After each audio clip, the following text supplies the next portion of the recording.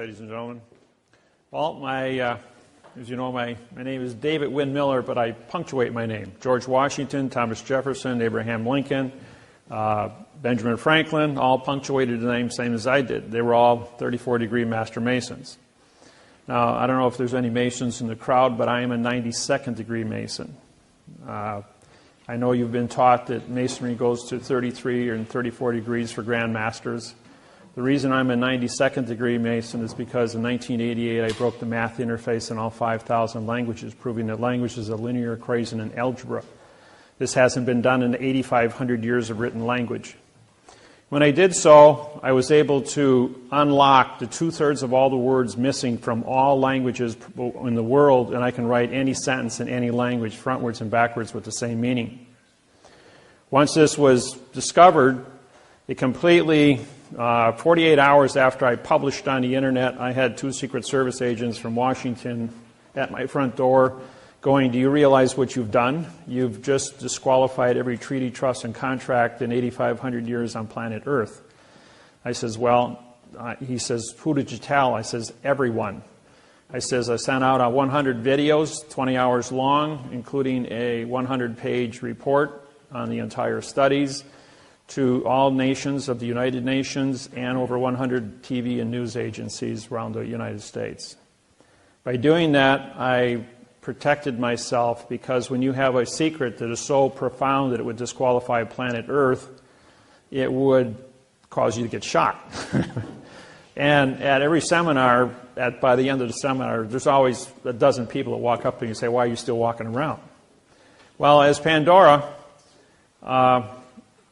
destroyer of worlds. Now, you might think that that's a bad thing. The word destroyer, D-E means no, and stroy is contract. Of is an adverb which connects to a pronoun in front of it. P-R-O means no, N-O means no, and U-N means no. So the word destroyer is a no, no, no word. Of is an adverb, A-D-V. It's a modifier. Modifiers connect the pronouns in front of it and modify the verb after it. Modification is change, change is motion, motion is action, and action is verb. Therefore, the word world becomes a verb. Do you live in a world of verb, or do you live in a world of a fact? As you all know, the word world is a fact. But because it's the destroyer of verb, I destroyed the world of verb in all 5,000 languages worldwide on April 6th, 1988. And so with that said, how did this come about? Well, in 1980, I went through a divorce. And in the divorce, Judge Stanley Miller said, "You cannot be a father to your children." And he took away my children. I'm going, "Why would you do that? I've been a good father for 10 years.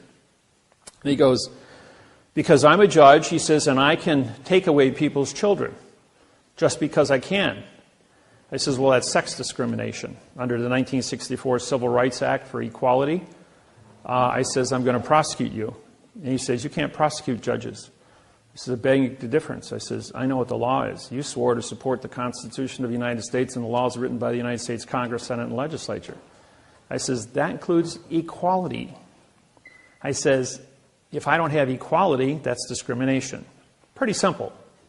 So I prosecuted Judge Stanley Miller in 1980, and he was disbarred as a judge.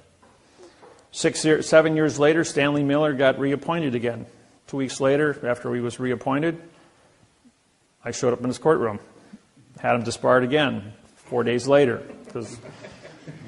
7 years later, 1994, got reappointed again. And I showed up in his courtroom 2 weeks after he got reappointed, had him disbarred a third time. 3 years later, he died in 1997. And never served much on the bench. Always was an administrator, but never a judge. As a result of that, when the judge took away my children, that violation, that breaking of my heart, put me on a path. That path was anger. You don't take away a parent's child. And the pain that caused, pain makes thought, thought makes wisdom, and wisdom grows to maturity. So, as a result of that pain, I started studying. Now, we go through 3 phases in life. You do not know what you do not know. Well, it's like putting your hand in fire. It looks pretty till you touch it and you get burnt. Well, you know what you don't know about why you got burnt. And I was aware of what I didn't know, so I had to study. And so because I studied, I learned about what the fire was. I learned about what the pain was. And from that, I then had knowledge. And when I had knowledge, I knew what I knew. And then I could become a teacher. In 1975, I became a college professor in Milwaukee. And I was taught engineering and metallurgy, heat treating, and blueprint reading. So I've been a teacher now 75, so going on 38 years. I hold a professional license for college. I also have 3 PhDs and 535 college credits, 17 full-time years of college. Kind of got stuck in college. I really liked it. Worked third shift nights as a tool and die welder, and I went to school full-time days. I had but to fill in my spare time because I didn't sleep, I went ahead and had a second full-time job, and that was in real estate, teaching underwater welding. I had my own real estate company for 26 years, besides doing law from 1980 to present time, 32 years. I have 80,000 hours of law experience. And I've done 2,500 seminars, including over 1,000 TV and radio live performances. I did the programs on 9/11 on national television on what really happened there. There's only a few people in the world that have my background and credentials about what heat treating is, nuclear science, string theories and quantum physics. I have a 200 IQ. I read 400 words a second in math codes. It's something that's acquired art. You can give me an inch of paper and of documents, and I'll blow through it in about a minute. And I'll be able to tell you exactly about how many mistakes are in it and what to do about it.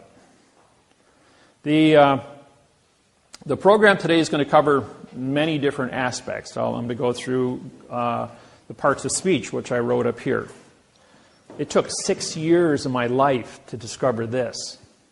It isn't really what you think it is. And what they teach you in school is not what you actually, is actually what's going on. And this isn't to insult anybody, but all of you have a second grade reading level. And it isn't just you, it's the entire population of the planet was instructed and through TV, radio, newspapers, and magazines to keep you in a second grade reading level, because that way they could harvest the entire population of the planet. There's a few individuals called federal judges and chief federal judges at a state level that control what's called parsing, syntax, grammar, and the secrets therein.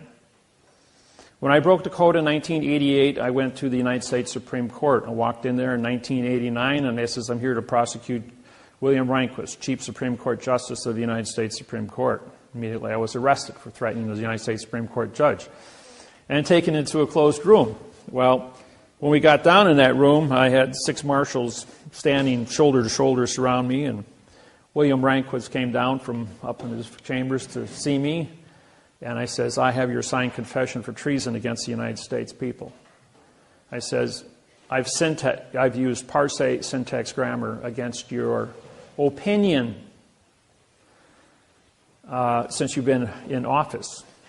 He says, okay, guys, you can all leave now. Mr. Miller and I are going to sit in this closed room. You've already frisked him. He has no weapons. He doesn't seem to be of stature that can overpower me. And we're going to have a little discussion. So for the next 2.5 hours, William Rehnquist and I became very good friends. And until he died and I removed him from office in June of 2005, we were pretty good friends. I taught him syntax, the math interface on grammar, and he taught me all the secrets of the procedures of judges.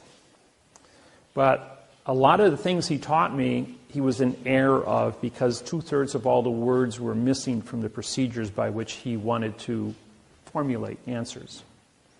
Now, believe it or not, we are all actors in a play that have been already written. All of you believe that you have a certain amount of choice to make in life. But the fact is, and I will do this later this afternoon when we get into some history programs, that we are on timetables that run on 7-year international, on domestic bankruptcies and 70-year international bankruptcies. These bankruptcies control the planet for the last 6,500 years in all countries. All countries worldwide are controlled by the post office. Not the courts, not the judges, not the kings and queens, but the postmasters of the world run the entire planet, have for 6,700 years. Going all the way back to Pharaoh. Henceforth the Masons. Now, a lot of you were in this room today. A room is a closed area, so therefore it's a court. I'm going to show you a dollar bill here, which you're all familiar with. And on the back of the dollar bill, you have the eagle, right? Notice the eagle's wings are turned up. If you notice the eagle's wings here are turned down, that's because it's a phoenix. This is Vatican rule, banking. And the flag here has a yellow fringe on it. And the yellow fringe flag changes the dimension of the flag. This is a maritime braid for commerce. The fringe changes the description of the flag. It's under Army Regulations 840-10, Chapter 2-6. Allows for fringe to be put on military flags for parades. But anything you put on top of the flag cancels the contract of what a flag is. So even though you think you're looking at a United States flag, United, UN means no, and ITE is citizen. A no citizens condition of state flag. Controlled by Vatican banking. You're all under commerce. So who's the Vatican? They're postmasters. They work with Bern, Switzerland, through the Universal Postal Union. On the 29th of September 2009, I did a seminar in Auckland, New Zealand. In that seminar, there were 90 Auckland tribal chiefs of the 1,200 tribal chiefs that live in New Zealand.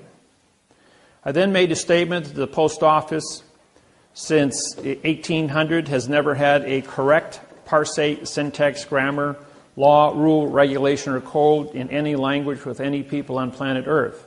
As a result of that, 72 hours later, 3 days, the United States Postal Service, which since 2000 has had a quantumized postal treaty with myself and Russell Gould, my business partner, two of us make corporate.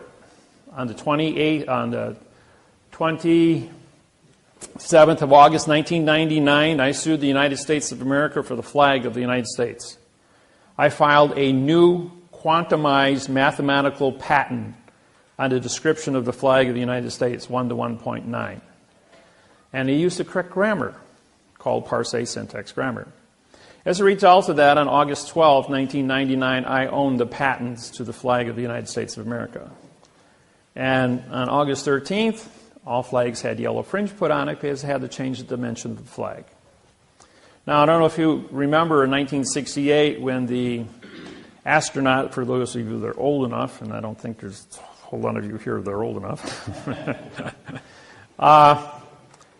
the astronaut stepped off his spacecraft into his footprints on the moon, turned around, looked at Earth, and says, "Oh, look at Earth is a vessel in a sea of space."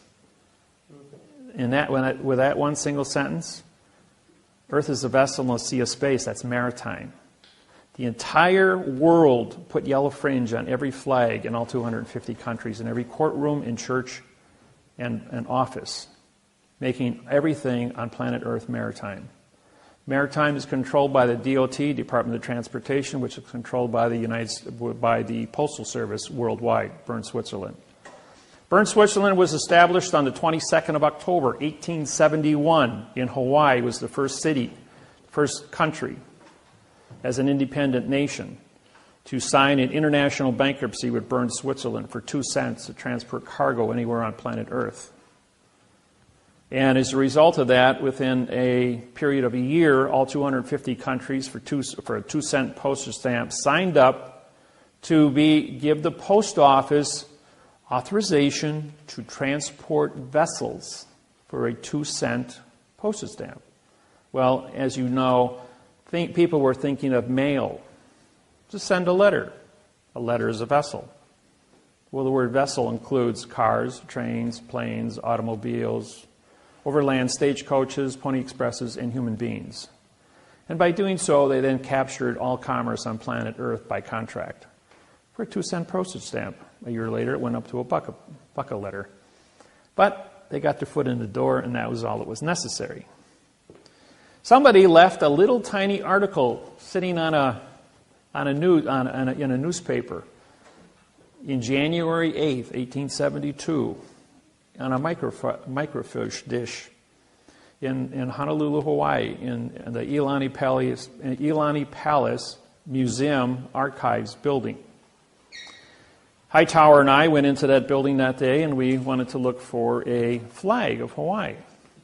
And they said, we guarantee there is no information in this building from 1869 through 1875.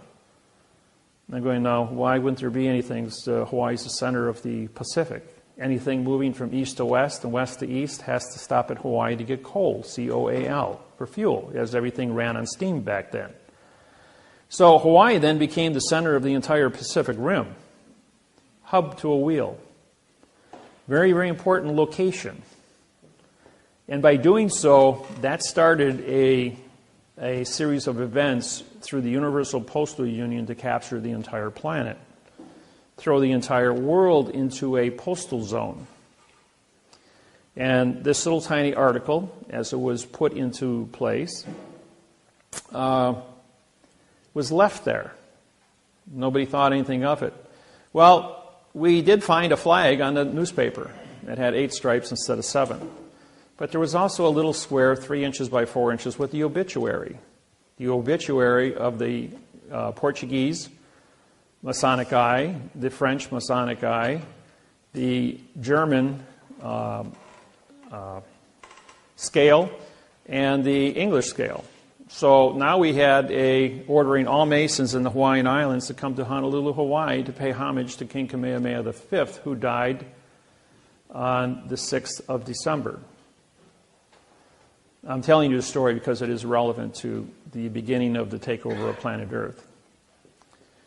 As a result of this, it takes a steamer 3 days to go from Honolulu out to Kona and Hilo and back again. So 3 plus 3 is 6. January 8th and 6th is January 14th. January 14th, all the Masons get together with the post office, Immigrations and Customs, the Supreme Court of Hawaii. Guess what building they're all in? They're all in the same building directly across from the Queen's Palace in Hawaii. Immigrations, Customs, the Lodge Number 1 for the Masons, the Postmaster General of Hawaii, all in the same building. And they cut a treaty. The treaty says that there was, in 1848, a law was passed in Hawaii that if Hawaiians are dead or off the land for 20 years, the land is free for settlement. So they went ahead and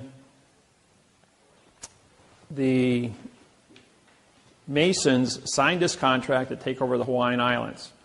Now there's a law called the Rescissions Act. It goes all the way back to the Civil War. The Rescissions Act says that no law becomes legal for 3 days.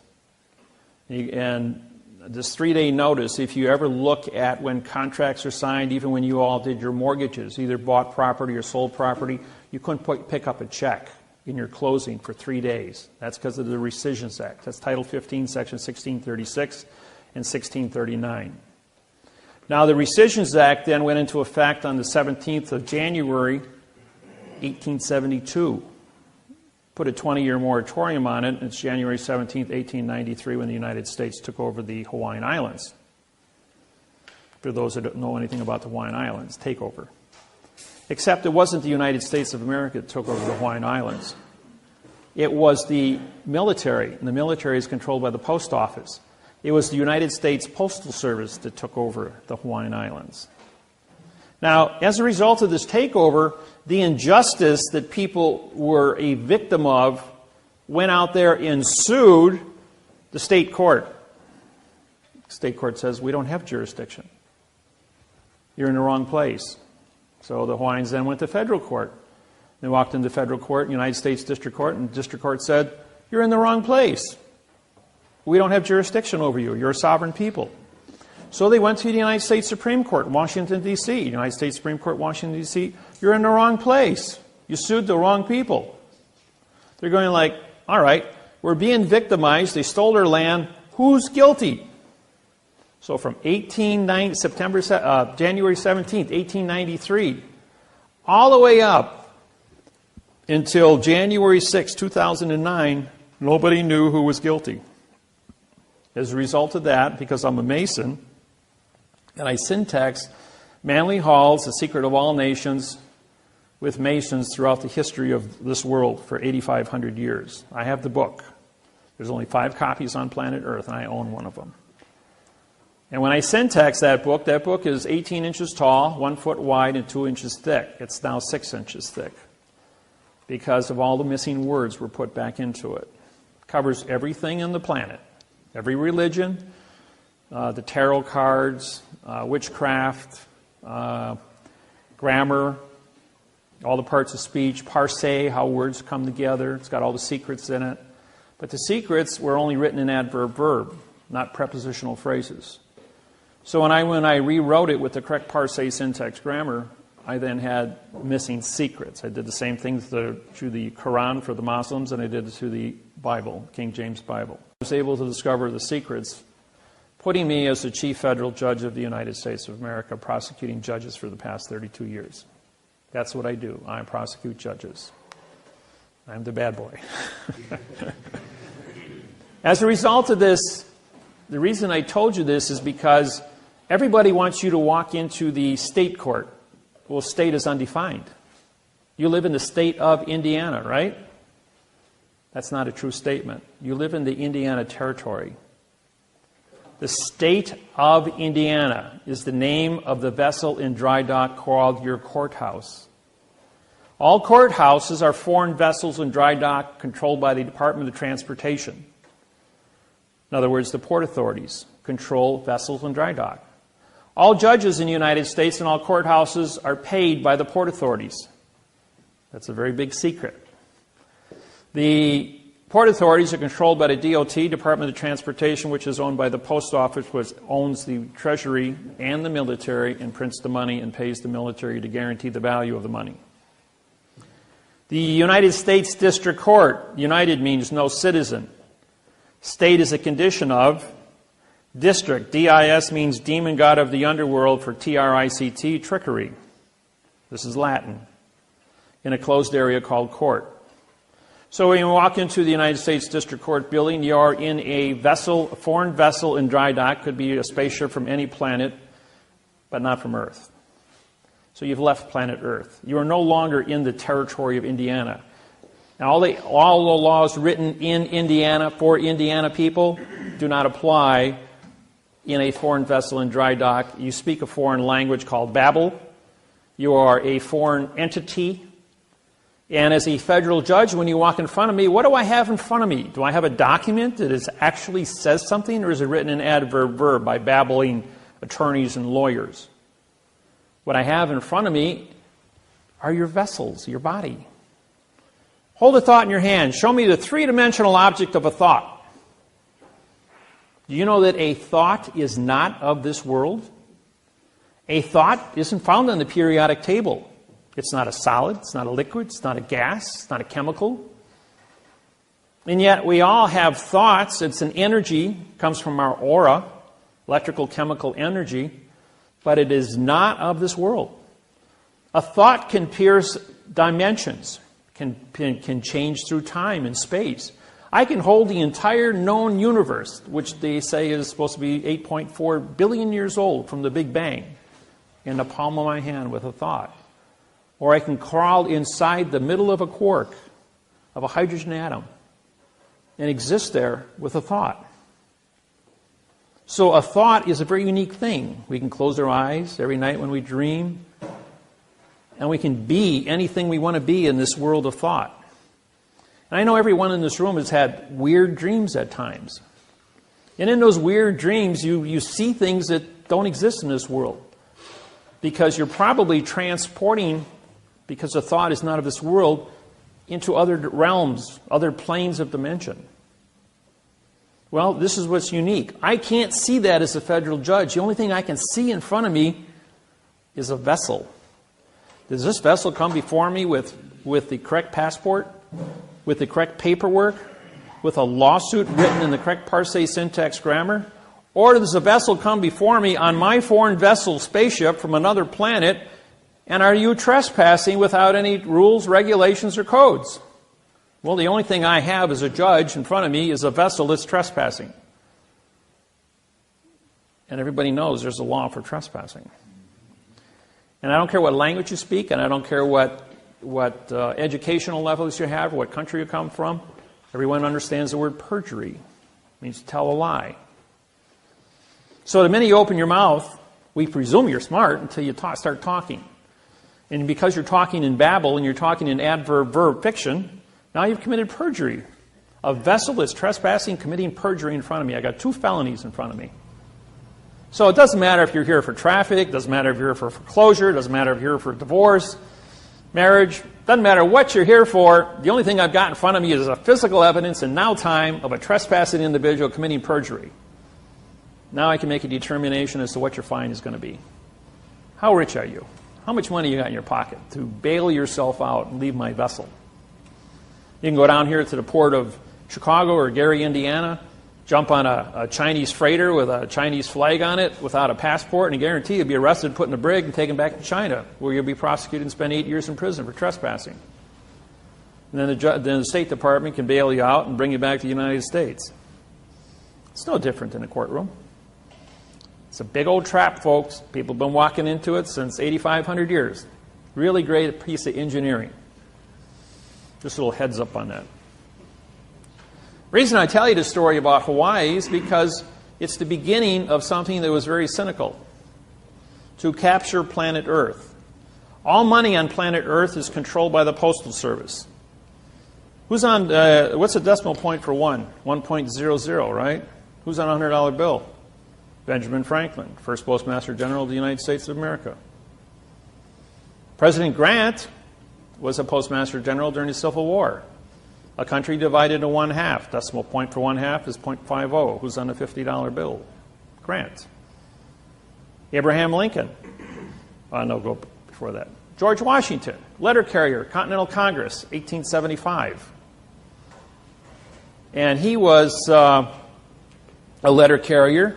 And on September 17th, 1789, the United States of America signed the Constitution of the United States of America.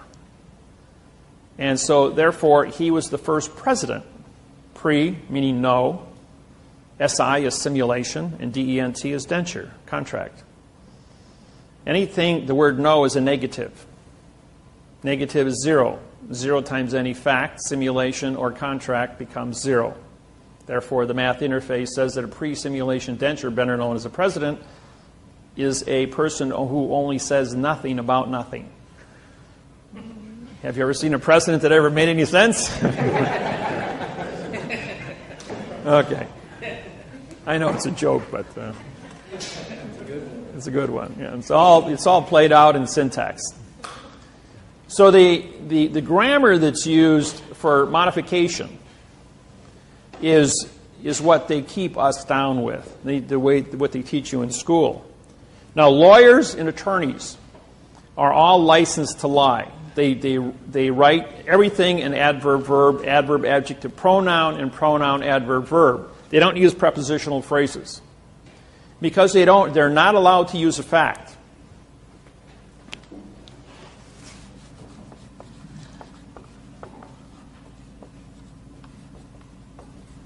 No law or fact shall be tried in court. And if you want to put that in there, of law, and everybody uses this terminology, attorney at law, attorney of law, whatever. Parts of speech. No is an adverb, it's negative. Law now becomes a verb, negative. Or is a neutral. Negative fact becomes a negative verb also. Shall is a pronoun in future time, connected to the adverb be, which now modifies a verb in past time. In is an adverb making court a verb. Of is an adverb making law a court a verb. Now we've got one jurisdiction, ladies and gentlemen. We have a verb law, a verb court, verb tried, verb law, verb fact. Now we have one jurisdiction called fiction, fraud, illusion. Every word in the English language, and I spent 8,000 hours in 2 years with a staff of individuals with dictionaries. We looked up every word in the English language that starts with a vowel and 2 consonants. It means no contract. Every word. Now, when you look at any contract or any newspaper or magazine, you see the word starts with a vowel, A, E, I, O, and U, and it's used as a single syllable, it means no contract also. Opinion. O is no. P-I-N is to attach or grab. I-O-N is contract. Opinion. No attached contract. Therefore, that's why it's called an opinion. You can have a gain, G-A-I-N, and you put A in front of it, again, you have no gain. You can have an attorney, A-T-T, no tort. You can have an illusion, I-L-L, which means you cannot see a contract. Imagination, I-M-M. You cannot mangle.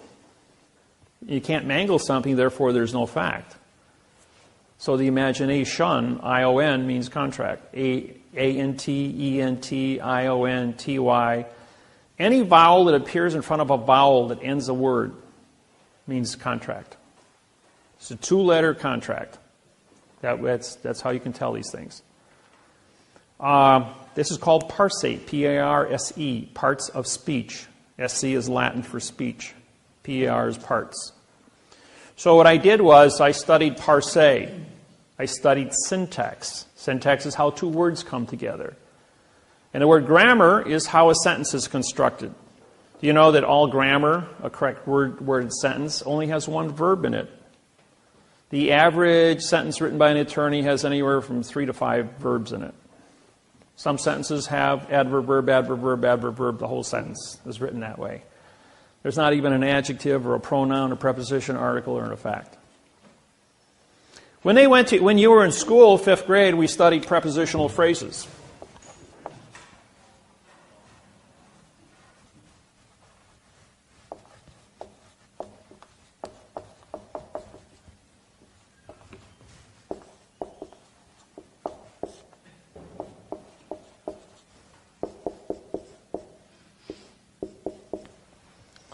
That was the preposition, article, and noun made up your prepositional phrase. Mrs. Lusher was my 5th grade English teacher in Marion County Grade School in North Grove, Indiana. I grew up with the Amish, the Mennonite, and the Hoosiers. I come from North Grove, Indiana. My family's been there since 1834. North Grove, Indiana was where the first house in the state of Indiana was built by my cousin. My fifth cousin's on my mother's side. But we came here from Pennsylvania. I'm Cherokee. My great-great-grandmother was full-blooded Cherokee, and my grandfather came to Switzerland in 1780. Settled here in North Grove, Indiana. Half the people in the town are related to me as great aunts and great uncles, and going all the way back to 1834.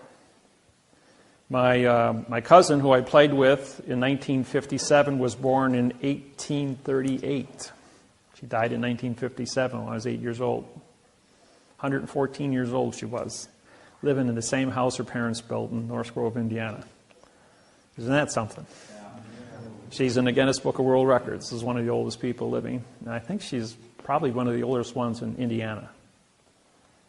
And I used to work on the farms with the Quakers and the Amish here in Indiana, cutting hay and driving tractors. And I had my fun playing in the hay at the harvest time. So I'm fully aware of the politics and everything. And Mrs. Lusher, my English teacher, was my next door neighbor. We had an 80-acre farm with 40 pigs. We had 40 head of cattle, and we were farmers too. My mom and dad gave that a shot. I had six brothers and sisters, so big family. When we studied prepositions, pre meant no, position.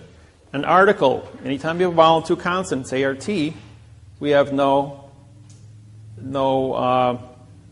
ownership. So if you have no position and you have no ownership, you have a no-no. N-O is no and UN is no in Latin. Better known as the noun.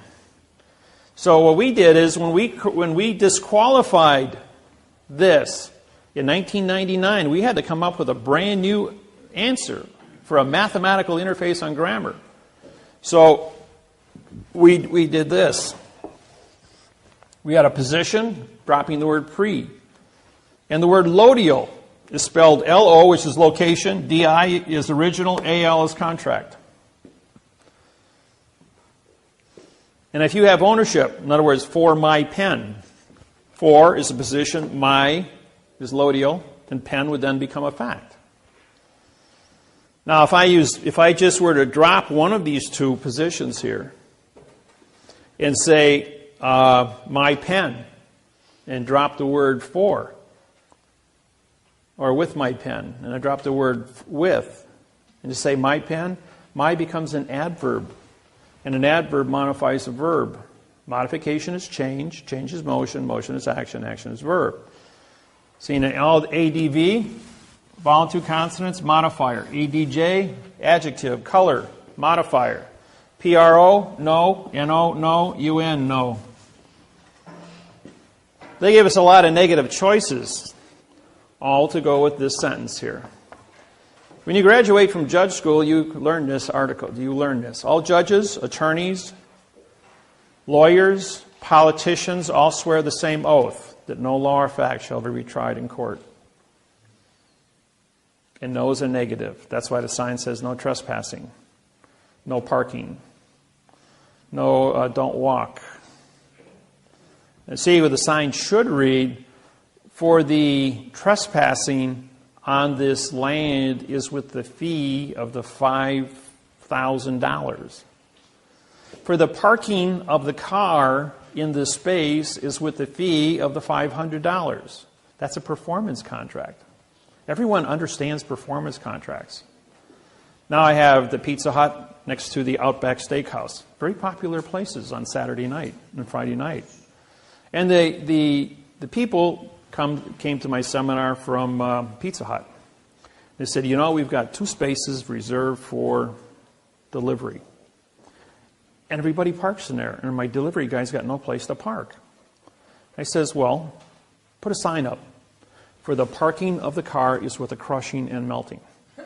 The sign next to it says, for the parking of the car is with the fee of the $500. No one ever parked in those 2 parking spaces again, except the delivery man. Problem solved, because everyone understands the performance contract. Now, here's another little quirk, point of information. Somebody impounds your car. You parked it where it wasn't supposed to be parked, and they towed it, put it in an impound lot. And the guy wants some $250 for towing and $100 a day for storage. Well, anybody that's in possession of your vehicle that doesn't have title to it is renting your vehicle. So you send him a true bill for renting your automobile for as long as he's had it. If you want to go down to the local courthouse, you can pull up a lawsuit by Avis Rent-A-Car or Hertz Rent-A-Car, copy it, and sue the tow truck company. Or if a police officer orders a tow truck company to remove your vehicle from the highway and he won't give it back to you, send him a true bill for for rent-a-car. Your car will be back in 1 day, maybe a couple hours. Works every time. Just a little plug there.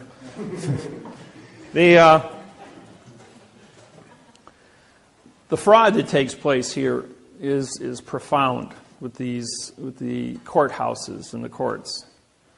And people say we're in court and the judge says, this is Judge Wasilewski. He says, David, after he took away my children in 1980, I went to trial 65 consecutive times, 2 weeks apart, under what's called a writ de novo.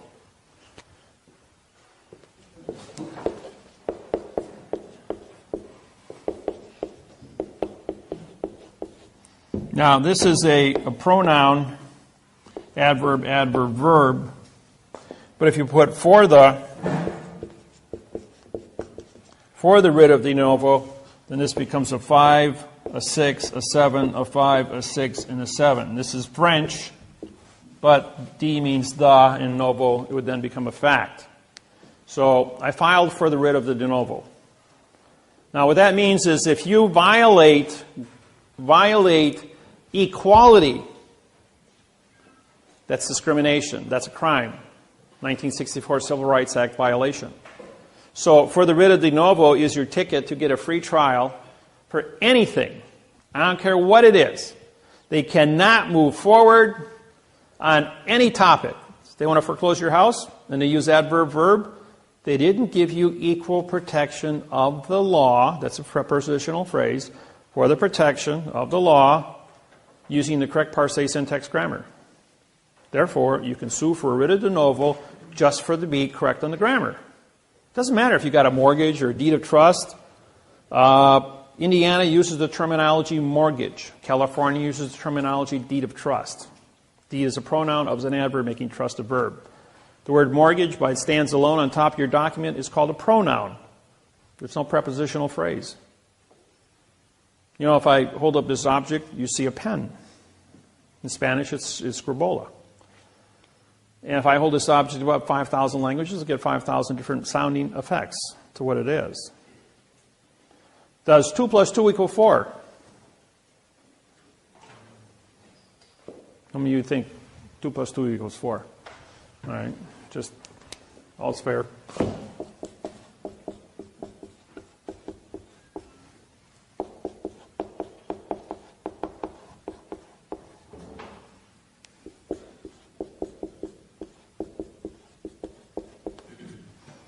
Did you hear what I said, what I meant, what I said, what I said, what I meant, what I said? I can do this 150 different ways before I'm going to get it right. So don't ever presume what you think I said, because if my lips are moving, I'm lying to you. That's what a judge said to me. He says, all you got to do is prove it. He says, and in 8,500 years, Wasilewski says, no one has ever proved it. And I said to him, I said, I know what you said to me. You said to me, wait a minute. He says, you mean to say if I say yes, you're going to say no? He goes, yep. And if I say no, you're going to say yes? He says, that's right. And I says, all right. Does 3 plus 3 equal 6? He goes, yeah. He says, no one ever went to war over a math problem in the history of mankind. No religion, no political organization, no condition of state, no country ever went to war over a math problem. 2 weeks ago, President Obama and President Bill Clinton stood on the podium at the Republican convention on national TV. And the closing statement by Bill Clinton was, no one ever went to war over a math problem in the history of mankind, and we're doing it correct. That's an exact quote from all 2,500 seminars I've done. And by the way, I was Bill Clinton's counsel for the sex trial. Remember the phrase, for those that are old enough? The question was, what is sex? Bill Clinton goes, depends on what the definition of is.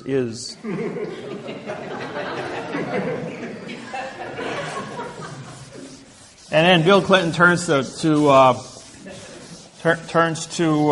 the judge and says,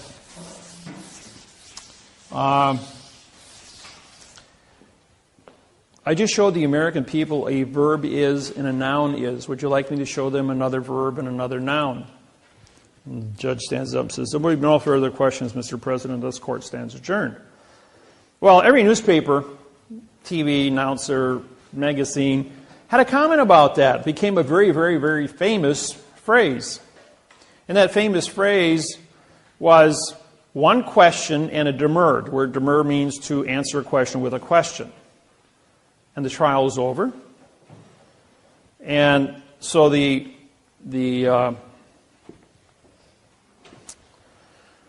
nobody knew what it meant. I knew what it meant. I was his counsel. Senator Bill Clinton says to me, Dave, he says, that worked really good. He says, but I got to go in front of Congress, he says, 2 weeks. And I can't take my lawyer with me. I says, well, you're a lawyer, Bill. I says, I'll tell you what you do. You remember the movie A Few Good Men with Tom Cruise and Jack Nicholson? You want the truth? I'll tell you the truth, but you can't handle the truth. Jack Nicholson won Best Actor for that phrase on the witness stand. And the movie won Best Picture that year. And what it was the... go back to the $1 bill again. A little history lesson here. Now, March 1st, 1997, I was doing a seminar in Los Angeles, California. And in that seminar, somebody asked me a question. What do you know about trusts? I says, well, what do you want to know? He says, well, I've got a trust here. He says, would you look at it? He says, sure. There's 40 people in the audience. Hands it to me. I says, well, this is garbage. He says, what do you mean it's garbage? And I says, well, the parse, syntax, grammar is all wrong. So I went ahead and I took just the first paragraph and I syntaxed it, put it up on the board, told them what it meant. Then I wrote it in the correct language. 2 IRS agents were in the front row. Jumped up and realized that I just broke $40 trillion worth of trust held in the United States. That's 25 million trusts. As they hit the door, trying to get out the door at the same time to get to the payphones, because back then we only had payphones, they locked their shoulders in the door jamb, and it looked like the Keystone cops trying to get out of a phone booth. Well, everybody had a really good laugh as these 2 clowns were trying to get through the door, but what they were doing is trying to get to the phone first. And in the next 5 days, they harvested $100 billion in trusts across the United States under false and misleading statements under parse, syntax, grammar. I broke the world of trust. Well, what they did is when they took those $100 billion, they sold that money on Wall Street. The second week, they took another $100 billion and sold it. Third week, they took another $100 billion and sold it. March 1st, 1997, the United States stock market stood at 6,000. On March 21st, it was at 5,300. Dropped 10%, 600 points. So I called up the Postmaster General of the United States and I said, why are you guys selling your money? Why don't you buy .com stock with it? As the electronics is going to be the new phase of planet Earth for communications. The fourth week, when they took $100 billion, they also went ahead and they took the other $300 billion they just stole out of the trust industry and they bought stock with it, causing the stock market to jump 700 points in the fourth week. And they continued to harvest the trust industry, which was money that was not in circulation. And the stock market went from 5,300 to 14,200, all the way up to 9/11. And then 9/11 brought everything back down to 6,000 again because of the new terrorist bill and all that stuff. We'll get into that later. But going back to Bill Clinton, he says, how am I going to go in front of Congress here in 2 weeks? I says, well, you're going to hold up a $1 bill. Walk into Congress and say, ladies and gentlemen, before we get started today, I'm going to tell you the truth. He says, but you won't be able to handle the truth. Phrasing Jack Nicholson. He says, you know, we're going to take you back to when you were 10 years old, 5th grade English. He says, first off, we have a line that goes around the money here. March 1st, 1997, I sued the United States Treasury under maritime law boxing. And that's why all your money today doesn't have any boxes on it. If you've...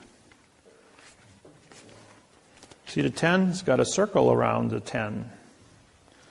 And the 20 has a circle around the 10. So does the 50s and 100s and the 5s. They're all the same. No more boxes except for the $1 bill. That's because there's so much Masonic information on the back. The pyramid has 72 stones on it. That's for 72, the rule 72 of banking. You take the interest first and you walk down to the principal. The all-seeing eye is Masonic. The capstone has never been completed because the process of discovery is always in motion. But going back to the beginning, it says the United States of America. Now, we all studied that prepositions were of, and the article was the. When you separate the prepositions, they all become adverbs. That means you have 68 prepositions and 38 articles. Together, you have 100 adverbs. So, the as an adverb now modifies united to be a no citizen. UN is no, IT is citizen. ED is in past time, which means you have no now time jurisdiction.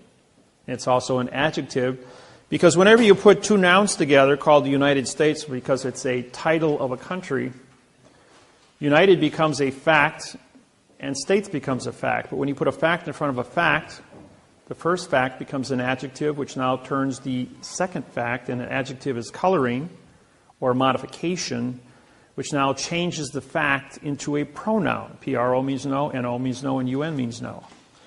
The pronoun is now connected to the adverb, ADV, vowel two consonants, no contract. And then the adverb modifies, modify is change, change is motion, motion is action, and action is verb, and America becomes a dangling participle verb on the money. Now, A is a single syllable. Therefore, A means no. M-E-R-I is Latin for mercy, and C-A is Latin for sheep. No mercy for the sheep. So we pay 65% taxes.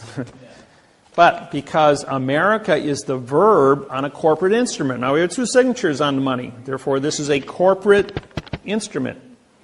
Corporations are under Title 15, Section 1692E, false and misleading statements. Carries a penalty of $25 million and 30 years in prison for every note published under Title 15, Section 78FF. Under Title 15, Section 1639A, there was no notification given to the United States population that the modification of grammar under Title 18, Section 1001, which is the fictitious conveyance of language, was going to be used on our Federal Reserve notes on our money. So to protect the fraud, we put a box around it. Anything in a box is an enclosed area and can't be considered. It was engineered, folks, not a mistake, engineered. Just like you build a space shuttle, it's engineered. If it's perfect, it works. Well, we had a perfect fraud. What's the first two little words over here? It says this note. It doesn't say for this note or by this note or of this note or with this note. It says this note. Therefore, we drop the preposition. This becomes an adverb making note a verb. Does this look like a verb to you? Misrepresentation. So now we have a Title 18, Section 1341 mail fraud. Carries a $1 million fine and 30 years in prison. Title 18, 1001, fictitious conveyance of grammar. Title 18, Section 13, Title 15, Section 1692E, false and misleading statements. And we have Title 18, 1621, perjury, because we didn't advertise it. Now we have 4 criminal acts that take place on the dollar bill. Bill Clinton then says to Congress, you know, in 2 weeks I've got to address the union and do my union address. I have to tell the world that America's a verb on the money, and then articulate the criminal activities that's taking place here and disqualify all U.S. currency that 150 countries worldwide depend on for commerce, food, and energy.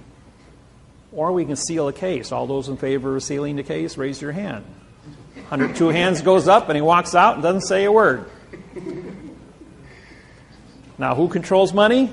Universal Postal Union. Universal Postal Union gets the word, and all 250 countries are told to stand down. Bill Clinton's case is sealed, and nobody talks about Bill Clinton's indiscretion. Shortly thereafter, Hillary Clinton runs for President of the United States against Obama. Does anybody talk about the indiscretion of Bill and Hillary? Not a peep. Not even North Korea, not even Afghanistan, not even the Middle East countries. All the people that hate the United States are all told by the Universal Postal Union, you will keep your mouth shut and don't talk about anything of Bill Clinton, or he's going to spill the beans on the language. Squeaky wheel gets the oil. You think you got freedom of speech? Yeah. It stops with the money. Who controls the money controls the world. Always follow the gold. So therefore, Hillary doesn't make it. Obama's elected as the 47th consecutive left-handed president. Romney is right-handed, by the way. There's never been a right-handed president. What does that tell you? Who's going to win the election? Obama, yes. Or me. I have 5 billion people on my website. I have the 58% of the world's population studying Parsee syntax grammar. I could very easily be as a written-in candidate come November 5th, or 6th. Yeah, November 6th, that's right. Tuesday. Just like Lewinsky did in Poland.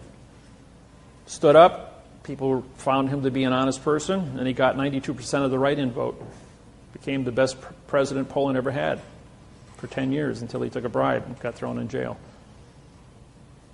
True story. So the money is a key here. Always follow the money. Now, you came here, most of you, or some of you, are involved with mortgages. The mortgage that you are in possession of was written entirely in adverb, verb, adverb, adjective, pronoun, and pronoun, adverb, verb. The mortgage has 6,000 mistakes on it. It is a perfect document that has absolutely 0 facts on it, and it was not signed by your bank. No mortgage in the United States of 64 million mortgages was ever signed by the bank since 1934. Stalin captured Russia, nationalized it in 1917. He went to Rothschild and said to Rothschild, I need money to fight the Bolshevik Revolution. Rothschild says, you can have all the money you want. Remove the article from your speech in Russian. And Stalin killed 80 million Russians who refused to use adverb-verb grammar. That was the secret. Because there was no TV or radio back then, it was very easy to genocide a population and without having anybody know it. They did the same thing in Hawaii from 1800 to 1829. 38,000 Hawaiians had their heads cut off because the Hawaiian language has no vowel into consonant conception, and they use prepositional phrases. And because they wouldn't speak an adverb verb like the church wanted them to study, they cut off their heads. And finally, after doing enough of them, people got the message that if we don't follow this new adverb verb program, then we're going to be dead. So that's how they captured Hawaii. So this brainwashing of the adverb verb scenario became relevant, and so Stalin was able to get financing and captured Russia. In 1934, Mao Zedong nationalized China, which had 1,200 dialects. Now they only have 4. So we need usually 3. I just came back from 23 days in China. That was quite an eye-opener, going to China. Everything you hear about China, total nonsense. I'm here to tell you, it's total brainwashing. Those people are, if I blindfolded you and dropped you off in China right now in the countryside, you'd think you're in Indiana. It's flat, all farms, people working, growing corn, wheat, barley, everything. Just they don't have any equipment. They're all out there working by hand. And they're pushing carts. They don't have tractors pulling things. Some of the bigger farms will use a tractor. And these tractors are pretty old. They're like 30, 40 years old. I didn't see any modern equipment anywhere, but I saw a lot of labor. Now they got 1.4 million people, 1 billion people. So they got plenty of people. But most of the country is either mountainous or desert, so there's very small farm areas. I drove probably 600 miles totally around China's countryside. When I got off the plane in China, I was met by a translator, as I have held an ambassadorship with China since 2002 as a result with the United Nations and my plenipotentiary judgeship. So when I showed up in China, they met me as a returning ambassador to China, and I was put in the presidential suite at the Bird's Nest, which is the Olympic Village in Beijing, for 10 days with a chauffeured limousine at the state's expense. But then what they wanted me to do was syntax, their electronics program. So I took an 1,800-word patent on a new electronics cell phone. The new cell phone is transparent aluminum, 3x5-inch screen, 3D holographic. It has a 200-lume video projector. And then when you set it down, it has pop-up, AirTouch keyboard, just like Minority Report. Really state-of-the-art stuff. And it's not a 4 gigabyte, it's 1 terabyte. We're talking 128 gigs on a 20 nano chip to a terabyte for efficiency, memory,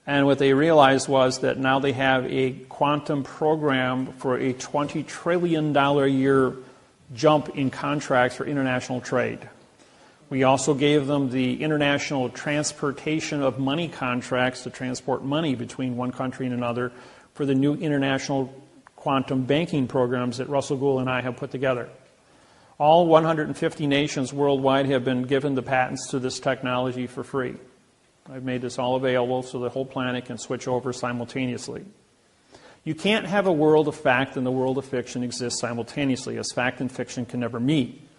So in 2000, we educated the entire planet banking industry, and we gave them all of these 115-page bank treaties written in quantum grammar. It took us 7 years to put together. This is a 32-year program, by the way, that I've been working with personally, and been in the architect of this whole thing to change the entire planet from a world of verb into a world of fact, so no one can ever go to war again. Now, what's important about all this is that mankind has been throwing stones at each other because of international communication treaties, because miscommunications. But no one ever went to war over the math problem. Now, how many of you know about the object in Greenland? A couple of you, okay. Well, for those of you that don't know, there is a spacecraft that has melted out of the ice in Greenland. As you know, the North Pole has melted completely. You can go from London to Moscow or to Russia by going over the North Pole now. All the ice cap is gone. The last place that has ice on it was Greenland. Greenland had a 18,000-foot ice cap on it. Well, the spacecraft that is anchored in the center of Greenland created the last ice age 50,000 years ago. It's a weather machine. It's 55 miles wide, 300 miles long, and 2 miles high. The people that lived in it were called the Mois.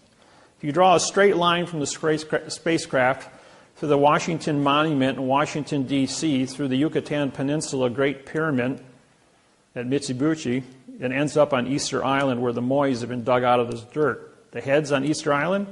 Well, 2 years ago, they finally went ahead and they excavated, and they're all 65 to 85-foot people, full-body carvings. And these were the people that lived in the spacecraft that was uncovered, that's melting out of the ice in Greenland. So when you think we've been alone, these people have been up there for 50,000 years. The spacecraft is still active after 50,000 years. It has a 200-mile dampening field where no electrons can flow into it. In 1947, a B-52 bomber flew into that pattern, into the dampening field, when trying to fly between Maine and London. As a result of that, they lost power and crashed in Greenland. As they sent in rescue B-52 bombers to rescue them, they hit that same dampening field, but they veered off. They just ricocheted off of it. And by testing, trying to get to these guys, they were able to bring a circumference and find out that there was an object 200 miles to the center of this field. On the southwest corner of Greenland, there is a small community. It's the only community on the island of Greenland. That community is a military post, CIA, that uses a compressed air generator to operate diesel engines to run a Caterpillar to run back and forth to 200 miles from the base to the object in Greenland. A lot of our technology comes from the reverse engineering out of the spacecraft. It is still functional and is still in operation. So it's pretty important what this thing is. All the nations worldwide are up there with the United Nations, and they're all working together. The point is that we're not alone out here in this universe. The reason I bring this up is, if no one ever went to war over a math problem amongst humans, don't you think it would also be logical that we wouldn't go to war with E.T. when he shows up? And if E.T. does show up, what are we going to do? Babble? Start a war between another planet because of miscommunications? No, we need a communication base that is so mathematically certified, both frontwards and backwards, that when we say something, it means exactly what we say, so that there is no subjective interpretation, translation. So it's very important for us to be correct 100% of the time when we're dealing with ET. Otherwise, they're going to throw a rock at us like they did 375 million years ago at the Yucatan Peninsula and get rid of the dinosaurs, which you all know about. So we don't want to have rocks thrown at us. So the planet, all the governments of the planet are looking at this math interface as being a correct way to communicate, stop wars on planet Earth, as well as communicate with ET when they show up. And as many of you who do the research and get on the internet know that there's probably a lot of different ETs already influencing this planet with all of our little toys that we have, our cell phones and computers and TVs. So it is relevant. The school systems in China are adapting our quantum program. All the universities and colleges are going to be teaching it this year. As a result of these patents that came out from my 23 days in China, they realized that they were going to order all 150 trade partners to follow suit. Otherwise, they wouldn't be able to do business with China. The biggest new thing that's coming on the market is the word lithium. Lithium makes for the batteries. Now, China currently controls 80% of the lithium on planet Earth. 20%, the other 20% was known to be in Mount Weld in Australia, better known as the Lynas mine. It's a 1 cubic mile of lithium that they've uncovered. Colombia, 3 years ago, somebody wanted to find out how big the salt flats were. So they drilled down 15 meters into the salt. And they found a 25 square mile a pure lithium bed of lithium. Enough lithium for the next 200 years to build about 600 billion automobile batteries. Yeah. So now if you add thorium to lithium, you can get 8 times more power out of the same size battery. Think of an ordinary car battery made out of lithium thorium that would have the power to drive a car 400 miles with a 4-minute recharge. That's all. Now, that's technology.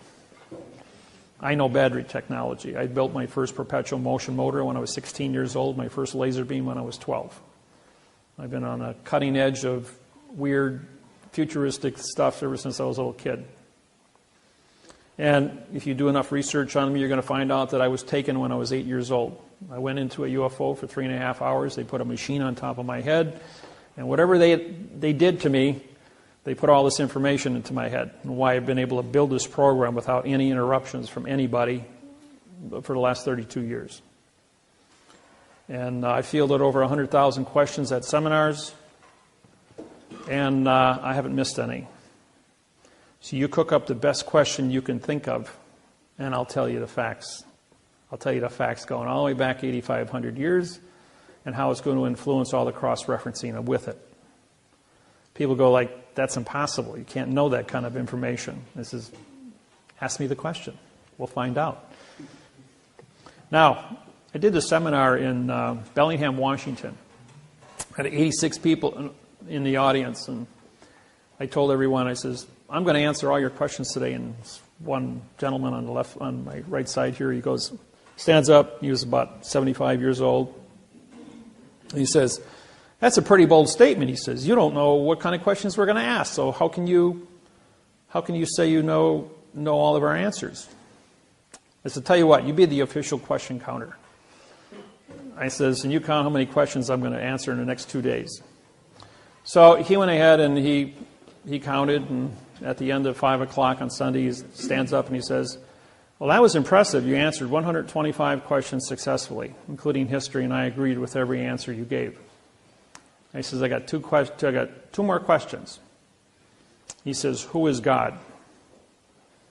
He says, well, that's probably the easiest question I've been asked since I started this. Now, remember I said at the beginning of this seminar, what is a thought? Hold a thought in your hand. A thought is not of this world. Okay, everyone in this room studies this word God.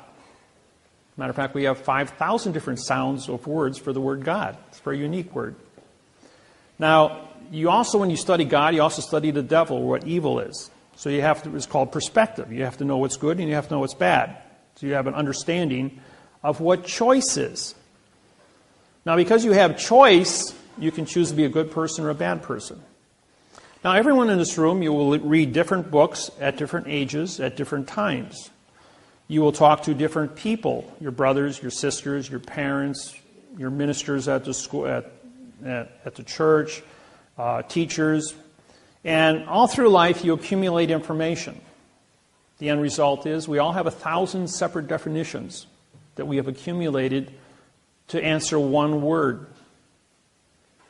So, and that word, God, because you all have 1,000 different sources of research to answer that one word, now says that God has created man's image. Image, imagination, creation, art. So each one of you formulates your own definition based on your own subjective interpretation of your own educational capacity, your own IQ.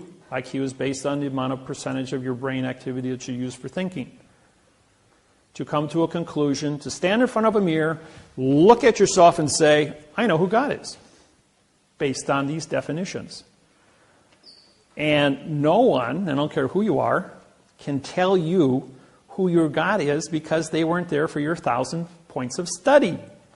And everyone in this room has a different 1,000 points of study and answer the same word. And you also have 1,000 points of study to answer the bad things. What is evil? What is wrong? What is a lie?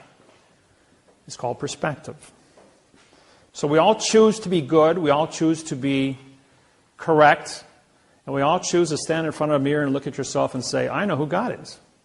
And I believe in that person. Or I believe in that entity. And that's the definition of who God was. And everyone in the audience applauded. Because who is it? It's your own subjective interpretation of what you understand that word to mean, based on your ability to look yourself in the eye and say, I accept this to be the fact. And that's as simple as it gets. He says, okay, he says we all agree that that's the definition. He's got one more word for you. What do you know about women? And I says, absolutely nothing. He says, see, you can't answer every question. And 38 women stood up and said, that's the right answer. And all the and all the men in the audience applauded.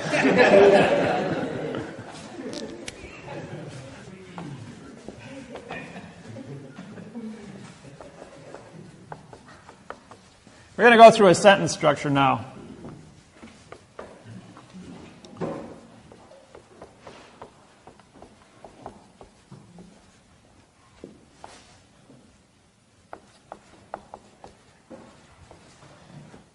The first part of a sentence, we use the word for. If you look at my website, it's 400 pages long. Every sentence starts with the word for as the preposition. We use the as a neutral article. You have, when it comes to articles,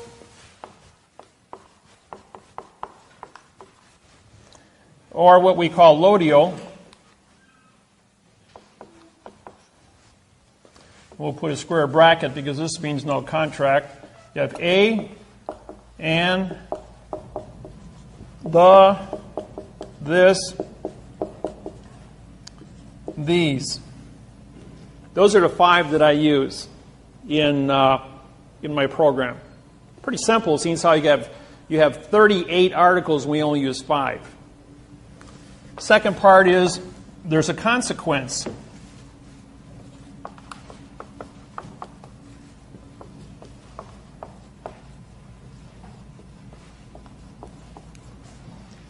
Now, a consequence is a fact.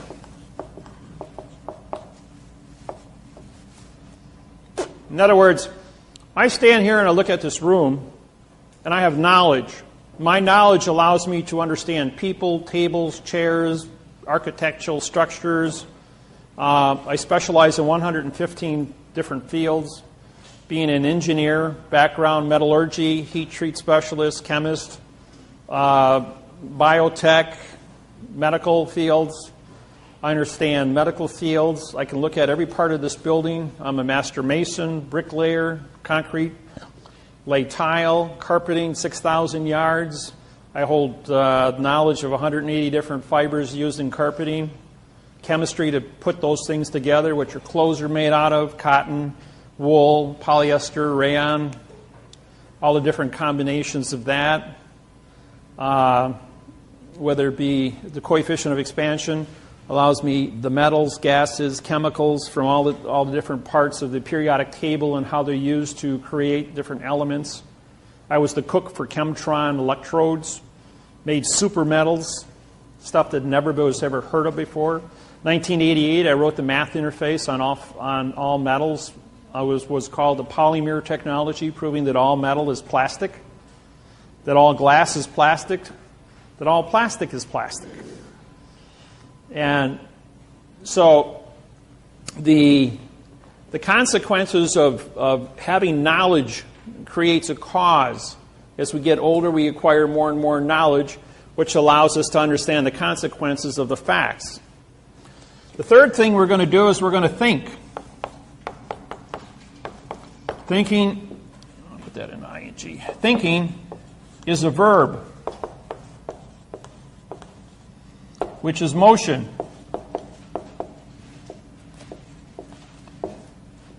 Now, running is not a verb.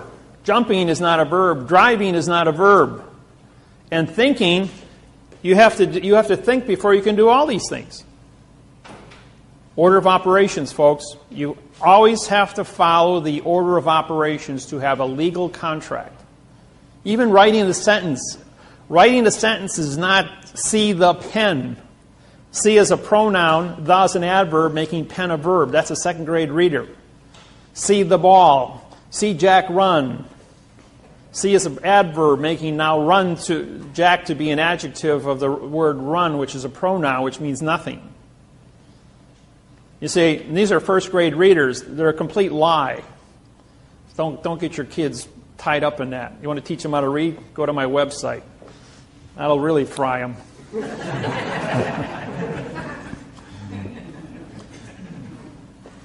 4, when you think, okay, we look.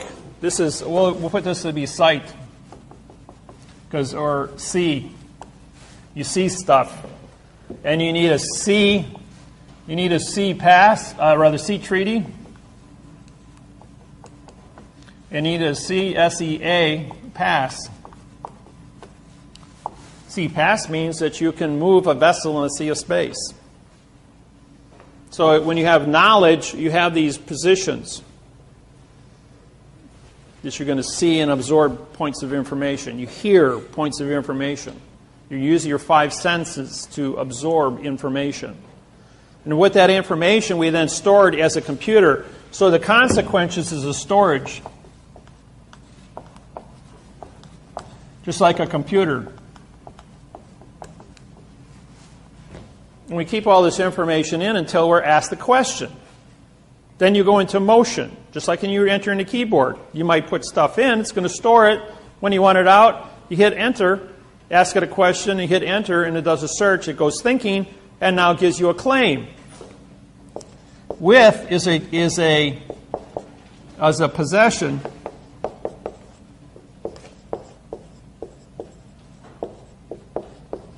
Possessive, which becomes your claim.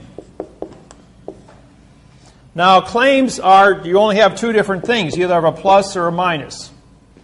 You're either going to have an award, not award, you're going to have a value. See, the word A means no award, W-A-R-D. Award. Now, the word award is because the contract is written in adverb verb, means you get nothing. You might get a future tense, futuristic Federal Reserve note. Or you might get a promise, pay to, in future time, which is a pronoun adverb scenario. But you don't have any now time facts. So therefore, with the possessive, you possess a claim. The claim has to be defined. So we're going to go here 5 of the contract. Now the contract has to be of the contract terms. Number 6 is with the correct sentence structure, communication, parsing, syntax, grammar. Okay, what does that mean? Well, there's a thing, you hear the word right, you hear the word truth. Truth is an opinion, by the way. Everybody believes in God, that's your truth, but that truth is based on your opinion of subjective interpretation, so therefore truth is an opinion. And O means no, and PIN means to attach, and ION is contract. So you have no attached contract because your subjective interpretation of your ability to communicate with any other individual is based on that other person's ability to understand what you're saying in the first place, which is babble. Because it's all adverb-verb scenario. Now, I may be talking to you in adverb-verb because that's the only language you understand.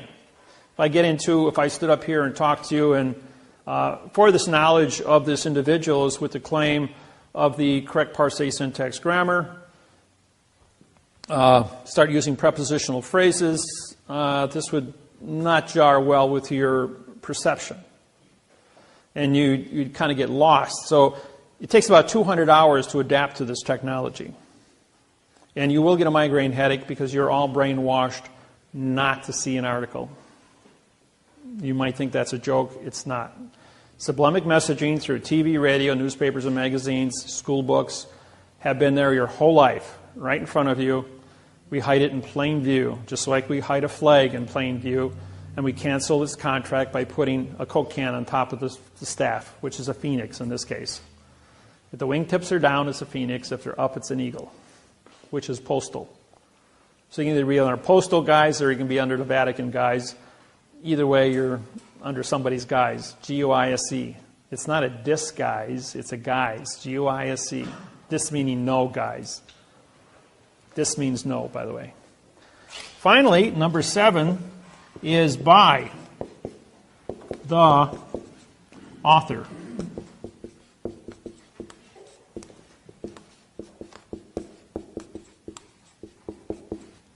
Authority. Authentic. Authorization. And what's the symbol for gold on the periodic table? AU. He who holds the gold makes the rules, has the authority. Ever wonder why gold was the key? Why it was AU and not something else? Because gold is spelled G-O-L-D, not AU, but AU is authority. And throughout history, gold has been the medium, going all the way back to the beginning. About 8,500 years ago, they decided that gold, because of its beauty and both its ability to withstand tarnishment, would be used as a standard metal on this planet. It's also an industrial metal because gold is a molecule that you can make a 128 gigabyte circuit board on a 20 nano chip. And a single atom of gold can be a transistor, a capacitor, a diode, based on its configuration and where it appears in the circuit board. They would build a circuit board against that wall with 128 gigabytes of information on it, and then photocopy it onto a 20 nano chip, and then grow that in a cloud chamber of argon, and that's how they would build those chips. So that's how technology, and then he's just stack them together. Everything's done with laser welding, electron beam welding, because the computers are unique. They build themselves now. A 1/4 inch green 1/4 inch quartz crystal run by 2 green holographic lasers are an 800 gigabyte processor with a 64 terabyte memory capacity. The speed of light is 186,000 miles per second. Information is recorded inside a quartz crystal. Our human brain is a 500 terabyte capacitor. That's what you're rated for, 500 terabytes. And these little puppies are only 1/4 inch, and they have thousands of 1 full square inch, which are 64 times 64, which would be 30, 3,600 trillion capacity per crystal. And they have thousands of these banks of information run on green holographic lasers. Computers are building computers today. They have advanced, we've had artificial intelligence to make determinations about what a lawsuit is and how it's run at the United States Supreme Court for 12 years now. About 2000 is when they implemented the artificial intelligence to make decisions. And when the computer figures out that we're the virus, enough said about that. So, these are the parts of what a sentence is. Now, a sentence has to be written frontwards and backwards. If you notice, we have for of, is, with of, with, by. Now, after the with of, we can have as many of these, like I have one sentence in the book, last page of the book here. This is my book. It's 96 pages long. It's written in 9-point print. It's the only book in the world that's written in quantum language. I have no competition. I have no plagiarizers anywhere on the planet. It's kind of unique to be one source of 8 billion people and nobody's giving me any competition. I have a monopoly on this thing, virtually. And it isn't because I have a monopoly. It's because it's so unique. The condition of math, the condition of a fact in a world of 8 billion fictions is so unique that it stands alone and there's no plagiarizing. All the judges, all the attorneys on planet Earth in all languages have been ordered to search history. Go into the archives of written history going back 8,500 years. Is this an original program? The answer was yes. This whole thing is 100% original. That there's never been anything like it on the planet for communication skills. So the books took me, this is 8,000 hours or 80,000 hours of my work put in 96 pages. This is part of it. All the new stuff is updated on the internet, on my website. But this gives you about an 80% solid base that you can hold in your hand and read. And it takes about 200 hours. I charge $200 for the books because they're the only ones like it on the planet. There's no competition for it. So they're very unique. People that have them guard them. They don't treat them like garbage, like the local newspaper, because when you put value on something, it becomes valuable. If I gave you this marker, you'd use it, put it down, and walk away. If I charge you $200 for this marker, you'd put it in a glass jar, put it up on your fireplace, and say, "That's valuable." You know, because of what it means to you. Education is the same way. You go to college and you pay for an education, you put value on it, you stay awake in class. If somebody else gives you a scholarship and your schooling is free, you sleep through class. Or you put a tape recorder and say, "I'll study later," but you don't learn anything. Yes? So does it teach you how to write sentences or to read? Yeah, it's got all that. As a matter of fact, the back of the cover page, this is the key to the book. This one page took 6 years of my life to write, 12,000 hours of study. To go and travel all over the United States. I spent a great deal of time in the fifth basement under the Philadelphia Library. It's a top secret library facility with books that go back 600-700 years. And once I get into the old books, I can syntax 2/3 of all the missing words. What's unique about what I do is you can put anything in front of me and I can tear it apart and tell you what it meant, what the condition of thinking of the individual was, how it cross-referenced with history, and then rewrite it in the correct format, showing you the secrets that were built inside of each word through the parse and the right way that the math shows that the sentence should have been written. Even if a person wrote a sentence incorrect, I've memorized the book on synonyms, the book of Parse, the dictionary, Encyclopedia Britannica, World Book, Rules of Trusts writing, and with that amount of cross-referencing as a historian, also did 12 years on genealogy, knowing where the planet started from, and how the different ethnic groups have moved across the planet with 13 tribes, and how they've interfaced with each other. So my my background is very unique. I sleep 3 hours a day. I didn't sleep for 8 years completely.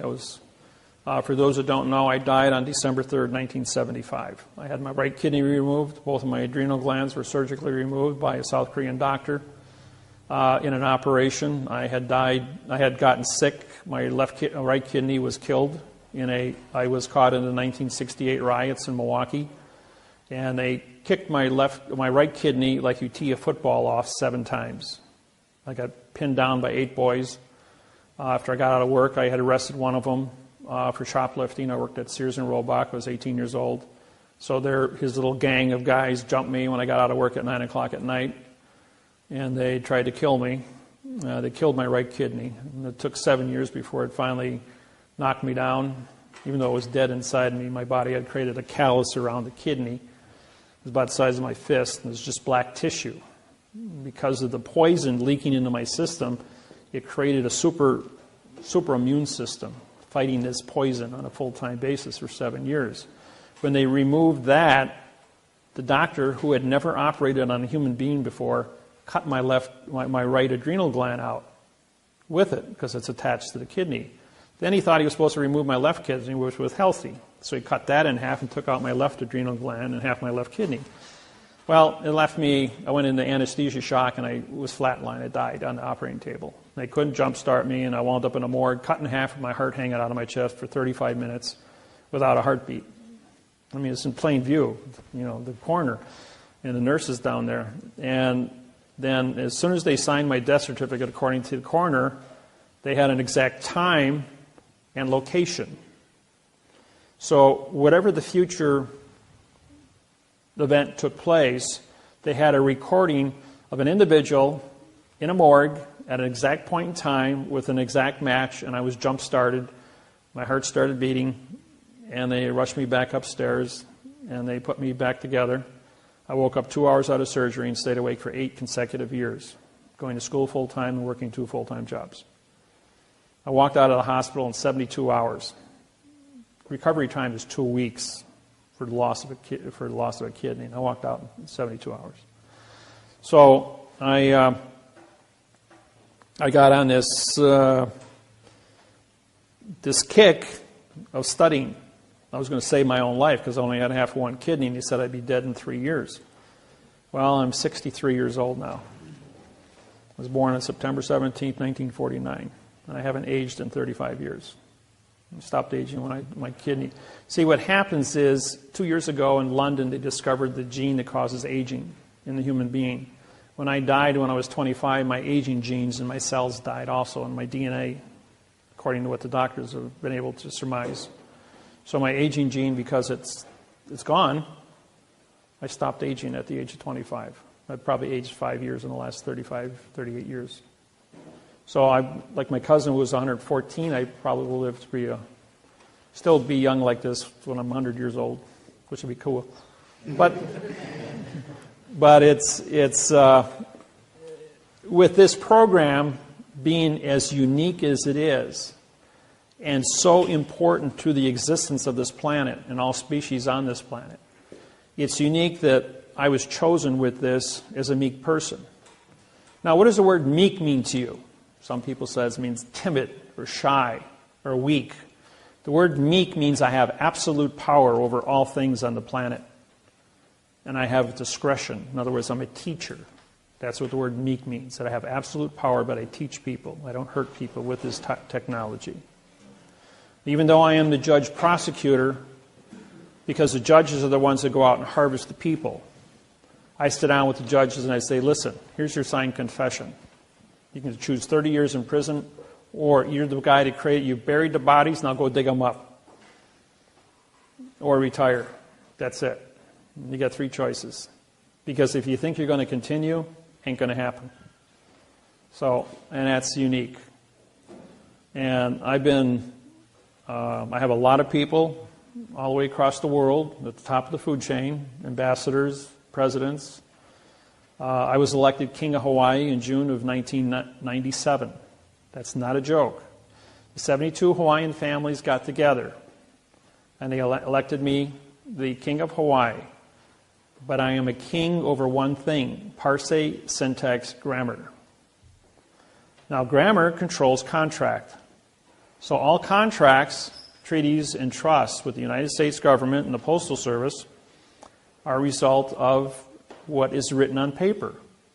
I don't interfere with any culture on planet Earth. I don't interfere with any political organization, religious beliefs, nothing. My sole purpose is contract. What is a preposition? What is an article? What is a fact? Or I should rephrase it. What is a position? What is a lodial? What is a fact?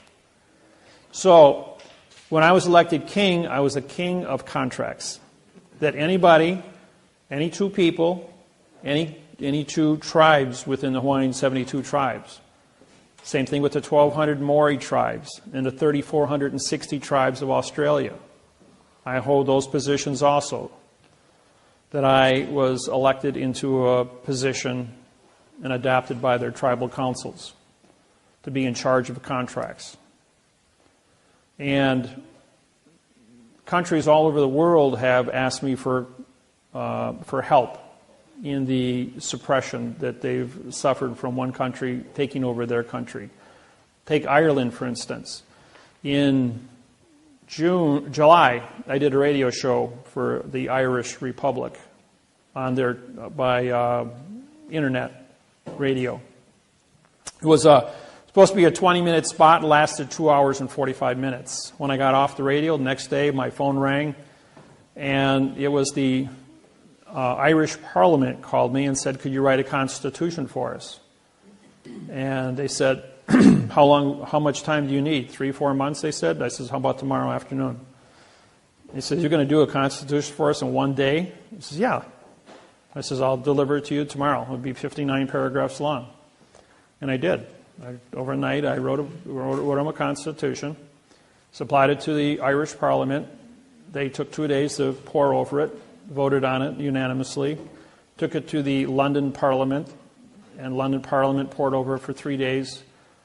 And in August, I think it was August 2nd of 2011, Ireland received their independence for the first time in 660 years from England. 2 days after that, Queen Elizabeth was on BBC announcing that all United Kingdom constitutions were null and void because I syntaxed them. She pulled my passport for New Zealand and Australia, so I syntaxed their constitution, disqualified the United Kingdom worldwide. When they pulled my Canadian passport, I syntaxed the Magna Carta. It was sold at Christie's of London for $6.7 million as a historical document with no value.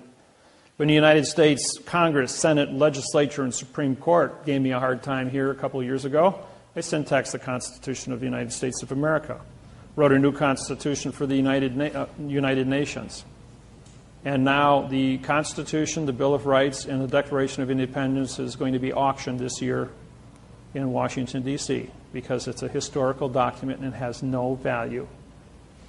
Benjamin Franklin was a triple agent, French attorney working for the English crown to capture the United States and give it back to England, which he was successful in doing through adverb verb.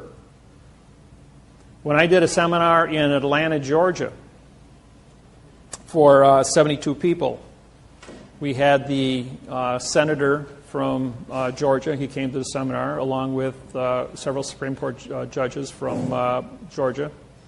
I said to him, you guys had a civil war down here. And Grant went ahead and he and Lee got together and you guys signed a surrender treaty here. I said, a syntax that's written in adverb verb doesn't say anything. I says, the southern states are as independent as a Confederate agency as the North is. I says, you guys were never conquered by war. This is Title 28, Section 1359 is collusion. You had a gun to your head to sign a contract. The contract was written in adverb verb. Both people had a second grade reading level. You don't have a contract. You know what happened the next day? The Confederate flag was raised above the Capitol in Atlanta, Georgia. Made all the newspapers around the world And all the southern states put up the Confederate flag on top of the Capitol buildings. Florida, South Carolina, Georgia, Alabama, Louisiana. Everybody's going like, what's going on? It says, you can't surrender to a gun in your face. When the Constitution of the United States ended on November 2nd, 1859, the United States of America did not exist. The South was an independent country. They created the Articles of Confederation. Article was a pronoun, of is an adverb, making confederation a verb.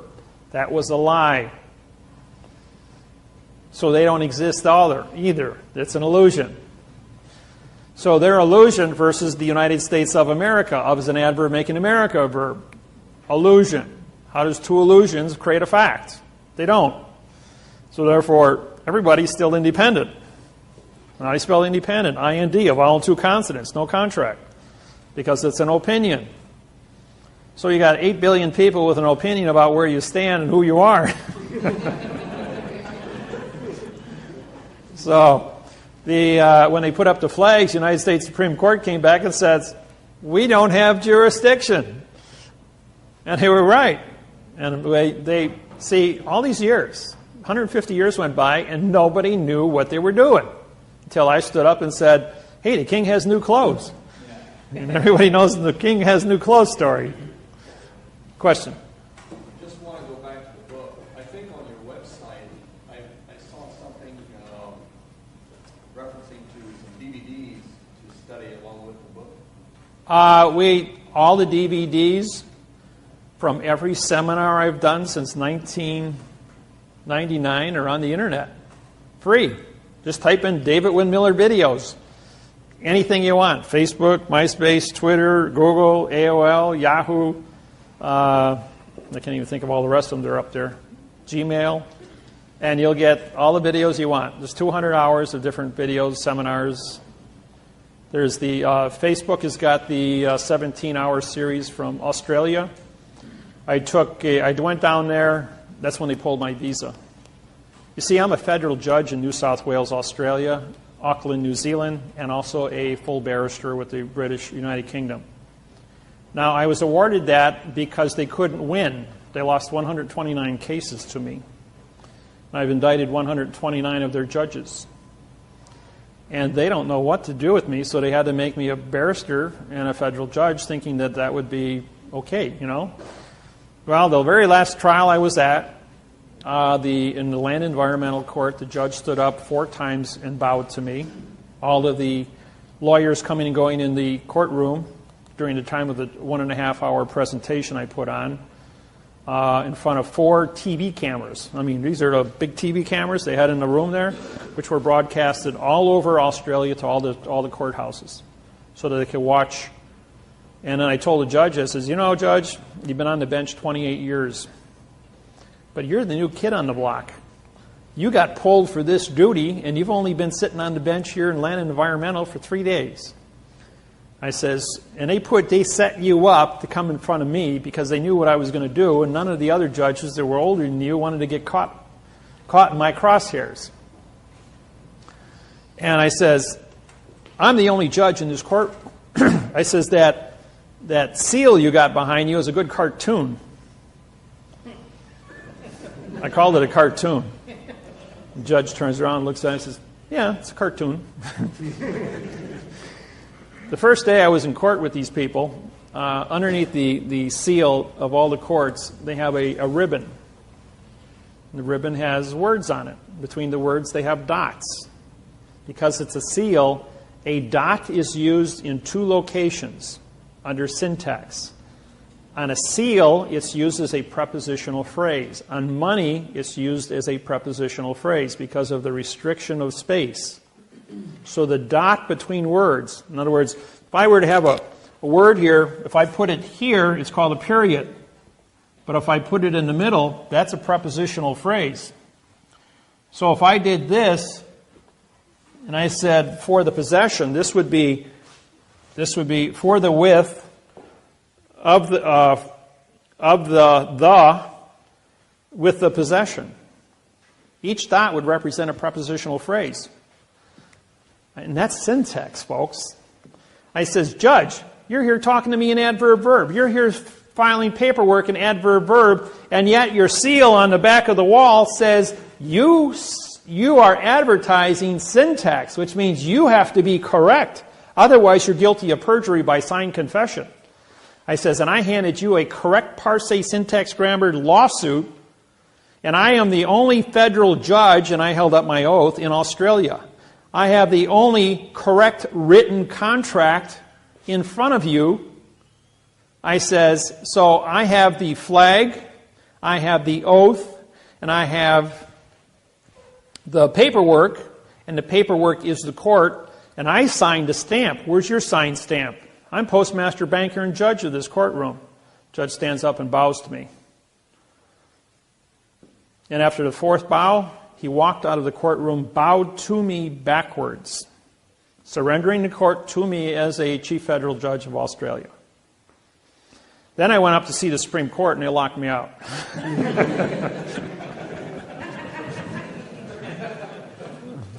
So they wouldn't even. And then 2 weeks ago, I was in Honolulu, Hawaii. I walked in the federal building, and the guard goes, "You're Judge David Wynn Miller." I goes, "Yeah." He says, "I got a flyer on you." He says, "You're not allowed in the building." He says, he got on the radio and he called the marshals. He says, you can only be in the building if the marshals are escorting you. So I had 5 more, the guys that run the metal detectors, 5 more sheriffs come walking over. And they're all standing there in front of me with their arms folded. I must really be a dangerous person in your courthouse here. He says, "Well, you're here to arrest our judges." I says, "Yeah, I have warrants for 33 judges in your courthouse, signed by the United States Supreme Court and the World Court at The Hague. I'm the chief judge of Hawaiian Islands, federal judge." I says, "You guys are only district, which is demon god of the underworld for trickery judges." I says, "So you don't have any standing here." I says, "I've got the only standing."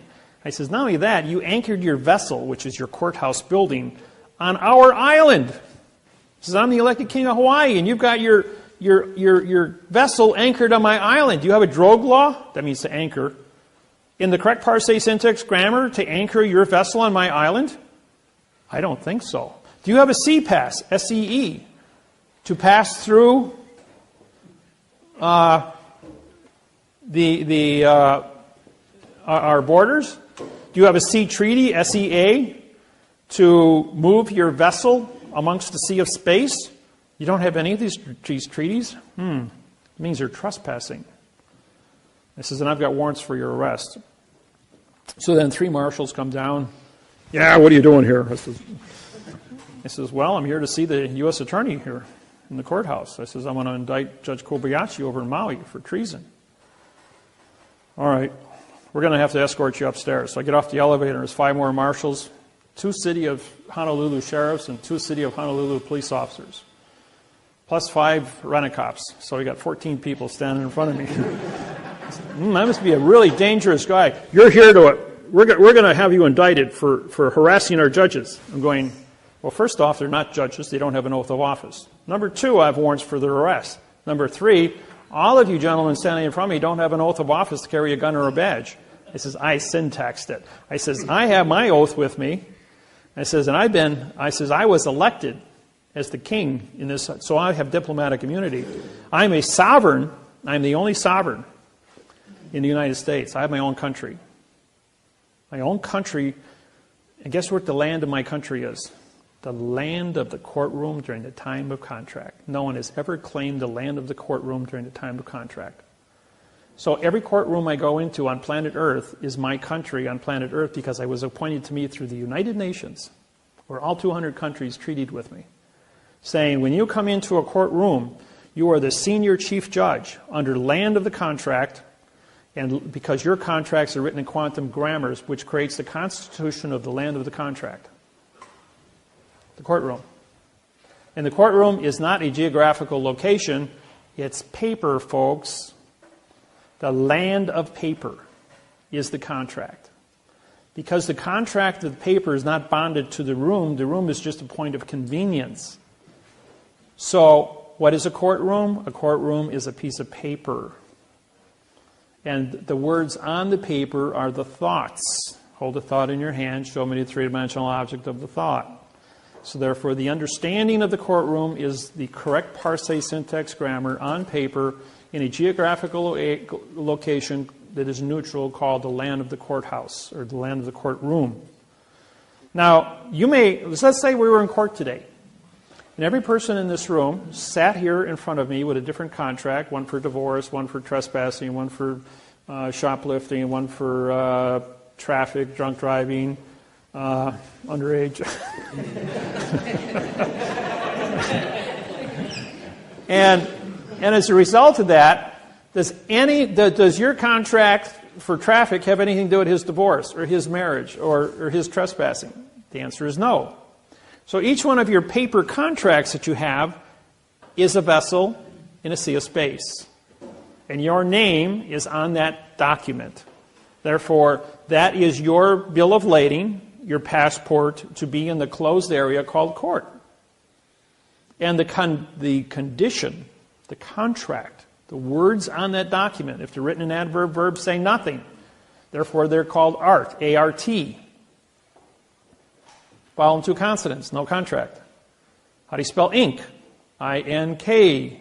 I-N means no, K is knowledge. You have no knowledge because you put ink on paper in adverb verb. They've been advertising in plain view, all of this, throughout your entire life. And just like all the pictures on the wall here, they're all in a box, which is called framing. And framing is a box under four corners, which is an enclosed area and can't be considered, so you can't be insulted by any one of the pictures or have any subjective interpretation as to the condition of what the people look like because they're in a box. The lawyers and the attorneys and this whole thing about syntax is in front of you every place you go and everything you do, all the time. The unique thing is that we are here, and I'm talking to you in real time, and we're all on the same plane, P-L-A-N-E. That means you can see me and you can hear me. Now, sheet of paper. I just disappeared. You can't see me anymore. I'm on a stage. Even though it's 0.02 of an inch thick, called a piece of paper, I changed my plane. I just disappeared. Now I'm on a stage. On a stage, you can't see me. You can't hear me. You can't be insulted by me in any way, shape, or form. It's only your subjective interpretation as to what you see and hear now. That's why actors, Federal Rules of Civil Procedure 44.1, all judges are actors. And they're on a different plane than you are. Therefore, you can't see them or hear them. That's why they're immune, because they haven't said anything or done anything. Now, who sits in front of the actor on the stage? The clerk of the court with a computer. Now, what do you see her do? The whole time the judge is up there with his computer screen. He's typing here like this. He's telling the judge what to do because she's on your plane and she's the puppet master and he's the actor being told what to do. So the clerk of the court, who takes the paper? Right. Who takes the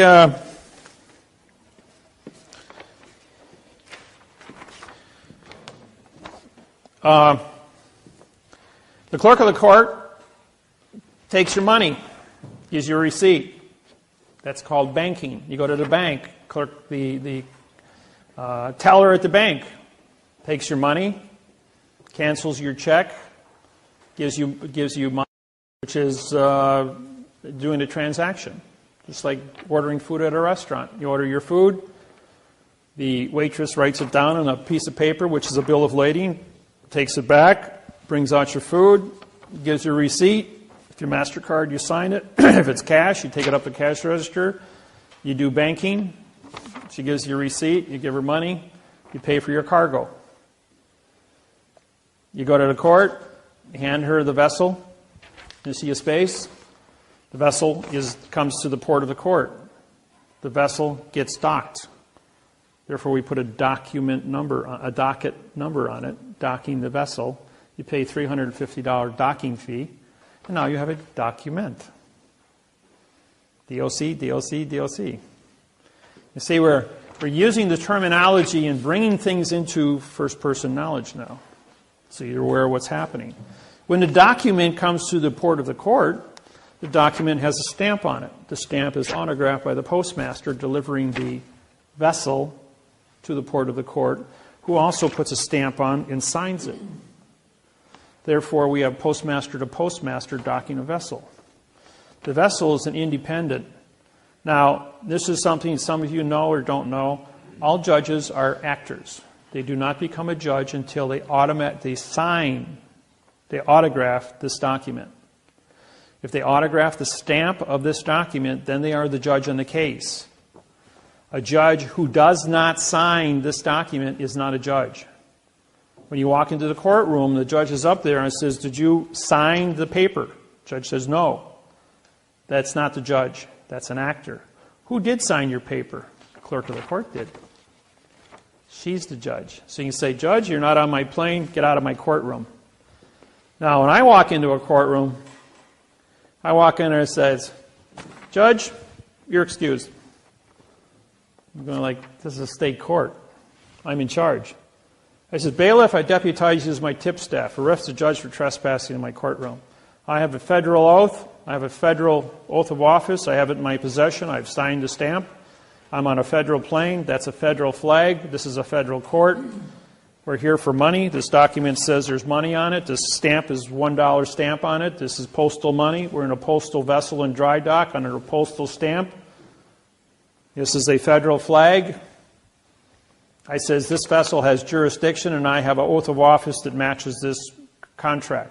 I am the only standing federal judge in this courtroom. Arrest that man as an imposter." That judge is usually running out the door as fast as he can get before the bailiff can get a hold of him.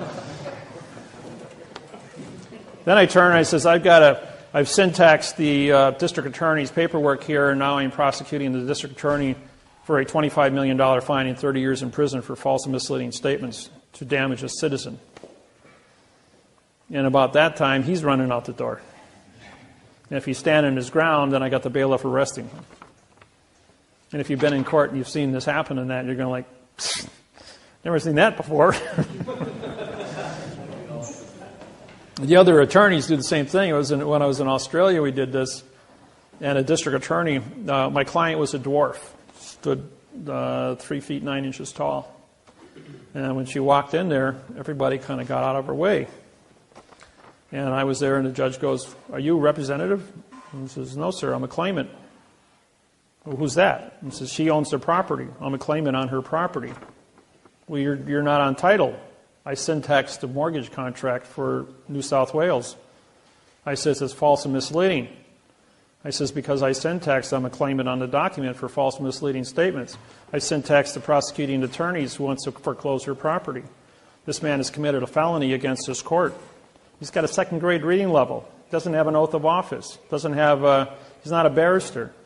I don't know what he is, but he's got a wig on. He looks like a clown, personally." And this guy is like, "How can you talk to me like that?" I says, "Because I'm a federal judge in New South Wales, and I have a federal oath, and we're in a state court, mind you." And I says, "And as a state, it says you may be a state judge, but you're not on our plane, therefore you've not come to court. Clerk of the courts," I says, "I hereby deputize you as my clerk." I says, "Bailiff," I says, "you're now my tip staff." I says, "This is a federal court. Arrest this person for treason against the people. Arrest the judge for impersonation." And the judge stands up and goes, "We're going to continue this and for another 45 days. I said, "You can't continue anything. I already arrested you guys. You're out of the picture." And this guy turns to these 12 barristers sitting behind him and he goes like, "This guy just handed my head to me in a basket." He goes, "Do something." And they all took their coats and pulled them over their heads, and they're all talking through their coats going, "He's your problem."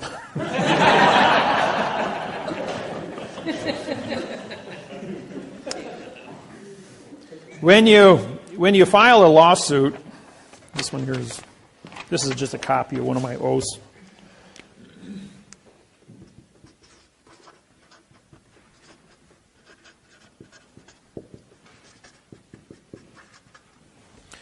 What I do is, We have a stamp on one side because it has value. We have a flag making it federal. And this is an authentic oath, and I think this one is for, this is my Hawaiian oath of office. And this makes me a federal judge in Hawaii.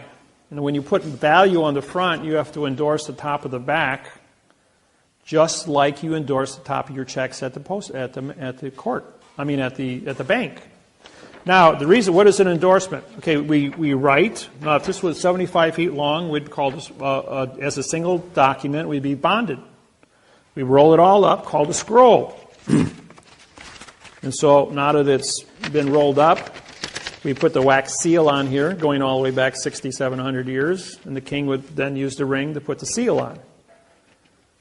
And the ring, the seal, was the same as an autograph. And when you unwrap it, the seal is at the top of the back of the value. Therefore, you have an endorsement. That's been practiced for 6,700 years without fail. So therefore, it's legitimate. And, question? How do you sign your name? It's like that. Just like No, I don't sign it. This is called an autograph.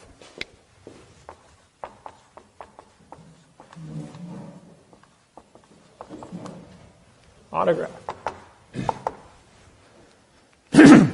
The colon is for the David-Wynn of the Miller family. My degree sign is because I'm a 92nd degree Mason. The Masons all over the world have said the Masonry stops at 34 degrees. How can you be a 92nd? Well, the different cities I traveled to, and I've been in over 1,200 of them, have challenged me, have come to meetings, have gone to lodges, and when the Masons and I get together, they bring their books. I have my books. I have the Legenda, 1859, signed by me in 1859. And that's another story you don't know about. Yeah, your question? You mentioned the continuance of 45 days that the judge wanted to do, and it reminded me of a question that I have. I just happened to be in the Kosciuszko County Court one day as a just spectator.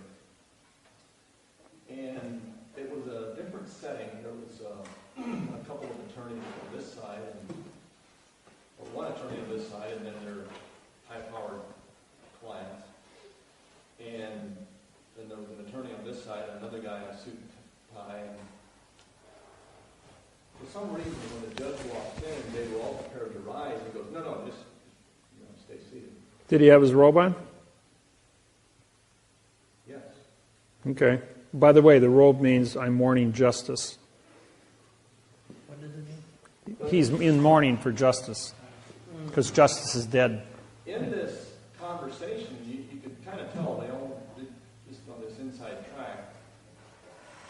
And the one attorney asked for a 90-day continuance. 45 and 45 is 90.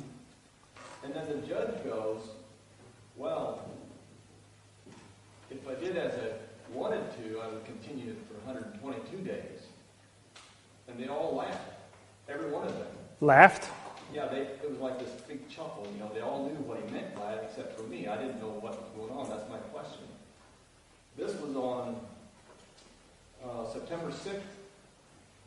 The 122 days come, if I count all the days, comes out to January 6th, 2013. Okay, you got 45 days, trust law, offer, 45-day answer. The state court? County. State court. Then you've got, that's 90. If you add 45 to that, you get 135. So that doesn't work. So what they're doing is, there's a 10-day offer, a 10-day answer, a 20-day answer, and a 10-day response. That gives you 120, and then you've got your 3-day rescission law. That would make it 123 days, which would expire. So he had to make it at 122 days. So he was under the 1-day limit under the rescissions law, otherwise he'd be in violation of notice. This is an offer. This is an acceptance. These are 245-day trusts running. This is a vacated contract on its face. Okay, then It's not legal. later in the conversation, you lightly mentioned it again, and you say because then it would be under the new Judge Reed. Okay, what you have here is this. You have a... everybody okay with this, or do you want to get into more of this? I Huh? had one more question. With the colons in front of the name, Oh, that's a prepositional phrase for the David right? hyphen Wynn, full colon, which means for the David Wynn of the Miller family. If you don't have the colon in front and you do it like David dash Wynn. This is a pronoun in front. If you leave out the colon, this is a pronoun of the Miller, which means this is a nothing of the Miller family. So therefore, it's a mistake. So you got to put it in there. There's 528 symbols in the under Microsoft. If you get in your computer, you can look them all up and pull them up on the screen. It's probably a good 3-year study on symbols if you want to get into it. We use like the address.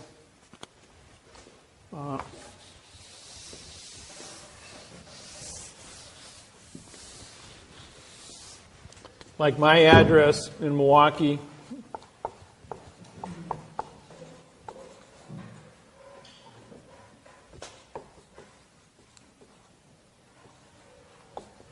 This is a tilde, hyphen, tilde, hyphen, and then Milwaukee.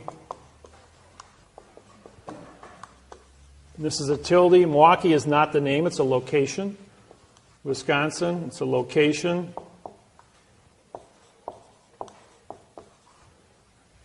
And you put tildes. Tilde means location. Anybody want to correspond with me and by letter or mail me things? That's where you send it. David Wynn Miller, 5166 North 63rd Street, Milwaukee, Wisconsin, 53218. That's my address. What would happen if you put a hyphen between the tilde and Milwaukee? Would that be wrong? No, you don't. Not here. When you start, you just use your tilde. Now here would be, Would that be right? this is a comma hyphen tilde. Microsoft will also give you, will say this is correct. If you drop off the hyphen, you're going to get an underlining, which means you're using the wrong symbolizations. So you got to have a comma. Now, when you write the state, this is a letter, this is a number. These are two different entities. You don't, even though this might be a WIP or WI dot for postal codes, whenever you go from a word to a number, like this here, you don't need the, this actually has have to have a hyphen here too. But from the number to the street, you can use the hyphen. Is it incorrect if you put a tilde after the hyphen there between street and the hyphen? You can put a tilde here or not put a tilde here. It's irrelevant. But I've seen that. You'll get a flag on it from the computer if it's wrong. Okay. Yeah, Microsoft took Bill Gates back in 1995 when I went public. Anybody using prepositional phrases, even writing a single legal sentence from my book on the internet, would kill your computer. And for about 18 months, they were frying computers left and right. But there was so few people back in 1995. It was only in a few hundred people that were actually involved. And then so I went to Seattle, Washington. I met with Bill Gates, and I said, listen, you got 47 million people on your website, and your contract for Microsoft is a complete adverb-verb lie. Feeling lucky today under Title 15, Section 1692E, under false and misleading statements for a $25 million fine per person. Put the antivirus in there and take it out. So a couple days later, no more problems. So then computers upgraded, right? People that had the old computers, and I've got a couple of the old ones from 1995, where the antivirus never went in. It's still trapped in the hard drive. If you plug it into a new computer, it'll kill it. It'll actually start on fire. I'm serious. And some of the old computer hackers go, that can't happen. So they fried up 2 computers going, we ain't going to take your new one and cook it. But there's a few of the old dinosaurs still laying around with that old virus, that old secret virus laying in it. But nobody uses 95 computers anymore. I got the old 86 processor yet, someplace in my basement.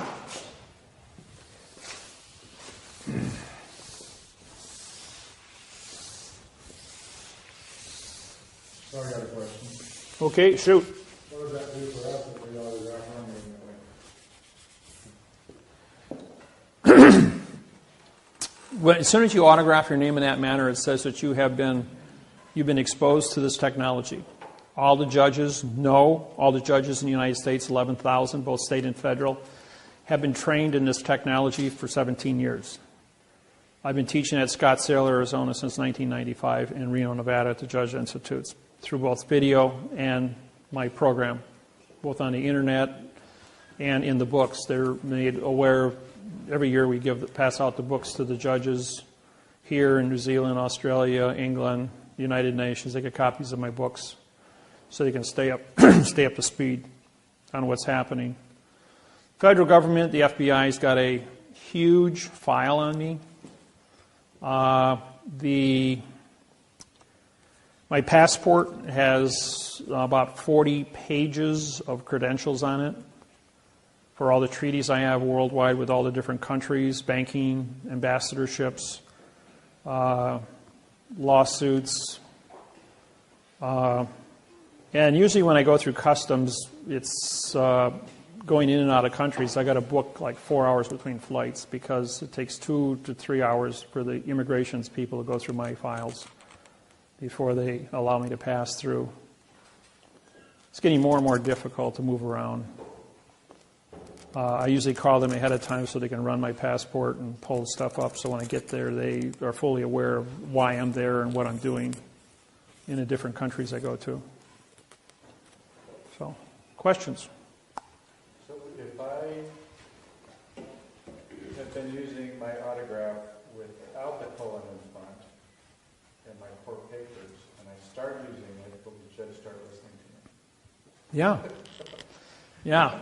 See, if I wrote my name in cursive,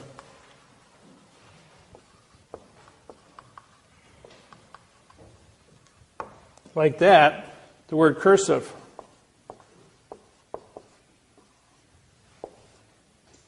the word curse, to talk to dead people. And this is an adjective pronoun. This is also classified as italic, which means it's removed from the paper, so it's blank.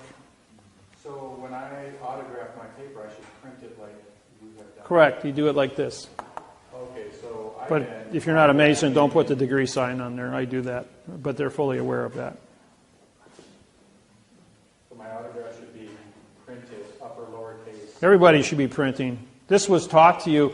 When I was a kid in school, they cracked my knuckles with rulers because I would write what I would write correct. They made it mandatory that everybody use cursive because they wanted you to disqualify your contract by using cursive, by dead language.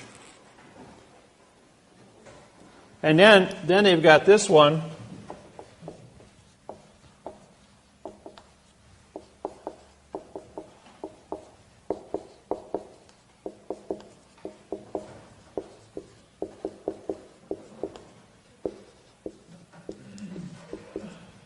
Everybody know that little one?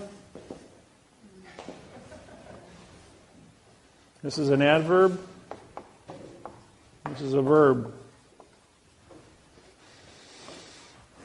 I swear to talk to dead people in the future tense to make fiction, the being an adverb with no contract of an opinion, so as an adverb to make an illusion, me as a adverb, feel like an adverb today, folks, to modify the verb God.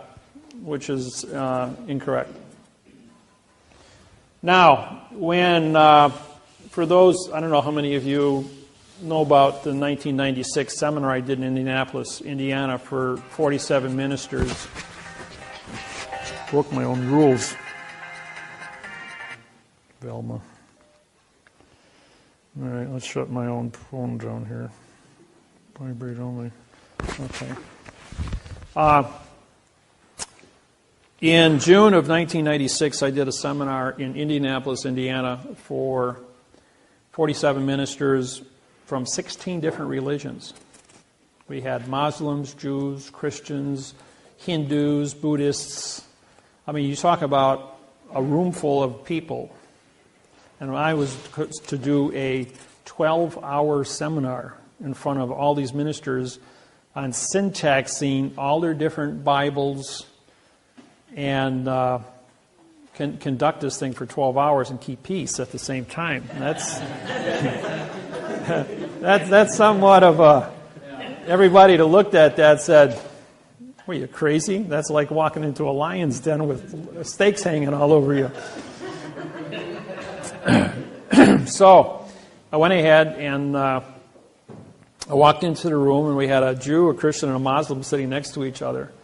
And within 5 minutes, the three of them talking back and forth were trying to pull the chairs out of the floor and kill each other with them. I mean, they actually had the chairs up and they were ready to hit each other. Wait a minute, you guys are men of God, right? You're supposed to be compassionate people. I says, "Let me ask you a question before you kill each other. Does 3 plus 3 equal 6? And I want to show of hands, and all 47 hands went up.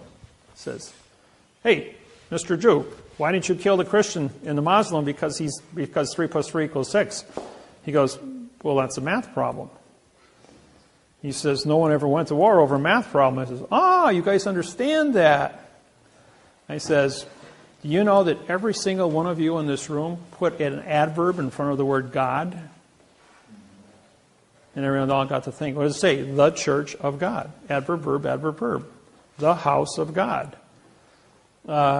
Church of Christ. Church is a pronoun. It's an adverb making Christ a verb. It says, every condition that you have said here, you've put an adverb in front of your belief. And just like that, everyone in the room goes, "Well, God's not a verb. He's a fact." Says, "Then what did you all put it down in writing for? I mean, you put your signs up in front of the..." "Well, that's what the lawyers told us to do when they wrote the signs." I says, "Yeah, lawyers are liars. So are attorneys." I says, "The whole thing is to keep you kept in the world of fiction." Now, where did laws come from?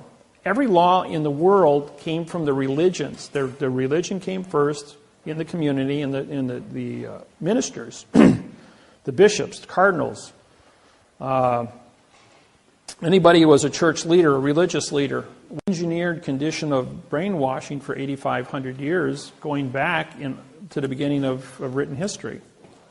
And I took time to do the studies on this, and that's why I can make the statement to everybody.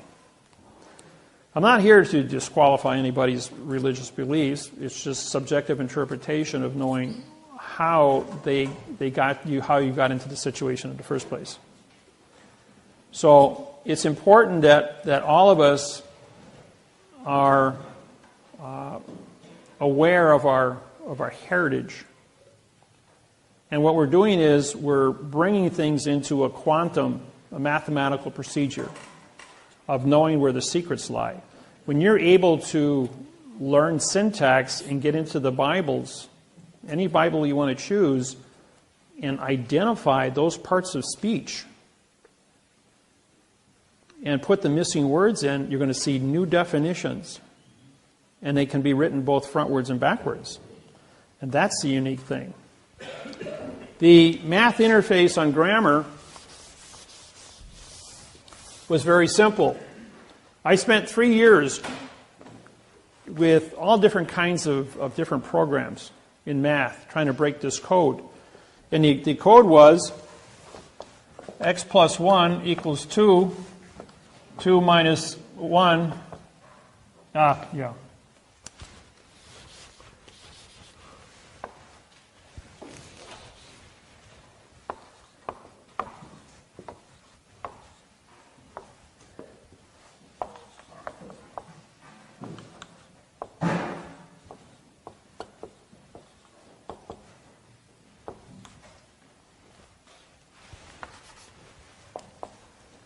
So you got x plus 2 equals 3. 3 minus 2 equals 1. 1 equals x. X times 3 equals 6. 6 divided by 3 equals 2. 2 equals x. In other words, we add, subtract, multiply, and divide to find out, by doing math backwards, what the secret is to correct the math. And no one ever went to an oral math problem because they said we just do it backwards and check your math. That was pretty simple. So what I have in my hand here is a pen. I throw that pen up in the air. The motion of thinking didn't change this fact. So motion, and the courts always want you to file motions. But they change the facts with motions because what they're doing is they're modifying the facts with adverbs, creating verbs. But the verb, now they want to say the pen, does an adverb making pen a verb. They want to take this article and change it into something that's not. Therefore, you commit perjury. So if we go back to this problem here, if we have a fact here at the beginning, and we have a fact over here, we have a fact here, and we have a fact here, this must be a correct program. The thing that appears in front of a fact is a conjunction, which is and or. Those are the only two conjunctions in the English language.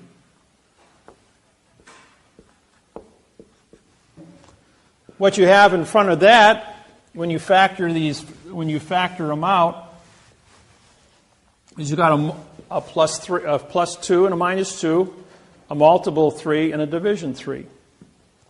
Okay, when we were in grafting, here's a negative 2 and here's a positive 2. When we go up and down the scale, it's motion. Therefore, we assign the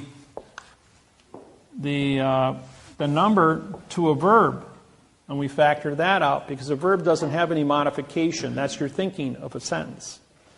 What is left is add, subtract, multiply, and divide, which are opposite operations, better known as the preposition or the position.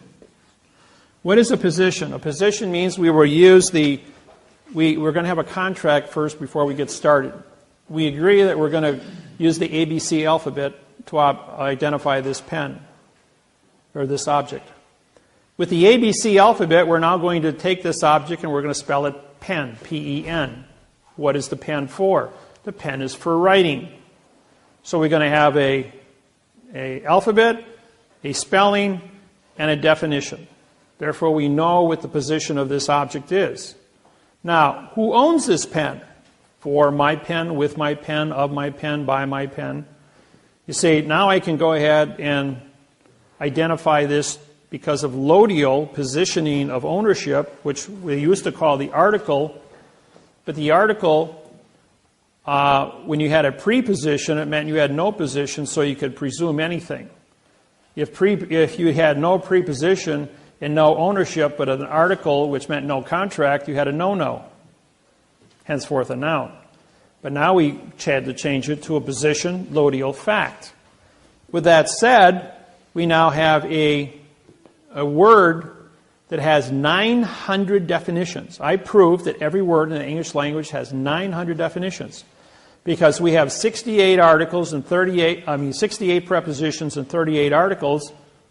That gives you 1,800. When you multiply it, divided by 2 is 900. So with 900 definitions for a pen, I can say for my pen, for your pen, with my pen, of my pen. Every time I change the preposition, I change the definition. I can say his, yours, hers, this, the, a, and. I can keep going through the whole list. Put them all down, cross-reference them all up with the word pen, and I got 900 definitions. Put two definitions together, 900 times 900 is 810,000 variables with 2 words. Put a third one times 900 and you've got 720 million variables. Put a fourth one and you have 640 billion variables. A fifth one, you have 540 trillion variables.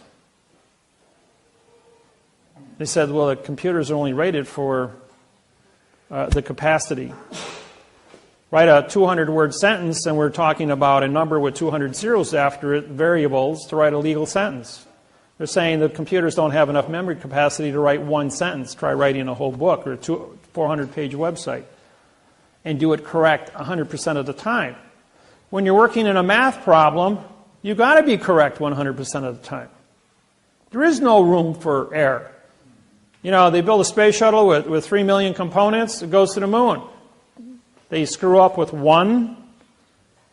Any number of variables, 3 million correct things times 0, still equals 0. That's why the space shuttle blew up in 1983. I was there at ground zero as that thing came over the top of the Kennedy Space Center and blew up right on top of me. To be there at the only one of 50 space shuttle launches to see that one. I was there 4 times to see 4 successful launches.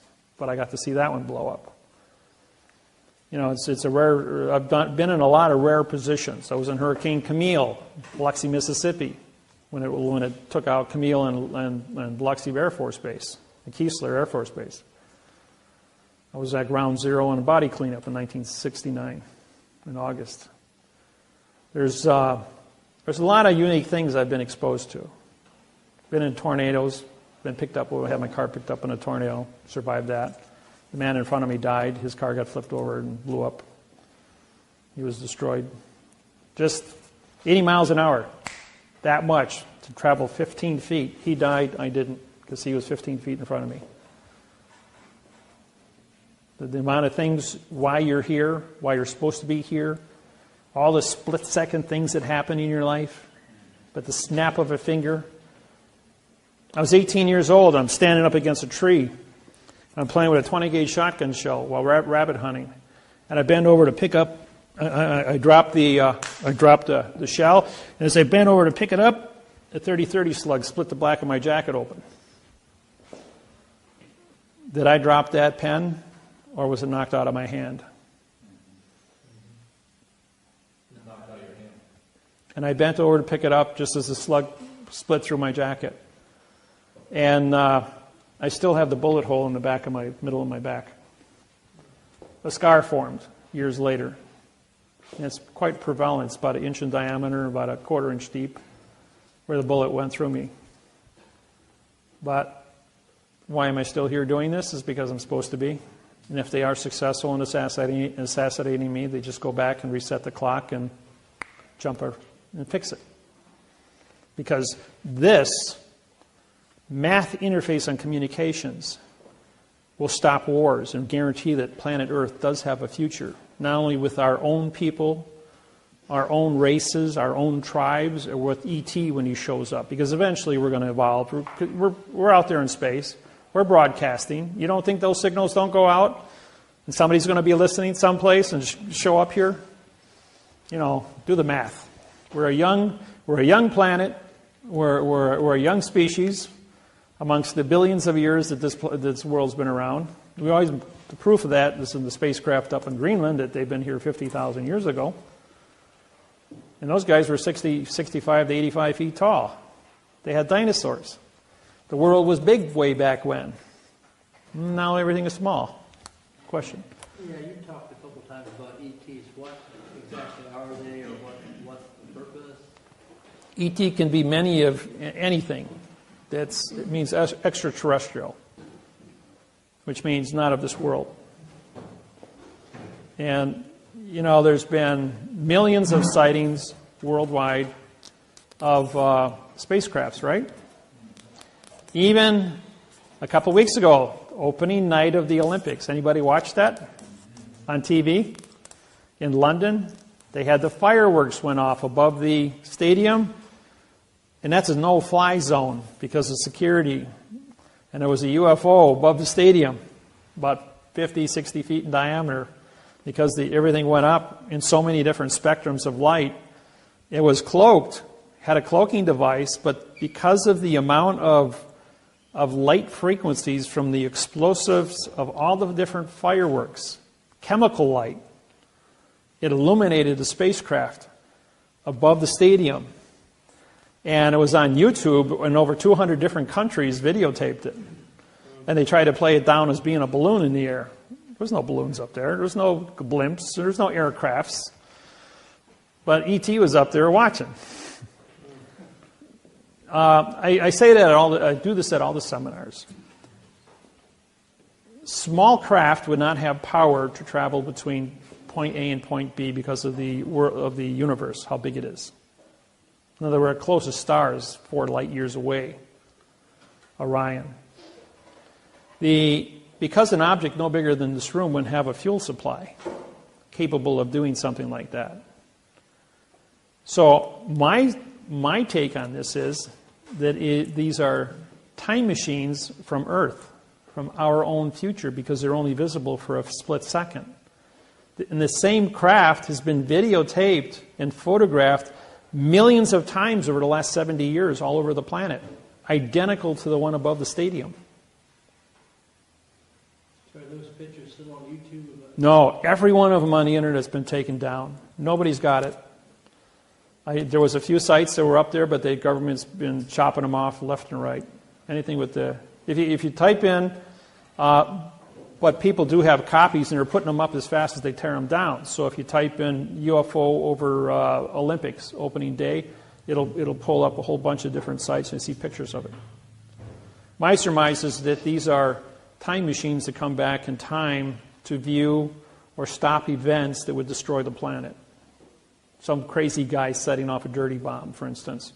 They run the video backwards and find out who's responsible, come back in time to remove this individual.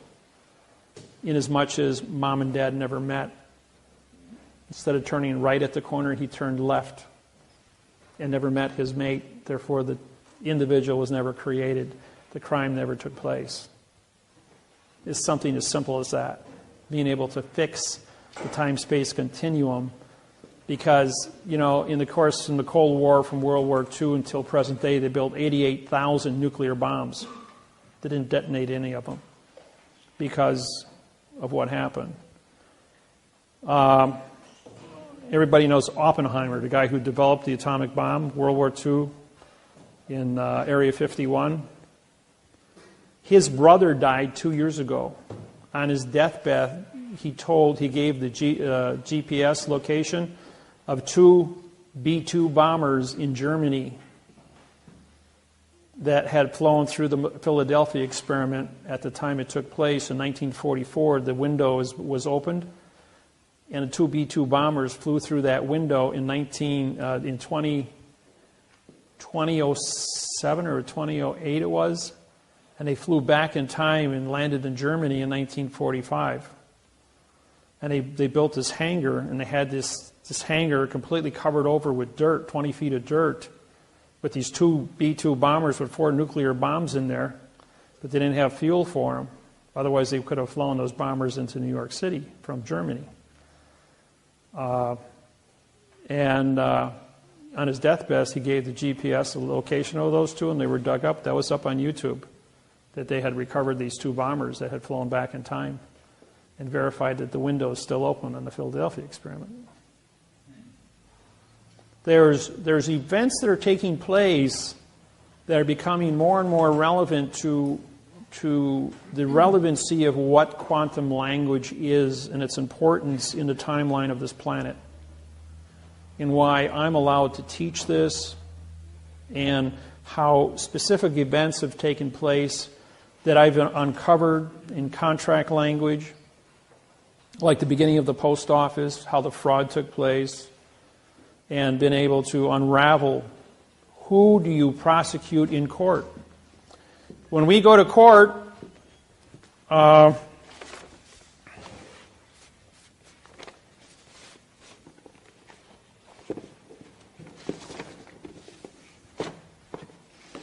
this here is a federal lawsuit that I wrote. This deals with this is the International Maritime Organization. Russell Gould and I put this one together. But this is a document contract, federal postal court, federal court venue document. It's postal, folks. We have federal flag and a federal postage stamp. This is a federal court we're suing. When this goes into this commission under maritime law, this is the court. This paper is. And when it's filed at the Maritime Commission, this was filed creating this vessel in a sea of space to be the court. They have to come into the understanding of the syntax within this document and say, all the Maritime Commission officers have to say, show me your correct parse, syntax, grammar, oath of office. Show me the correct parse, syntax, laws, rules, regulations, and codes that allow you to do and capture the things you capture. We have rewritten your lawsuit or rewritten your charter in the correct parse, syntax, grammar. And we are now forming a treaty with you through the Document Contract Postal Vessel Corporation. That's myself and Russell Gould. Yes? So if you taught this stuff to them, you mentioned in 2000, why are they still going on in their fiction? They're only advertising the fiction to you as the population. Why? Because if they were to stand up and say, okay, we've got a quantum contract here, and the whole planet is sitting there in fiction, it'd be like the president getting on CNN and explaining the dollar bill to you, disqualifying all money.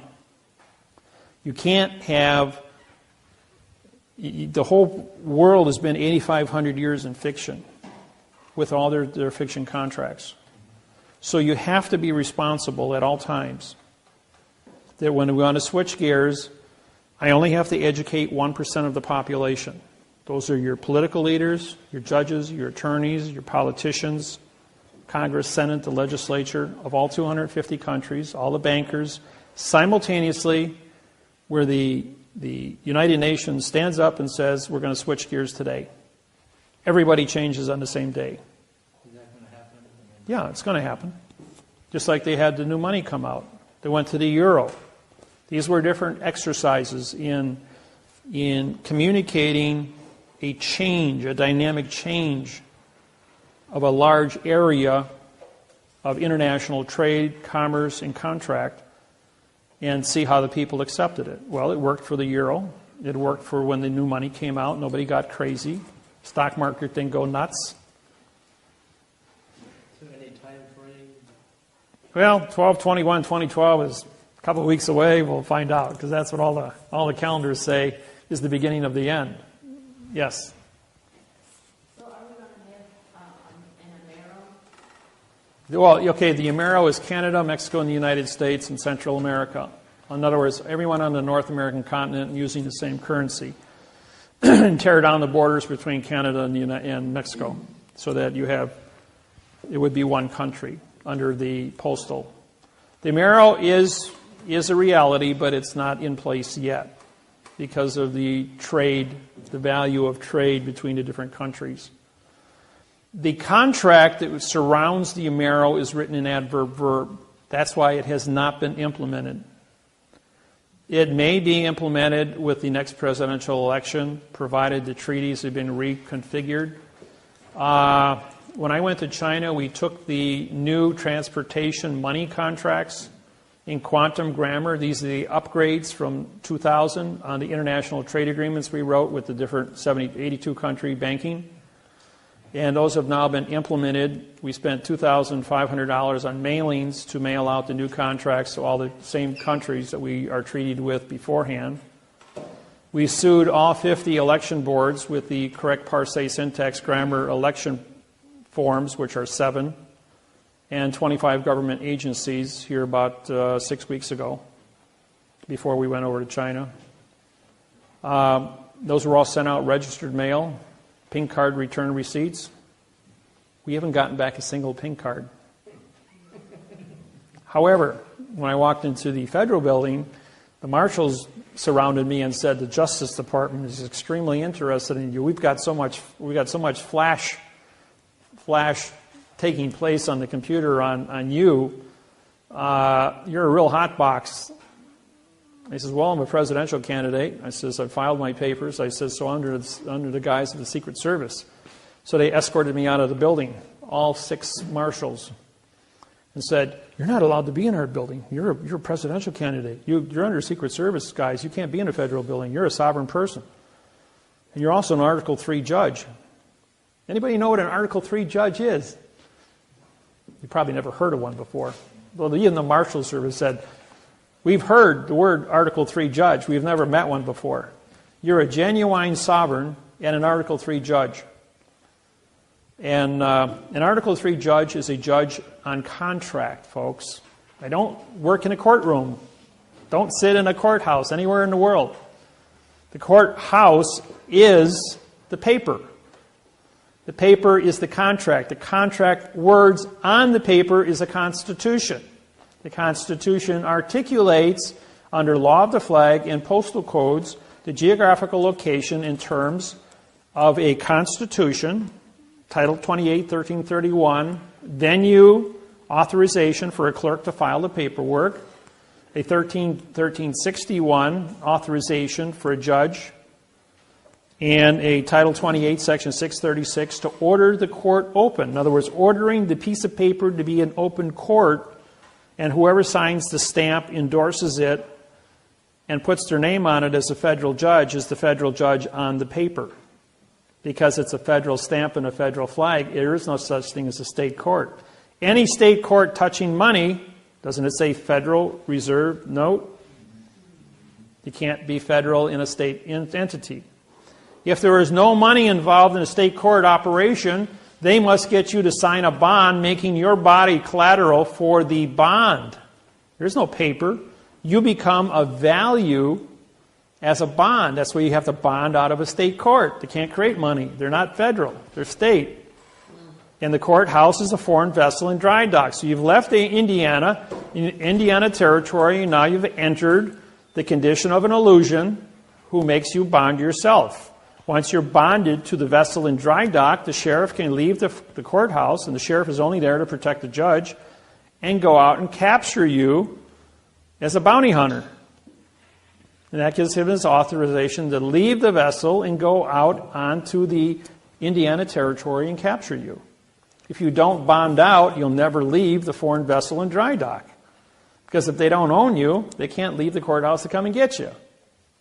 Now, when you file one of my lawsuits in federal district court, once it's contracted with the clerk of the courts, which is responsible to receive vessels and dock the vessel, a district court judge is not a federal judge. They must sign the federal oath and must sign the federal lawsuit to be a federal judge on the lawsuit. The federal judge is going to come back.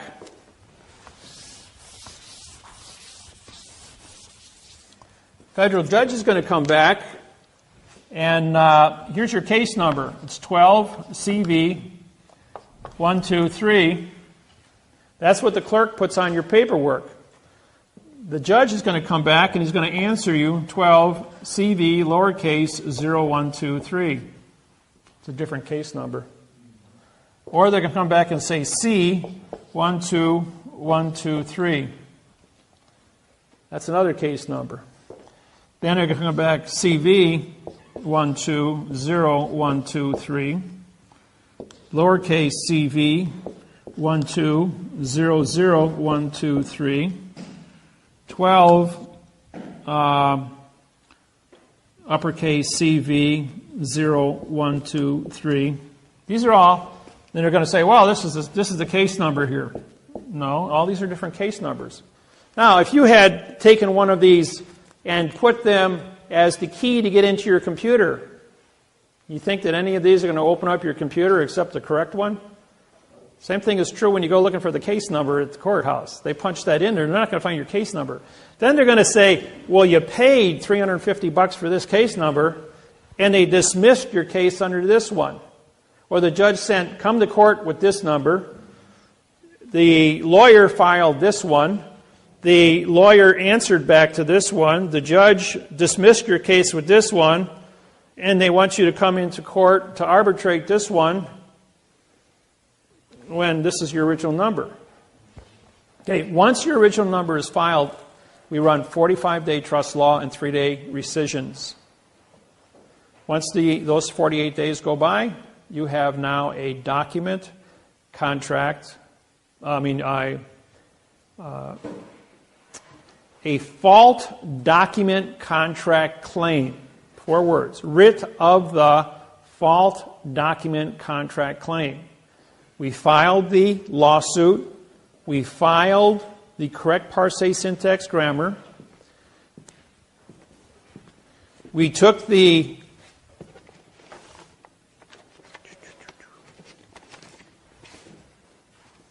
let's see here. Here it is. This here is your deed of trust to your property here in Indiana. And we identified every single word by placing a number on top of it. All 6,000 words.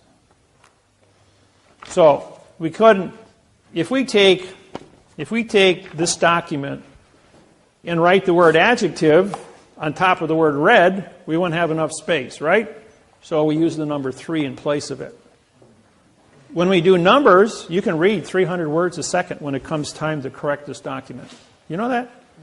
Just takes a little bit of practice, and all of a sudden, like, you're aware you can read 300 words a second in number codes. The mind can comprehend 10,000 thoughts a second. So doing 300 a second is just, once you get used to it, it's a breeze to blow through contracts and read in number codes. Question?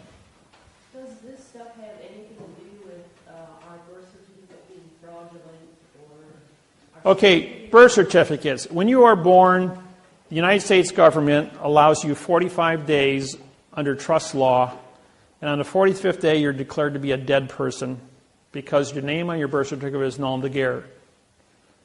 Okay, on that 45th day, they didn't take your birth certificate and sell it to the Internal Revenue Service and issue $1 million worth of cash to go into your account. Why do they do that? Because they need money to account for your wages, medical expenses, automobiles, buying houses, and then accumulated interest to pay for your retirement at 65 through 100. If they don't put $1 million in cash into a numbering system as a value for the energy of your life, there would never be enough dollars in the system to support the entire planet's operations as the population expands. This is a good thing. Number 2, under the redemption, it's called the redemption, which was created by Janet Reno in 1995 under Bill Clinton. Redemption was engineered to capture anybody that would steal money from this treasury, from this number, and put them in prison for 30 years for mail fraud banking. Why? Because the redemption program was set up in adverb-verb, and if you use adverb-verb, you activate the Title 15, Section 1692E, and Title 15, 78FF for a $25 million fine and 30 years in prison for bank fraud. And if you don't study this program, thousands, tens of thousands of people were put in prison for using the redemption and stepping on that trap. Lost their homes. Peterson, Clark, and Schweitzer, Leroy Schweitzer, promoted this thing and went through and harvested over 2,000 families across the South and the West, lost their homes, went to prison. They took their farms, their cars, their homes, their pension, everything, put them in prison, which resulted in, for those that are old enough, the Freeman standoff in Montana, Montana Freeman, 1995. And guess who prosecuted the 100 FBI agents for fraud and misleading statements on that exercise? I did. I'm the judge.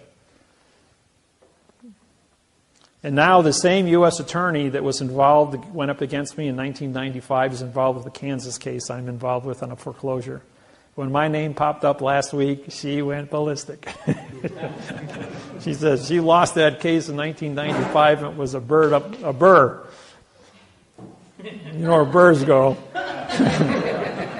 And as a result of that, she is just livid. She wants my head on a stick. I'm going, well, have fun. I says, well, first off, you got a 2nd grade reading level against my 28th grade reading level, and I'm going to have you for breakfast. So it's just a matter of a couple of weeks before we file the indictments against her. Question? What happened to the Freeman Schweitzer? Well, here's the state of Montana. Here's where the Freemen were held up. Here's Billings, Montana, and I was right here in Cat Creek. Now, when I showed up in Billings, I got off the plane, and a gentleman met me, and he says, "Come on, we're going over to my ranch." Well, I had corresponded with this man several times. When I got to the ranch, there was about 20 guys with shotguns. And he said, "You're going to stay here and write a lawsuit at gunpoint, and you're going to write this lawsuit to get these guys out of trouble up here." Well, it took 5 days to put together the lawsuit to do it. Then I went on the radio to do a radio show in Billings, Montana about parsing syntax grammar and how the fraud works. The FBI, 5 minutes after we started broadcasting, blew up all 4 radio stations in Billings, Montana. So we called another radio station 200 miles away, and we sent out the broadcast and went out on Republican Christian radio worldwide as to what was going on. 38 miles south of the compound, there is a limestone quarry, 125 feet deep. Some of the other free thinkers, I guess you could call them, freemen, witnessed 2 105 howitzer cannons being moved at night down the country road very quietly. And they set up 2 120 millimeter cannons in the quarry. They then evacuated everybody within 5 miles away of the quarry because they would hear the blast of the cannons when they were fired. The idea was to shoot a shell 20 miles up in the air under a full moon and have it fall down on top of the compound, blowing a hole in the ground 100 feet wide and 50 feet deep, saying they had explosives and blew themselves up, hence solving the problem. In 1820, the area, now Lewis and Clark showed up here in 1834 on the Yellowstone with Sashagowean. In 1820, an Indian treaty was cut up here with the French. The farm of the Freemen had never been ceded into the United States of America. It was a whole in the United States of America under Indian treaty. And this was purchased land. When everything got conquered, the Treaty of 1820 was overlooked. So the Freemen were sitting on sovereign territory, not part of the United States of America, outside the jurisdiction. It was a whole in America. That's why the FBI came from Puerto Rico. 100 agents were deputized, not of the United States citizenship, and surrounded the compound, but couldn't go in. They couldn't trespass onto a foreign country because they didn't have a permit to be there. These are some of the secrets that you people don't know about, and as a federal judge, I have classified information about all this because I handle lawsuits for all this stuff. When it was exposed that the cannons were here, it was my job then to get word to the Freemen. The senator from Denver, Colorado shows up, and he took 9 of my cassette tapes in about grammar and gave it to the Freemen. After playing the tapes, they said they realized that their whole entire position and the way they were thinking was a lie. They realized that their treaty, even though they were sovereign within this little hole in the world, was also a lie because the treaty was written in adverb verb and didn't mean anything. And they were also told about the 2 howitzers, that if you don't walk out before dark, you're not going to walk out anywhere. We're going to put a hole in the ground here. So they surrendered. Now the senator, when he went there from Colorado, we had a button microphone on him. Looks just like a regular button on a suit, but it was actually a nickel-sized transmitter with a 300-foot range on it, tied to another mic to a recorder, spy, like a spy camera. And we have him on tape in his voice stating that, I don't care about these people, I'm just here for the show. He says, I'm here to make sure that they all get blowed up. And yet, on TV, he made a statement that he was there to try and help them get out of here. He was there to orchestrate this thing. What is Denver, Colorado? You got Cheyenne Mountain. Cheyenne Mountain is closed. Cheyenne Mountain in 1995 was active, but it was closed right after this. And everything went up to Mount... what's the name of it? They pulled Cheyenne Mountain out and everything went up to, there's another mountain about 30 miles away. NORAD headquarters were moved over there. I forgot the name of it right now. But anyways,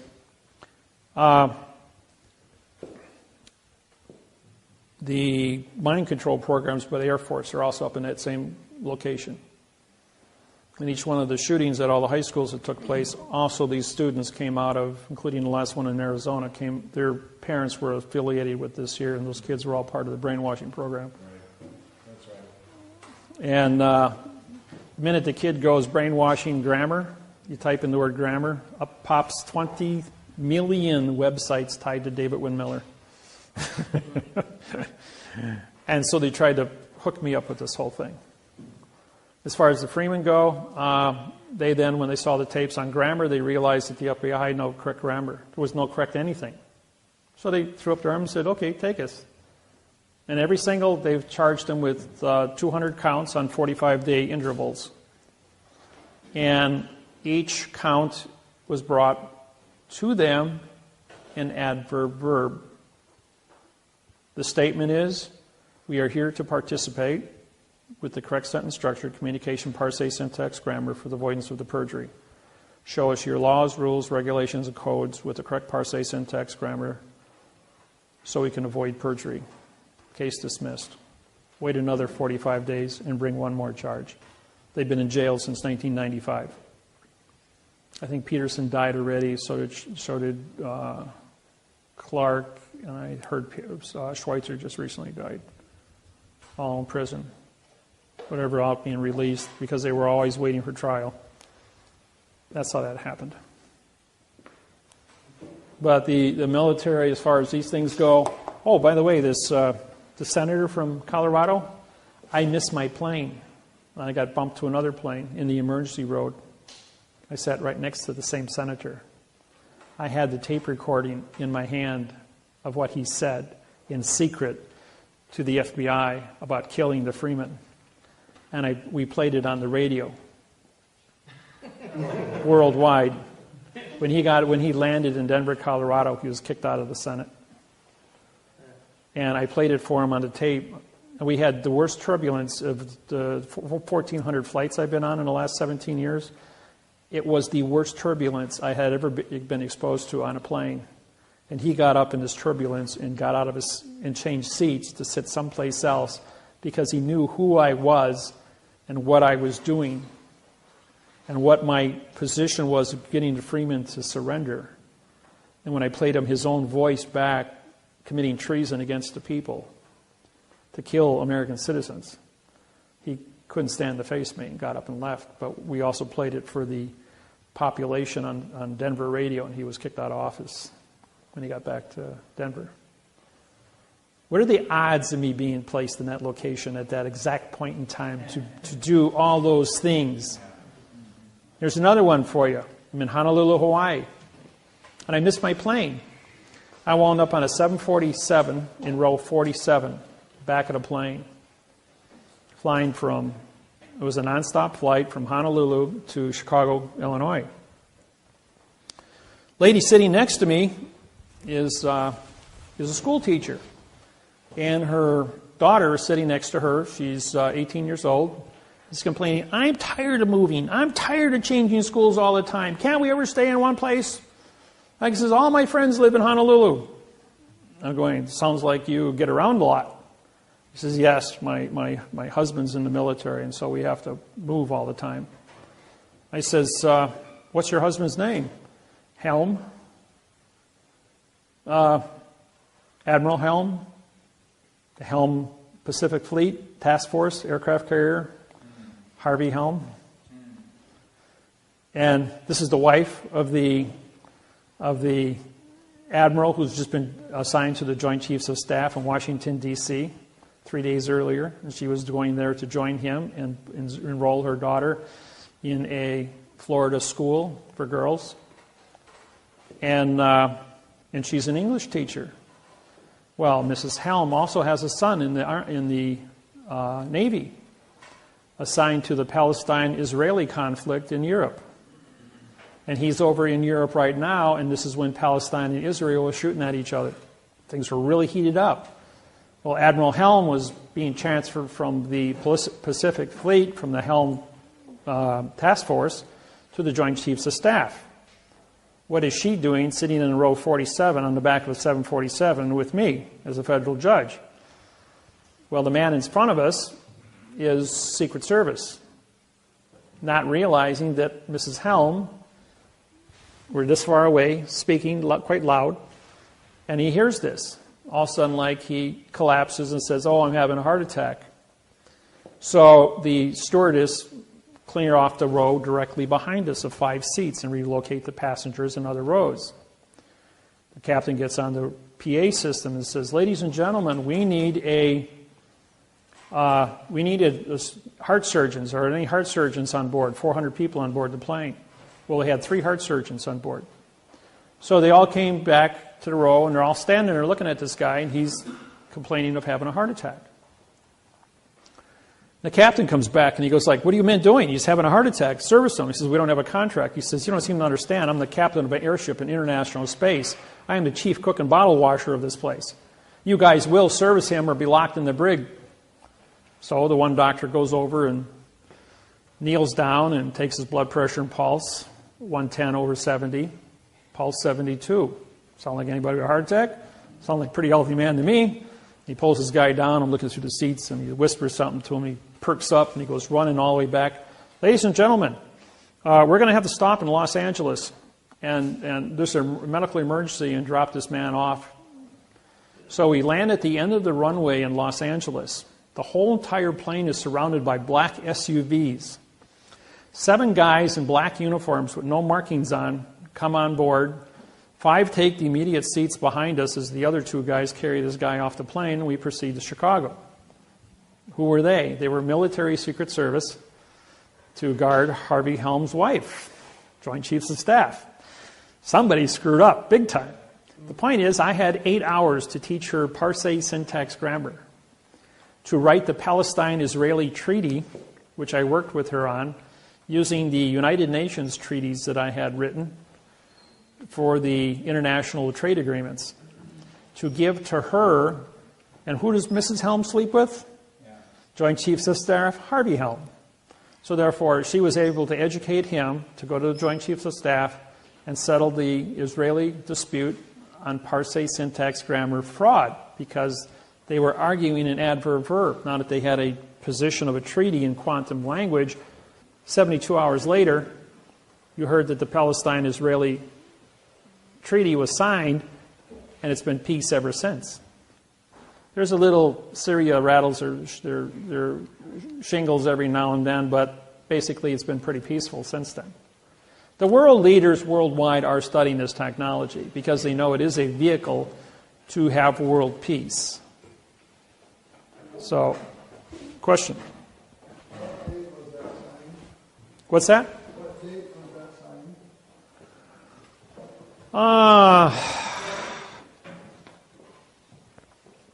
I don't know. I've been doing this for 17 years. I couldn't tell you which day. You can probably pull up Harvey Helm on the internet from the Admiral Helm.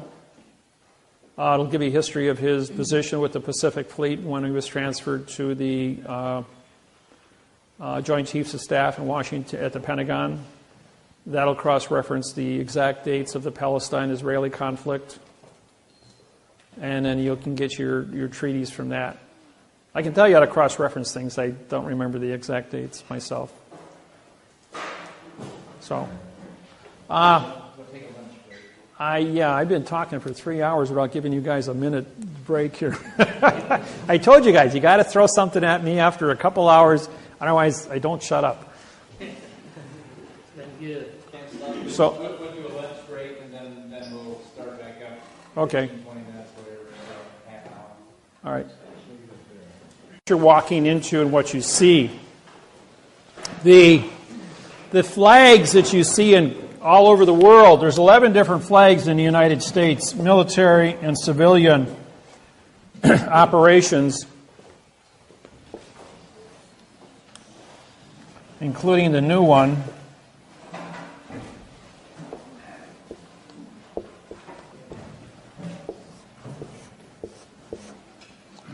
And there's another one.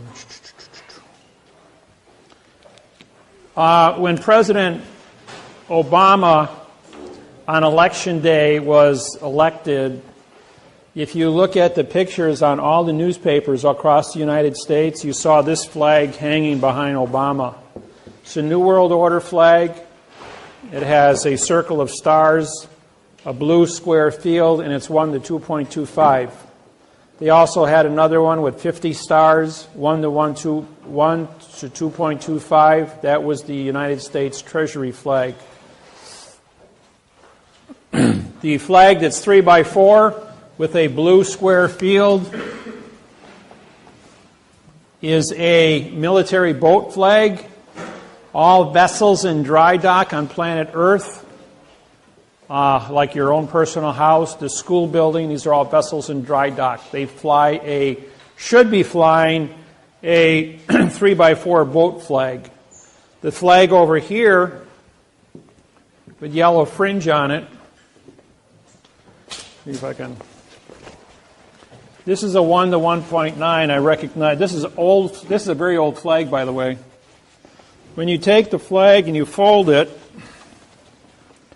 like this, corner to corner, and then you take it, and you put it up here to the corner, it should only have one stripe showing, which does. So this is a 1 to 1.9 flag. By putting a fringe on it, you say that the contract for the United States of America, or better known as the Constitution, has been captured by the yellow fringe, which is the court flags, maritime law. It says your contract is null and void because they put a phoenix on top. So the wingtips pointed down is a Vatican banking phoenix. Wingtips up is a your postal eagle. I call it the postal chicken. The acorn, as you see, the acorn is for military parades. It's a military symbol, ACC meaning no contract. The spear is for military court-martials. And the ball is for military advertising and military recruiting. Henceforth, you have it in front of the post office with the ball on top. And inside the post office, you have the eagle on top because the post office is postal. Henceforth, you're in the postal building, but outside, it's where you sign up for the draft. Everyone turn 18, you got to sign up for the draft. You've got, 90 days after your 18th birthday to do so. The 3 by 5 flag is a military flag with a blue square field. It's used for parades. The reason that they have this flag, not the 1 to 1.9 flag, is because of the weight of the flag would hang down, whereas in a marching at 3 miles an hour, the wind would catch it and it would be aloft because of its weight. The 1 to 1.9 flag I now hold copyrights to as the correct sentence structure, communication, parse, syntax, grammar flag, recognized worldwide, both in black and white and in color, red, white, and blue. The 3 by 5 base flag has a 3 by 4 field, and this is for military bases. The ones they sell at Walmart are 3 by 5 with a blue square field. That is a military flag. And when the sentence runs like this, when they come looking for your jurisdiction, what flag are you flying? If you've got a military base flag outside your door, don't be surprised if the military can go ahead and set up camp in yours, because you've given it military jurisdiction to start with. When you have my flag on my business card, and of all things, I forgot my business cards today. I've only got, I think, 5 of them here with me. 5 or 6 of them. I got a couple here. I think I got 6 of them. I got about 50 of them back at the house. So, what we're going to do is... raffle. Huh? No, we're not raffle. Now, these cards, I'm sorry I forgot them. My business cards are like get-out-of-jail-free cards. You put these on your driver's licenses, and you get pulled over by the cops. They take one look at it. On the back of the cards, the procedures to prosecute judges and attorneys and police officers. They take one look at that and they start reading it and going like, oh, he belongs to that group. This group is not allowed in the courthouse. They won't give you a citation. Thursday last week, I blew a stop sign on the phone with no seatbelt. The police officer was right there, sitting. I mean, I blew right past him.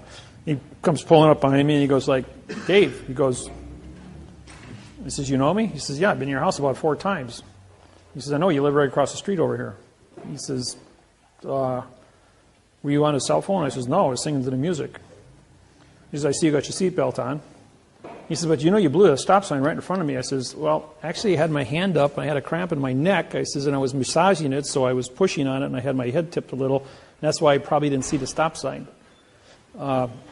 As simple as that. He says, well, pay attention. Here's your license back. And he goes and he says, federal judge. He says, yeah. He goes, yeah, I know you're a federal judge. I already pulled your file because I've been to your house several times. He says, pay attention. When you use that and you show it to a regular cop, will he know? Huh? I've never heard of that. I'll give the cameraman here, so he's got to have references. Huh? Here, pass it back to him. We'll have to get some more. I have mine attached to my license, and I get accidentally driving 42 in a 30 zone, 12 over.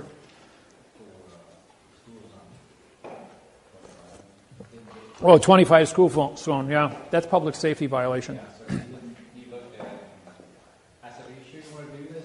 After he brought the ticket back, he ordered me out of the car now. I mean, yelled at me. And I said, wait, am I under arrest? And he said, no. I said, am I free to go? He said, yes. I took the ticket and left.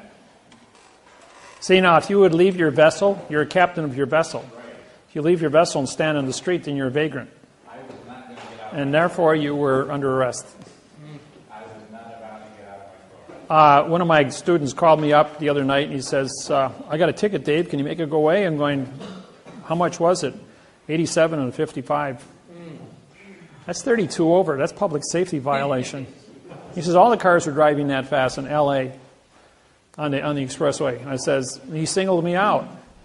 It's still public safety. You blow a tire at 87 miles an hour and you're going to be so much scrap metal rolling down the highway, taking everybody else out with you. I says, no, I ain't going to stand by that. I just said, I'll see 150 go.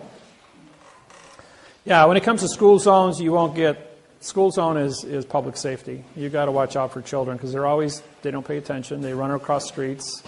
And you tag a kid, I'll tell you what, they're going to throw away the key on you, especially if you're going fast like that. So, but this one here, I'm going to give you guys a history lesson in a minute. This one here that's won the 2.25 flag. I went to Washington, D.C., and I had one of the 1934 gold certificates from China. This was on original clay paper with butterfly ink. And it was an original copy of a $500 million note. My surrender commission is $50 million for surrendering a document. Secret Service showed up and wanted to arrest me for passing fraudulent documents. I had 6 inches of credentials out of New York State Bank to verify it. He says, where's the rest of it? He says, there's $8.7 billion on this package. I says, well, it's in Austin, Texas. I gave him the address. Well, they surrounded the property and they got the guy with the rest of the notes. He wound up with 8 years in prison. As a federal judge, though, being at the United States Treasury, I says, I want a receipt for that. I says, I'm turning over United States government property to the United States government to be put back into the Treasury. The 8 officers of the United States Treasury all came into the room to meet me and to review the note, along with the 2 Secret Service agents, and they wrote me out a receipt for the note. He says, if this is legitimate, we owe you $50 million. So 10 days later, I called back and I asked for each one of the individuals. They no longer work there. The note disappeared. I think everybody took a commission, including both Secret Service agents, and they all retired elsewhere. But I never got paid. Then the guy says to me, "Where's your bodyguards? How can you transport this much money and not be captured?" I says, "You ever hear the word secrecy? It's the best fault in the world." So, I'm going to do a little history lesson for everyone, since how everyone has never... I go to universities, colleges, high schools, and you'll never see this in any of the schools taught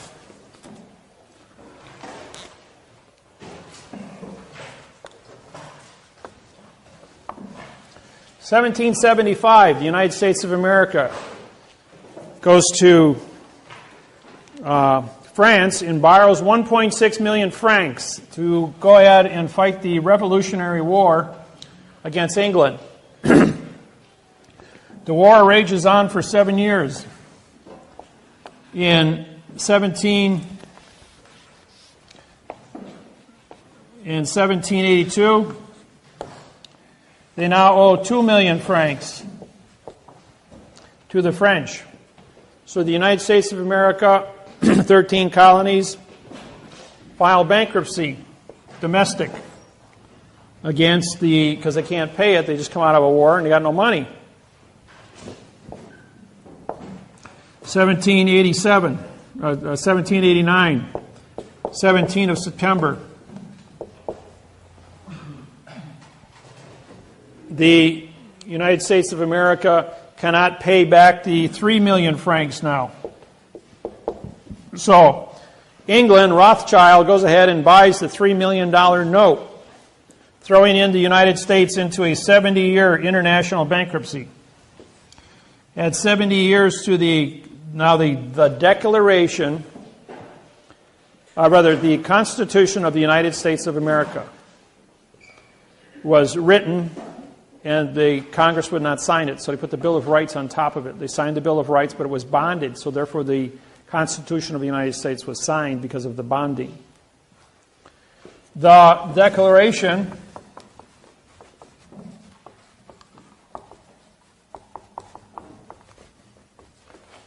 of Independence.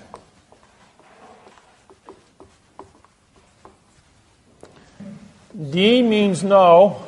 Claire means speak. At is location. ION is contract.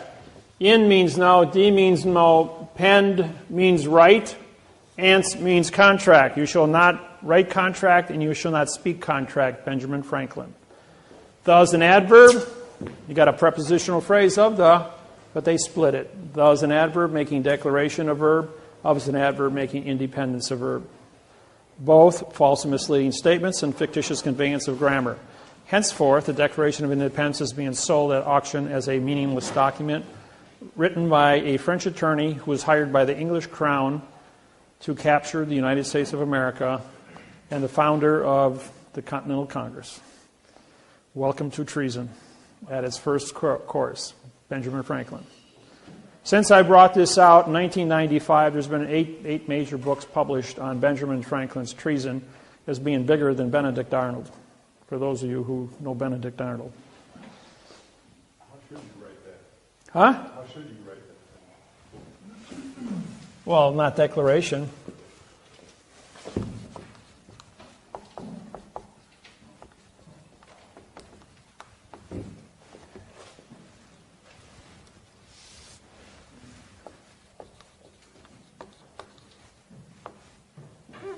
S apostrophe.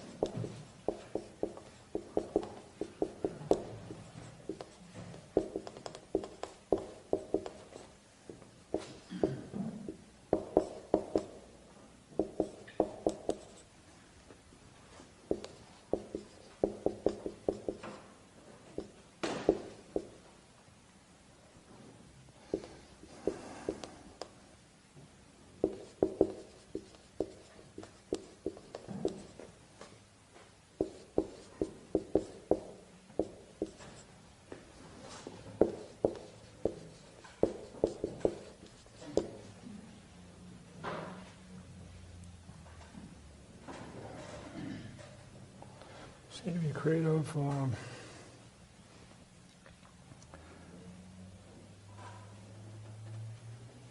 What's another word for improvement?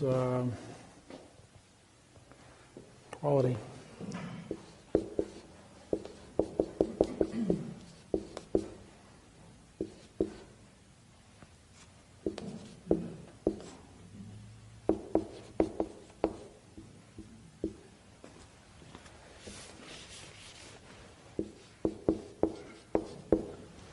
Something like that. For the people's knowledge of the Constitution is with the claim of the correct sentence structure, communication, parse, syntax, grammar, with the rights and freedoms of the creative quality of our lives. Fill it in. Huh? That's what I was thinking.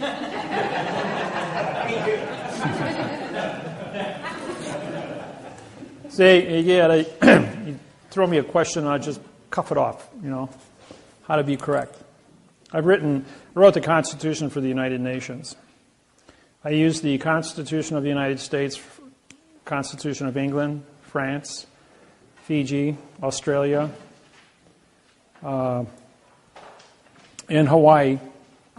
Took the best of all of it, quantumized it, and the Constitution of the United Nations. And I wrote a new 59-paragraph Constitution for the United Nations and was endorsed by all 200 countries. It was then customized for Ireland, which got them their new independence from England after 660 years of war with England.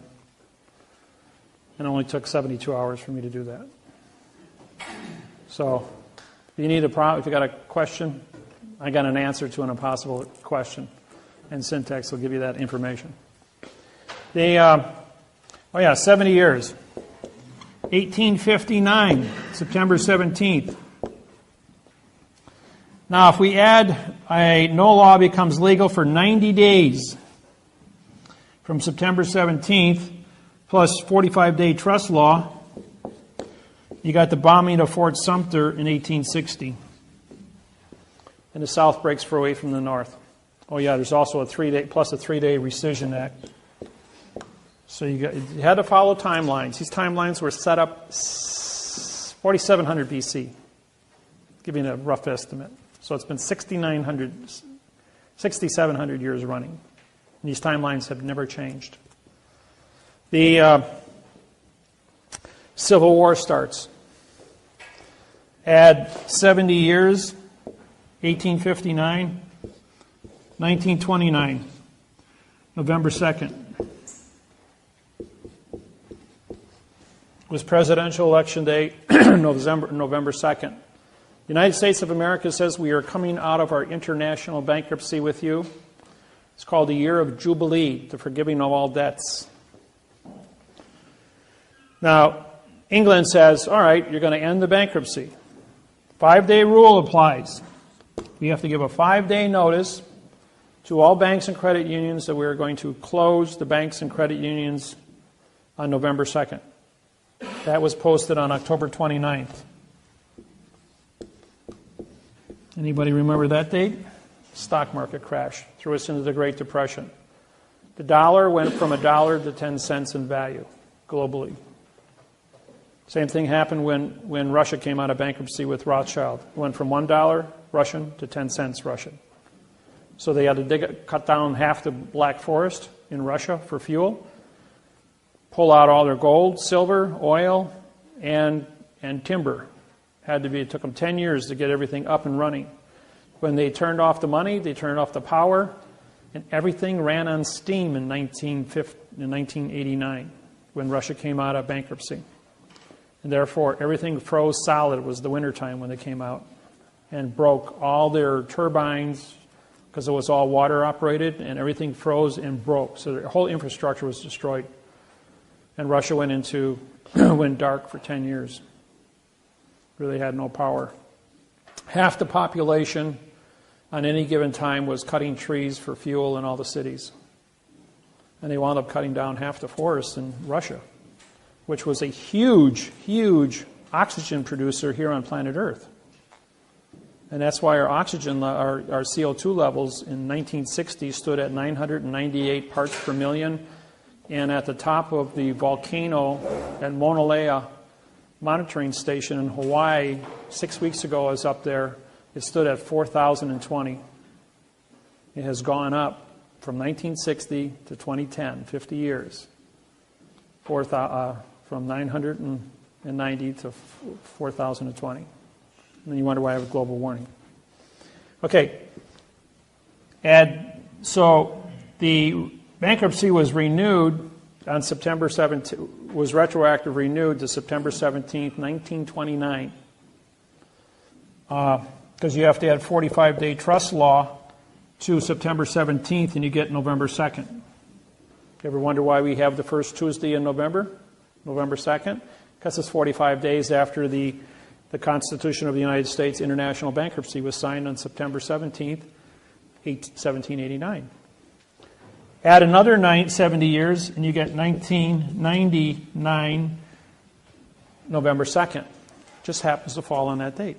The president on November 2nd, 1999.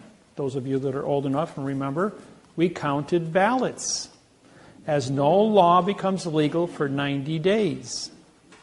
Because there was no law in the United States, the bankruptcy, the IRS does not exist for 90 days.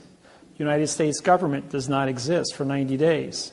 The United States military, under the Universal Postal Union, was ordered at DEFCON 2 with their finger on the nuke button. We were at 1 minute to midnight for the end of the world.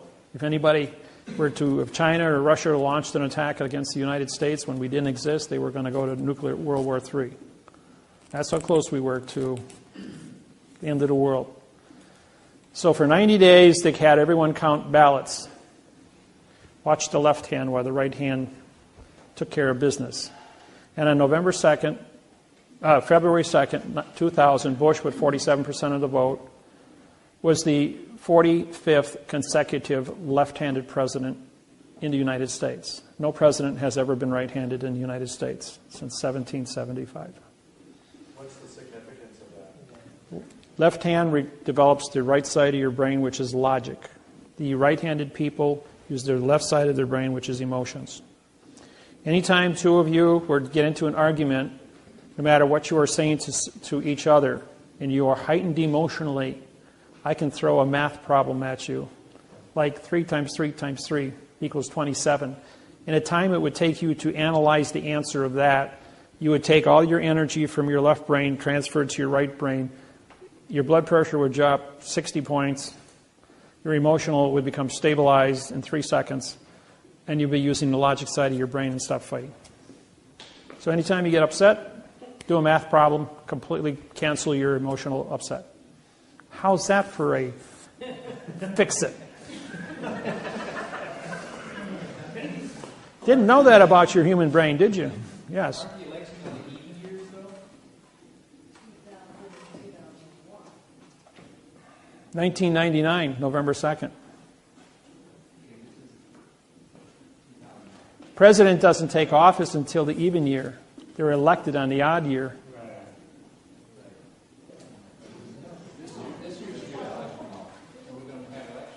It's 2012, yes, but the president doesn't take office until 2013. No, 1999, November 2nd, was the end of the third international bankruptcy. There was no election take place that year. I mean, the election took place, but the president wasn't appointed until the 2nd of February 2000. And Bush was reinstated. This was Bill Clinton.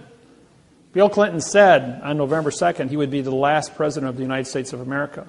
On the 2nd of February 2000, the United States of America Corporation took over. The democracy was dead. The Constitution expired. So what's the law of the land now?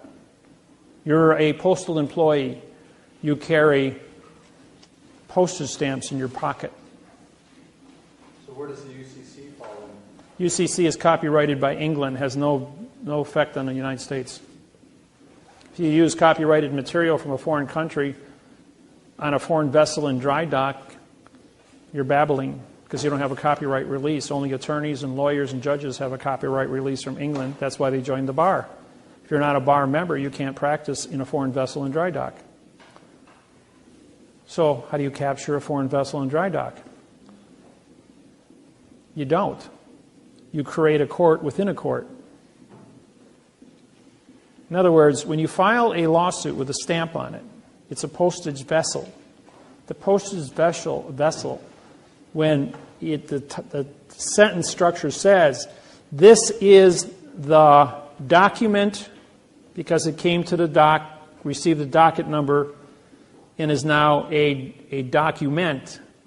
Document contract. 2 or more people make contract. There is 2 people, your claimant and a vassalete. Document contract, postal vessel. Postage stamp on a piece of paper is vessel. It's federal, so it's a federal court venue. The word jurisdiction, people, means opinion. Don't use the word jurisdiction. Why do you think you have a jury? A jury, J-U, means no law, and R-Y is contract. It's a no-law contract. The word judge sits on a plane different than yours. Even in tribal law, whether it be the witch doctor is the judge, the king of a tribe anywhere on the planet, a president, a dictator, they all stand on a plane to break the continuance of evidence as an actor on a stage, talking babble in adverb-verb language. Therefore, you go into an auditorium, you see a person on a stage, they are under contract to perform, you buy a ticket, which is a contract of your opinion. Your opinion is on stages. Your stages, here's the plane of the stage, and then you have your seating going up. This breaks the continuance of evidence with the stage, and you are only witnesses or opinion entities watching actors on a stage, no different in the courtroom. So the only way to engage and have your rights or whatever you're trying to do... Engage means no contract, ING. To gauge when you go in there. And that's the correct word. You do gauge a situation. Gauging means to analyze, to look at the knowledge of your environment. You're gauging the difference between right and wrong, good and evil. You're gauging the conduct of what the actors are, ACT, no contract people, because they write everything in the courtroom is in an illusion. And I'm going to put a courtroom up here in a minute and show you the tricks and the traps that are going to happen inside that. So when I go to file a document, or a doc... No, it's a document. Okay. Do I put my stamp on that document? Yes, and you sign it, making you the postmaster and then they stamp postmaster, banker, and judge authorized to transport the vessel from the street into the vessel in dry dock. You send before you walk into the courthouse to dock your vessel, you mail it registered mail to yourself. Your vessel has now been registered with the post office, which is controlled of the port authorities, which licensed the courthouse to dock its vessel on planet Earth. In the event that you are the postmaster now signing the stamp to carry the document into the courthouse, you are the letter carrier and postmaster authorized to transport the vessel to the clerk's office, and you can't be arrested as a letter carrier delivering the mail to the courthouse, even though it's a foreign vessel in dry dock, because you're already the post office, which controls the port authorities, which docks the vessel. So you have a higher authority. You're like the senior judge of the courthouse. Little secrets. Did they still stamp that document? Yes, and when they stamp it, they make contract. Absolutely. I sign every federal district court stamp. I sign over the top of it, capturing. So I ask for it back. Absolutely. You sign all yours and say, they all have to be conformed. Give me that back. I'm going to sign my name over your stamp, and you sign your name too, clerk. And you usually have to have 5 copies. So do I send 5 copies? Actually, 7. They get 2. You keep the rest, 5 back. Okay, so I mail 7 copies to myself? And No, just the one. Just the one? Just to get the serial number. That's all you want. It's a registered serial number. Okay. Then how do I have a copy or You keep the registered serial number. You're going to mail it to yourself. You keep the envelope. Okay, got it. Okay? If you have one copy that's sealed inside there, it's always sealed inside there. If it ever comes to I'm a... not jumping the gun, but are you going to just go through all of Yes, I'm going to go through all the procedures on it. Yes. She told me that she can't let me have the document back once she stamped it. All of them are stamped, and if you sign the others in front of her, they all have to be conformed. If her copy is not conformed, then she has an illegal copy. She doesn't have an original. If you sign across their stamp, you have the original. Nay, she has to take possession of that. But she said, I cannot give you this document once I've stamped it. No, that's because they don't want you to be legal and become the chief judge of the courthouse so that you're in charge. You become the chief judge of the courthouse when you do that. So if they don't give it back, how do you respond? Oh, I always get it back. I says, I'm the federal judge in this courthouse. I have my oath on file. You better give me that court back. This is under Title 15. Which one is that? That's Title 46, Section 9. I just tell them I'm the judge? 946.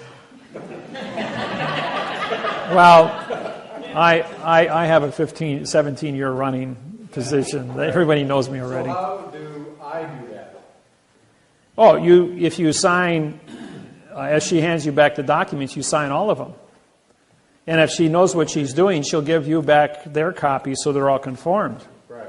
So Because when you say to her, and she doesn't give me hers, then she is illegal. illegal. Right. You're saying, you know what? I have originals here signed. I says, now how are you going to explain to your boss that you don't have a signed original copy and you only have a half the position done? You didn't follow your duties. And that's what I'm wondering, is the enforcement. Now, under Title 18, Section 641, folks, misappropriations. Title 18, 641, misappropriations. That means you took a paycheck and you didn't do your job. That's misappropriation for not doing your job. That's a 10-year, $10,000 fine, a $9,000 fine, and 12 years in prison under another title site of the same. Comes under 946 instead of 941. What was the title number? Title 18, 641 through 665 is the misappropriations rules. You can pull it up on the internet and go through the whole thing. Yes. So does that mean when we took for the mortgage fraud, the ones that we filed with the district court in South Bend, when we gave them the copies to file stamp them, we gave those to have them all file stamped and have the case number stamped on them. Correct. And then we took ours back and they kept theirs. Correct. So, was that correct, or did you... No, they have their 2 copies, you have your 5. But in front of them, you sign or autograph your name across their stamp. And when you autograph your name across their stamp, they have to give you back those 2 to autograph also. Otherwise, they're not in conformity. And that makes you in contract with that building, with that vessel being docked. And when she gives you a receipt for your money filing, you also sign that receipt. You sign your name across the registered mail sticker. You sign your name across the money sticker that's put on your registered mail. You sign your name across the stamp. Anything the post office gives you, you sign your name autograph your name across it. Not sign, but autograph across that stamp. And if it ever comes to push and shove where you got to walk into court going, I'm a federal judge, I'm federal postmaster, I've signed my documents. I have the physical evidence in my possession that goes with this. This was docked at the post office before it was ported with the port authorities. The post office has jurisdiction over the port authorities. And so therefore you haven't filed protocols. In my lawsuits that I file with you as your mortgages, identify the clerk of the court on the 48th day as the federal judge of that lawsuit, because she's required or he's required, the clerk of the court is required to autograph her name or his name on that stamp as the postmaster receiving a vessel in dry dock. That's protocol. If they skip over that procedure, they're guilty of misappropriations. They can go to jail for 12 years. And you can have when you download the laws on this, you take it in with them under misappropriations, and you present that to them saying, here, read this. See what this says? Now do exactly as I tell you. If you got a problem, you get your supervisor. You got a problem with that, you get the chief judge. You got a problem with that, call John Roberts at the United States Supreme Court. You got a federal judge here, chief federal judge can call the United States Supreme Court John Roberts. You can call Hillary Clinton, Secretary of State. Now he's Bill's counsel. So I'm killing flies in windows, glass windows with 20-pound sledgehammers, and I'm not breaking the glass. And so they come to me and they're going like, we're not going to obey this. We're not going to do this. I'm going like, you want to go to jail for 12 years? Feel lucky today? And he says, I'm the last man you want to go ahead and play games with. Right, but you can do it, but Why? If you follow the procedures, you can do it too. It's all about conviction. It's all about being cool and collective. Of course, I have an advantage of you guys because I don't have adrenal glands, so I don't have the jack high, jack low. Me, I'm just Data. I'm a Spock. Since Star Trek came out, everyone's called me Data and Spock. Yes. On your autograph, is it printed or can cursive be? No. Always print it. Print it. Yes. And when I did that in school, they cracked my knuckles and said, "You will not write that way. We're going to force you to be in fiction." Cursive writing in school, Say again. they're taking cursive writing out of the public schools. Did you know that? They're taking it out because of this program. Yes, I've been suing, and the teachers are going, this is correct, we're wrong. And they're changing, this program is changing all languages on the planet. You can't move forward. You see, on January 6, 2012, there was a little glitch that took place. The Hubble telescope took a picture. And the picture showed 3 more of these spacecrafts in Greenland headed this way, which will be here on 12/21/2012. For those of you that watch TV, there's a new TV show with no electricity. You know why? Because when you put up here's Earth, and you put a quadrihedron with Earth in the middle, you've got line of sight 4 spacecrafts the size of Lake Michigan to have put a dampening field over the planet and shut down electricity. What do you think is going to happen in a world that runs on computers and electricity without electricity? We go back to 1880 overnight. How do you get the food to the populated areas? You don't. Huh? How do you farm your farmlands without tractors? How do you harvest your crops? How do you run your canning facilities? How does 8 billion people get food when there's no way to get it, move it from point A to point B outside of whatever you're capable of growing in your own garden or being able to can because you have a stove, a wood-burning stove that you can can with because you know the principles of canning. I do. I know the survival issues. I know how to make water out of thin air with nothing but a sheet of plastic. Dig a hole in the ground, put a sheet of plastic, pour dirt around it, and overnight it'll make a gallon of fresh dew water, which comes out of the ground 24 hours a day, 7 days a week, indefinitely. And you just run a little hose out, and you can pump it out of there all day long, fresh water, have all the fresh water you need. As pure it can get, evaporating out of the earth from underwater, from the cistine. How to make fresh water, how to do food, how to do canning, how to live without electricity. I've been there. I know how to do it. I always tell people, if there's ever any kind of an emergency, the place you want to be is in my back door because I know how to stay alive.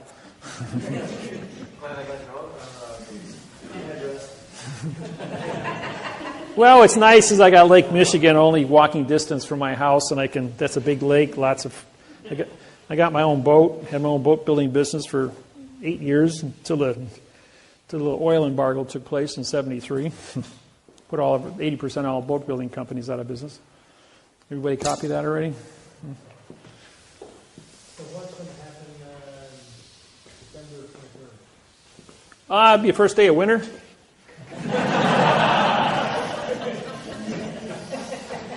And remember, if the world doesn't end on December 21st, make sure your 401k is paid up on December 22nd.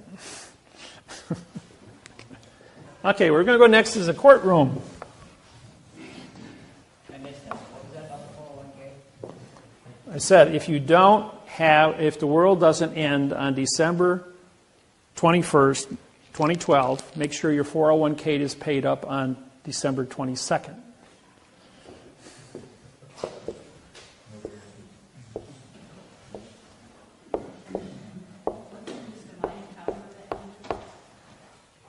All the calendars written in the history of mankind, going all the way back to the beginning of writing, all end on 12/21/2012.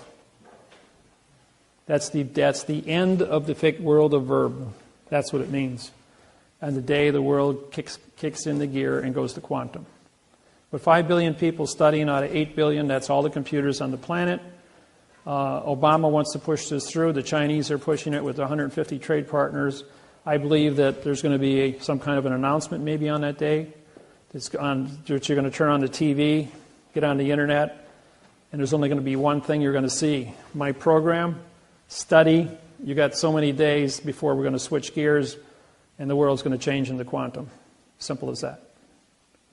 So, that's just my opinion. What's that?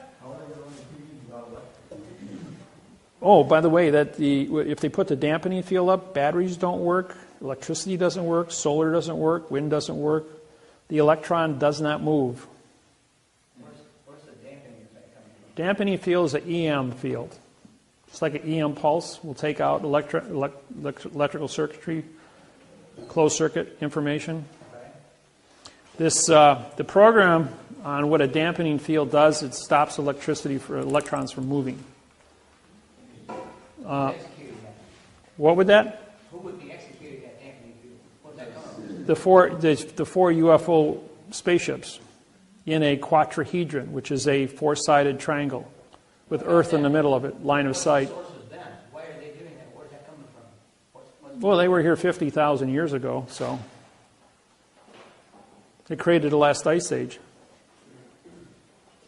Now, the people that leave that spacecraft, like if you go from Greenland, Washington Monument, Yucatan Peninsula, and Easter Island, it's a straight line. They're on straight lines in nature.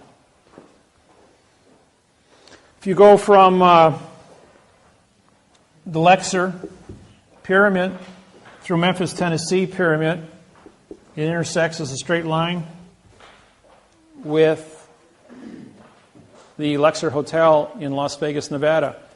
A sphinx, a pyramid, an obelisk.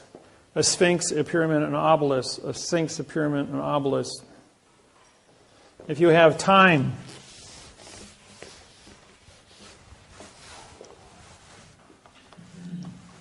you got the Vatican. No. You got Egypt, the pyramids. This is North Pole, by the way. You've got the Vatican, Greece, at the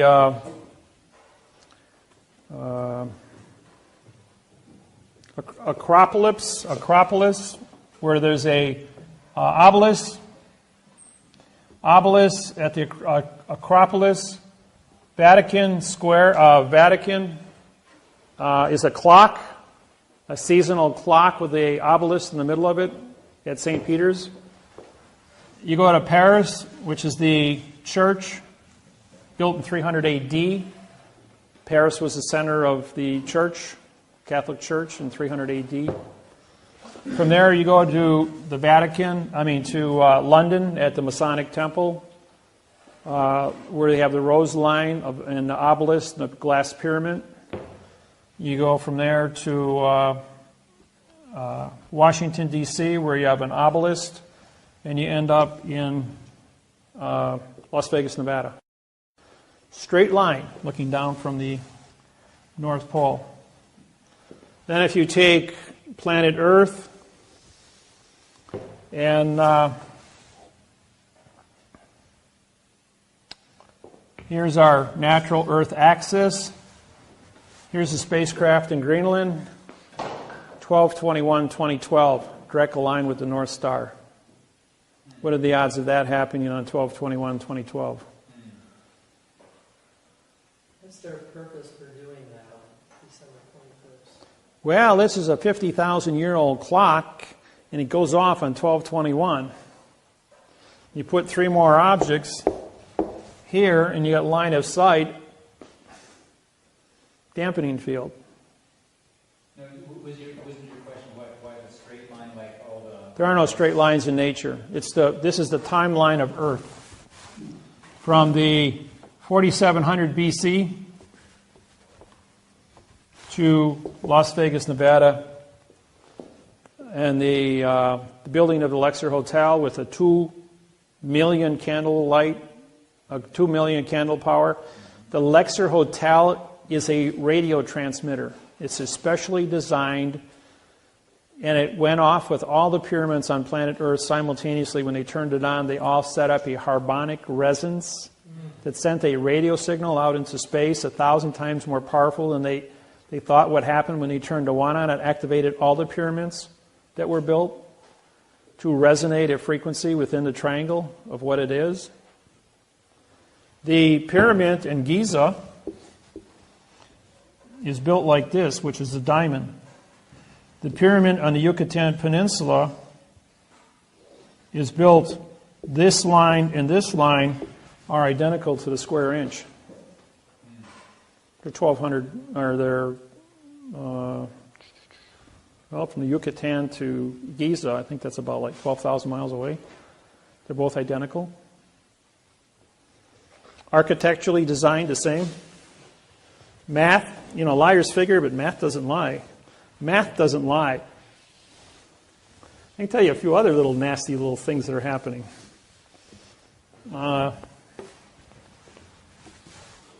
Here's planet Earth. Here's North Korea. 2 years ago, they detonated two atomic bombs, right? Those that did their homework. Okay, these things went off. It was 5 days apart. 140 miles off of Chile. They had a 9.5, biggest earthquake recorded in the history of keeping earthquakes. What they did is they set up a shock wave with the first one, which traveled through the earth, hit this line here, and then went like this, and through the magma created a 9.5 in Chile. That was a bump. The second one popped it. Okay, when it popped the Chile one, that was on the Ring of Fire for the Pacific Ocean. The shock wave then comes back off of this thing as it's ricocheting back over, takes out Christchurch, South Island of New Zealand, then causes a volcano 18,000 feet under the water, bigger than Krakatoa, to explode, creating a 6-foot tsunami. That was all. Nobody died in that because it was 3 miles underwater. This is on the Ring of Fire. And then when the shock wave comes all the way back up and focuses, he hits the trench outside of Japan, creating a 9 on the Richter scale, creating the tsunami, which then took out 3 nukes on the coast, which are dumping 11,000 tons of plutonium radioactive water, 2 million times more potent than it takes to kill a person, into the Pacific Ocean now since the tsunami took place, to keep the cores from going China syndrome. They still haven't got that thing under control. It's still burning out of control. And they pump 11,000 tons of radioactive plutonium water on this thing every day. This isn't made public to the public. There's very little of this is public. Satellite photos in, I think it was April, showed that they're drilling a hole 27,000 feet deep. The first nuke put a crack in the earth. The second nuke was they were able to use the second atomic bomb to identify magma, shock wave through magma. They can target through a shape charge any country on the planet with a shape charge through magma. There's a no-fly zone over North Korea, so their Air Force is useless. But the magma, they can go anywhere on the planet through magma. This was an experiment in a country, Chile, which is totally... Okay, when Chile got hit, Chile was raised 15 feet as the Pacific plate slid underneath Chile. When the magma came back, it raised the Asian plate 15 feet, including the island of Japan was raised 15 feet as the Pacific plate flattened out and moved underneath. And Hawaii, which is dead center in the middle, dropped 1 foot. Hawaii has a 40,000 cubic mile magma pool underneath it, which created and Volcano National Park cracked a hole 1 mile across and created a 1,000-foot wide pool of lava that rose up 8,600 feet from the base through the mountain. It then blew out a vent 60 feet in diameter at 8 miles per hour, moving magma into the south end of the island, pouring it out into the ocean, creating what's called VOG, V-O-G, volcanic fog, which is silicosis, fibers into the air. It's really, really, really agitating to your lungs when you inhale this stuff. I was there 2 weeks ago and I got a lungful of it. I was sick for 3 days. I was only 20 minutes in the fog. I was driving along and I got some in my lungs and made me sick. Anyways, the island dropped 1 whole foot. And this is all recorded on oscilloscopes that measure magma shock waves. Huh? All the Hawaiian Islands dropped? Yeah, the entire middle of the plate dropped, but it cracked open the volcano. And the VOG got really bad after that. Okay, they're drilling the second hole now, and they've got a hydrogen bomb going into it. This is 100 times bigger than the atomic bombs. They found that as a result, they found a fissure in the crust of the earth in North Korea. And they're drilling a hole down in this fissure.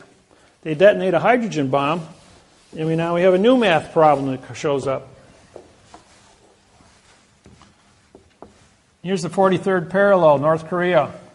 43rd parallel, San Francisco. 43rd parallel, London. If they do a shape charge, and then from the top, it looks like this. Here's the North Pole. Here's San Francisco, and here's London, and London, and here's North Korea with a K. 120-degree angles.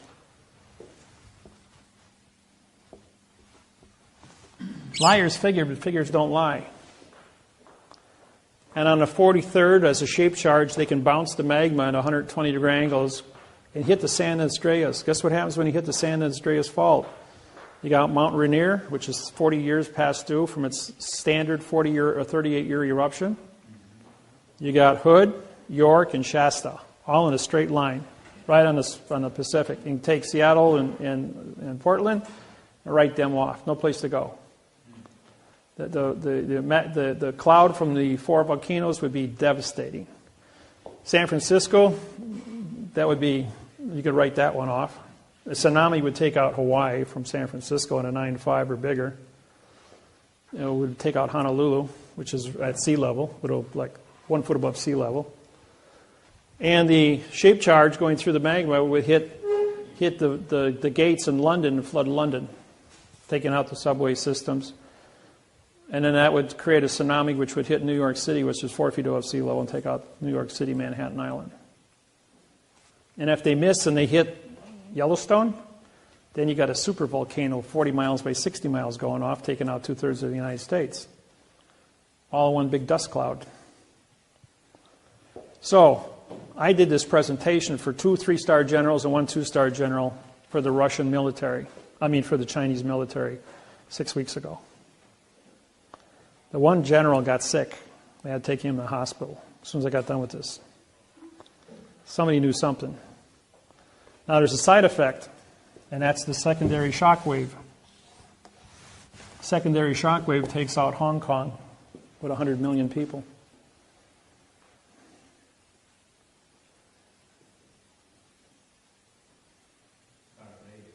Huh? Yeah. It's also contract. What's the mindset? Who is the mindset behind all this? Well, I'm a guy that does a lot of big thinking. I deal in math, as you know. And when I start doing math, and I start drawing pictures, I start tracking all the history of mankind, the whole thing turns out to be a big math problem of straight lines all over the planet called ley lines. Turns out that E.T. going back 100,000 years, and all these ley lines where cities are built on this planet, the 8,500 years of masonry, the book that I own, and all the secrets in 8,500 years of masonry that are written down, now syntax, and all the mathematical procedures are brought out through that syntax. All the truths that are hidden inside that book.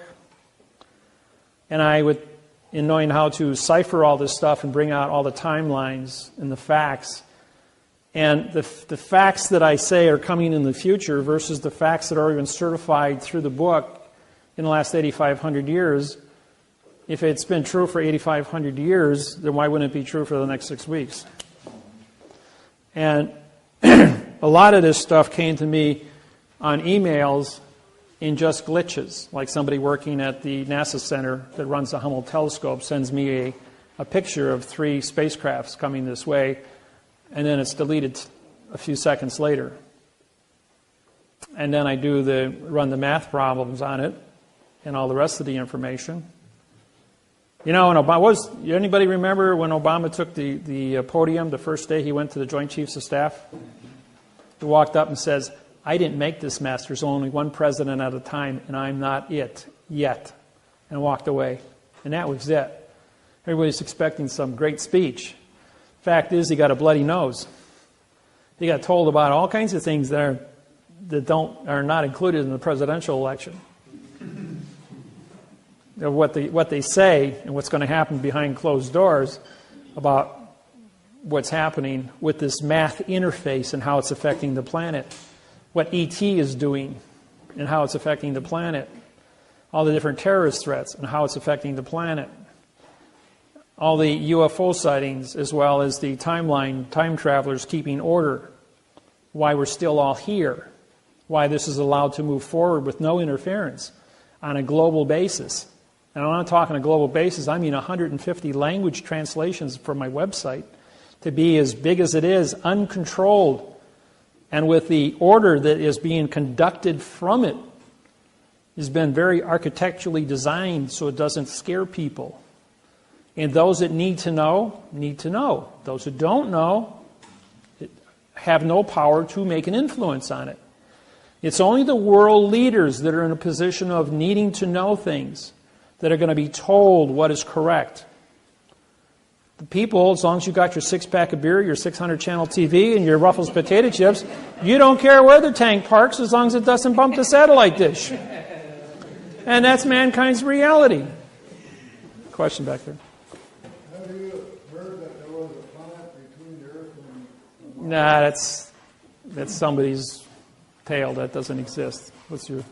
So why would you take the time to share the information with us? Got to start someplace. No matter where you go, there you are. And wherever you are, that's where you're supposed to be. Make no mistake about it. Everyone is exactly where you're supposed to be. There are things that are said here, things you hear here. You're all good people. Why shouldn't you know what's going on? You're not going to see it on CNN. You're not going to see it on the news. Liars figure, but geometry doesn't lie. And using magma, the Earth's liquid, internally as a target, as a weapon. Okay, let's say they don't do anything. But they make a phone call to the premier of China and make a premier to the London and to Rothschild. North Korea is a very poor country, 85% unemployment. And he says, we've got an atomic bomb here that we're going to detonate and take out Mount Rainier or the Shasta, York, Rainier supervolcano called Yellowstone if we're not given a certain amount of money to support our country. If we're not given open trade and use it as a blackmail weapon. Now they can't stop it. It's in place. It's 25 miles. It's 5 miles underground. And all you got to do is push a button. And what happens if you take out let's say the supervolcano goes out and 2/3 of the United States are under a cloud for 4 years. You got a black winter, no food, population after the end of 4 years is a few 100,000 people. Northern Hemisphere is completely devastated just because somebody pushed the button. Or the people from the future know who the button's going to be pushed, and those people are removed. There's always a point of control. There is a future. What kind of future is going to be is going to determine. It's relevant that mathematics become relevant because of ET, as well as Earth's own ability to communicate peacefully. So I go around and I teach seminars every few weeks, but these are recorded. Once this goes up on YouTube, there isn't going to be 40 people here watching. There's going to be 40 million people, 400 million people watching the same presentation on YouTube in a couple of weeks. And there's nothing like a math problem which can't be disputed, because if there's one thing everyone in this room does agree on, is a math problem. And liars may figure, but figures don't lie. And there's no such thing as a straight line in nature. So therefore, somebody has engineered something that it's not supposed to be. And if you engineer something, then you better be pretty responsible for, if you screwed it up when you engineered it, you're going to be fingered at. If you engineer it and you do it correct, you're going to be honored for it. You see? So yeah, I'm being responsible. And yes, this will go up on YouTube. And it will be viewed. And how long did it take for Michael Jackson to know, for the world, for every single person who owns a computer on planet Earth to know that Michael Jackson died? 15 minutes. 15 minutes. Every single person on the planet that owned a TV, radio, newspaper, magazine, iPod, handheld cell phone was called and said the king of pop died. So don't think things can't happen in a moment, that the world can't wake up in a moment, that on November 5th, 2012, I'm in front of the U.S. Court of Federal Claims in Washington, D.C., about 12 hours before election time. And there's going to be newspapers as quantum grammar is put on trial in a Kansas case. And Monty Miller and Russell Gould and myself are all going to be there as 3 federal judges holding the United States Court of Federal Claims responsible for false and misleading information, failure to have an oath of office, and are going to hold the United States government accountable for the election the next day under false and misleading statements. What is that date? Huh? What is that date? November 5th. In 5 weeks. So the world watching this on CNN on Monday night could very easily walk into the polls Tuesday and write Director Party David Wynn Miller that they want correct grammar. I don't care what they say and what they think's going on. It ain't going on because it's in fiction. And the world's going to change from fiction to fact overnight. And by December 21st, the world of fiction will be made an announcement on the world in all languages that this stops today, that we fix it. No more wars. You can't bring an argument to another human being if you're going to talk in verb. Get your contracts right or go home.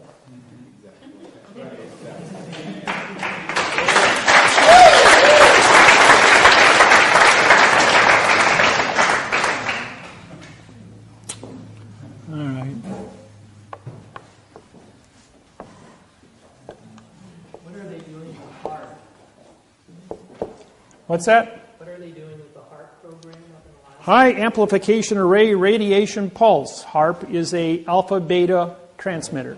There are 12 units around the planet.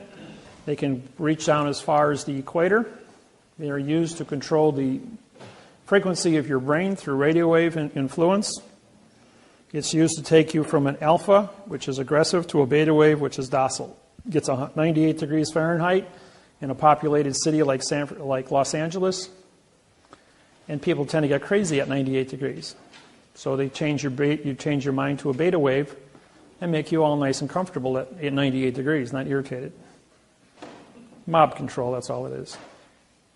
Now, if you want to talk about angels don't play this harp, of the satellite 38,000 miles out over the Pacific Ocean, which can't be seen by any earthbound station that controls a microwave to increase the temperature of the surface a half a degree and create weather patterns 3,800 miles across to move El Ninos and weather patterns. That was started in 1988. It ran until 1997 when I had it shut off. But they fooled around with it long enough to almost cause a 9.9 earthquake on the San Andreas when they heated up the North American plate 22 degrees and the Pacific plate 25 degrees. I did a seminar in Sacramento and told them, you will turn the temperature down of the United States from 85 in Milwaukee to 25 below zero, and from 85 in Houston, Texas to below freezing. You will hold it there for 22 days. You would take the air, which is blowing from the west to the east over the Yucatan Peninsula, and move it at 50 miles an hour for 22 days from the east to the west and push El Nino offshore. 24 hours later, the wind blew at 50 miles an hour from the east to the west, and the entire United States of America was put into a deep freeze. And it lasted for exactly 22 days where it was below freezing, bringing the North American plate down enough that it pulled the pressure off of the San Andreas. We didn't have an earthquake, and El Nino was pushed offshore. Remember when all the seals and the marine life were dying because the water was up in the high 70s? Went back down to 55 degrees where it's supposed to be. Because when you move hot water this way, cold water replaces it from the bottom, 3 miles down. Sometimes I got to interfere with the world to save the world, even though I'm not supposed to. Okay. Courtroom. Courtroom's divided into planes. P-L-A-N-S. E-S. Sometimes I get ahead of myself. All right. Plane number one is the level playing field, such as this room. Plane number two is where the clerk of the court sits, on a 4-inch high podium above your plane. Plane number three is the witness box, or the jury box. Anything in a box is an enclosed area and cannot be considered. As you well know, since the Constitution of the United States was created, you must have a 12-man jury. What you don't know is that the jury box is built like this with chairs on the X's. So what do you have looking from the top?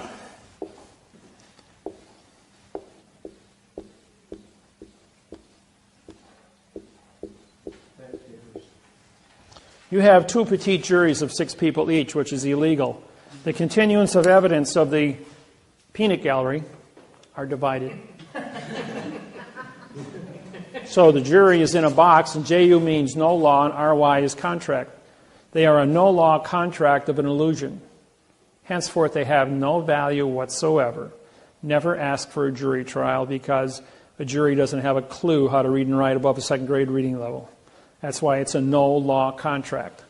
Then the witness gets put into a witness box, which is an enclosed area, cannot see evidence or give testimony, to a jury box, which cannot see evidence or see testimony, to a judge that's on a plane, not even in the courtroom, as an actor in black robes, mourning justice. And justice, J-U, equals no law. S equals speak. T-I equals title. And C-E equals judge. This is Latin. Judge title speaks no law. And what's the first word you guys do in your anger?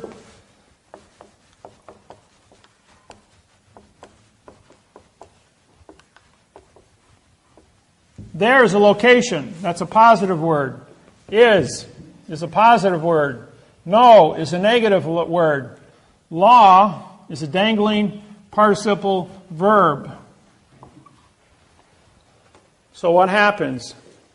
There is plus and plus, now pointing towards no to be positive, making law a negative, because no is still a negative.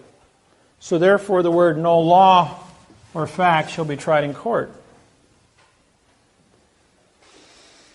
By your own confessions, people, you go, there is no. There's no such thing as a no.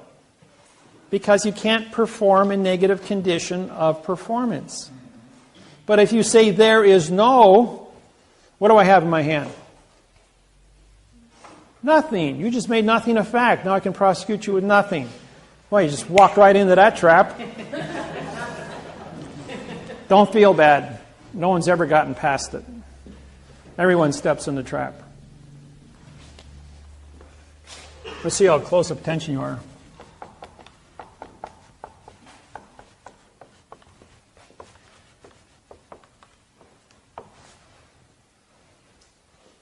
What is your name? No. I'm a judge. I said, what is your name?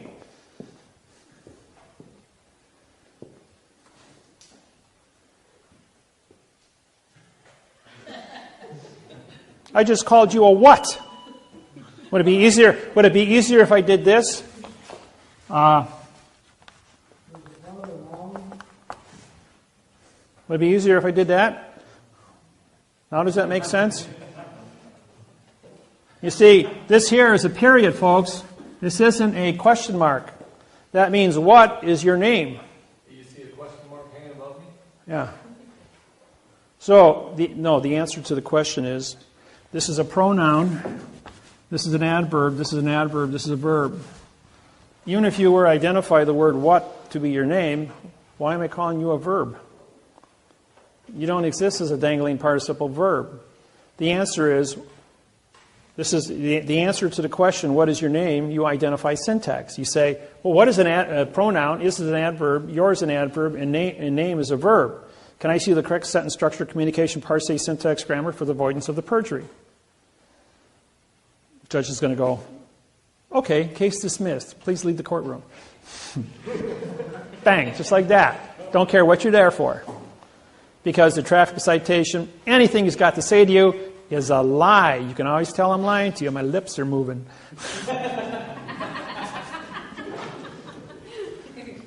Hey, it's a fact, folks. So anytime you go through a stop sign and you get a ticket, you could use that argument in court. Well, actually, I won a case. I said, Mr. Police Officer, would you please come up? He goes, yes. He says, you testified that I went through the stop sign. I said, you just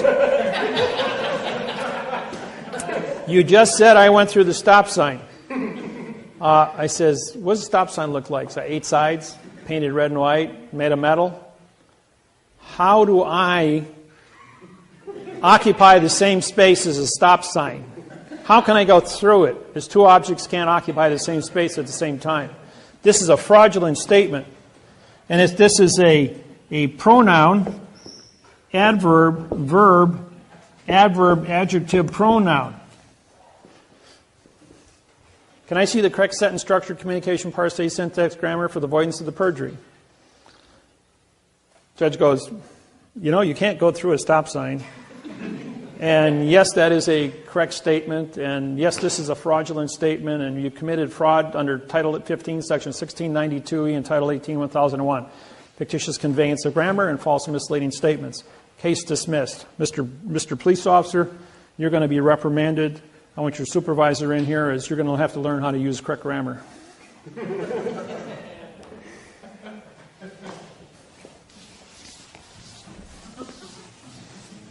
You see, these are all tricks and traps, little things that are hidden in plain view right in front of you. And all the little things that go on right in front of you that you don't even understand.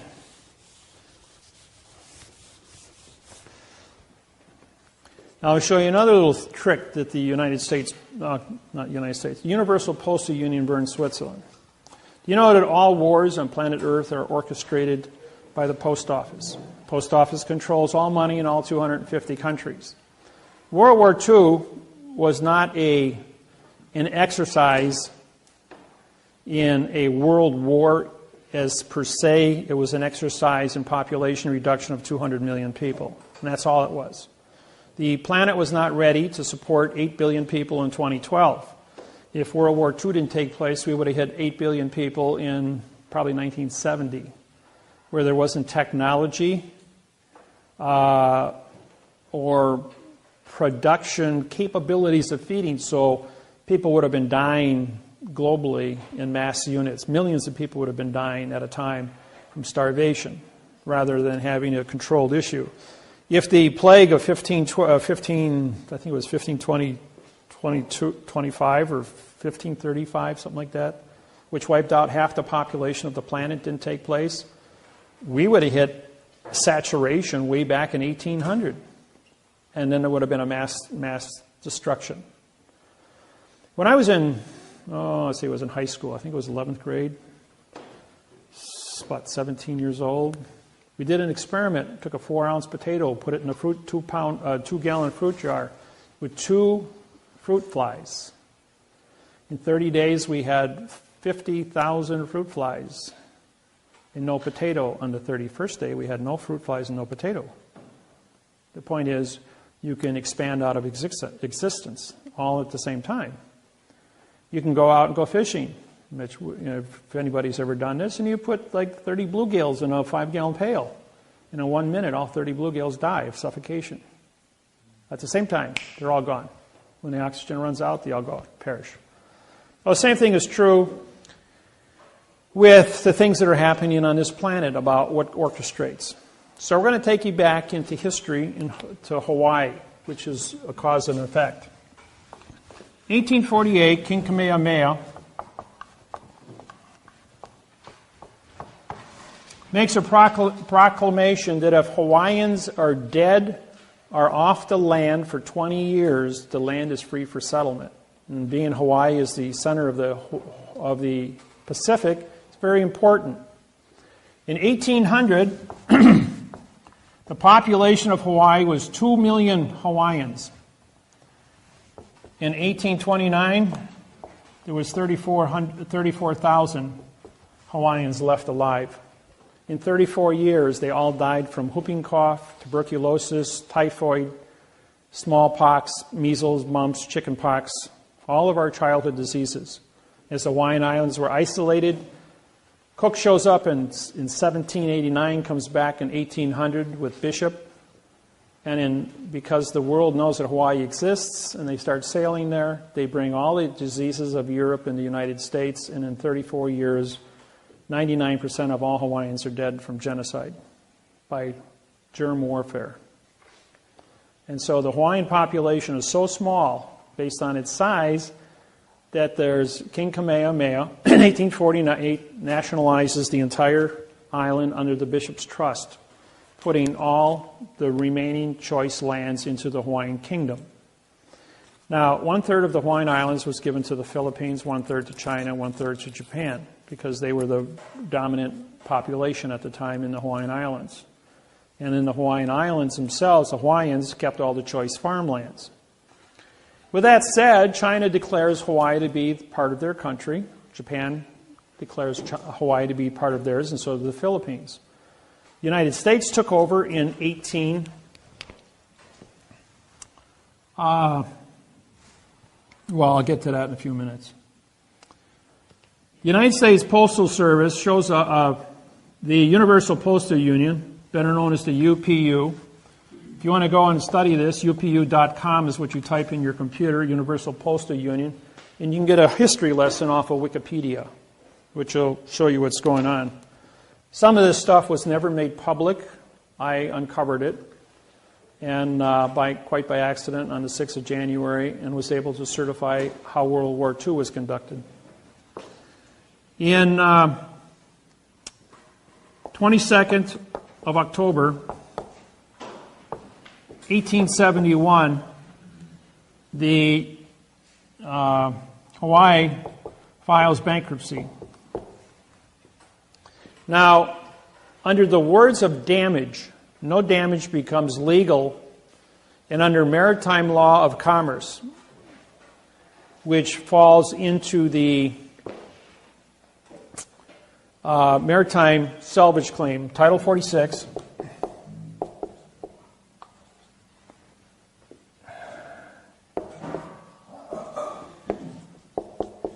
Chapter 16, Section 781. That's your salvage. That's maritime salvage. All right, the Bern Switzerland shows up in Hawaii on this date and gets Hawaii, King Kamehameha V, to file bankruptcy. Under damages, no damages complained.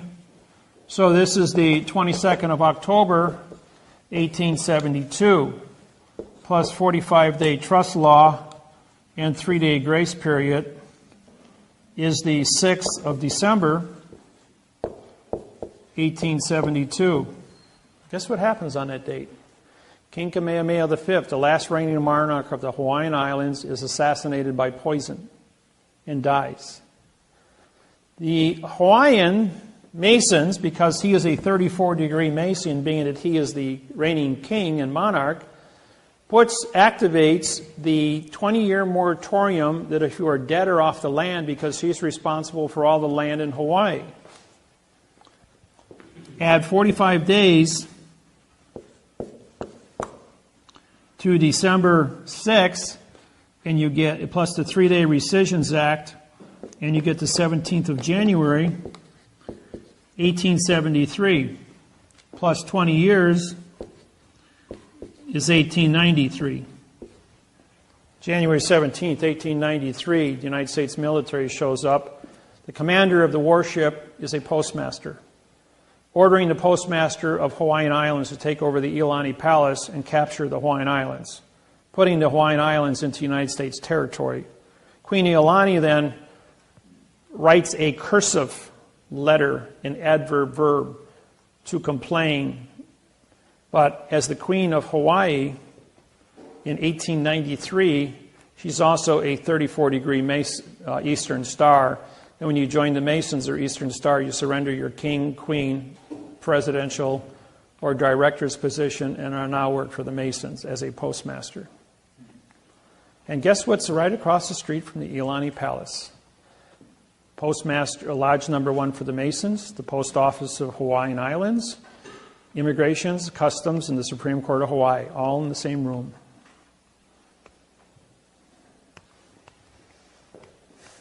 All the heads of government. So, I looked at this and I'm going like, all right, here we have 45-day trust law. 1 year damages was vacated. 45 trust law and 3-day grace period allows them to assassinate him. Plus 45 days and 3-day grace period allows them to take over, plus the 20-year moratorium, capture the Hawaiian Islands. All done by timetables. Now let's work backwards from this. As we know, that bankruptcy is a 70-year international condition, plus a 45-day trust law. If you add 45 years and 3-day lemon law, you get 7 December 1941, bombing of Pearl Harbor. The Japanese Post Office declared war on the United States Postal Service in Honolulu, Hawaii. It was a postmaster-to-postmaster war. Only post office vessels, which are all military planes and military ships, carried the mail between the United States and the Hawaiian Islands.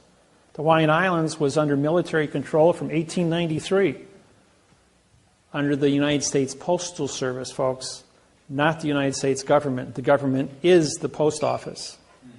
The President of the United States, pre-simulation indenture, appoints a Postmaster General who controls all branches of government, CIA, FBI, police, fire, every branch of government, Homeland Security, Department of Interior, Department of Forestry.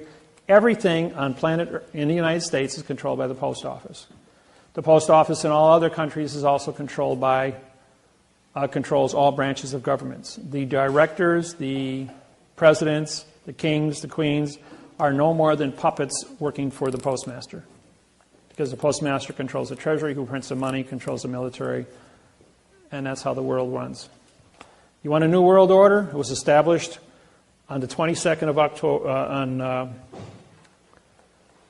the 22nd of October, 1871 was a New World Order. It was set in motion by the Post Office. New World Order has been here for 140 years. So everyone talking about the New World Order to take over, it's been in place for 140 years until I showed up and there's a new sheriff on this planet and he's taking care of it with syntax.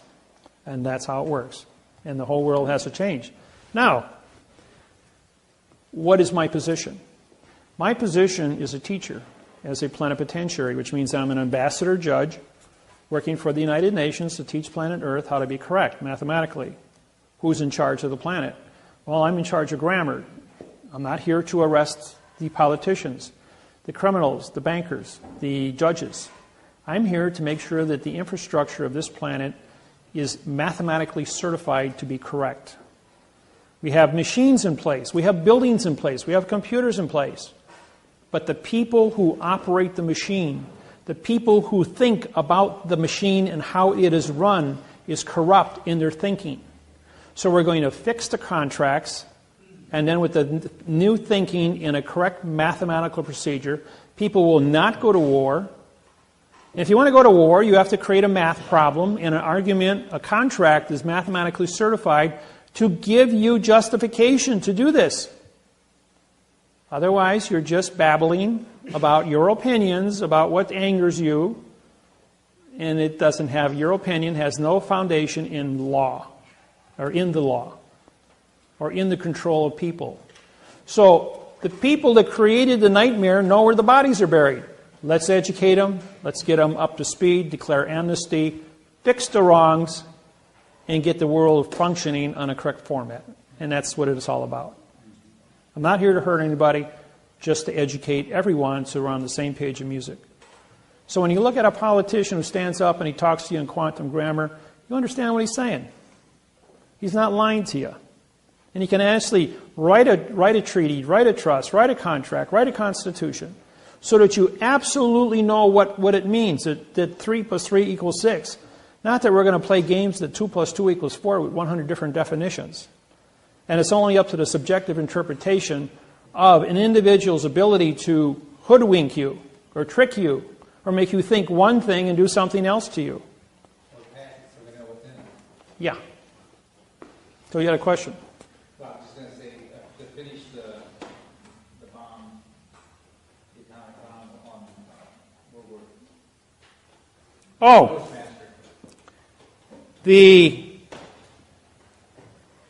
the world, the United States, was allowing Nazism to take place and would not get into World War II. So the Post Office allowed the President of the United States, Roosevelt, knew this timetable. He knew that the Japanese were going to bomb Pearl Harbor on December 7th. 1 minute after the international treaty, which was signed, but he was 90 minutes early. The people, the Japanese pilots who were in the planes, because the rising sun is their symbol, thought it would be poetic justice to hit on the rising sun. But they couldn't bomb until 8 o'clock and the sun came up at 6:30. So their enthusiasm got the better of them, and they forgot about the timetables. And they were supposed to wait until 8 o'clock to do this. But because of time zone changes, somebody screwed up by 90 minutes, and they bombed the Hawaiian post office 90 minutes before the bankruptcy expired. And they bombed a country under bankruptcy, throwing the United States into a rage and allowing World War II to start. Of course, the United States population rose up, was very angry, and everybody ran in and joined the military, and the war became what it became. So there was, sometimes things get screwed up because there's other things on the table that are affected years later. Population control. Now, how about World Trade Center? Everybody watched this on TV 100 times. Heard all the stories and all the rumors, but you never know what really happened. Because I'm a have a nuclear physicist background along with a heat treat specialist, coefficient of expansions, and metallurgy, we have a building that's 1,300 feet tall. Now let's throw an anvil that weighs 500 pounds off the top of the building. How long do you think it's going to take to hit the ground, hit the sidewalk? 12.8 seconds. 12.8 seconds. How long did it take for the World Trade Center to fall down? Anybody know that? 4.8 seconds. And that's compressing all that concrete and steel. What does that say? That says somebody changed gravity, didn't they? Even if the thing was burning out of control, floor by floor by floor, it'd probably take 2 weeks to melt down to the basement. But to accelerate gravity at 3 times its normal speed? Now, I put this presentation on national television in 11 states for an hour with the blessings from physics professors and demolition experts from mining all over the United States. When they saw the presentation privately, they then said, put this on national television because this is the rest of the story that people don't know about. Now, when you core detonate the World Trade Center with C4. Now, in 1988, I told you I wrote the mathematical procedures to prove that all steel is plastic. Okay, there's a little thing called an iron molecule. And being that I'm a metallurgist, here is a cube. In the center of a cube, below 1650 degrees, you have one nuclei. It's called an iron molecule. When you heat that above 1650 degrees, it becomes what's known as a face center cube molecule, and now you have 6 nuclei. Iron is the only substance in nature that can change its identity. Once it becomes a 6 face-centered cube nuclei, this is now plastic. Red steel. Cherry red steel. Just like plastic. Tie it in knots, beat it with a hammer, make swords out of it. Anything you want. Heat glass at 2200 degrees and it's liquid. Pour it in anything you want, cool it off, you got glass. Take plastic at room temperature, tie it in knots, you got your plastic bottles, nice and flexible, doesn't break. Cool. Concrete. Pour that concrete block, it's liquid with lime, heated to 1780 degrees. As it cures, 22 minutes later, it turns into plastic. And the chemical reaction becomes epoxy resin. And then in a little less than probably 20 minutes, it turns from epoxy into concrete, and it goes into a center cube, making hard brick. So concrete, steel, and glass are all plastic. They all have a coefficient of expansion of 6.3. Anybody want to guess what the coefficient of your plastic soda water bottle is there? 6.3. That means that anything that's plastic will be affected by C4, plastic explosives. So you core detonate the building with C4 plastic, or thermite, which is a 6.3 also. When it detonates, it creates a bubble, 1,300 feet in diameter.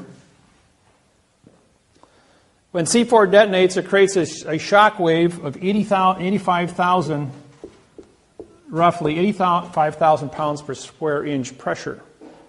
All of you that watched the video, this is a 400-foot wide building. The debris field is 850 feet wide above the building when it's still in a static position. Watch the video. The building is standing there and you've got a debris field 550 feet beyond the 400-foot center line. So it's 850 feet in a half second. That's 1,600 feet per second. That's a good acceleration equal to a bullet, or equivalent to a C4 detonation. Every building within a half a mile of the World Trade Center had its windows exploded out at that exact second. And what's the one thing you saw in the air? Instantly, when the building was still, when this was going on, what was completely surrounding the building?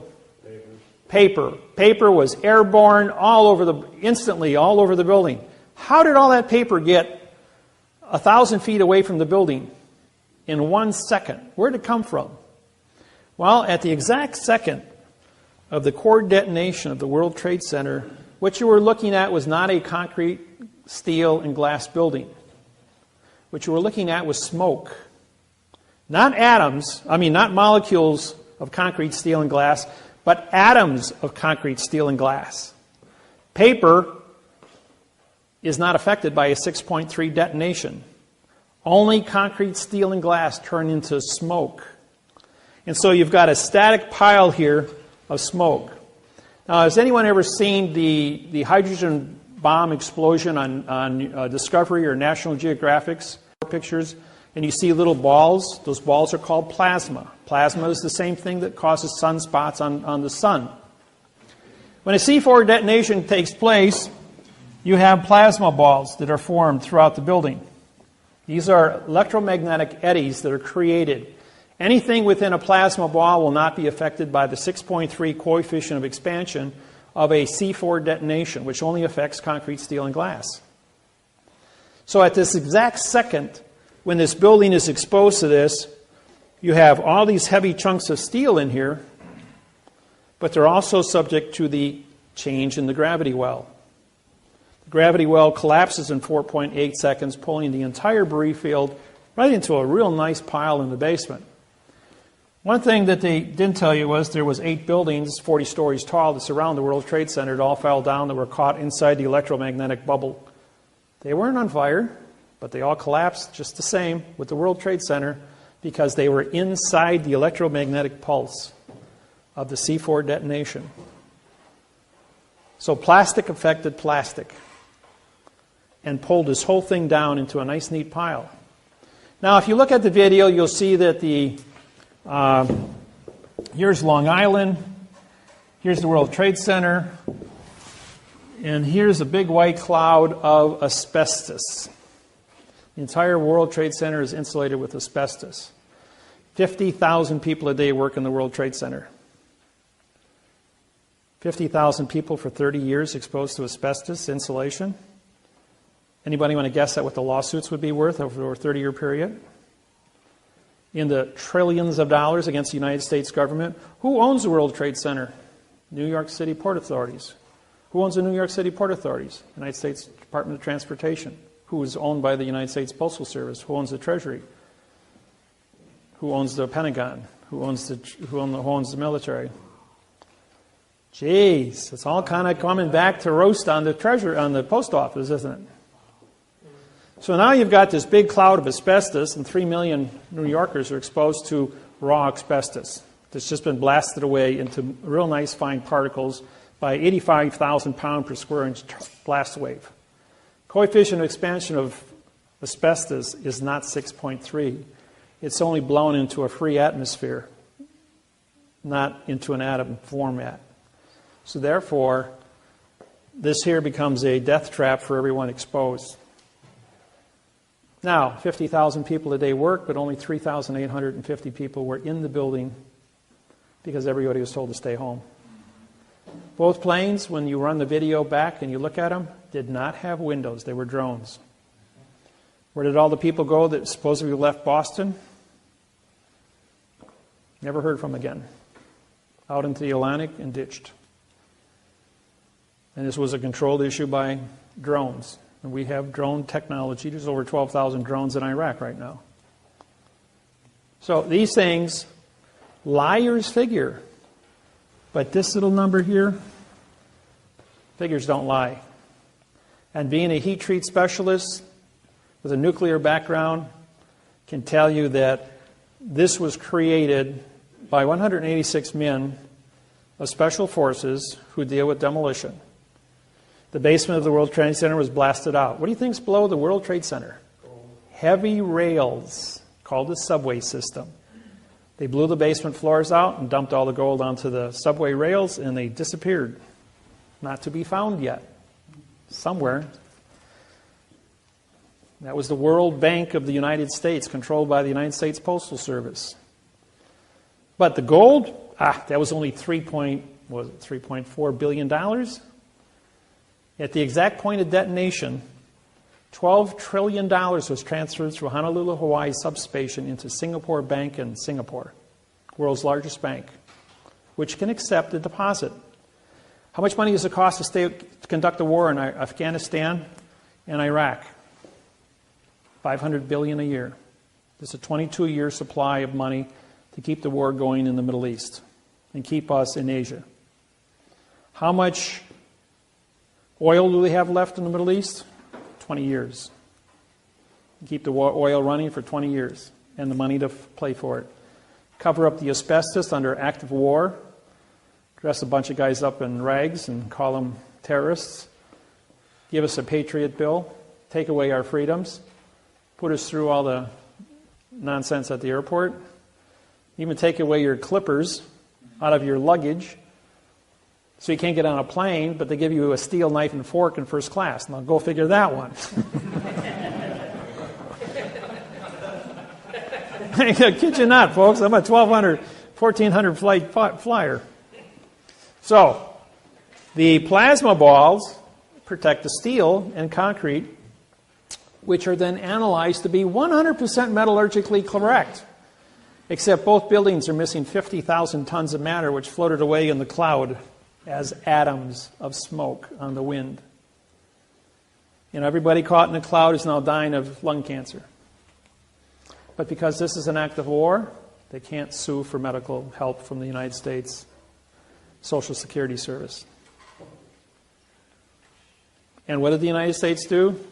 They sued to give up protect your freedoms, to join the United States of America Corporation and go into a guise, GOISE, of protection and give up all your civil rights. Now,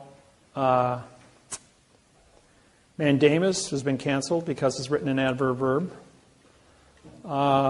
Your freedoms, as far as having a warrant to enter search warrants, have been nullified because the laws are written in adverb verb. They're using my technology to disqualify all the protections you had, and PRO means no of Texas contract, all the no contracts you had. And they're only selectively choosing the ones that they want to use that benefit them in their ability to control, and Big Brother is watching. At every traffic intersection you have a camera, videos. How many people got tickets already from video cameras at stoplights? I got a few of them myself. So who's Big Brother? Who's Big Brother? DOT, Department of Transportation, working for the post office. Is that where the U.S. Department of Agriculture comes in? Under the post office. Under the post office. Yep, and you guys are all farmers, so you're under... In other words, to own a farm today, you have to have a 4-year college degree in horticulture. You have to understand pesticides, groundwater, public safety, pollution, gasoline, if your tractor's leaking, anything you put on the ground goes into the water table. Therefore, it affects public safety underwater.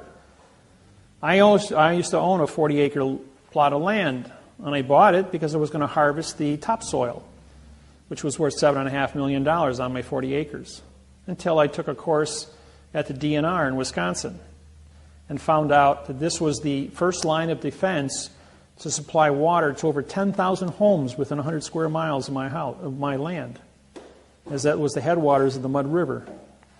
And I got an education as to how important my land was and that it could never be touched because it filtered water and created pure water in the underground water system. And I respected that because I'm a green person. So, now you know what happened here. This was a condition. Oklahoma was number 1. Waco was number 2. Waco was first, then Oklahoma, then this one. Just like World War II was allowed to take place, bombing of Pearl Harbor, you need a crime big enough so that people yell rape. This was a crime big enough to suspend your rights and make everybody a victim of terror. Question? Hiroshima and Nagasaki, was that a control too? What? Population control in World War II? For what? For Hiroshima and Nagasaki when the A-bomb was dropped? Okay. In World War II, all the bombs dropped in Pearl Harbor had $1 airmail stamps put on them just to make it legal to deliver the postage to the Postmaster General of Honolulu, Hawaii on December 7, 1941. In 1945, a $1 airmail stamp was placed on Little Boy and Fat Boy and delivered to Hiroshima and Nagasaki airmail just to make it legal. And I have the video at home that shows the Postmaster General of Honolulu, Hawaii on signing his name across the $1 postage stamp, just like I sign my name across the $1 postage stamp on my lawsuits, just to make it legal to deliver the mail. All the bombs that were unexploded, and I talked with one of the survivors in Honolulu, Hawaii, who had a 500-pound bomb dropped and split a tree in front of his house. And the bomb had a $1 postage stamp on it when I asked him about it. He goes like, yeah, it was a $1 Japanese postage stamp signed right on there. He says, thought it was kind of peculiar. He says the Army Corps of Engineering came out and defused the bomb, took it away. But it did have the $1 postage stamp on it, he said. And he was an eyewitness. So, yes? What is the significance of the $1 versus, let's say... There are no fractions in federal law. Everything is a whole number. That's your answer. That's what. Use a 2-cent stamp. No, you must use a $1 stamp or above. Must always be a whole number. Now, that's a good question. I'm going to switch gears here a little bit. When you read, now, you've been exposed to fiction grammar, but there's another thing that you don't see. It's called character spaces. All things went to computer now.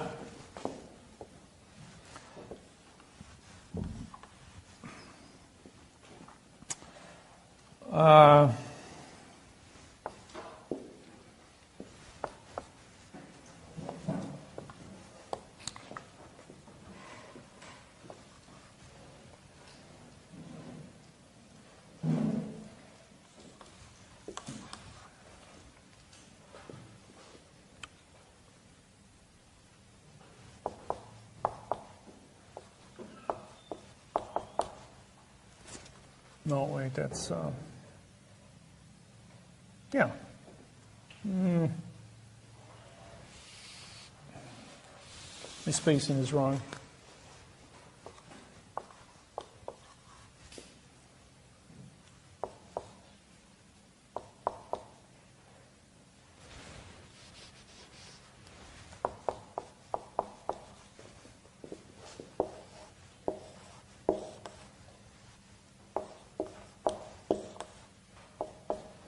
Okay, you're looking at a computer, and each one of these represent a character space, okay? Now there's a rule in syntax, it's called the double space rule. If you were 2 spaces between words, you break the continuance of evidence, okay? Now here you're going along, you got space, space, space, space, 1/10, full space. This is actually 2 spaces now. So when you say, I saw the cat, this is an adverb, verb. But there's 2 spaces missing here. So therefore, this is just a 2-word phrase, and this is a 2-word phrase. It's not 4 words. So therefore, watch your spacing. We have an attorney in Petersburg, Alaska, who uses 4 words, single-spaced, 3 words, double-spaced in each sentence for 22 years. Last year, I caught him. We went back and looked at everything he wrote in 22 years, all identical. 4 and 3 on every sentence. Never wrote a legal contract in his entire life. And he was the prosecuting attorney and working for the city in Petersburg, Alaska, never lost a case. But then again, he never had a correct case, and so him and the judge were in and on together. Therefore, it's a conspiracy. He knew what he was doing. Exactly. There was no mistakes there. When I take your mortgage contracts and I identify all the parts of speech in 15 pages, and I show that there's not a single prepositional phrase, that this is a document with 5,000 syntax wrong words and 1,000 words that mean no contract, and therefore you have 6,000 mistakes and 5,000 words. This is like building a space shuttle to go to the moon. It's an engineering exercise on 64 million mortgages. When Lloyd's of London got a copy of this, they canceled 64 million title insurance policies in the United States. If I'm blowing smoke, then what's the world doing canceling the United States contracts across the board, shutting down the mortgage industry? And as Pandora, yes, I'm responsible personally for the entire collapse of the mortgage industry and why all of you are probably in foreclosure right now. What does Bernanke's deal of the $40 billion per month? $40 billion, that's nothing. But is that tied to this mortgage, to the syntaxing thing? No, he's just trying to put a Band-Aid on something, saying we're going to buy up all your bad paper. Now, for the mortgage people, and this goes with that.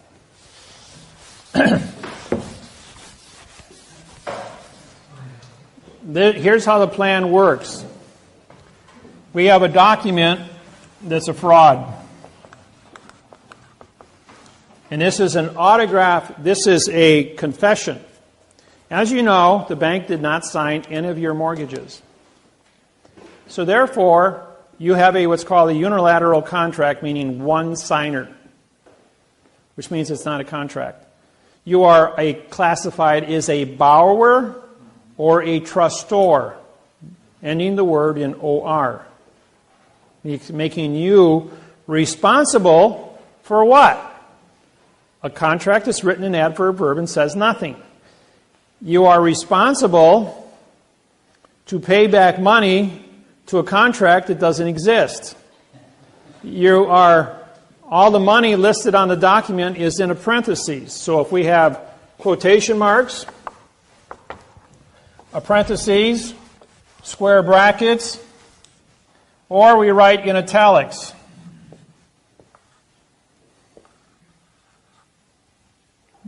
Kind of bad.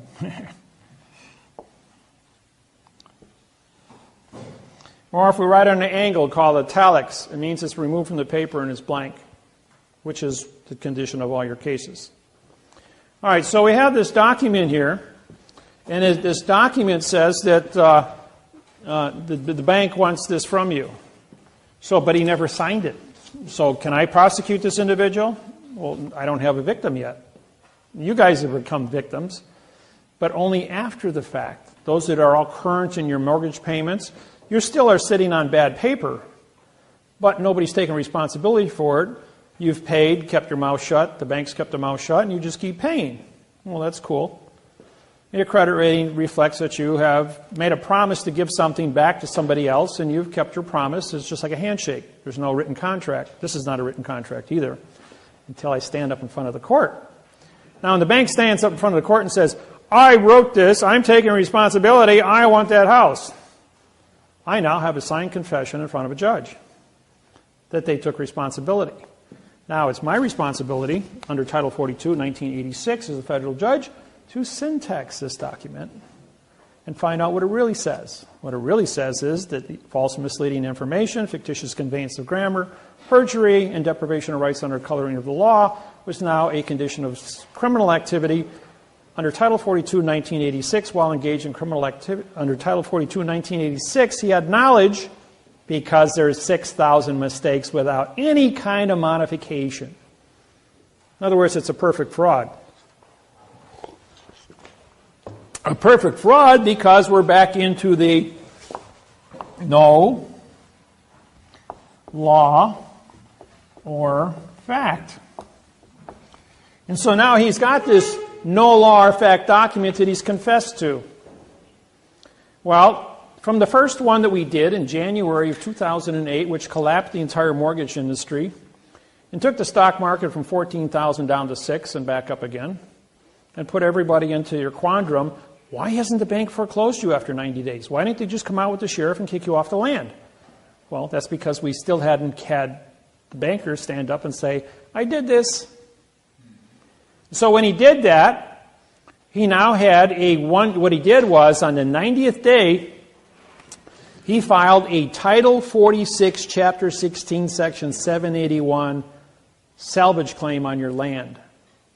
They killed the Indians, they stole the land, they sold it to an unsuspecting buyer back in 1800, and it hasn't been, or 1834, and hasn't been corrected to this date, and so the word is ailing, A-I-L-I-N-G. Comes from the word failing, with a square bracket around it.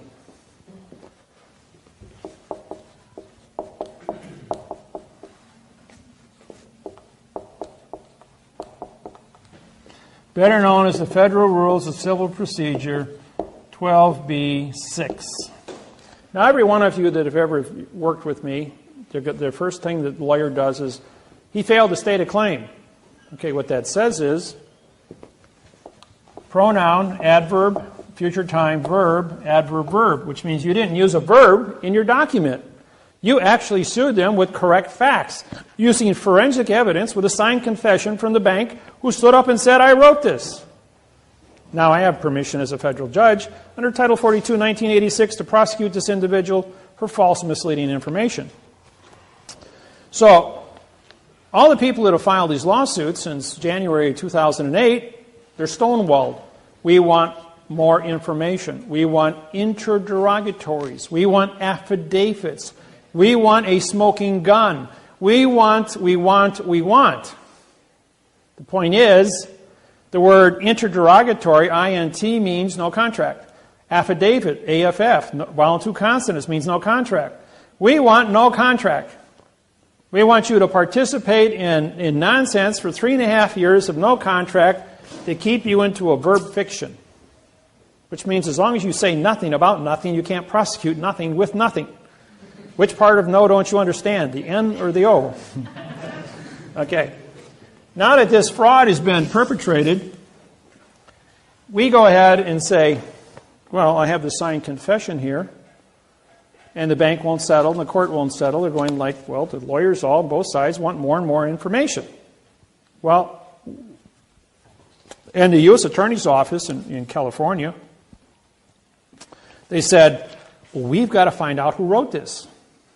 I says, well, first off, this is owned by a corporation. A corporation is a dead entity, just like this piece of paper is a dead entity, is a vessel in dry dock. Even though you have a president and a vice president, a director of a corporation, who is this individual? He is not a living, thinking entity. He is a corporate trustee. Trustees are created by paper documents. There is no living person to look at. You only have a machine run by a set of rules and regulations. That machine creates the trustee and tells the trustee what to do. But all the language is written in fiction. So what is the subjective interpretation of nothing? Well, at some point here, we have to come to a settlement. So how do we get these people how do we get the machine, the corporation, to sit down and confess to a U.S. Attorney's Office, yeah, we're responsible, yeah, this was engineered as a lie, yeah, somebody's got to pay. Well, the fine is $25 million times 64 million homes. That's $400 trillion. That's pretty big check to write. The United States Treasury is $17 trillion in debt. The United States Treasury might be $17 trillion in debt, but the United States banking industry has stolen $700 trillion from the United States Treasury in the last 84 years. So what do they do with all that money? Where's it sitting? Well, it's sitting offshore. It's sitting in trusts. It's accumulating interest. And the bank owes the United States government $400 trillion. That's according to just for the mortgages. That's only for 64 million mortgages. That's not counting all the industry, corporations, licensing bureaus, Department of Transportation, and everything else. So this is a really big number, probably $1,000 trillion. Point is, we're only going to deal with the mortgages right now. So I said to the bank, I says, well, the U.S. Attorney though says we can't get past, we've been in court 3.5 years now and we can't move forward. They want more and more and more information. I says, all right, would you like me to settle this? The guy says, no one's been able to settle it. What are we going to do? I says, I'll fix it. So I made a deal with Chase, Bank of America, Wells Fargo, and Citibank. Brought all the boys in, sat down and said, hey, you know, guys, you wrote this. I syntexed it. I have a signed confession in my hand. He says, well, we didn't sign it. There's no signature under. I says, yeah, but you stood up in court and you held it up and said, I want your house. When you did that, you confessed. And I've got all of your confessions. Because, after all, I have a lawsuit that says here you want their house for not paying the bill. So therefore, you held this up and confessed to it. Now I have a signature signed in front of a judge. And now you're liable. We can't pay that. You'll bankrupt all the courts. All the banks will go bankrupt. Not true. Okay, in this hand here, you've got a $25 million check. Now, you're going to confess that you wrote this. You're going to pay $25 million to the Justice Department. The Justice Department is going to get $17.5 million of the penalty, and the whistleblower is going to get $7.5 million for every one of these confessions. Then the whistleblower is going to sign a contract. He's going to get $500,000 in cash. Well, that'll be negotiated anywhere from $500,000 to say $2.5 million, depending on what you need, how big your family is, what your liabilities are. That's negotiable. But the initial thing was $500,000. Okay. Now we've got $7 million left over. And you have to buy a $7 million CD at the bank that just screwed you, who paid a $25 million judgment to the government. What happens when you buy the $7 million CD? They get to fraction bank it at 10-to-1, making $70 million and selling it to MasterCard at 18% interest. And in 9 months, the $25 million is all paid back in interest to MasterCard. The bank goes, we're going to make excuse my French, a shit house of money.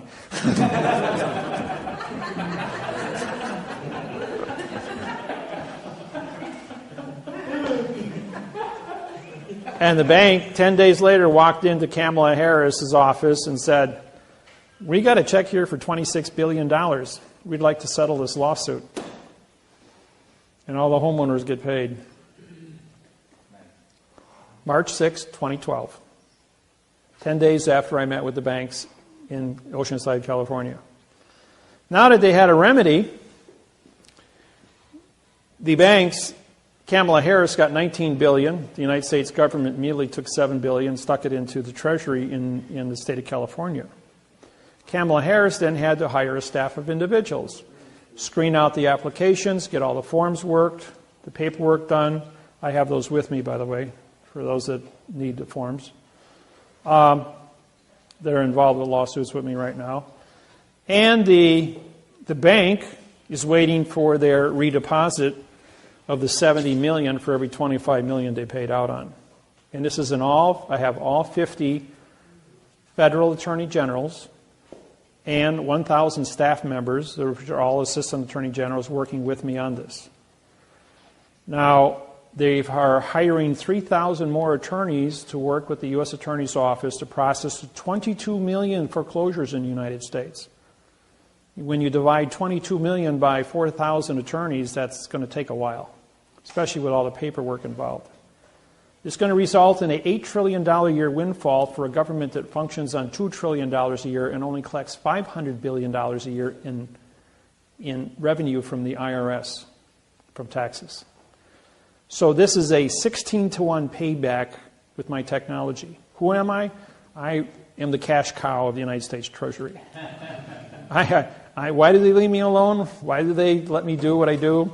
because the United States government would not exist after 1997 if it wasn't for me. I paid off the last national debt in 16 months. They were $8 trillion in debt. They not only paid it back, but on November 2nd, 1999, we had $6 trillion surplus in the United States Treasury, entering the third international bankruptcy. And so now, as of last week, we were $17 trillion in debt. With this technology, it's affecting everything.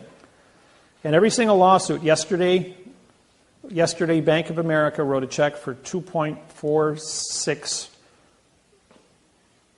billion for false and misleading information on the wording for the contract for the Bank of America Employees Pension Fund. Biggest single settlement in the Bank of America in the United States pension history. But that is trivia compared to the 25 or the 26 billion that was written in California to settle the cases, and the 74 billion that has currently been paid out to date on the $400 billion lawsuit, which is at the New York Securities and Exchange Commission for false and misleading information to sell bad mortgages to the Securities and Exchange with a second grade reading level. Henceforth, this document. But under the Clayton Act, they're going for 4 times damages of $1.6 trillion against the banks. This is just the first 1% of the 22 million cases that are out there.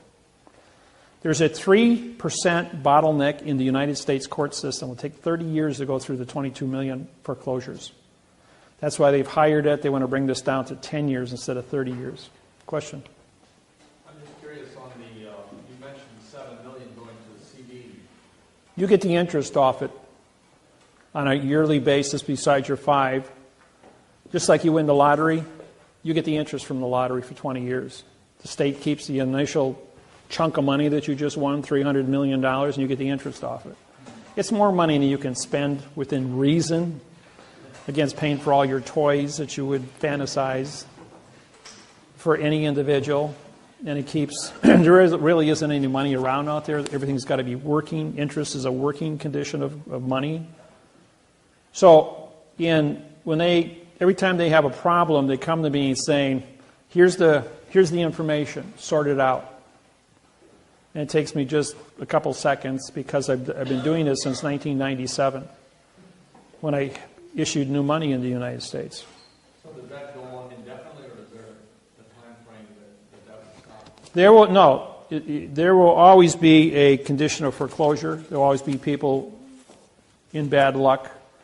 There will always be, the new contracts, however, have to be written in a new parsé syntax grammar. I'm referring to the $7 million CD that I get personally. No, that'll be just a 10-year contract. That you'll have a one-time payout at the end of 10 years. That'll give them a time to, they may bill out MasterCard at, I think it's currently is 14.6%, giving you a 7% commission off of that. 7 times 7 is 49, so that's $500,000 a year for 10 years on top of that, and then a windfall of 7 at the end, which would be reasonable. The bank makes $70 million off the top of that at a 10-to-1 fraction, where they're only paying you paying you the face value of 7, but actually collecting on 63 million all the interest.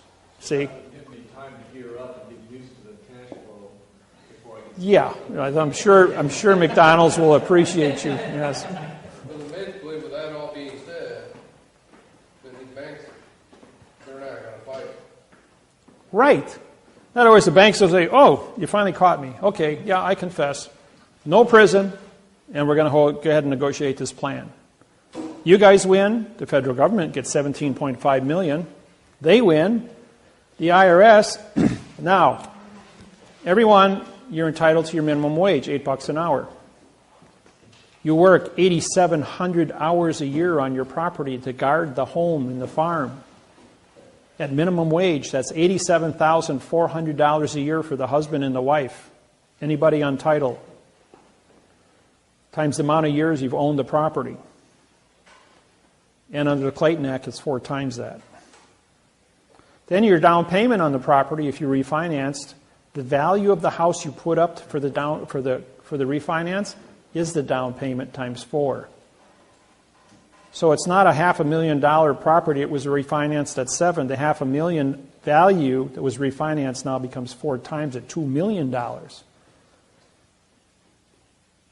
So we're talking about a few extra bucks here. Okay, this is taxable income. This goes to, you have your caretaker fees, then you have 4 times your damages. Now the Rescissions Act stipulates under Title 15, Section 1636A, that you must give a 3-day notice that you're going to engage in a false and misleading mortgage contract with only one person signing. That didn't happen in all 22 million or 64 million foreclosures. And the Title 15, Section 1639A stipulates that if they didn't stop and correct the mistake within 3 years of the mortgage refinance, that they are liable to return all the interest to you since the first day. And under the rescissions, under the Clayton Act, you get 4 times the interest paid in. Those you can pull off your IRS forms that you filed with the taxes. These numbers are then calculated by you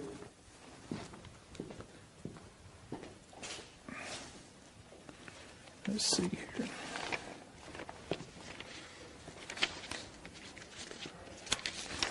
And this is the form that the United States government created. Well, it's not the real form. This form was originally written in adverb verb. The form was because you are filing quantum lawsuits to get paid because you have forensic evidence of fraudulent grammar and fraud that's been perpetrated on you. This was also engineered as a fraud so the United States government could keep all of the money, because on the bottom here it says under Title 15, Section 1692E, if you use false and misleading information on this document, you now are vacating your position to collect. And Title 18, 1001, fictitious conveyance of grammar. So if you file a quantum in this hand but file a false claim on this hand, you vacate this claim and you don't get paid anything, and the government gets to keep the whole $25 million for themselves. So I syntaxed this and wrote a brand new form in quantum grammar using the correct parse syntax grammar and filled in all the spaces with the correct parse syntax grammar. Now, if I ask you a question, what is the address of your property? ADD, no rest, which means I just said, what is your no contract property?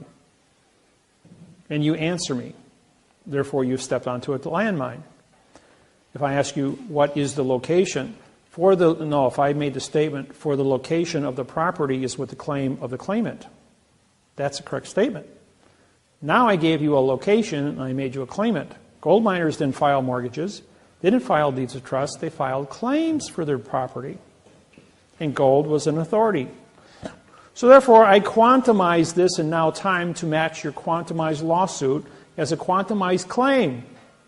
United States Attorney's Office got this. We have a collection agency with Tyrone, Tyrone, Williams out of Arkansas. Now, the first 4 collection agencies that we had hired were threatened with concrete overtures. They dropped out. Tyrone Williams was also approached with the same argument. So I intervened. I said to the U.S. Attorney's Office, this is quantum. You're going to get $17.5 million for every lawsuit I wrote. Based on 4 times damages, the average person is going to get $3 million. The government's going to take 1.5 for the IRS. Trustees are going to be paid. Anybody in bankruptcy right now, the bankruptcy trustee is going to be presented with this formula. The bankruptcy trustee is going to see that, one, you're going to get a windfall of $7 million, or whatever. In the case of bankruptcy, you will get a check to discharge all your debts, pay off everything. And whatever's left over will wind up being refinanced this way, plus whatever monies you need to be comfortable. This over here goes to the IRS. I don't know about the IRS liability of this. But if you add this to this, the average lawsuit I write is a $20 million windfall for the United States government. Now the judge says to me, we're going to dismiss this. This is gobbledygook. This makes no sense whatsoever. I said to the judge, I says, you know, Your Honor, I'm here in Honolulu, Hawaii, as judge in front of Judge Kern. They got 22 people here. I'm a claimant in all the lawsuits. I says, $25 million a pop, plus $3 million for the IRS. That's $28 million a pop. I says, I don't know what your pay grade is. I says, but you start costing the government $28 million for every person sitting here, times 22, that's $1.4 billion. You're not going to have a job very long. I recuse myself. Now, before I get kind of getting ahead there. After I said that to him, he says, who are you? How dare you talk to me like that? I held up my oath of office and says, I'm the Chief Federal Judge of the Hawaiian Islands, and I believe I have a warrant for your arrest over here. And right then and there, he recuses himself and he walks out of the courtroom. Well, in comes another judge, Kobayashi. I want appearances. So I gave my name, and first thing out of my mouth was, I says, I saw you standing in the door, so I heard you. I know you heard what what Judge Kern just heard. I says, and I looked at my list and says, I believe I have a warrant for your arrest. And he ran out of the courtroom too. Then Judge Mulloway, she's the Chief Federal Judge of District Court in Hawaii. She comes walking in. I know you don't have an arrest warrant for me, she says. She says, because I was appointed by President Obama just last year. I says, oh, fair enough, you know. I'm still the Chief Federal Judge here, and you're a District Court Judge. I says, oh, by the way, I have your oath of office here. It's written in adverb verb, so therefore you're not a Chief Federal Judge. You're not any kind of a judge. You're just an actor in black robes. I don't care who you are. I don't care what person's name is in this courtroom. If David Miller's name is on there, I want you in this courtroom on April 12th, 2012. At 9 o'clock in the morning. So, all 22 of us showed up on April 12th, 9 o'clock, and I walked in the courthouse and got 6 marshals standing in front of me. Judge Miller, do you have your credentials? I says, yep, here's my oath of office, here's my warrants. Are you here to arrest our judges? I'm going, no, I'm just here to go to court. I've got a 9 o'clock appointment upstairs. This is, would you guys like to come with me? He says, well, yeah. He says, we're going to have to. He says, we have orders to accompany you when you enter the building for everyone's protection.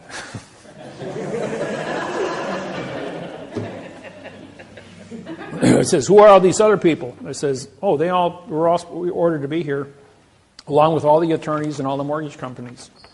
He says, well, you're the only ones here. What's this all about? I says, I put a 15-month freeze on all the foreclosures in the Hawaiian Islands. And 5 of the 6 marshals were in foreclosure. They all shook my hand going, oh, thank you for not having us kicked out of our home. So they were all in my, I said, would you guys like to come upstairs with me? So we all tiptoed upstairs in Kern's office. We go walking in. And as soon as I walked in the door, Judge runs out of the courtroom because I got a warrant for his arrest. And I walk up to the clerk and says, well, we're here. Where's Mulloway? He ordered us to be here. And he says, oh, I'll go check. Runs in the back room. There's a whole bunch of screaming going on back there. The clerk comes out all red in the face, and he goes like, the judge has ordered the courthouse closed and ordered his courtroom closed, and everyone is ordered to vacate the building. I says, well, where's Judge Mulloway? You got to go down to the clerk's office and find out. I says, well, the judge has ordered the courthouse closed. So the 6 marshals and I, we go down to the clerk's office, and I have a order opening the court up, ordering with me. I was prepared for all this. I walk to the clerk, says, I'm ordering the courthouse open as Chief Federal Judge. He stamps it, signs it, and I sign it. I said, by the way, where is everybody? Well, the phone's over there, go call. So I called the Chief Judge's secretary, and she picks up. She says, all the judges in the courthouse are on a plane flying to San Francisco. Judge Kern is the only judge in the courthouse, and he ordered the courthouse closed, which is illegal, can't shut down the federal government. So right then and there, I says, all the judges committed treason, vacated their posts, and left the country because they're in international space. So now we got a new complicated lawsuit that I'm putting together. So Every time they show up in Honolulu, it's World War III, you know. It's so these forms were critiqued so that they match your quantum lawsuits, so that you have. I've taken all the precautions necessary so that your language is correct. I took all the boxes off the paperwork, so there's no boxes.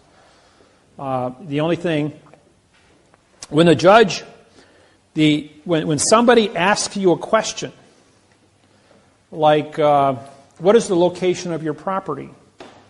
Well, you have to have all the words defined, which is in the lawsuit. You have to have your name and address to be legal as far as understanding what an ownership of location is. That's in the lawsuit. You have to have a cause and effect as to why you have ownership and why the bank doesn't. That's in the lawsuit. Because possession is 9 points of the law, and no one ever gave you a legitimate contract, and you've been the caretaker, trustee, and guardian of the property, which puts you on it, and there is no contract. And I mean the word "no" is an adverb, making contract to be a verb, which is an adverb verb fiction. So there is no paper in existence on planet Earth that says you do not own the property as being the original settler on the property. As the American Indians, even though we know the military moved them off, didn't have writing.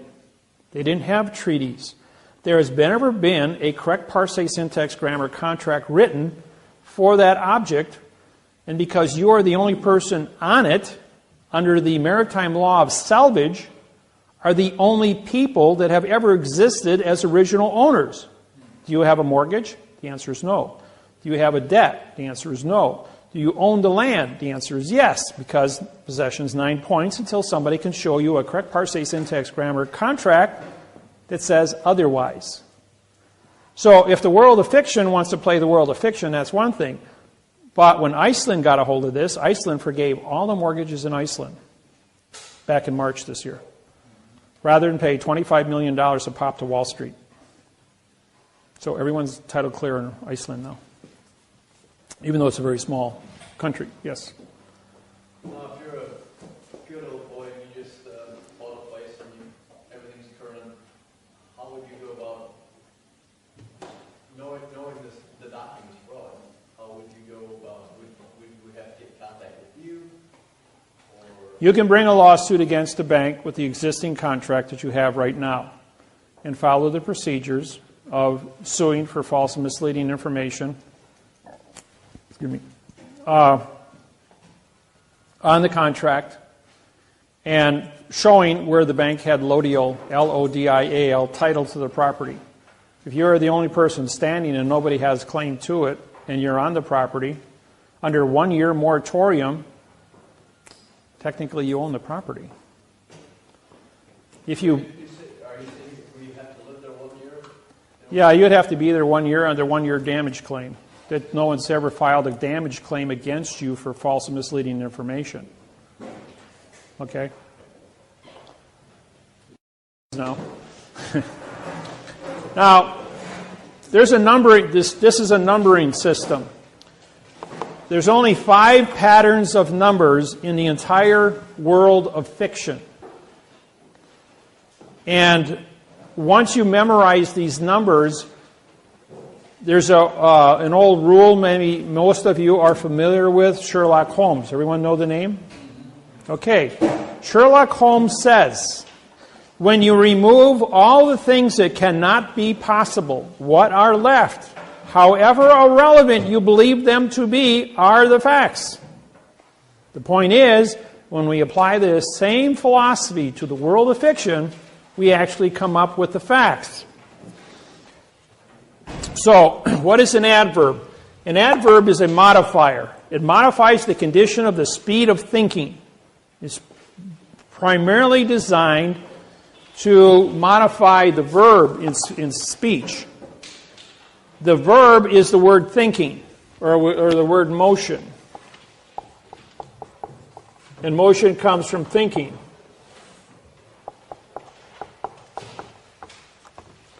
So the adverb is a modifier of speed. Now, when you modify something, you change it from its origin. Well, if it's not origin, it's perjury. Simple as that. If it is not the fact, and you changed it, that's perjury. I don't care what language you speak, I don't care what country you come from, 8 billion people understand the word perjury. And so you've told a lie because you've created an opinion.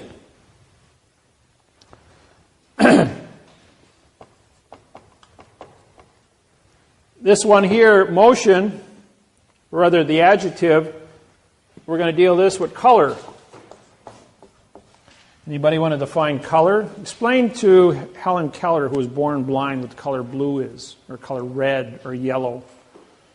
You can't explain color to a blind person. Turn off all the lights. You see, black is the absence of energy. There is no such thing as a negative. You can only have different degrees of energy in the universe. There is no such thing as a negative. So take this room, for instance. We've got thousands of candle powers of fluorescent light, and it's very bright in here. But let's go to midnight, turn all the lights off in here. It's so dark that you can't see the hand in front of your face. Or go into a cave underground. And I was in a cave. I have my little tiny LCD flashlight on my keychain. And they turned off the lights for about a minute, so everybody's eyes were fully dilated. And I turned that little light on, and for 300 feet down the cave, you could see everything clear with just that one little LCD light. Or you take a football stadium that holds 70,000 people at midnight, no moon, absolutely black, so you can't see the hand in front of your face, and just light one candle. An entire stadium will be illuminated that you can see by one candle, because you have black, which is just the absence of energy, but even the smallest spark of energy creates an illusion, will give you the reflected illusion that is necessary.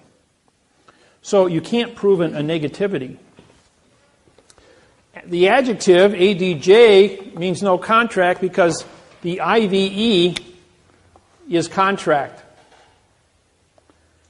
And the adjective is going to, color is an opinion. And an adjective cannot exist unless it is followed by a fact, because the color has to be able to modify something. The word black pen, black is a fact. Pen is a fact. Black is an adjective. Is this a black pen, a carbon pen, an ebony pen, or a charcoal pen? All colors are black. I have a black jacket on, or it appears to be black, but actually when you put it against my black pants, it's actually a black blue. Just one hair off of black with a little bit of blue in it. So, but when I put the black against my shirt, it looks like a complete black and white combination, but when you put it against another shade of black, you're going like, well, there's some blue in this. Just a little bit, but it isn't black. So there's 1,200 shades of each shade of color. And there's an infinite amount of colors, so how do you argue color? Even an individual, the pigmentation of your eye and its ability to see color and the amount of oxygen you have in your blood, or how many red cells or how many white cells, will affect the color of your blood that goes through your eye and affect the shade, where one person will see burgundy and the other person will see bright red. Another person will see green or brown.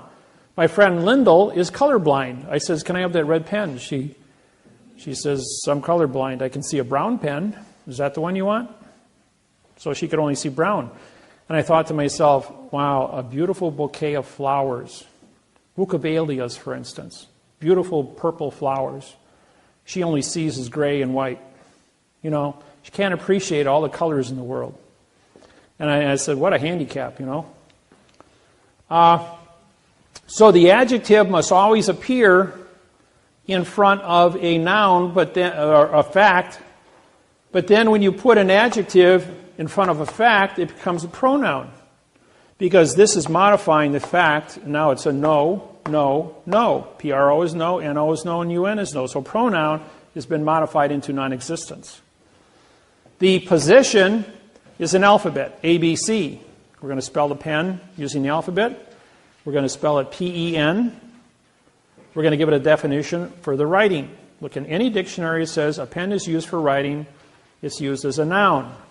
However, I take a pen and I hold it like this. I now have a stabbing instrument. I stab somebody with it. It's carrying a concealed weapon. Carries a 10-year prison sentence for carrying a concealed weapon and 10 years for assault with a deadly weapon. Or I make a fist with it as a stabbing tool. It's your volition. If I hold it like this, it's a tool for writing.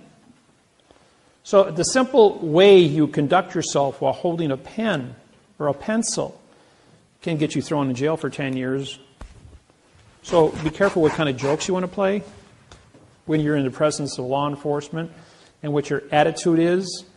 If the government wants your farm, they can charge you with carrying a concealed weapon and throw you into a quandrum of illusion, get you to sign off and turn over your farm to the government, which is a foreign vessel in dry dock, and all of a sudden you're sitting on the street going, what happened to me? I was writing a check for 1 minute, and next thing I'm guilty of an assault with a deadly weapon in a bank with a ballpoint pen.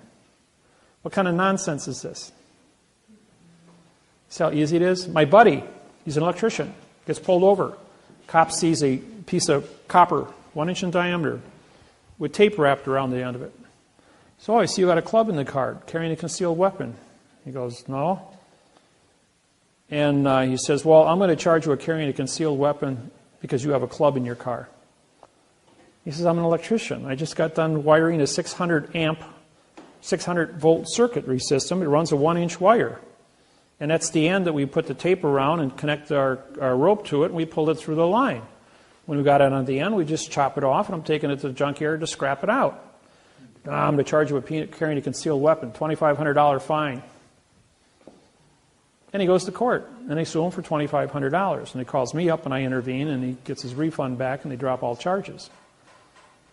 Just because I said, can I see the correct sentence structure, communication, parsing, syntax, language for carrying a concealed weapon? Oh, doesn't exist. Well, then how can you charge somebody with something that doesn't exist? Give him his money back.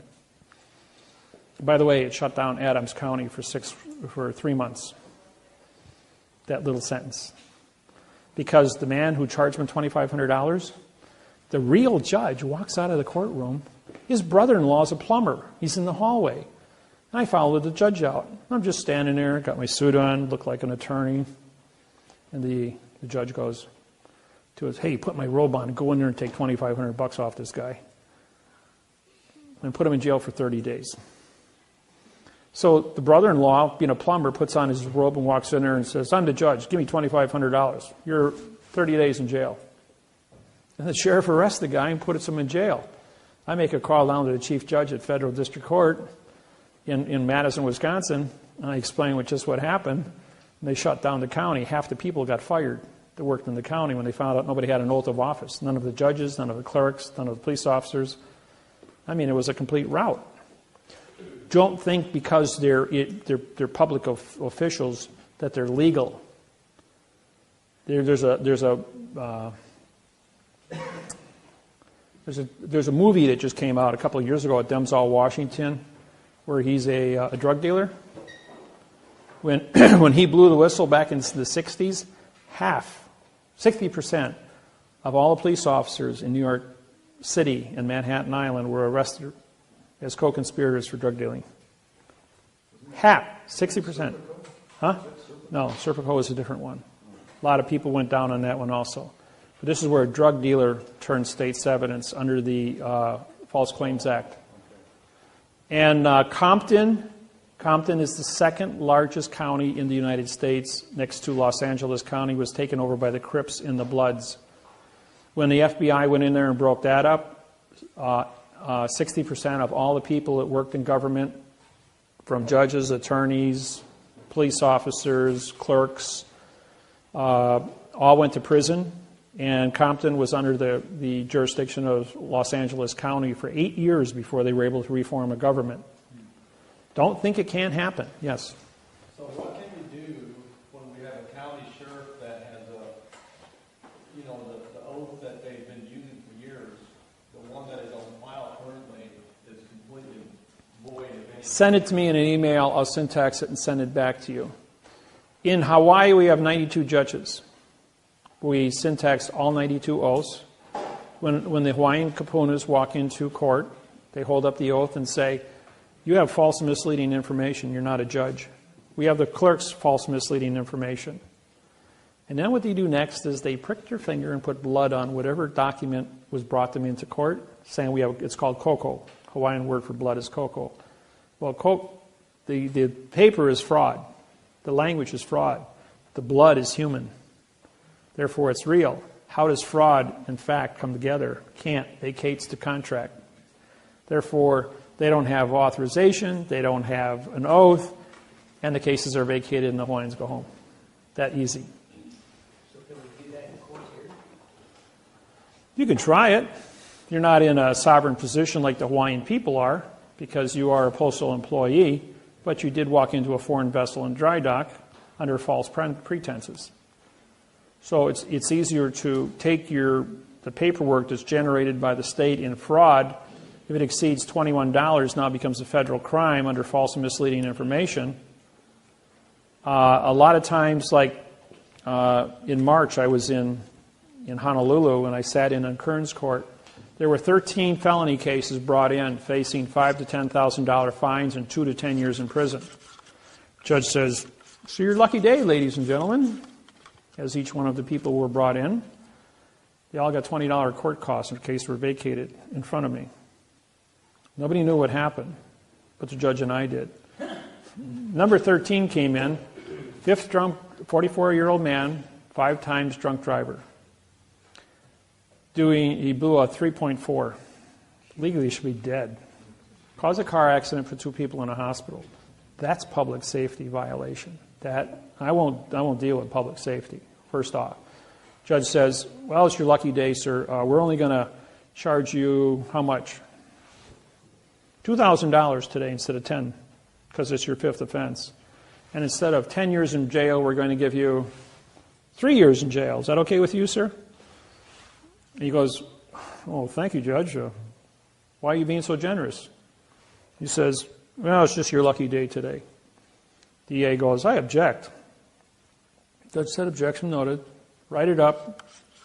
He writes it up. DA takes it up, paperwork up to him. Here, sign it. Judge says, I ain't signing that. So I held up my hand and I did this, and the judge says, okay, I'll sign it. And he took him away. But I wasn't in the court. I says, but I wasn't in the court. Dave, Yes. I have an oath of office here from a police officer. Could you just look at that real quick and see what you would say on that for syntax?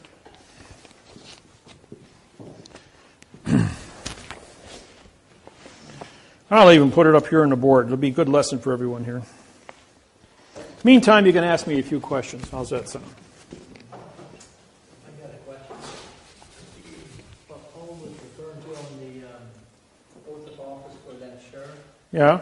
the oath of office like that is filed, but every line is completely blank, nothing written in. And that's a certified copy.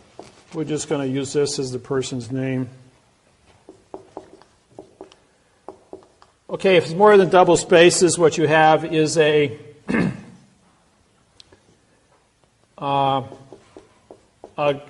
group of pronouns that are on the paper. There's no legal sentence called grammar. Now this is we're going to use these dashes to represent character spaces.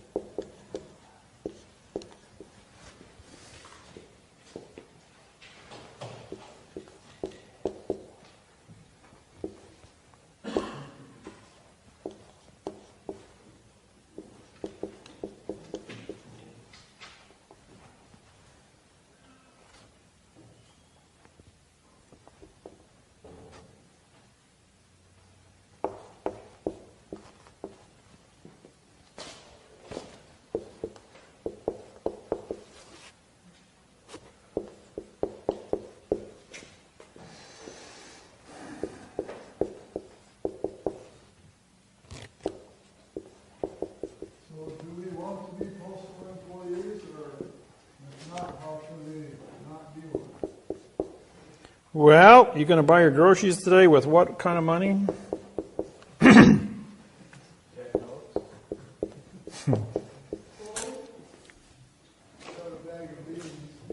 Well, if you want to go, you go ahead and barter.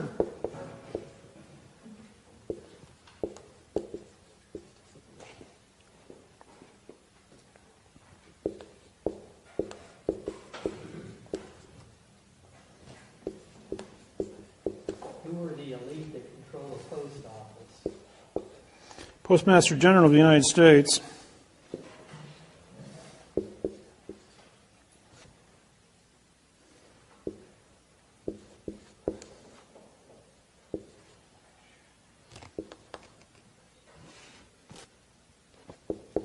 Wouldn't it be better for you to run for Postmaster General than President?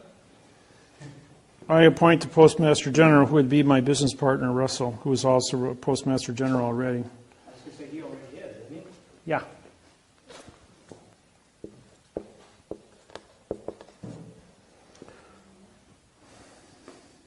So how do we vote for you in Paul? I'm a write-in vote under the director party. Is that listed? You got to write it in. Yeah, to write in director also. Yep. Everybody's been given instructions on my website. Is it possible to do that on an electronic voting machine? Yep. Do you have to be registered in order to go in and vote? Yep.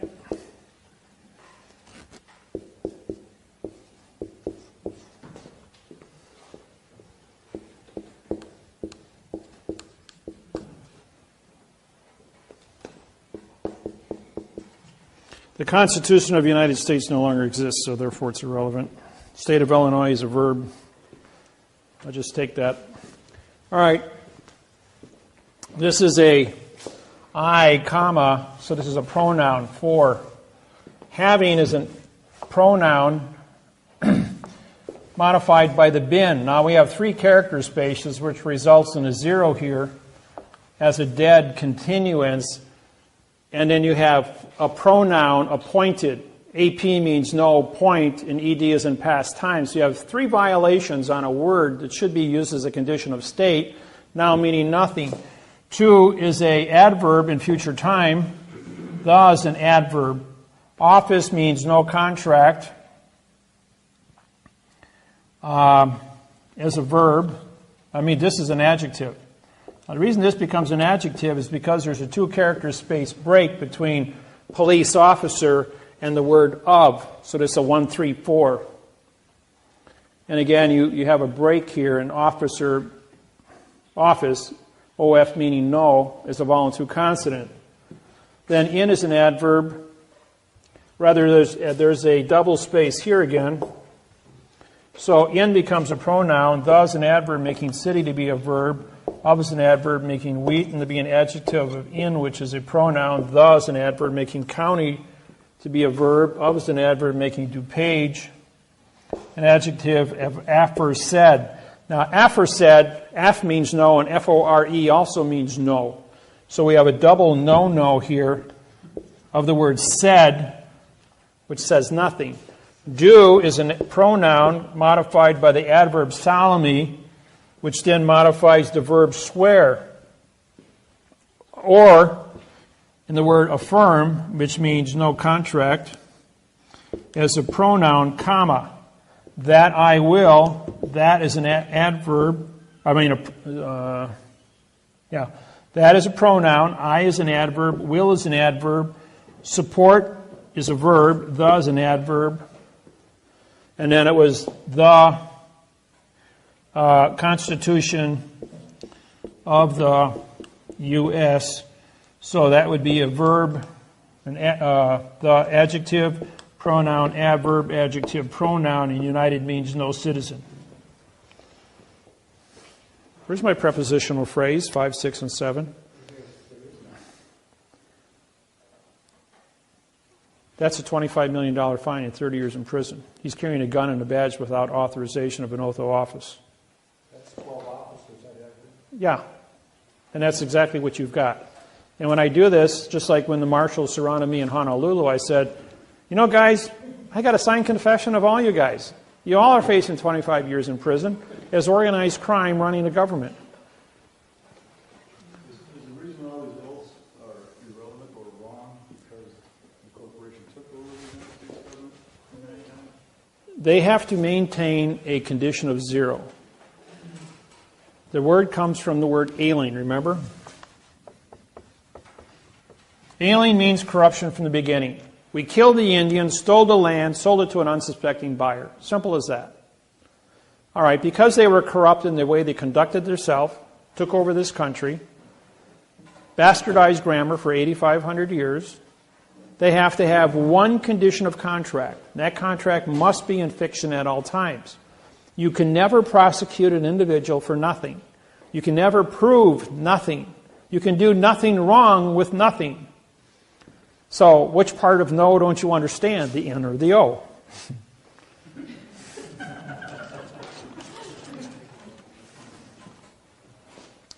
And, you know, when you look at this, for you to go ahead and say, all right, anybody feel like a pronoun today? I.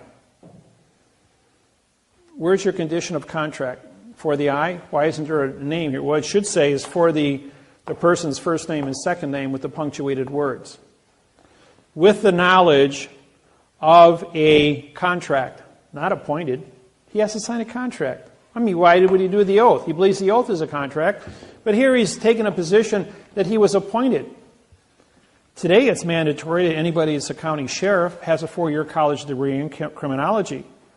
30, 40 years ago, it was anybody could say, okay, you're the sheriff, put on a uniform, put a badge on, carry a gun, hold up your hand, and that was it. Everybody heard of Judge Roy Bean, the hanging judge of New Mexico. He was played by, they made a movie of him, and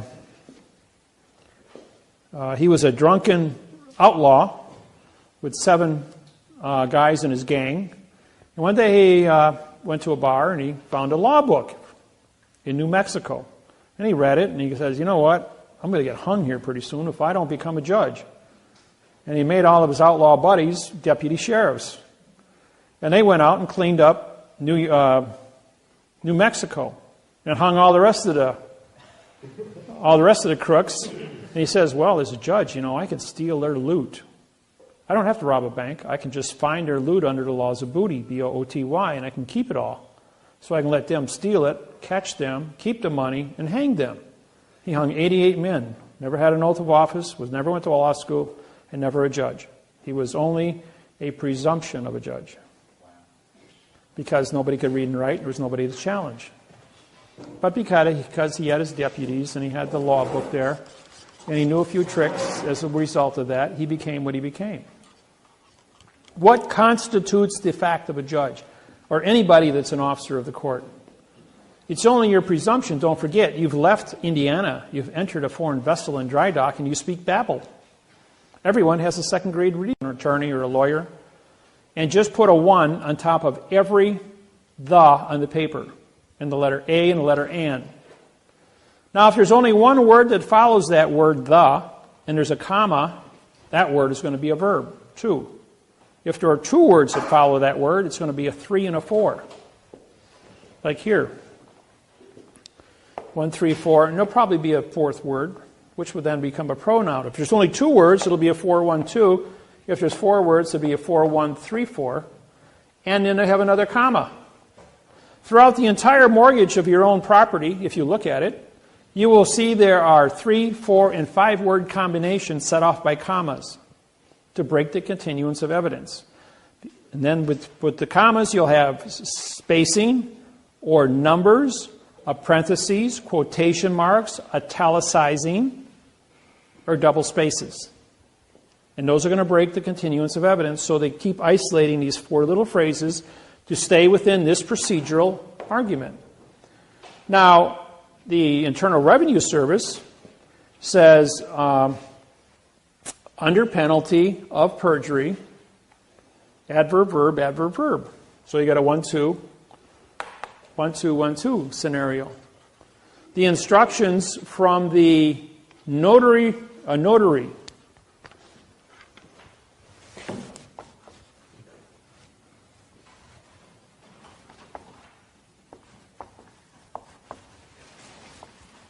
no contract.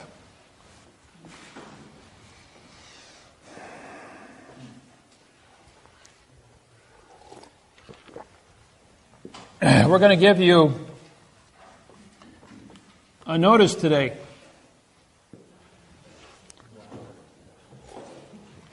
Which is not ice. We're going to give you a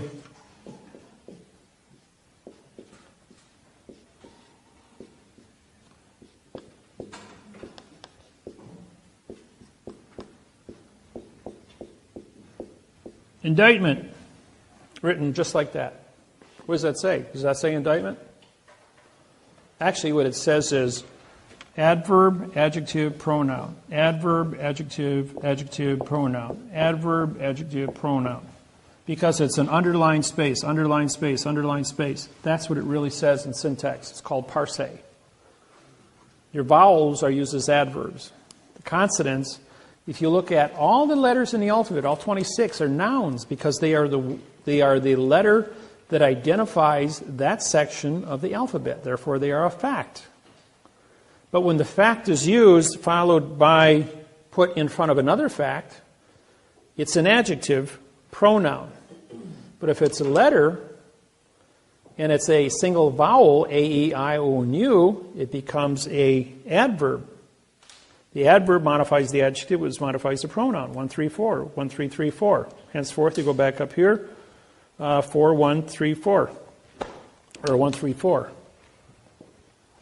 1, 3, 4. The patterns are always used. They have never changed from the Constitution of 1775 to present day. The Magna Carta, when I syntaxed it, 1215, written in adverb verb, the foundation of the English Empire. In World War II, Nazi Germany sent 250 stormtroopers into London, into the Historical Archive Center to destroy the Magna Carta, thinking if we do that, London would lose all credibility on the planet. They were met with 350 British cracked stormtroopers. 250 people died in the battle. The Nazis were captured. The Magna Carta was protected.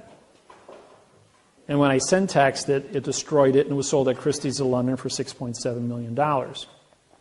And London lost all their hold, including their constitution, on all countries worldwide. And therefore became a little island with no resources. Except the North Sea's oil drilling right now, and that's about it. So in London, for the last... That means that she's broke? Or they have no money or whatever? Well, they were claiming all these assets, just like the Kennecott Copper Mine in Salt Lake City, Utah. Queen Elizabeth was reported to own that until I syntaxed the mortgage contract and showed it was fraudulently conveyed. How does a adverb verb statement say you own anything from a foreign land? That got kicked out. Deutsche Bank, Germany, been buying up all the stuff all over the United States. Syntax their mortgage contract. Now they're facing every contract they have in the United States with false and misleading information at a $25 million a pop fine, collapsing the Germany's banking hold on the United States. Claims and all their assets are being seized by the U.S. Department of Justice under the program I put down. Yes? Going back to oaths, there's 3 specific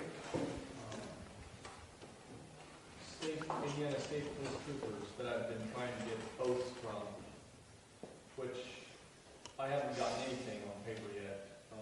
I asked them in person when they showed up at my house, which they totally ignored. Later, I sent by certified mail the oath request form with the code, the Indiana code that specifically pertains to that, and got nothing. I called Indianapolis, talked to the director or somebody at the state police headquarters, who told me on the phone that they never get anything on paper. They do an oral oath after the academy, and that's all that exists. Send the complaint to the Attorney General, who directed me to, I can't remember the name of the office, Corporation Counsel are responsible to the police officers to protect them against any lawsuits of civilian. Okay, they sent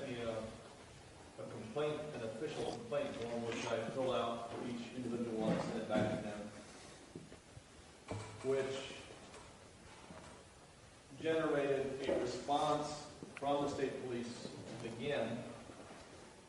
And this time, that response, this is on paper this time, says when the officers graduate, they get their copy sent with the individual officer, and they do not retain. So now I got two different stories, and still nothing. Secretary of State's responsible for holding all oaths of office, whether it be an attorney's office, judge's oath goes to the Secretary of State. If the population exceeds 500,000 people, they keep it in the house, like Indianapolis. Otherwise, every, I think South Bend is also, Gary's over 500,000 people, and so is South Bend in Indiana here. They would keep the judge's oaths in-house. Otherwise, all the smaller counties would be forwarded to Indianapolis Capitol with Secretary of State. Secretary of State, that includes the state police? Yes. Yeah. Anything that's smaller than 500,000 goes there. And your federal courts are set up in 500,000 population sectors within a state. Was the state of Indiana about 8, 9 million people? 6 million? Yeah, so you'd have 12 federal jurisdictions here in the state of Indiana as a result of that. Thank you. Like you look at Los Angeles, 40 million people, you got 80 federal courts in Los Angeles County alone. I mean, every couple of blocks you got a federal courthouse. And but Judge Pregeson, Dean Pregeson, is the chief federal judge for Los Angeles, and I had him fired for 2 years along with Douglas, his clerk. And his father, Dean Pregeson Sr., I haven't checked in the last few years, but I think he's still alive. He should be about 92 now.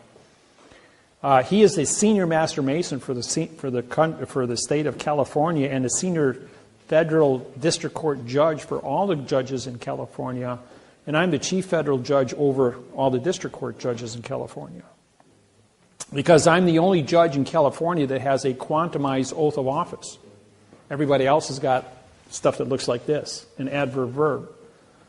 And yet the judge says to me, you know, Dave, he says, we know you're a judge, and we know we have your senior position. He says, but we got guns and clubs. What do you got? You got a ballpoint pen. Everybody knows a pen's mightier than a sword. I says, yeah, you know what? I says, you can lie all you want. I says, but 3 + 3 still equals 6. Now, how many of you have seen the movie Matrix? 1, 2, and 3? Okay. You know what happened in that movie? The movie Matrix is this program. It was written completely about this program. This program's been around since 1988. And Matrix is a story of Neo, who wakes up from the illusion, can see fiction, and goes after the machine. The machine wants to kill the humans because the human condition of thinking is flawed. But what kills both humans and machines? Viruses do. The machine can't fight the virus because the virus can multiply itself exponentially and get inside the workings of the machine. And so, and as well as the virus can infect or multiply itself and then go and kill humans in their dream state, because the illusion of a negativity virus exists as a danger. So Neo, as the fact, 3 + 3 = 6, says to the machine, the enemy of my enemy is my friend. Susan Art of War. And the machine says, I have no remedy for Smith. So Neo says, well, I have a solution. If you promise not to hurt the humans in Zion, I will go ahead and take care of Smith. The machine says, all right, we got a contract. If you destroy Smith, then I'll leave you live. I'll call off all my drones, and anybody that wants to go free can go free. Henceforth, the architect. Now that little scene of the architect and Neil's ability to communicate with the architect, saying, we've been here 6 times before. And Neil says, choice. It's all about choice. Remember about who God is and what the devil is, what good and evil is, what choice is? Making decisions in life. Understanding the fact in the fiction. So Neil says, well, I understand the fact. And when I can see the fact, and I know that in a dream I can do anything, I can be Superman in the dream. Says, okay, I can go out there and play the Superman routine. I can fight Smith. I can fight the machines. And I can win all the time. So finally it comes down to the confrontation where he makes a contract with the machine. And then the next thing, bang, he's right back in the Matrix with Smith. But Smith says, we've been here before. And Neil says, yeah, that's right. He says, if you know, he says, I brought a few friends with me, which is the infinity of fiction. 3 plus 3 equals 6. How many ways can you do it wrong? 3 plus 3 equals 7. 3 plus 3 equals 8, equals 9, 10. Infinity. So the power of negativity in infinity can be wrong indefinitely, which is what our world's been for 8,500 years, and I'm Neil. And I says, no, King's got new clothes. 3 plus 3 equals 6. And the world says, you must be mad. You must be crazy if you're going to use correctness, a mathematical certification, to identify our illusion and disqualify the entire 8 billion population of this planet and wake them up. You must be crazy to do that. You realize the damage this is going to cause? I'm going, 3 plus 3 still equals 6. You can't live a lie forever. And this planet is humans are relatively young on this planet in their ability to reason things out. So, Neil says to Smith, hey, we got work to do here. Let's get to it. So they'd have the big battle scene. And Smith, which is the fiction representing all the things that aren't supposed to be, against Neil, who just represents 3 plus 3 equals 6, which is correct. And bang, bang, bang, bang, bang. And he fights and fights and fights. And finally, Neil says, all right, you win. You defeated me. And Smith says, well, even if you did defeat me, you'd have to fight number 2 just as hard as number 1. And we have an infinity amount of fights for you to do to prove that 3 plus 3 equals 6. So Smith goes, wait a minute. I've seen this before. This is wrong. But I fought so hard to get this. And now we go back to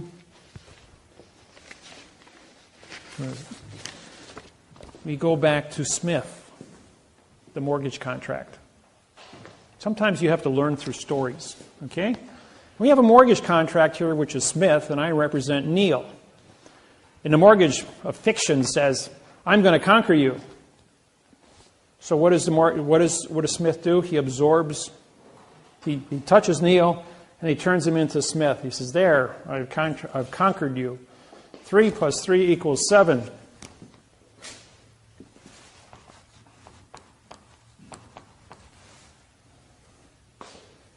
But 7 minus 3 equals 4. And 4 doesn't equal 3, so therefore, wrong. Boom. Smith number 1 blows up. Smith number 2 jumps in. I got a better answer. 3 plus 3 equals 8. But 8 minus 3 equals 5. And 5 and 3 don't add up. Boom, number 2. And at the speed of thought, the billions of Smiths that existed, infinity of wrong is destroyed. And like Sherlock Holmes says, when you remove all the things that can't be, what is left are the facts.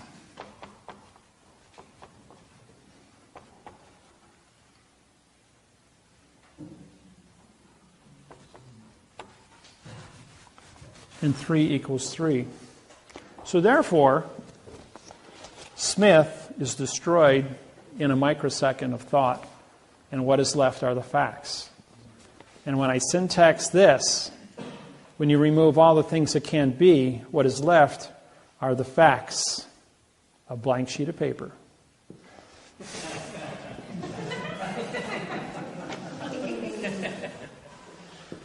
And who stands with Lodial title at 9 points of the law of possession with no contract written in the correct parse syntax grammar to say you don't own your property? You get clear title. 900 homes in Chicago were then, on March of last year in 2011, June, it was June 2011, 900 homeowners were awarded $7.5 million each at an $8.5 million check written by Bank of America, given back their homes, and all expenses for moving in and out for 3 months were paid for by the Bank of America. It cost them $8.5 billion. And that's for only 900 houses. That was all over CNN, yes. Brings me to a question that's been burning in my mind. Do you write a, I don't know what I want to call it, a document to secure the ownership of that home then, if everything else was fiction? I have quantum mortgages, yes. And when I wrote I had my own real estate company for 26 years. All the homes that I bought and sold, I bought them in fiction, but I sold them in quantum. The people that bought them in quantum, they looked at the contracts and this gives me a headache to read it. I got to hire a lawyer. So they went to a lawyer. The lawyer took one look at it and said, if you don't want to buy this home, I'll buy it. This is a real contract. This actually gives me lodial title to this property. And he says, I know the court can't take this away from me. I know that a bank won't touch this. I can pay for this property and have lodial title to this land. And they can never move it off of me. So what does that mean in terms of being taxed on the property? Taxes still pay for the policemen, the firemen. It's called bailment, B-A-I-L-M-E-N-T. It's a bailment manager. You will be the trustee of your property. No one owns property in the United States. You are only trustees. In other words, the guardian of the land. The people, right now, you're the last person standing on the property. So the new information that you're going to get will identify you to be a factual trustee, but show me a second trustee who has a better contract that is timely than yours to be who you are at this point in time and now time. I write quantum trusts. I write the only quantum trusts in the United States. They have never been broken. They've been taken into federal court and challenged. The federal court throws them out, saying you can't bring those documents here. We're a fiction. These are factual documents. You don't have copyright infringement capabilities of entering into these trusts. The trusts are factual holding trusts. You can't do banking with a quantum trust.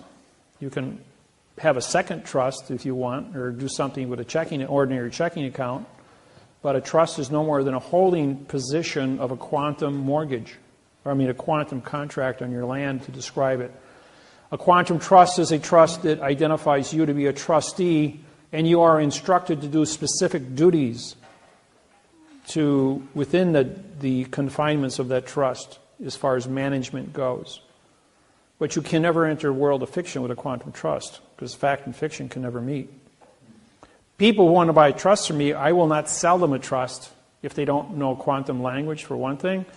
And if they think they're going to use it for something that's not legal, I'm not also going to give you a trust for that. You don't have any amount of money you can give me. I'm financially independent. I make all the money I need. I'm financially set for life. I can't be bought, sold, traded, or anything else. I've had lawyers walk up to me with a suitcase with $2 million and say, here, go on vacation. Stop bothering us. I'm going like, I day trade that. He says, I've lost that in a day. That don't mean anything to me. I don't have adrenaline, so I don't get emotional. Yeah. So what I hear you saying is that I can't use this quantum trust to interact with the banking and the... No. Can I hold other objects other than my real estate property? Let's say if you have any object that you wish that is paid for in cash that has no adhesive contract in fiction due to somebody else, you can create an identity of that contract and put it into the trust, like personal belongings in a household, for instance. You can put an automobile in there, a tractor, farm equipment. By the way, all of your automobiles titles are owned by the United States government. You are only trustees to operate the vehicles under public safety law.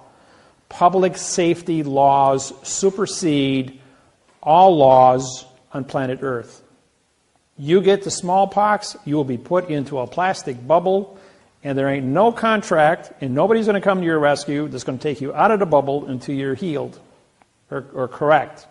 You have a contagious disease of anything that threatens public safety, you'll be put into a plastic bubble or incinerated accordingly.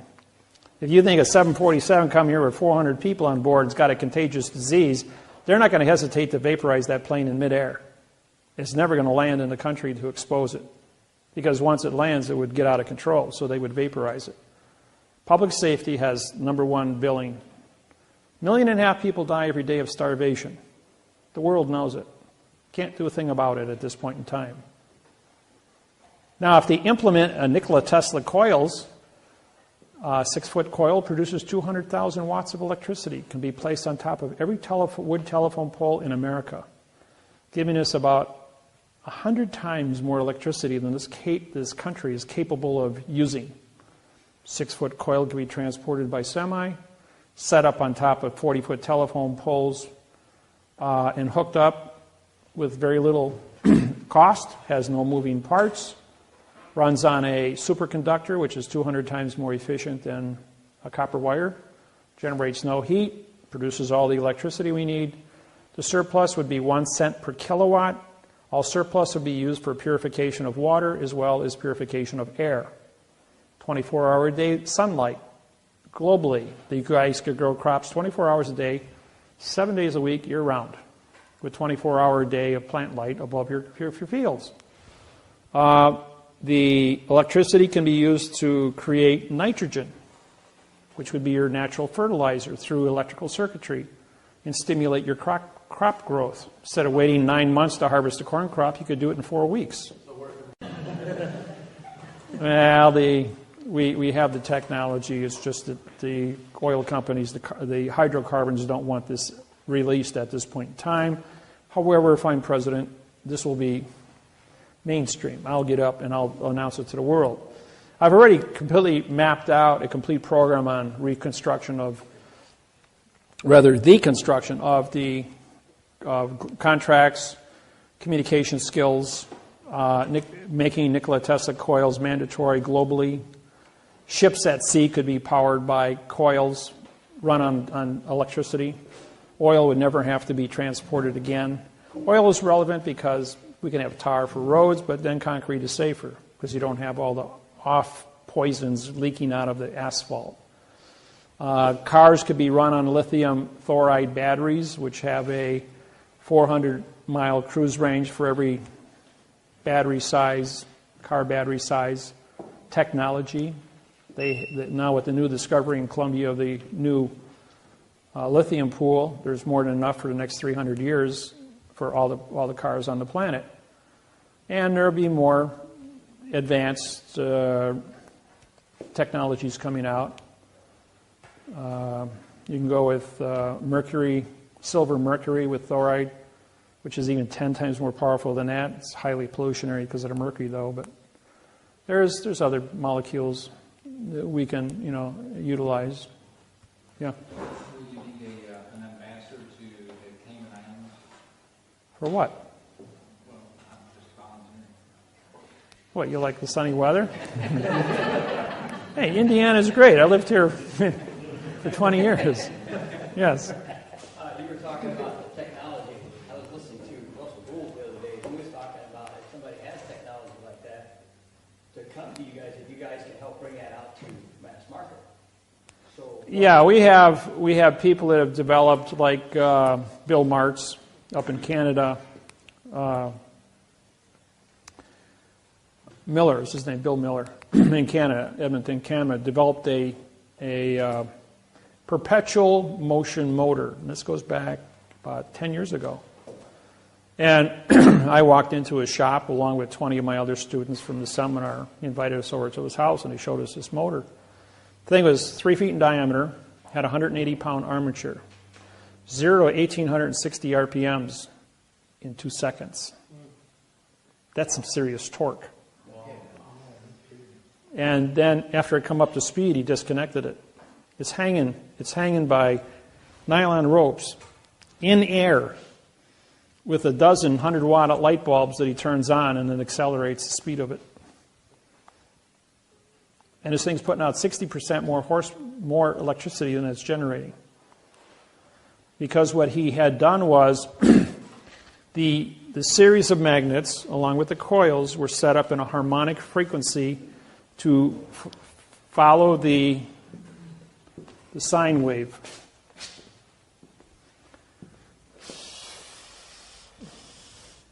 You guys okay with this?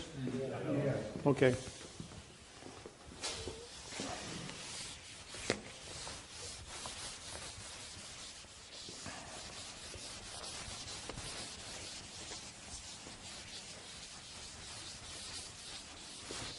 See, when you can syntax is the most powerful tool in the world, just for you know.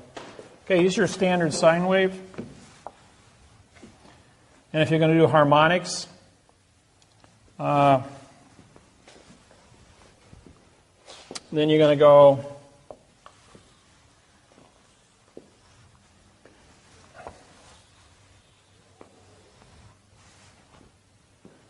see, this here would be your 44,000 cycles per second. This is the electromagnetic pulse from the sun, based on the nuclear explosions from the sun. And we're showered at 44,000 cycles per second. And this one here would be 22,000. This hump here would then be 22,000, and this here would be 110,000. The point is that you take your sine wave and you step it down from your coils into 60 hertz. And then as you step down your cycles, you increase your amperage and bring it down into a usable voltage. So you have a primary, secondary, and a harness power, which you cut off in substations. The initial voltage would be running out at probably 25,000 on your big lines, which are your big high 100-foot tall power lines, and then also be subbed off into 660 volts, 440, 220, three-phase, down to single-phase, 110s for your houses, stuff like that. It's all basic electronics. I've been in electronics my whole life. I was building TVs when I was 18, my first laser at 12, and I even built my own perpetual motor at 16. So when Mark showed me his, I said, what you've done is you've hit 1,860 RPMs. You have a harmonic resonance within your electromagnetic fields. As your motor turns, you got your series of magnets, primary, offset by your secondary fields, which are then looping in that manner all the way through, going all the way back to the beginning. And then what you're doing is taking this electromagnetic pulse from the sun and you're matching it up to your power source here. These are permanent magnets and coils. And these were only ceramic magnets. If you go to rare earth magnets, which are 5 times more powerful, I've got one at home that's about the size of this little middle of the pen here, and it picks up 3 pounds. Just to give you an idea how powerful some of these little tiny magnets are in rare earth. And so he's using rare earth magnets set off by these these are superconductor coils. This isn't copper, it isn't silver, it isn't gold. These superconductor coils are what's called a eutectic metal that is 60 times more efficient than a gold winding. If silver is 60, if copper is a 60 on a 100 factor, and silver is a 90 and gold is 100, then a superconductor would be 3,000. Generates no heat, and it's really efficient using this technology as the loop, matching this up and harnessing the 44,000 cycles per second. This is in a motor scenario. The other one in coil is just taking the coil, capturing it. So you take electricity flows at 95,000 miles per second. Speed of light is 180,000 miles per second, exactly twice that. Here's the Milky Way galaxy. We're out here. Here's the center. This is a black hole. So the further you get away from, this number changes. Right now we're at a constant where we're located in the Milky Way galaxy. This is all understanding astrophysics. But you take 95,000 miles per second divided by 44,000. So 44 goes in 2. So each Each winding of the coil has to be 2,000. This is in miles, and this is in frequency.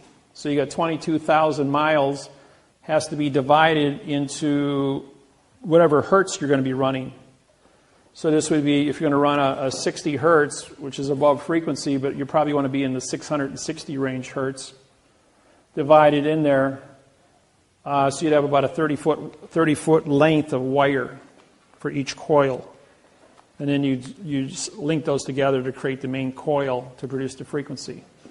A 12-inch diameter coil, about 8 feet tall, would put out about an 18-foot spark at 25,000 volts per inch. And you could stand in the middle of it like you see Nikola Tesla. And I got Joseph, he's my buddy, he's built 3 of these, and he's standing there with 18 feet of sparks coming out of his body. Pretty cool. But they're all high-frequency sparks. But still, this is the science that goes behind it and how you work out the math on it to build a coil.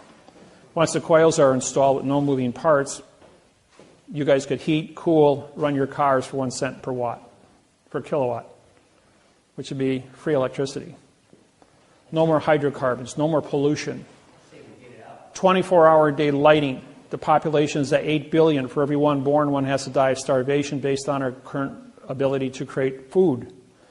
With this technology, you will have 24-hour-a-day of plant light to grow unlimited amount of plants, up to 100 million people on the planet, to feed them, using airborne horticulture towers, which run on mineral sprays into the roots. All the roots are exposed to mineral spray atmospheres with 24-hour-a-day ultraviolet lighting, which would produce, in a room like this here, you could make as much food as you would in 40 acres of land using this technology with 24-hour-a-day of sunlight energy. With this technology, be basically free food. They do it at Disney World, at Epcot. They've got a whole center that's dedicated to these sciences. If you've been down there to see, that's really, really cool. The Chinese are doing it all over the place in China because of their food population density. So technology exists. They just got to apply it. Question? Also, could you raise more food if you would use genetically modified seed? Yeah, Monsanto's got all that stuff going on in their chemtrails out there, which is made out of aluminum oxide, which creates a special condition in the soil which only their seeds will grow. And that's to control the food, because you control the food, you control the people. And every time you look up and you see all those chemtrails, all your commercial airlines have 5 to 7 little tubes that stick out at the end of the wing. 2 of them are sprayers to keep the chemicals in the toilet area of the plane, because nobody wants to go digging around in the toilet. And that's where you do the change out. When a plane lands, they take out the old pollution, they put in the Monsanto chemicals, and then they spray it out from the wings when you see a plane going over. When a plane goes over and leaves a little trail behind it about 1,000 feet long, that's just vapor because of the temperature change at 65 below zero with jet fuel, and that's gone in a second. If it's a chemtrail, it's there permanently because it's a hard chemical of aluminum oxide. I've never seen so many, what was it, about a week ago? In the morning. I mean, they were as long as you could see, they were. Now there's all over. now there's a second side to this. It's true we have the chemtrails. But if ET is here that is unfriendly and the chemtrails are a specific type of spray that creates an environment that is harmful to an invasive species from another planet that cannot exist within this chemtrail field, then they're doing it as a global defense mechanism, not alerting the people. It might come out sometime in the future, but right now the cover story is it's aluminum oxide used for controlling the food and the planting scenarios of the world. The other second story would be the ET issue, creating an environment that doesn't taste right, so the ET can't invade the planet. I mean, we've been sending out radio signals for 75 years now, so somebody's out there looking. So there might be some good side or bad side to it. Question? Talking about ETs, where did we come from before we were here, or before we are here? Your mother and father, of course.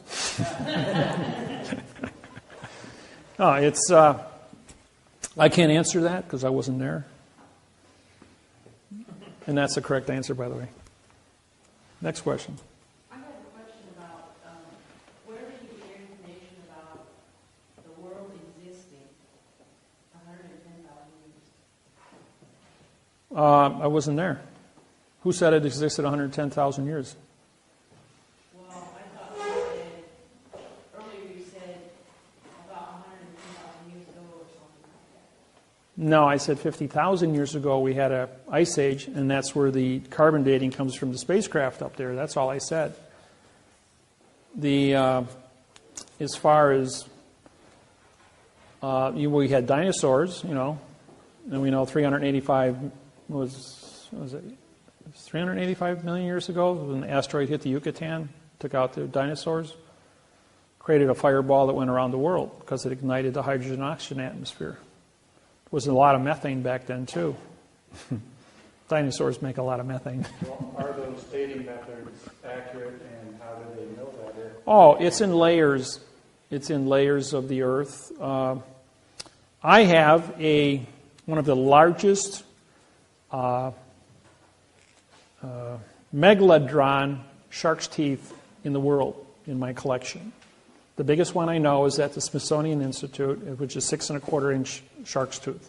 I have a 5 3/4-inch shark's tooth from a 330-foot long megalodon shark with a bite radius of 18 feet.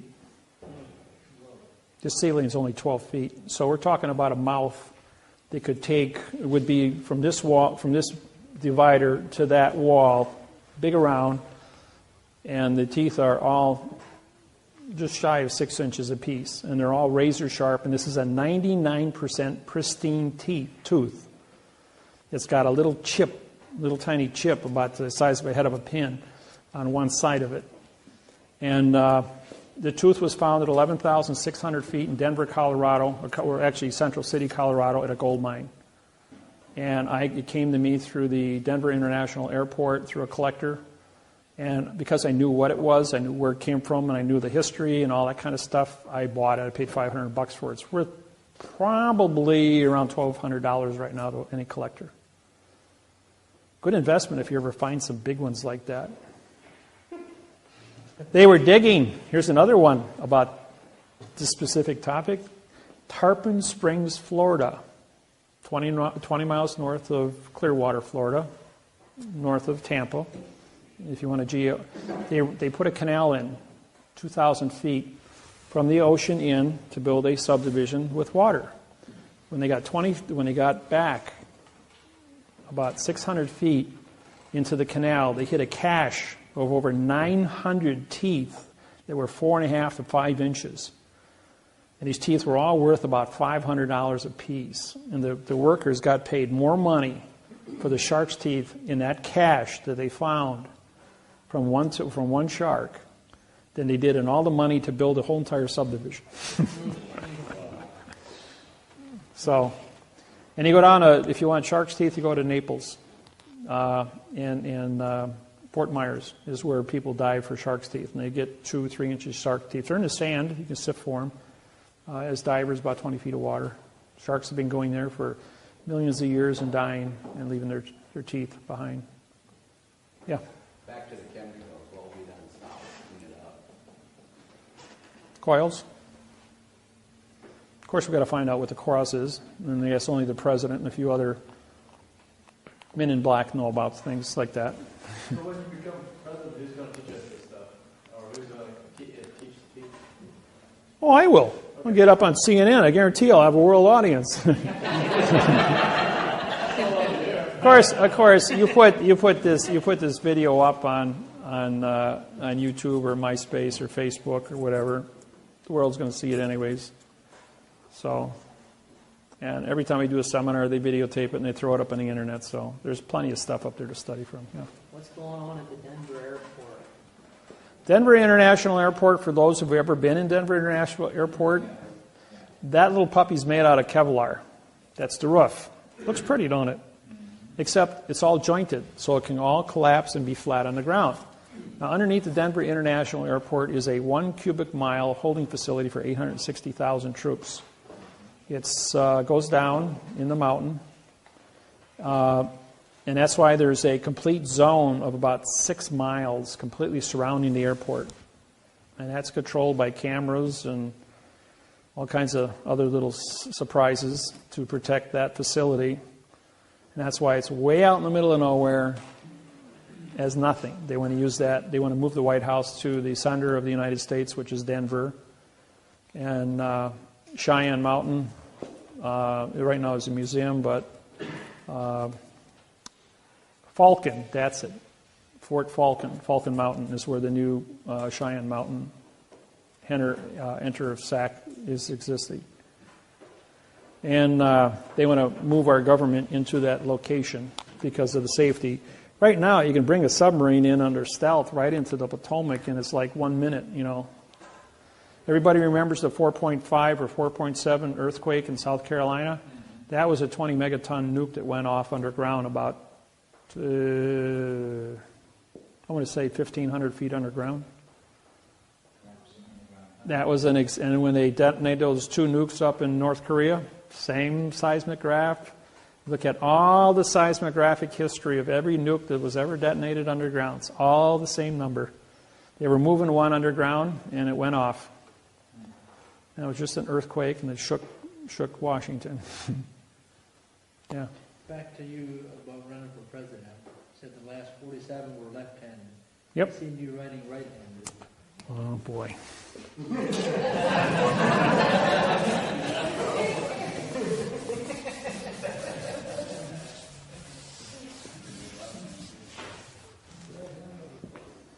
It's a good thing there's 2 pens up here.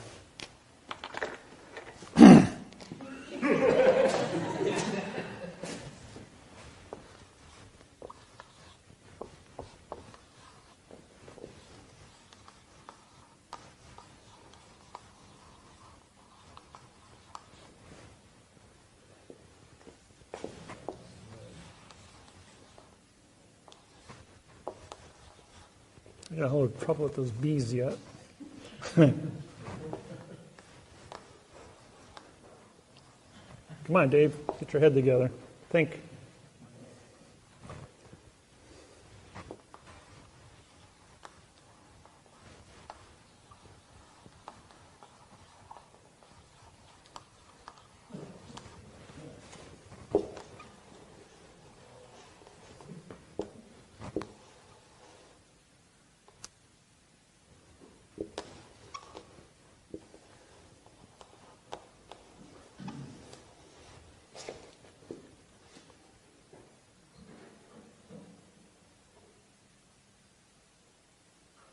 I did that wrong.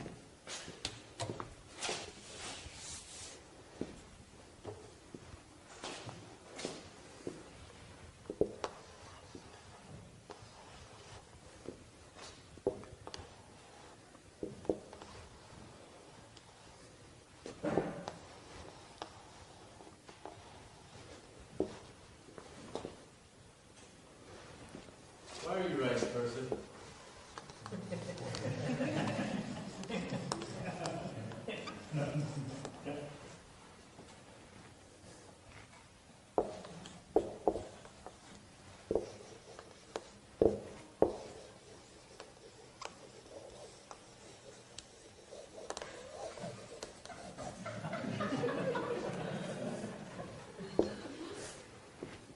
It says, we, the unknown, led by the unknowing, are doing the impossible for the ungrateful. We've been doing so much for so long with so little, we're not qualified to do anything with nothing.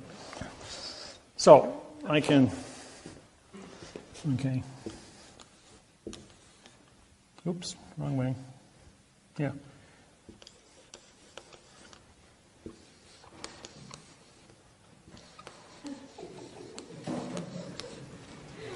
Okay? I can do it frontwards, backwards, both hands, both directions. I just run out of words there, that's all. I got to do it in cursive, though. I can't do it upside down yet. I'm working on that. that was. I had a guy in Salt Lake City who came to me and he says, "That's good, Dave." He says, "But I can do it upside down too." And he did it frontwards, backwards, both hands, both directions, and he did it. Then he started doing it all upside down. I'm going like, I got to stand on my head to do it upside down. Can't do it that way. Okay, why did all this happen? Okay, why am I ambidextrous like this? Well, it's because, like I told you, I died when I was 25 years old. They took out my adrenal glands. What happened next was they said, "You can't be alive because you don't have adrenaline." I'm going, okay, I'll buy that. Why are we having this conversation then? He says, "Your blood chemistry came back with 60 times more endorphins than you should have in your system," which makes me jacked happy and calm 24/7, right? Well, the endorphin of amino acid is the same one that used for the brain as food. So my neurons started multiplying because they had 60 times more food than normal. And my IQ exponentialized itself from 140 up to over 200 now, and it keeps going up all the time because of this super amount of food for the brain. And I'm always calm. Then you go ahead, and they said, why can you do that? Well, what happened is when the neurons started multiplying, they grew together. The movie Phenomena with John Travolta, where he has brain cancer of a fibristic cell, fibristic cancer. Well, my brain started growing neurons to a point where my two hemispheres grew together, so I have one brain. I see left and right simultaneously. I read 400 words a second, math codes from right to left, and I read words from left to right, and I syntax at the same time. I can't see, talk, or do anything without completely syntaxing it and writing it in the correct format in my brain as fast as I do it in fiction, both ways. It just happens. And I've been doing it for so long, for 12 years now, efficiently. And so anybody gets in my face about anything, I will give you a complete history lesson going back to the beginning of time and showing you things that are supposed to be. The book, Legenda. Legenda, in 1890, a Masonic temple was built in Austin, Texas. It had a footing poured 8 feet by 8 feet by 8 feet to support a 44-foot chimney. Well, back in 1860, they built that Masonic temple. And it was a 3-story building. And what the man did is he took Legenda, Dogma, and the Masonic codes from 1851 and 1859, all written on original cotton paper. And he wrapped them in paper and dipped them in beeswax, sealing them in beeswax. Then he put a 2-inch plaster Paris case around it in a wood box. Then he dipped that in beeswax and repeated the process 3 times. Henceforth, producing a time capsule that was sealed. That sealed time capsule was then put into an 8 by 8 by 8 foot concrete footing at the base of this Masonic lodge to support the chimney. The chief of the Apache Nation in Arizona was working under contract in Texas, West Texas, or rather in Austin. But he was from West Texas, but he was working in Austin. I was doing a seminar in Dallas at that weekend on Sunday. And his job was to take a 4-foot wrecking ball, and they had dug out this footing and break this hunk of concrete up because it was too big to move. And when he hit it with the ball, out pops this chest, and he figures, treasure, but it was a time capsule. Well, when he opened it up, chopped it open, he found all these books inside. And the books were in pristine condition after 140 years. And he opened them up, and it said, property of David Wynn Miller, punctuated. So he throws them in a paper bag, drives 260 miles to where I was, and he walks into my seminar at 2 o'clock on a Sunday afternoon with a grocery bag, and he walks up to me, and I knew the man. I was a chief in his own Indian nation because I broke the treaties with the United States Department of Interior and got the Apache Nation to put in casinos back between 1995 and 1999. In 1995, there were 92% of all American Indians were on welfare. In 1999, all American Indians were off of welfare. And there's 190 casinos in the United States now in Indian territories. And all treaties have been broken with the Department of Interior because of my syntaxing. So they made me a chief in 14 of the major Indian tribes in the United States. With that said, he calls me a white lighter, for those that understand what that means, and brought me this bag, and he comes in there and he says, Dave, I have these books. Do you know where they came from? I says, yeah, and I told him. And he says, they have your name in them. And he says, yeah, I know, they're mine. And he gives them to me and he leaves. Simple as that. And no, I'm not going to answer any more questions on that topic. Okay. So,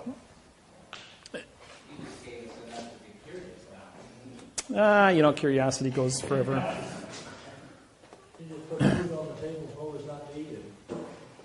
Yeah, well, ask me your questions. We'll go back over here again. When we disqualified the preposition as being no position, the article being a word of no contract, which gave you a no-no, we now realize that they had mistaught all of us what prepositional phrases were. And so we had in 2000, 2nd of January 2000, we came out with the position loadial fact phrase. We also brought in past time and future time. A 1922 book, maybe reader, it was a 1922 reader from the Depression. I was in Las Vegas, Nevada. And a lady by the name of Joy brought me this book and says, read page 9. I read page 9. It says, to, future time, from, past time. I'm going like, oh my God. All my technology from 1995 published to 2000 was written with the word to and from. As you know, a sentence can only exist with one idea. I'm going to the store from the house. 2 different time zones. The sentence is wrong because there's 2 different times. The future doesn't exist, and the past has no damage. So therefore, we dropped all future and past, and it took me 3 months to rewrite my program, removing all the prepositional facts, bringing everything into now time. Present time, PRE means no, sent, which is contract. So you had 3 choices, the past, the present, and the future, all meaning no contract. So we had to go to now time. So we created the now time, and then the conjunction, and is a command, and or is an option. Do you know that lesson cost me $1,600 to learn what and or meant? I had a real estate company, I told you, for 26 years, and I evicted one of my tenants. It was December, before Christmas. It said, quit and pay rent. And the judge was ready to sign it, and the clerk goes, you can't sign that. He says, why not? He says, because he gave you a command. He commanded the people to quit and get out. He says, you only have jurisdiction if there's an option, judge. This is the clerk telling the judge. It must say quit or pay rent. Now, if the or doesn't act within a given amount of time, which is 10-day notice, then the judge can sign an order for the sheriff's department to go out and evict the individual. He says, that's right. This is wrong because you used and instead of or. Start over. 45 days later, get a court date. 45 days after that for eviction. That's 90 days. Got to stay in my house for 3 more months, not paying rent. Cost me $1,600 because they used and or. Anybody seen the movie Slumdog Millionaire? You haven't seen the movie Slumdog? I strongly recommend, won the Academy Award that year. Rent it at the video store and watch it. It's a story about a boy from the age of 6 to 18 in India. It was made in India, filmed in India, and he got on a game show. It's a true story. And in this game show, he answered every question correct to win 1 million rubles, or 1 million US, which was 20 million in rubles. And what's unique about it is every question that was asked now flashes back to his position in life, that he lived the experience. He knew the correct answer because he was there and lived it. And that's what's unique. And he won the money, and he became a hero throughout India. Won an Academy Award, and he's done like maybe 10 more movies since then where they've all been really, really great movies.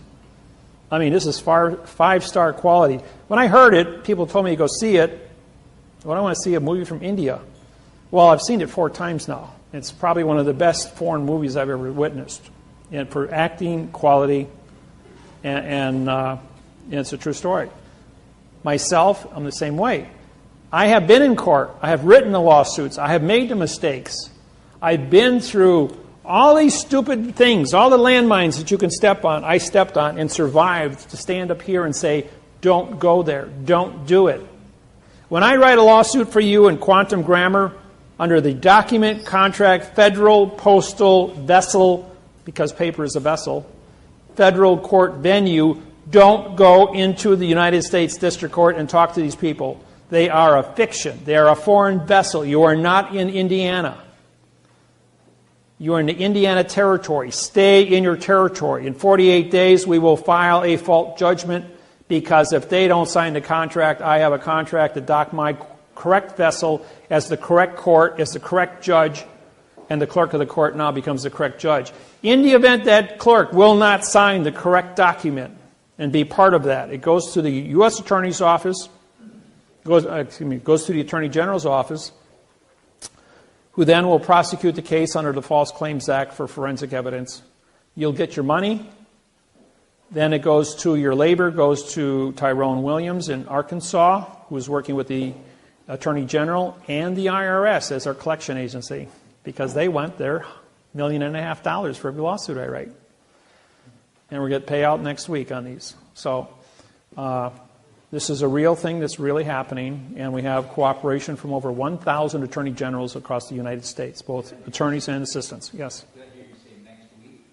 Yeah, I was told last week Monday that we got 10 days till payout, which is next week. So, if yours went in before March 6th, you'd be in that group. Okay. The ones that we filed were dated for the last 3.5 years, which were settled on March 6th, 2012 in California. And those are the groups that are being paid out right now. And they have a continuous rotation now that each one of the quantum cases that comes in is a signed confession. The bank's already confessed that these are legitimate, so they will be paid as fast as they come in or negotiated. Yes? I have a couple questions on for one, on the mortgage fraud suit. I think you indicated that we were supposed to initially send that to ourselves, registered mail, to get the corporation number to get it. Your corporation number was sent on your fault judgment. It's already been filed for you. I did it. Everybody that has cases in here with me, your cases have already been filed registered mail. I have your serial numbers. They're in my book. If you don't have a copy of it, if you physically do not have a copy of it, I have it stuck in my book. Okay, yeah, ours was just blank. Right, but you would fill those in after the fact. But I have copies of those already and they're registered. So, yes. Go back to the mortgages, it doesn't matter what state you're in? All 50 states are the same. All 64 million mortgages in the United States were set up by the banking industry to be a fraud, established in 1934 to be harvested. When the year of Jubilee ended, anywhere from 6 to 9 page documents that were used prior to that were all null and void. And in the 2nd of February 2000, a new contract was issued by the United States Department of Housing and bankers from the post office, and was standardized throughout the United States. There are variables between private investors and the industry and the National Banking Association. There's a slight variables. They had to follow the same criterias, but I have 38 different copies of banks that I've done. So what's happening is I've syntaxed all of the 38 different mortgages. They take about 40 hours apiece to syntax. And then I match them up to make sure that everything is, and it's already been recertified by college professors and university professors and U.S. attorneys' offices all over the United States, as this guy knows what he's doing. This is a math procedure. This thing cannot be defeated. It's been tested in 150 languages in every country of the world. It's been proven to be an original program from A to Z.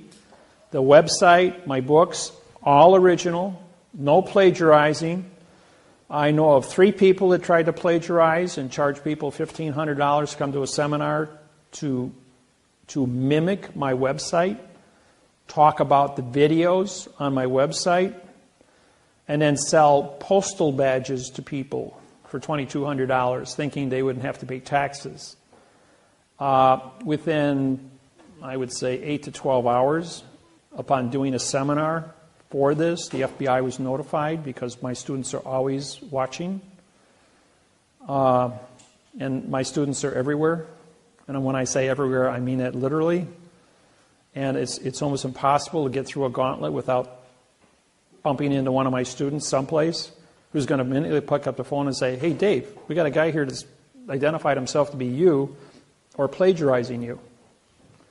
And because you call me on this cell phone, my cell phone, you're talking to the FBI. Anybody calls me on the cell phone, you want to talk to a judge, just call me on the cell phone.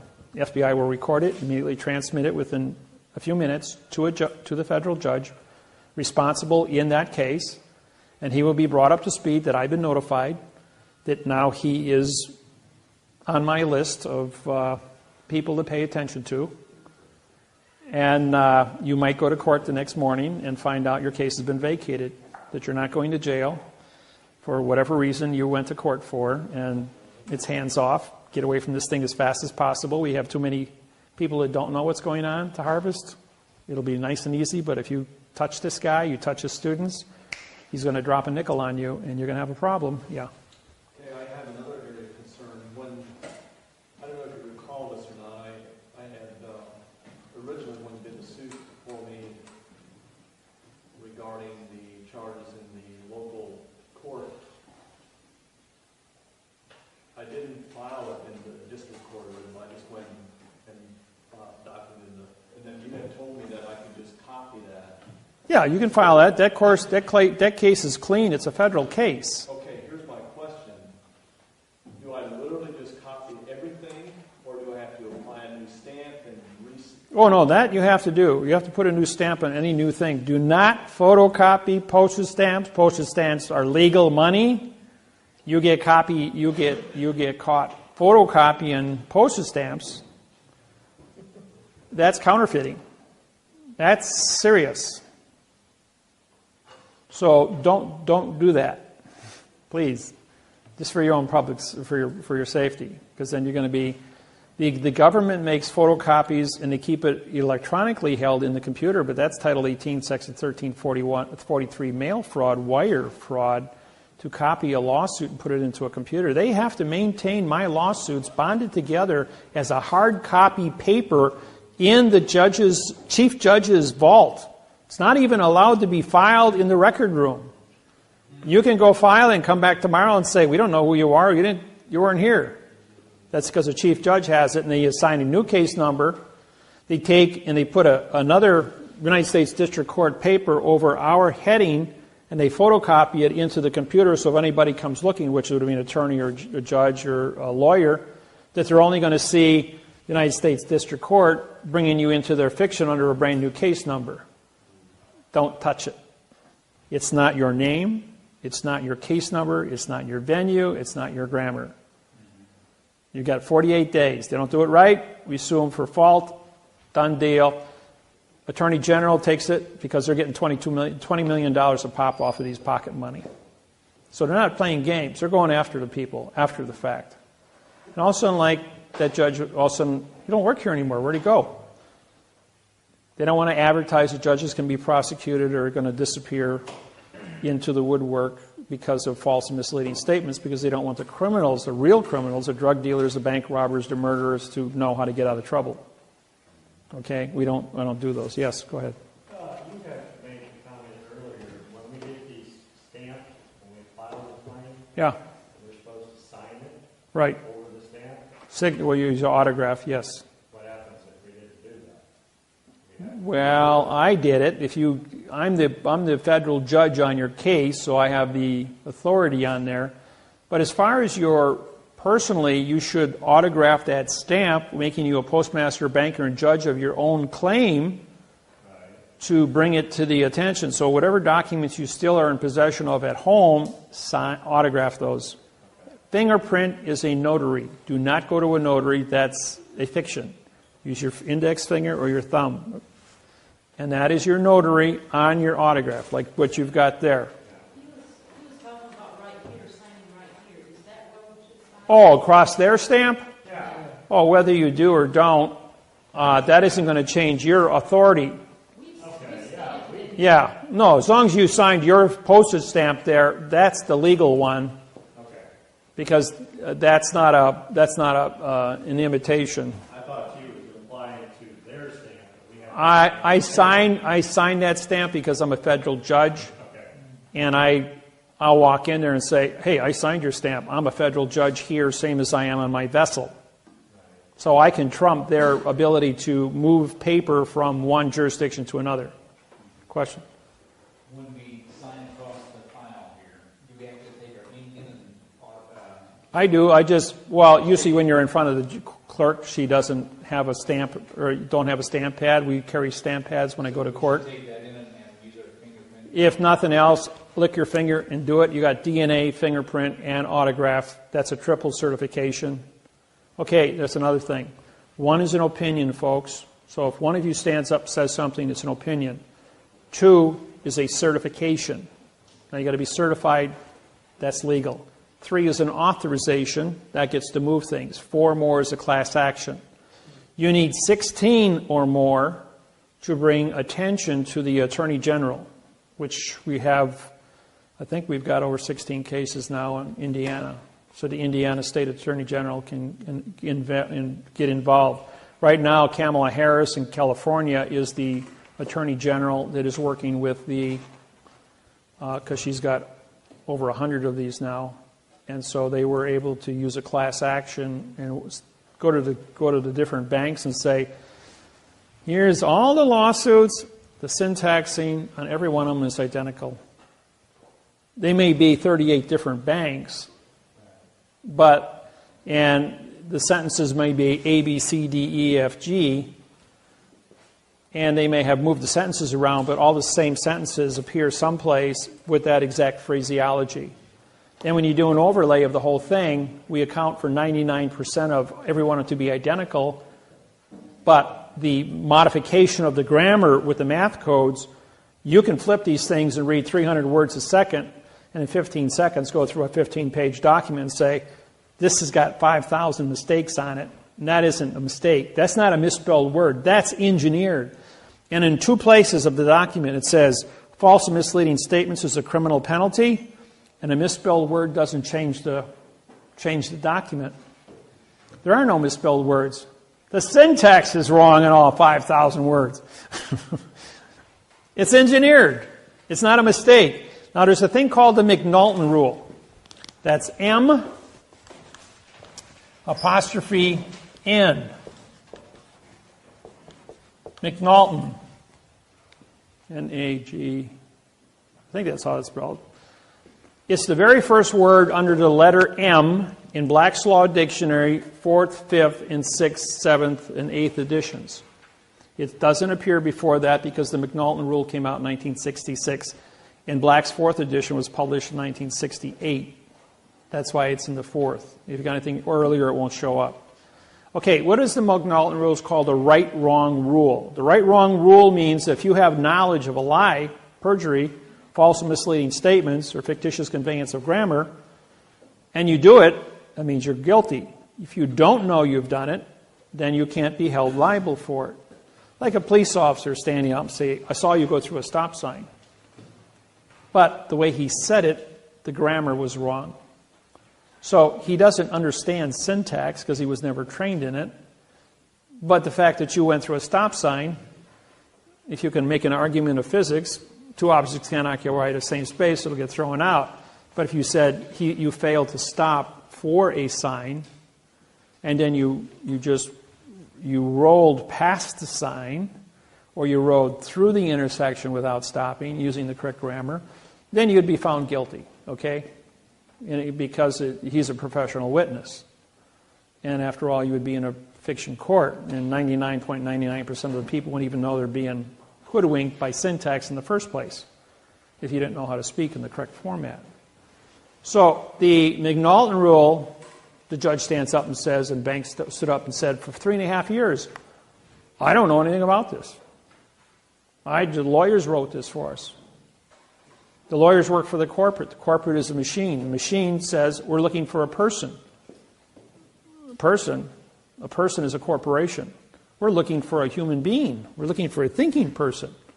The thinking person doesn't exist.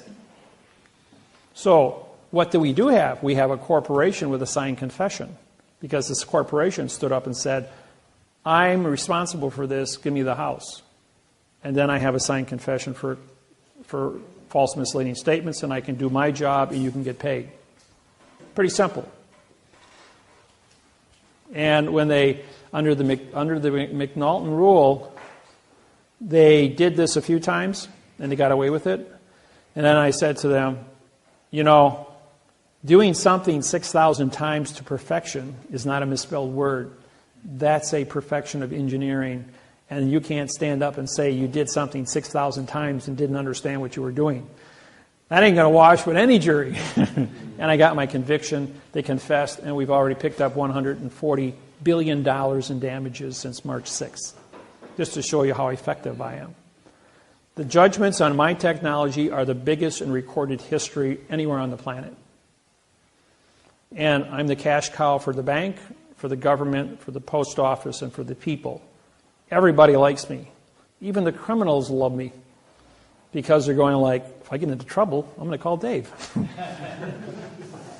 So nobody bothers me. I'll tell you a cute story once. This goes back about 10 years ago. I got out of a local watering hole about 6 blocks from my house, and I walked in there.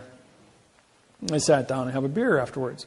About 2 o'clock in the afternoon. And there was large rumbling outside, and in comes, it was 38 Milwaukee Outlaws, motorcycle gang, with all their chains and their leather and their knives and all their attitude. And I'm sitting there, and a guy walks up to me. He goes, "You're sitting in my chair."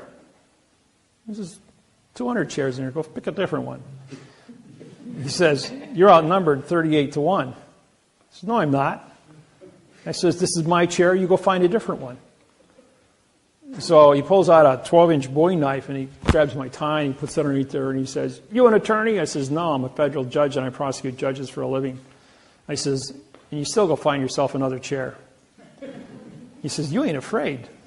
I says, "What do I got to be afraid for? You ain't going to do anything." I says, "All your frazzle," I says, "doesn't mean anything." I says, "You think you can pull that knife?" I says, "Go ahead and try it." I says, "I'm going to finish my beer, and you're not going to be here." And he goes, "What does that mean?" I says, "Do I look worried?" I says, "You're not going to be here." So there was an Indian in court with me that morning as he watched me prosecute a judge.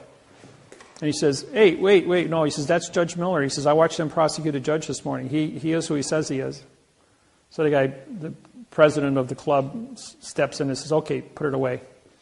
He says, "Well," I says, "It's still my chair." He says, "I ain't moving." He says, "Well, let me buy you a beer." He says, "There's an apology for that." He says, "Well, as long as you're buying me a beer and I'm going to be here for a few minutes drinking my beer, how'd you like to know how to get out of your traffic tickets?" So I said, "You just go to court, you sue for the correct parse, syntax, grammar, for the avoidance of perjury." Boy, that like rang a bell in everyone's ears, and this guy picks me up, puts me up on the thing, and says, "Do a seminar." So for 35 minutes, I had 3 beers, and I did a presentation on grammar. And the guy goes, "Here's my business card. Anybody bothers you, you just call me up. We'll break your legs." So, and that was the last time I had a run-in with those boys. And been pretty quiet. Nobody's ever bothered me. So when it comes to court stories, I've got dozens of them. Yeah, go ahead. When we file for the second one, after you say after the 48 days, it's got to be 48 at least. Yes. 48 divisor, what if you don't get on 48 days, like 50 something? Oh, you got a year to file after, so don't worry about, that's as fast as you can file your fault. You're going to take your quo warranto complaint and your fault document contract claim, and you're going to send it to the Attorney General to the attention of the Indiana False Claims Act Task Force. Sent in by a third party. No, by you. You only got to do the first servicing with an independent party for the quo warranto. After that, you can take care of all your own filings. You'll be given that form along with instructions of who to contact. Okay? So I've got all this covered. These forms just came out the 28th of August. Today is the 24th of September, so they've only been on the market for 4 weeks. So as I've been traveling, I've been in Hawaii and California and San Francisco, LA, San Diego, Honolulu, Maui, Big Island.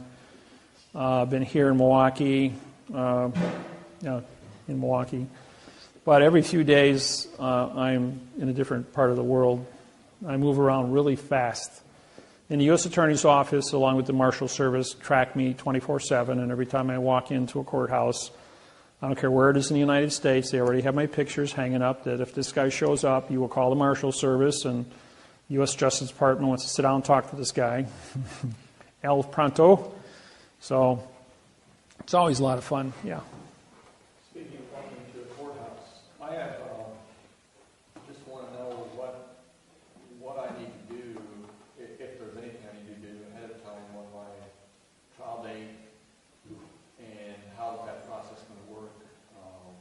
You will not have a trial date for the document, contract, federal, postal, vessel at all. Okay, I'm talking about the... Bankruptcy? No, the other criminal side. Okay. The criminal, when that takes place, I'm a claimant on your case. I'm a claimant on all your cases that I've written. That means you can put me on the phone and I can testify by phone. My question to the prosecuting attorney is, can you produce the law, rule, regulation, or code written with the correct parse, syntax, grammar for the avoidance of perjury? I've syntaxed the lawsuit. I've syntaxed the DA, the indictment. It's physical evidence that have been supplied to you.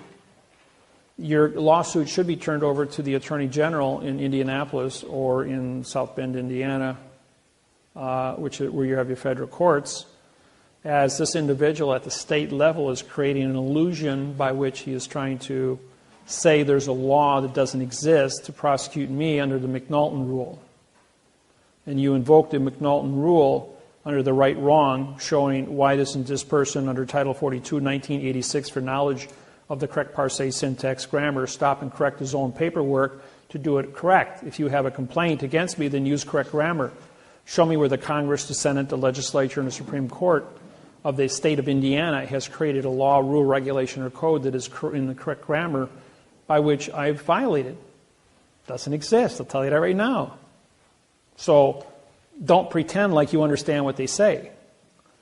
The answer to any question is, can I see that in the correct parse, syntax, grammar for the avoidance of the perjury? And I don't care how many times you got to say it. Do it for an hour. You got 50 questions, repeat it 50 times. Repeat that again. Can I see? Okay. If we have an order from the judge to produce or whatever, The word order is spelled how? O-R-D, a vowel two consonants? No contract? so you just ignore it or not? And they come out and Don't forget the judge is not on your plane.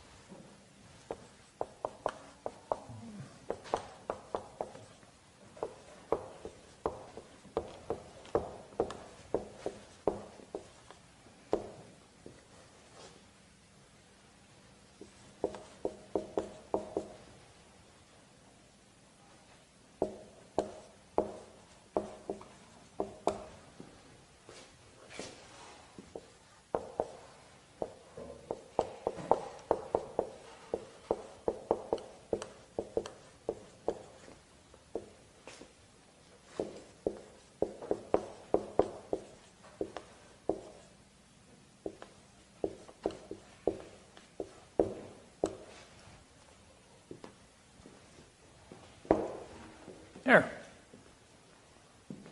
You can repeat that sentence to anything that fiction has to say to you, and in most cases, we'll vacate the case within that one sentence. Even when they ask me for my name? We did that already. What is your name? Now, he's going to say, well, arrest the nom de guerre, uppercase spelling, which is a dead person, name assigned to your driver's license, because it identifies you as a nom de guerre dead person. And you're, as a citizen, you have your state ID as a nom de guerre identity, henceforth putting you in the jurisdiction, but you've already entered the courthouse, so therefore you left Indiana. You now are in the state of Indiana, which is the name of the courthouse, as a foreign vessel in dry dock controlled by the port authorities. While on that vessel, you have now trespassed, and no matter what you're there for, you're in a trespassing position, unless you have a United States passport and you have your paperwork filed ahead of time with the clerk of the court in possession of the stamp, put my business card on with a flag on it, a stamp, and you would then become a postmaster under the correct parsing, syntax, grammar, advertise with your contract to say, I have a contract here with the correct parsing, syntax, grammar. This individual sitting next to me, who would be the DA, doesn't. So therefore, you're in a superior position. Because you signed a stamp, you now become the federal court judge in that plane, because that's a federal flag on a federal plane. You have a federal stamp and a federal flag on your paperwork, and you're wearing a federal flag. So how does a state court in fiction, where the judge isn't on your plane, now capture you? Your position then is to turn to the bailiff and say, I deputize you as my tip staff, stand to attention. I have a federal oath, and you can if you had one of my oaths and had the knowledge, you could back that up. I can back it up. But I'm also a sovereign. I'm also granted a sovereign's country, the director of my own country through the United Nations. As the condition of state in a world of fiction is so unique that the United Nations had to make me the 200th member of the United Nations. I don't pay a $1.6 million a year fee to the United Nations, because how does a fact contract with a fiction? But the fiction still has to recognize that the condition of state does exist in quantum. Henceforth, I exist as a sovereign condition of state amongst a world of fiction, and I'm recognized by the fiction not to touch, but to be a teacher as a plenipotentiary judge, to go out in the world and do so. As an ambassador contracted with 82 countries, have diplomatic immunity to that end. So once I got that, they locked the door behind me. I'm the only guy that does it. They gave me that position, and I've been completely honorable and trustworthy to that position and responsible. And it's published all over the world, and it's respected by the other countries. And that's why the Justice Department and the State Department and the judges around the world are hands off. This guy is who he says he is. So what is the paperwork that I have to have filed in the court before I get there? As a person who has signed a stamp, you have a constitution on your document. That constitution is like an oath of office. But to have an oath as a judge responsible only to your piece of paper that you have signed that stamp on, and file an additional oath with that, with the clerk of the courts. It says you will only be responsible to be a federal judge on your own personal document for the correct parsing, syntax, grammar. And as a judge, you're immune from prosecution. But you have to be correct at all times. If you don't know what to say, don't talk an adverb verb. Say nothing. You've got your paperwork, speaks for you. 2 + 2 doesn't equal 4. If you write it on paper, I can see what it equals up to. But if you're going to get me into an oral argument with 150 variables, you ain't going to win. It's nonsense. So don't even go there. Or 4 + 4 = 8. FOR + FOUR = ATE. Or ATE and EAGHT = ATE. I mean, we can do this all day long. Did you hear what I said, what I meant, what I said, what I said, what I meant, what I said? Yes. So he would ask, so do I send the mail? Like if the judge would ask you, so what's your mailing address? Or is this your mailing address? This is conversation. This is conversation. So you say, for the claimant's knowledge of the facts, would you say that? Yes, exactly. That you're asking him, ask me a sentence that's in written quantum language. All the information is in the paperwork. And you can say, for the witness's knowledge of the fact is with the document, with the docked document in front of you. Because that is the court. You've given him written information. He's trying to get you into an oral argument. This is a case with a man by the name of George. This is in Los Angeles, California. George was having his home repossessed.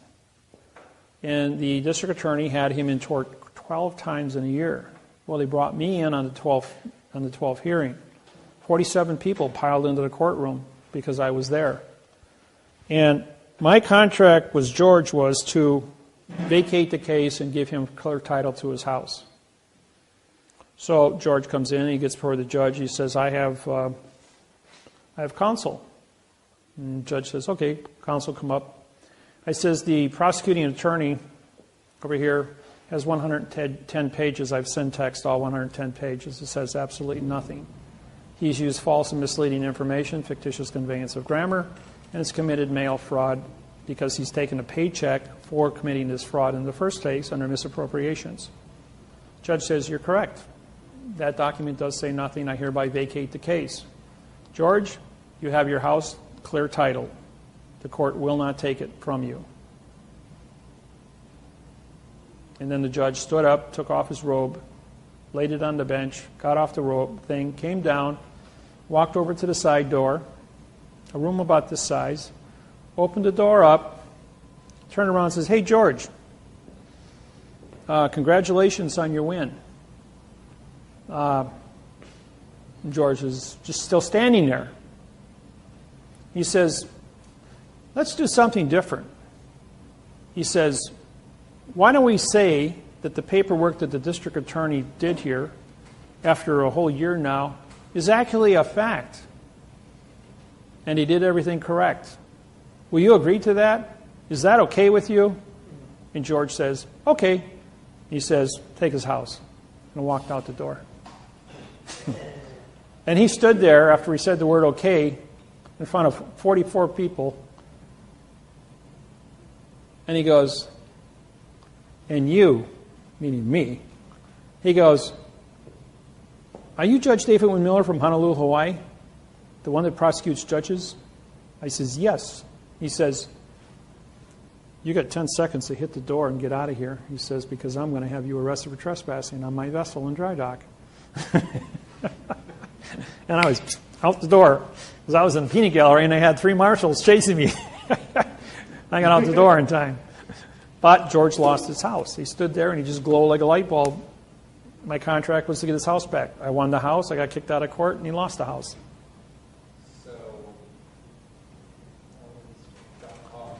Should have kept his mouth shut and walked out of the door, yes. So then everybody, we went all outside in the parking lot. And I said to the people, did I win the case? They said yes. Did I fulfill my contract? They all said yes. Did George give back his house to the district attorney? Everybody said yes. Am I liable? Everybody said no. Enough said about that. Let's go back to the seminar.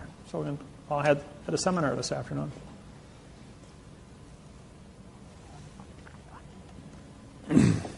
Another case, George. This is a different George in San Francisco. We go into court. This is a state court. George is he's there for illegal detainer, trespassing for the 3rd time on the property he was evicted from. He paid a $10,000 fine and was sentenced to 2 years in prison. This was the morning he was to report at 9 o'clock to surrender to the marshals.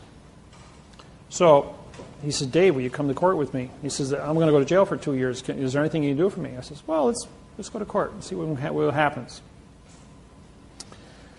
So he presented me with a six-page document for his illegal detainer and trespassing. I syntaxed it from the prosecuting attorney and wrote a Title 42 lawsuit, similar to the same ones that you that have mortgages are similar to, or like your own for criminal. That was the basis for this lawsuit. The judge, George, goes into court and says, Your Honor, I have counsel. When he was asked anything, do you have to say? So I walked up and I says, I have bailiff. I says, give these papers to the judge. And bailiff came over, took them, handed them to the judge. Judge immediately stands up, looks at him and goes, this is a federal case. This is a state court. He says, you can't file these here. Take them back. I says, that's a federal flag. That's a federal stamp. I hold a federal judge's oath on this plane in correct grammar.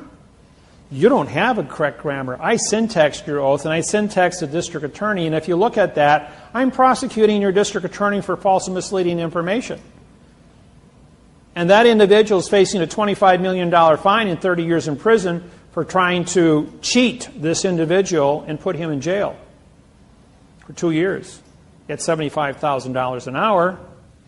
Under Sanders versus Inglis 950 Fed Second, I have grounds under Title 42, 1986, for knowledge of the fraud that's been perpetrated, and I am here as a federal judge to stop and correct it. Well, this is a federal court. I says, you're not even in court. You're on a different plane than the rest of us. Bailiff, I hereby deputize me as my tip staff. Arrest that individual for impersonation of a judge, and arrest this individual over here as I have a warrant for a federal crime that he has committed, and here's his warrant. Judge goes, wait, stop. We're going to do something different. I'm hereby vacating all charges against George. Bailiff, I want you to go downstairs and erase him from the system. Give him back his $10,000 plus interest for 2 years, which is $3,000. Cut him a check for $13,000. George, all charges have been dropped against you. You are free to go out. Now, Mr. Miller, I have vacated all charges against George. I've given back all of his money. Therefore, there is no contract between the state of California and George. So therefore, you have no complaint because everything's been vacated. Prosecuting attorney is a Chinese man. Stands up and says, I object, Your Honor. He says, I just saved you $25 million. Just shut up and sit down. So he shuts up. And then she goes, wait a minute. What's your name again? This is David, David -Wynn, Miller. Are you that judge from Hawaii? He goes, the very same. She goes, oh, okay. I says, bailiff, arrest the judge. She took off and ran out of the courtroom. Meantime, the bailiff took George and went down. And then after she vacated the room, the district attorney just sat there like a bum. The bailiff took George and went downstairs and checked him out. So we're outside. About 20 minutes later, he comes out with his check for $13,000. Free man, didn't have to go to prison for 2 years. And he goes, I didn't get my house. I says, my contract was so that you didn't want to go to jail. My contract was to vacate all charges. My contract was to get your money back. Didn't I fulfill all my contracts with you? And I got 22 people there from my seminar that came with me and they wanted to watch me in court do this. There it was. He said, well, you fulfilled all your terms of the contract, made the case go away. George is free. He bought me a cup of coffee. Third case scenario, IRS, Miami, Florida. Lady comes to my seminar. She goes, can you do IRS? And she says, yeah, real simple. I've won over $10 million in IRS cases, about 12 of them to date. She says, well, I got to be in court tomorrow morning, 9 o'clock, in IRS court down at the federal building. Will you come with me? I said, sure, it'd be fun.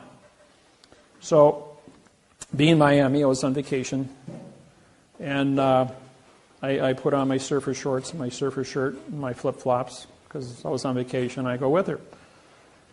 And we walk into the IRS office, and the IRS agent comes in. He's 33 years old, by the way. And she says, she asked me, she says, what do I do? I says, well, give them all of your paperwork. Cooperate 100%. And the IRS agent says, are you an attorney? I'm going, no, I'm not an attorney. He says, do I look like an attorney? I said, I'm on vacation. So she says, oh, well, I want David to come in here with me. I just need some moral support. I'm kind of nervous about all this stuff. And he goes, well, okay, Dave, you can come in and sit next to her. So I sat there quiet for about an hour. Every time he asks for something, she says to me, should I give him the paperwork? I says, yes, fully cooperate. Well, the IRS was real pleased the fact that I was giving her moral support, helping the IRS get all the paperwork filed. He wrote out all the forms from 2004, 5, and 6, 3 years. After the paperwork was all filled out, 8 pages, she owed $38,000 in back taxes.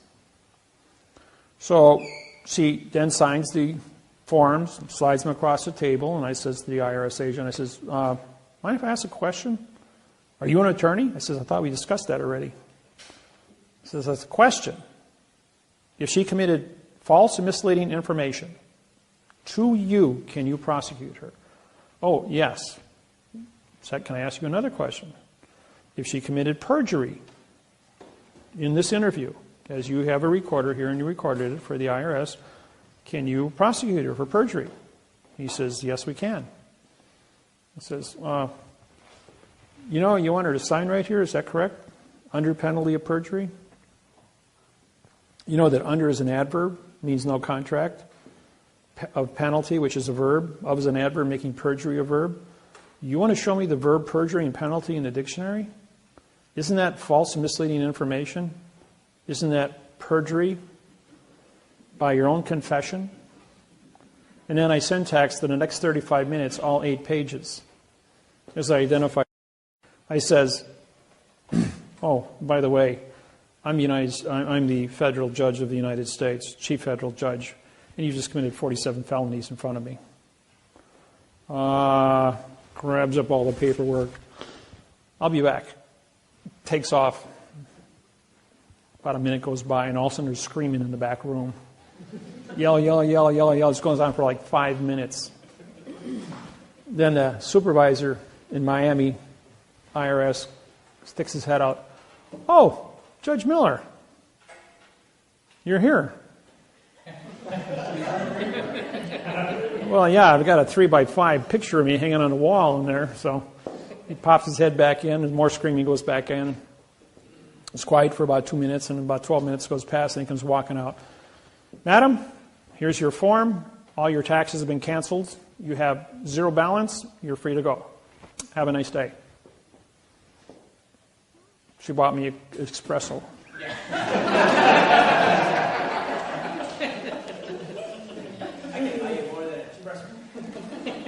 Tastes like mud.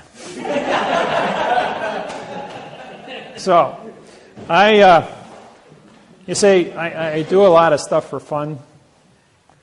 And anybody, I don't care. I haven't seen anybody that had a problem from any form of anything in the books of law that qualify, that I can't handle. I do not do murder. I do not do bank robbery. I do not do drug dealers. I do not do rape cases. I do not do public safety violations. You drive 40 miles over the speed limit, have fun in court, because I'm not going to defend you. I'm not going to say anything to assist you. That's reckless and endangerment of public safety. I don't touch any of those cases. I have an agreement with the government not to publish lawsuits on the internet because criminals would use them for the wrong purpose. And then, for that fact, it would go anywhere. If you do have a case with me, I respect that you will treat it with respect. If I am on your case, I will sign and fingerprint, or autograph and fingerprint your cases. I will be there in the event you have a judge that will sign that document and be a federal judge, or one comes out of Washington of the 300 judges that are assigned to work with me out of Washington in your jurisdiction and orders me to court by subpoena, I will show up and I will testify and do a presentation in front of a grand jury. I was ordered to Michigan. After 7 attempts to go in front of a grand jury, I finally made it in front of a grand jury. And when I testified. We were probably 2 hours on the witness stand in front of the grand jury. And the Attorney General, who was cross-examining me, every single question he asked, I syntaxed and made an ass out of him. I mean, the guy was really beaten up by me on the witness stand. And then finally, I was on the witness stand, and he made a comment to the judge. I'm going, "You're out of order." The judge says to me, "Judge Miller, there's only one judge in the courtroom, and it's my courtroom, and I'm the judge." I'm going, "Oh, yes, okay." And then the judge perks up and says, "You're out of order."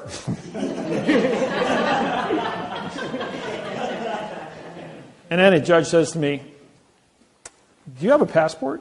I said, "Sure, I got a passport, driver's license, insurance cards, MasterCard, Visa, bank cards, a checking account." I says, "I got a mortgage, carry insurance." He goes, "I thought you were sovereign." "Well, I am sovereign. I'm allowed 2 identities." He goes, "Yeah, that's true. You are allowed 2 identities." I just tell you what, Judge, why don't we cut to the chase here? In front of the grand jury, he says, "Here's my passport. You're a federal judge. Why don't you go in the back room and contact the U.S. Department of Immigration and Customs and run my passport?" I said, "It's going to take you about a half an hour to go through it. It's about 38 pages long." He goes, "There's only a couple of pages here." I says, "Run my passport." I says, "Then you're going to find out who's sitting in your courtroom." So he's gone for 35 minutes. He comes back and he says, "Judge Miller," he says, I apologize. He says, here's your documents back." Very impressive. He goes, "Never seen anything like that before." 38 pages long it was, just like you said.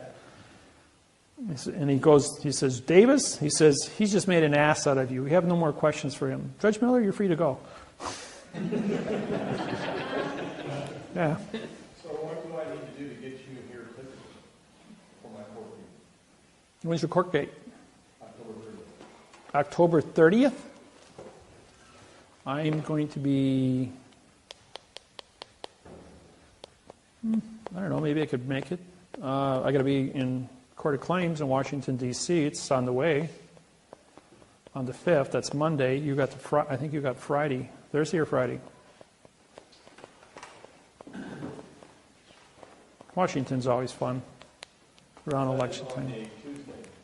Tuesday, that's a whole week. Well, I'm on your case. I can sit in court with you and, argue the syntax. That's not a problem. Probably be a lot of fun. I'm free those days. I think we'll have an audience.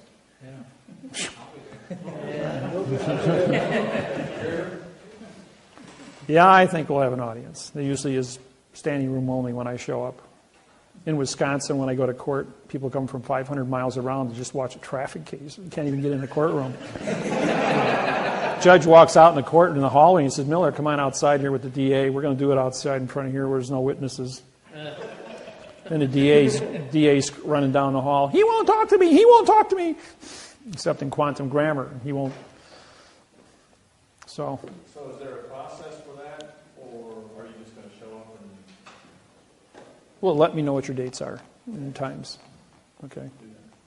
It's only about a 3-hour drive from walking. Is this okay for my badge? Yeah. Except that's the wrong flag. The wrong flag. Yeah. That's a 1x2 flag for one thing. Your blue field is 40-60, and from here I can see it's a 50-50. Okay. You can download one off my internet site. No, you didn't. Your computer shrunk it or did something, but that's not a print. Yeah, it changed the size of it. It's 1 to 1.9. The one on my business card is correct. I need one for business cards. Oh, okay. Well, no, they're in my. I had them in my bag at the room. So. Just a couple of miscellaneous questions. If somebody, how about like with the credit bureaus or liens on your property or anything like that? Well, when you guys deal with MasterCard, every time you sign your MasterCard, you're making a promise to pay. I mean, you took the money. Now, here's a little trick that you don't know about. When you guys use MasterCard, it's earned income. If you discharge it in bankruptcy, the government will wait 3 years and come back and sue you for failure to pay your state, federal, and Social Security taxes on the earned income you discharged in bankruptcy. And sue you for 125% from the IRS, which you can't discharge. You think you were in trouble before you couldn't pay your bills? Now you're in trouble with the IRS. Will sell your home, cars, and anything else you own, and they'll come after you from that location. And you can't file bankruptcy against the IRS claims, especially with that position. Okay, so the sin tax wouldn't work in those areas? The sin tax works except when you file bankruptcy, you are saying, what's in my hand? Nothing. You filed bankruptcy against nothing. Why do you file bankruptcy? You file bankruptcy because you want to discharge a fact. Bankruptcy takes the nothing and makes it into a fact. Therefore, the fact is taxable. How do you think England captured New Zealand, Australia, India? Is because England figured out way back in the 13th century that if you file bankruptcy against an invasive people, take the Aborigines. They don't speak or read English. They only have picture writing. So, in their pictures, articulate their land, their treaties, their boundaries, and there's 3,450 Aborigine tribes in Australia. But they got 10,000 gold mines. The country is a virtual mine of gold, silver, lithium, titanium, cobalt. I mean, it's just mineral rich. Radiation, radium for plutonium. All of our nuclear submarines are refueled in the northern part of Australia as they go around the world because our treaties with them. Australia is traded on the New York Stock Exchange as a corporate entity. Just so you want to know about that. The people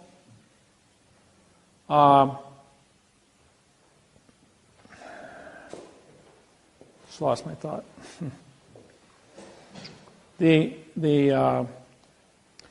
England went into Australia, genocided up until 1957. They had a bounty on Aborigine people that if you kill them, you got to pay the bounty. Imagine that. England was actually hunting human beings like they do deer and putting a bounty on them. Just like the movie with Tom Selleck,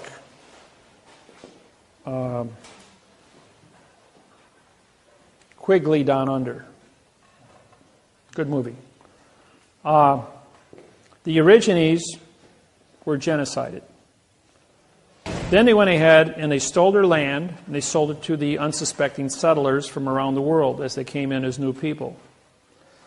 Then as soon as the people bought the land, the government came in and filed bankruptcy on the individual, bankrupting them off the land.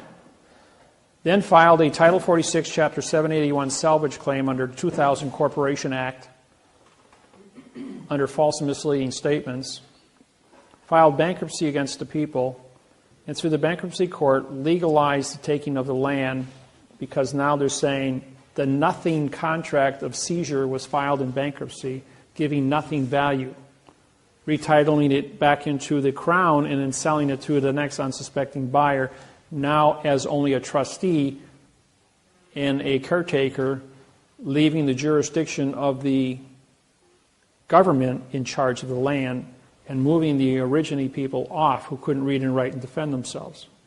When I showed up, I wrote them a new constitution. I gave them international trade agreements. I gave them the ability in quantum grammar to protect themselves against a world of fiction. So they called me the Spirit Walker because I came in and prosecuted 129 judges and nobody touched me. Anybody else that ever tried something was killed immediately by the government. But the government wouldn't approach me. The government wouldn't touch me. So the Aborigines, my name got shot all the way across Australia in a matter of days as we got somebody here that's special. And that's the reason why when I came to Hawaii, same thing. Somebody special showed up and they made me king because I came with a bird. 1848, a prophecy was made that a white man from America would come to Hawaii and set the Hawaiians free. I wrote the apology bill that Bill Clinton signed and apologized to sealing the Hawaiian Islands.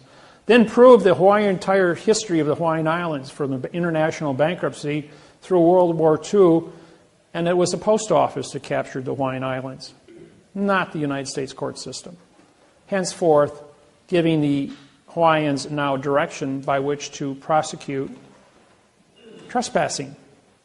And who paid the docking fees for all the buildings in Hawaii for the past 200 years on a sovereign country?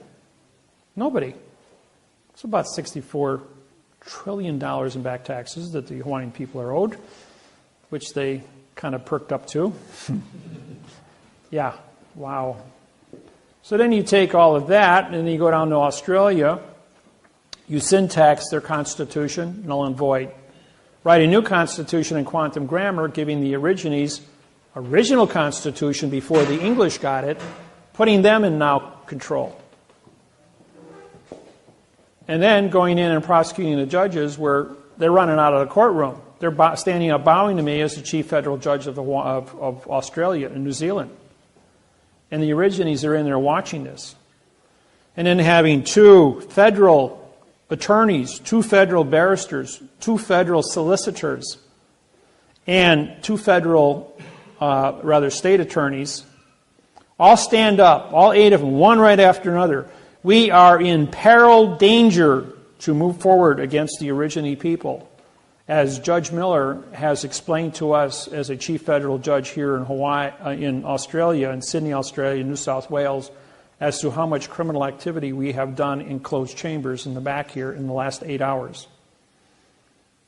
He can walk the walk, talk the talk, and he explained to us in detail the operations by which we are to be prosecuted as, that we don't exist as a government, as a court, or as a people, that we are trespassers. We hereby vacate our position against this Aborigine who we want to sue. And that's been 4 years now, and he's still a free man, and there's been no activity. And that word went all over Australia. And I've gone to court 129 times. Every time I walk in the courthouse, it's like, bzz, Miller's in the building.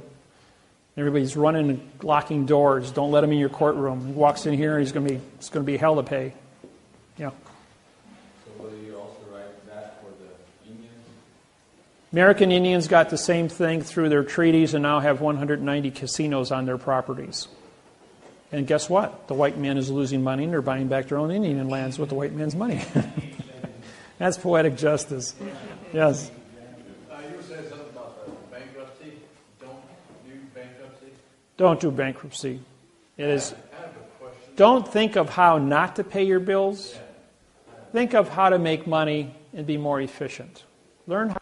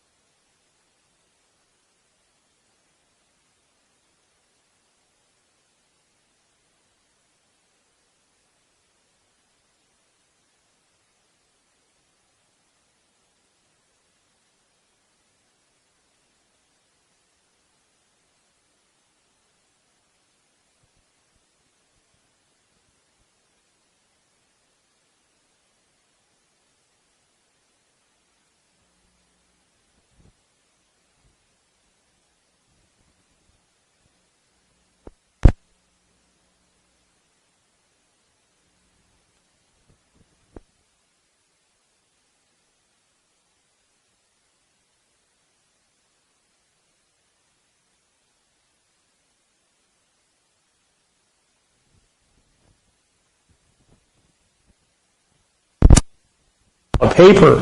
I says, we agreed on 8%. He says, well, I'm giving you 10%. I says, I didn't ask anybody for any money. I did my work. That was my contract. That's all I'm contracted for is work. If you guys pick up $1.5 million down the road or $7 million from the federal government and you want to do a gift to me after the fact because you have surplus or you feel you want to give me a gift, that's your business, but I'm not asking you for anything. We had a contract. I fulfilled my contract to you, and that's it.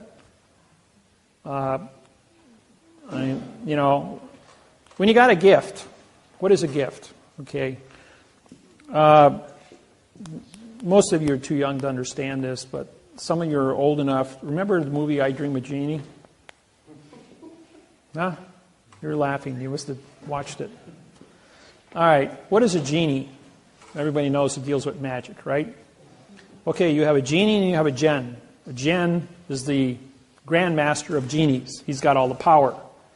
So genie was a program where an astronaut opened up a bottle and let the genie out. And the genie fell in love. She's laughing. She's seen it. The genie fell in love with Tony and did all these crazy things trying to help him. And every time she used her magic to help him, wound up getting in trouble. And the whole TV show was a comedy. Well, along the way, Jeannie goes ahead and she's going to use magic to go ahead and make Tony fall in love with her. There's one thing about the word love. It has to be free will. And if a genie violates violates the free will of love, loses her powers. So Jeannie went ahead and played her trump card and Tony fell in love. Well, Jeannie's dad shows up to Jen and says, you broke the rules. You got no power. So now she's back to an ordinary woman, living a mortal life, having to learn how to cook and clean and iron and do everything domestically. Well, at the end of the show, the Jen goes ahead and gives Jeannie back her power because she learned her lesson. So then I got to thinking about that. What would any of you do if somebody gave you power to snap your fingers and create things out of thin air? Give you absolute power over all things. What does that mean to you? Will you be responsible for power? Will you be a teacher? Will you acquire wisdom from this here? Or will you go out there and practice mischief? Well, I looked at myself in the mirror one day and I said to myself, could you, or will you make a contract with yourself, David, that if you were given the power, absolute power, will you be responsible for that? And I says, yeah, I can do that. But would you do that at the point of death? In other words, if you violate the rules of absolute power, which is the word meek, M-E-E-K, that you will be struck down and you will die without cause. I says, yes, I'll make that contract with you. And what I'm doing is I'm talking to the mirror. So the mirror is a reflection of the opposite. But when the opposite goes through your eye, it's putting your brain as the correctness. A correct image appears in front of your brain. So I made a contract with myself and with God that I will be correct if given the power to be correct, to fix it. And what is syntax? Syntax controls all the contracts on planet Earth. Parse, syntax, grammar. And so 7 years later goes by, and I die on the operating table. And I'm reborn. And my whole personality is different. My 6-year-old daughter walks up to me and says, you don't smell like my daddy. You got green eyes now. You don't look like my daddy. My daddy had hazel eyes. You got bright green eyes. You don't look like my daddy. You don't smell like my daddy. My daughter was estranged from me until she turned 16 and then never talked to me again until she was 28. True story. My other children are very close to me. But the point is, I did acquire the math interface on grammar, giving me power on grammar. Grammar controls all contract, and contract controls all topics on planet Earth, all money, everything. So what happened was I acquired the power over all things in all languages on planet Earth through the math interface of communications.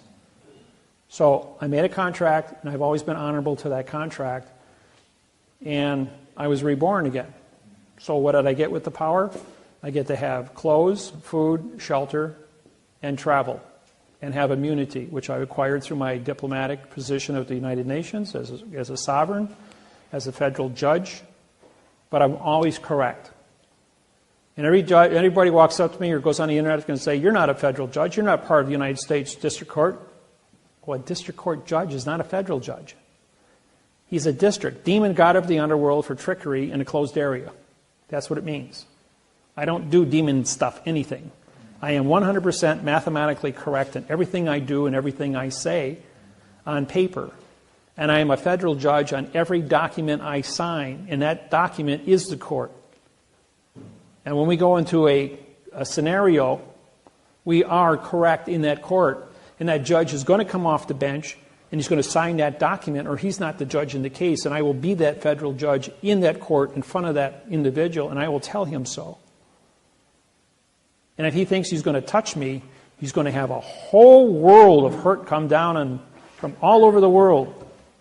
And he already knows that. That's why they run out of the courtroom. Or they lock the doors. Or I show up in Honolulu, Hawaii last year. And everybody talks about this. I was ordered to go to court and testify. I went to court, and it was announced that all the courts in Hawaii and all the schools were closed because of the high wind alert. That they were afraid the school buses were going to be blown over. That court-appointed lawyers, attorneys, judges were going to be blown off the road because of the high wind alert. On that day, you couldn't knock a candle out with the wind. But I went to court with a whole parade of kapunas behind me. We got to the court, and the sheriff was standing going like, the court's closed. It's Friday. It's declared a court holiday. There's nothing on the books for that. All the schools are closed, too. The whole state of Hawaii is declared a holiday today because of the high wind alert. It's all over the news, broadcasted all over the world. When you mentioned what is a gift, a number of years ago there was some deal going around called gifting. You pay so much. It's called Pay It Forward. They made a movie. And I decided, because they use scripture to kind of smooth it over, and some people almost went to jail for it. I'm not sure, it kind of quieted down all of a sudden. But I looked up the word gift in the dictionary. Mm-hmm. And it had a number of different definitions, but the one I remember is, it said, your request is not my gift.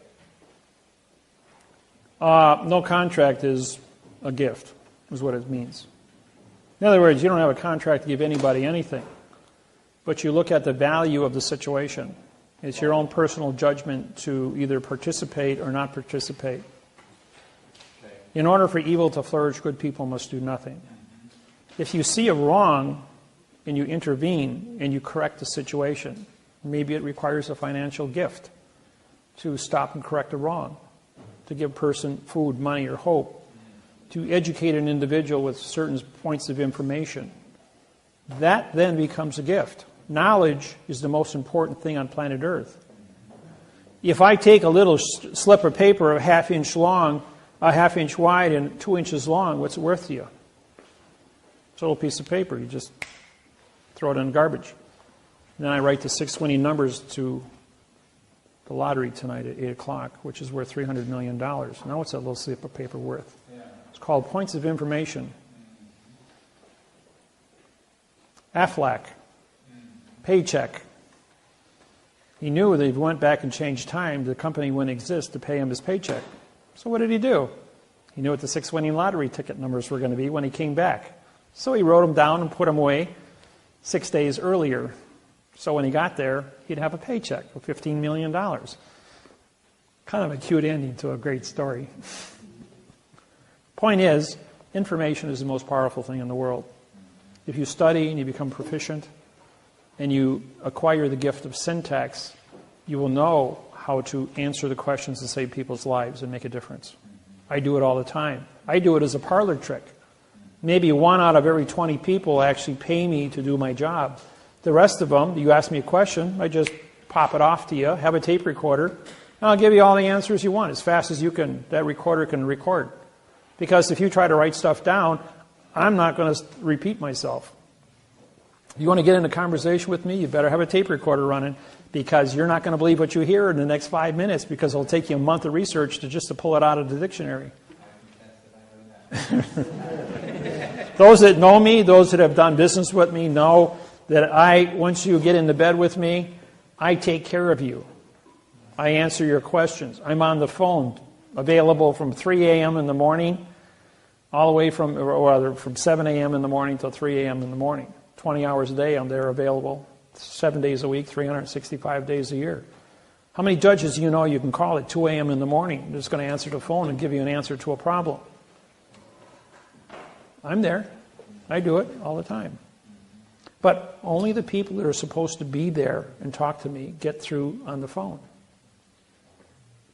Look at all the billions of people I have on my website, and yet only the people that are supposed to call me with important questions that are under contract with me are the ones that get through. Everybody else doesn't know how to do it. Yes, question? Oh.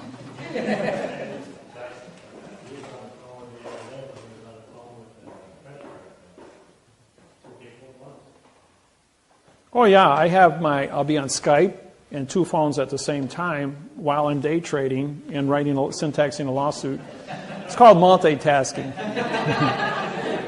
I can use my right brain, mathematics, doing numbers and syntaxing papers at doing 300 words, about 30 minutes, so about 600 words an hour. I'll do syntaxing while watching a movie. Well, yeah, other movies, if I've seen a movie once, like Gone with the Wind, I'll just put it on high speed and watch a 3.5-hour movie in 6 minutes. Or for entertainment, I'll walk through a video store and use 1 second on each title and go like, I know all the plots, I know all the actors, I know the whole thing, and bang, bang, bang, bang, bang, bang, bang, watch 20,000 movies an hour. Just by reviewing my mind as to what I've seen in my life at 63 years. So I was 18 years old before I had my first TV set. So I grew up with a crystal radio that I built myself. I had to learn how to read books. I used a library and library card catalogs. I lived in a library 40 hours a week, 7 days a week. And I did that from the age of 8 to 18. So I was an information junkie, studied to be a doctor at the age of 12, and at 18 I put it all away and became a welder. Metallurgy, engineering, heat treating, all the things that build the world, because I was a builder. Built my own homes, built my own car, built my own boats.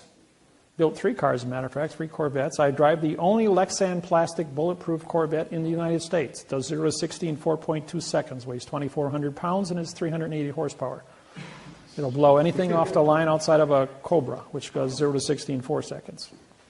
But if I want to put a turbocharger on it, I could probably get it down to 3 seconds without too much trouble. I built one with lock positive traction. Took the universal apart and welded it together with super missile weld, so that both tires sped at the same time. And that was a quick little machine. That only weighed 2,200 pounds at 380 horsepower. That was kind of dangerous, so I got rid of it. So, sold to a guy that does stock car racing. Yeah. You said your book, like your Hiram William, do you have his phone number and address? They're on the forms I give you. So, yes. There was a gentleman here earlier that wanted me to ask you why, or if your patent would supersede the U.S. patent, and why? Hawaii doesn't have any patents but the United States government. Is that what you're asking? Well, he just wanted to know. He wanted it to be on the video, so when you come back and watch The United States government never had the correct parse syntax grammar to invade the Hawaiian Islands. Pearl Harbor was gifted in 1848 to the United States Postal Service by King Kamehameha I. That was it. Everything else in 1893 was an issue of coal, C-O-A-L. The Germans, the French, and the Portuguese all planned to take over the Hawaiian Islands 6 months after the takeover of the United States taking over Hawaii. They just beat them to the punch because the population stood by 1893 at probably 60,000 Hawaiians versus 3 million invaders back then. So, questions? If you become president, will you get the peace treaty signed between Israel and the Palestinians? Yes, Ron, I told you a story about Helm. That already was signed way back about 7 years ago. That's why there hasn't been any commotion there. They both are familiar. That was already signed. Yeah, that was already done in Quantum 6-7 years ago. Even though the people are still making noise, those are satellite groups, but the people who originally signed that have not been fighting with each other because of the words. But then there's been the people who were involved with the original treaties are senior citizens, bad health, some have died. So the new people coming in are not familiar with the new terminologies, and so therefore they're going drifting back into fiction, whereas they had quantum before. And if you don't take time to study, you're not going to be proficient. So every generation, just like ambassadors at the UN are traded off every two years. They were on a 6-year ambassadorship, and every 2 years, 1/3 of all the ambassadors in the UN are changed out. So from the time I got my ambassadorship in 1999, under sovereignty, I'm still hold that position as because there's only 2 of us, Russell and I. All the rest of the people in fiction are changed out, but I have a lifetime appointment as a director of a sovereign country called Quantum Grammar. So that's where that stands. Yes? There are some of us without birth certificates and Social Security numbers. Is there a certain way to interact with the world? Or? Well, if you don't have a Social Security number, it's pretty tough to get a driver's license or a passport. And because the world of fiction, you can travel anywhere you want, except the corporation of airlines, trains, buses, and automobiles are all controlled by Social Security. In other words, you have to have that number to move between point A and point B. As long as you stand still, nobody's going to bother you. It's when you want to go across state lines or federal, international lines, they want to have those points of information. Otherwise, I would recommend you send your identity, do a claim to life, mail it to yourself, registered mail. That way you've got a quantum registered mail with the post office. Use that as your identity to go and mail yourself anywhere you want to go, registered mail. And then send yourself, put a post like I did Russell. My business partner, Russell Gould, is the only person in the history of the post office to be mailed from the United States out of Pennsylvania through Montreal, Canada, into Paris, France, and back to the United States, to Philadelphia, registered mail, by me as the postmaster, transporting him as registered mail to there and back in quantum language. They had no remedy for quantum language. Once we completed that task, all the post offices worldwide passed a law that said you must have 3 forms of identity: a ticket, 2 forms of state ID, which is a passport and driver's license, and a birth certificate certifying your location. Changed all the laws on the planet. He tried to do it a second time. It was not successful. The U.S. Department of Immigration and Customs said, yes, you can go. We have no way to stop you. But the insurance company that controlled the United Airlines flight says, no, we will not insure you to get on our plane. You're not a dead person. Only dead people can fly on our airplane. In case it crashes, there's no liability. You must be a nom de guerre dead person on our plane. That's why all plane crashes never have survivors. Because they don't want people surviving. Otherwise, they'd sue you out of existence. For public, were secrets. And a lot of stuff was lost languages.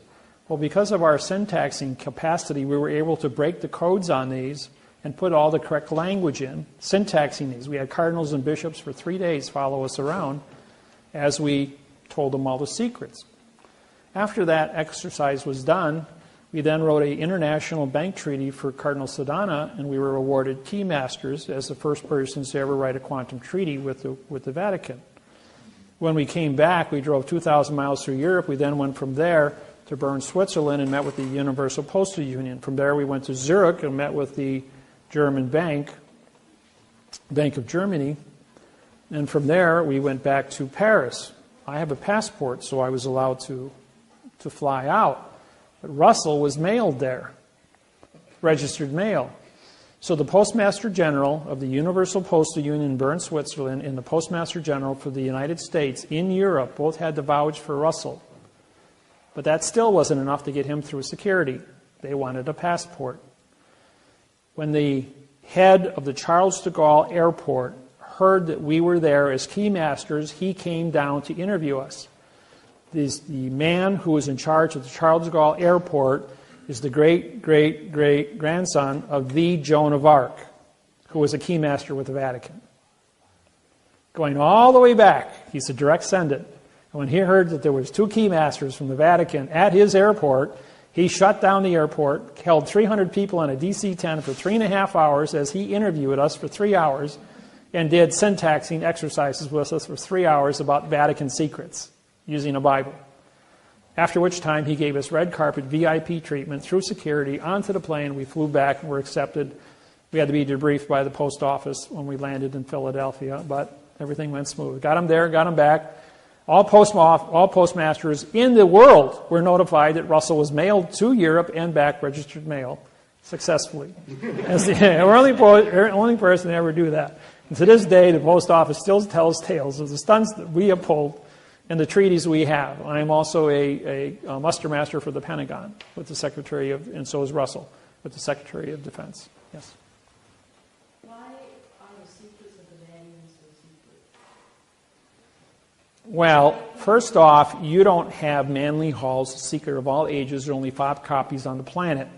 Number 2, you don't have a deluxe copy, which have been syntaxed by me. There's only one in existence, and I own it. So therefore, the secrets that exist are so complex. If you started reading right now on a 6-page book that's 6,000 pages long, this wide and this tall and this thick, it would take you several years to get through that. And you would also have a syntax background to understand what it says. Russell and I both do. And we concur on different things. I'm 25 years older than Russell, by the way. Go ahead. Is there a book of Enoch? Enoch. I know what Enoch means, yes. But no, there's not a book of Enoch. It's a tale about a UFO. That's what Enoch means. It's a UFO tale. They made a movie called Enoch, if you want to watch it. Yes? Do you have with you kind of the life, like a kind of the life, birth, whatever? Yeah, it's on page 2. I would like to see one that's done. Right there, page 3 in the book. There's also the same ones on the internet. Just fill it out, put your picture on it, have your people autograph and fingerprint it, and you're done. It's called a claim of the life. Claim of the live life. What it means is that you have knowledge of what a prepositional phrase is, how to certify what a fact is. You've identified yourself, your mother, your father, and 2 other people with claims of the life have identified you to be a fact. That's all it means. You don't file a claim of life written with the correct parsé syntax grammar with the recorder's office or with the fiction government. Why would you file a fact with a fiction? It's an oxymoron. It's only for you to use. If you want to attach it to a federal lawsuit, and if you want to go to The Hague and file a claim of the life, take a lawsuit into the Hague, showing that I'm a live person who's been violated under a genocide or apartheid situation, then they would accept your paperwork. They will not accept any paperwork from an individual who does not have a claim of the life. People, you cannot file lawsuits at The Hague. The Hague is a branch of the United Nations. You must be a United Nations member who has paid your dues of $1.6 million a year, and you must be a country. Private citizens are not allowed to bring cases. The Blood Diamond case took 14 years to get to court. 235,000 people died under the Blood Diamond Civil War. And that's why the Blood Diamond movie was made. For those that haven't seen it, yeah. A break? 7:30. We're just for an hour?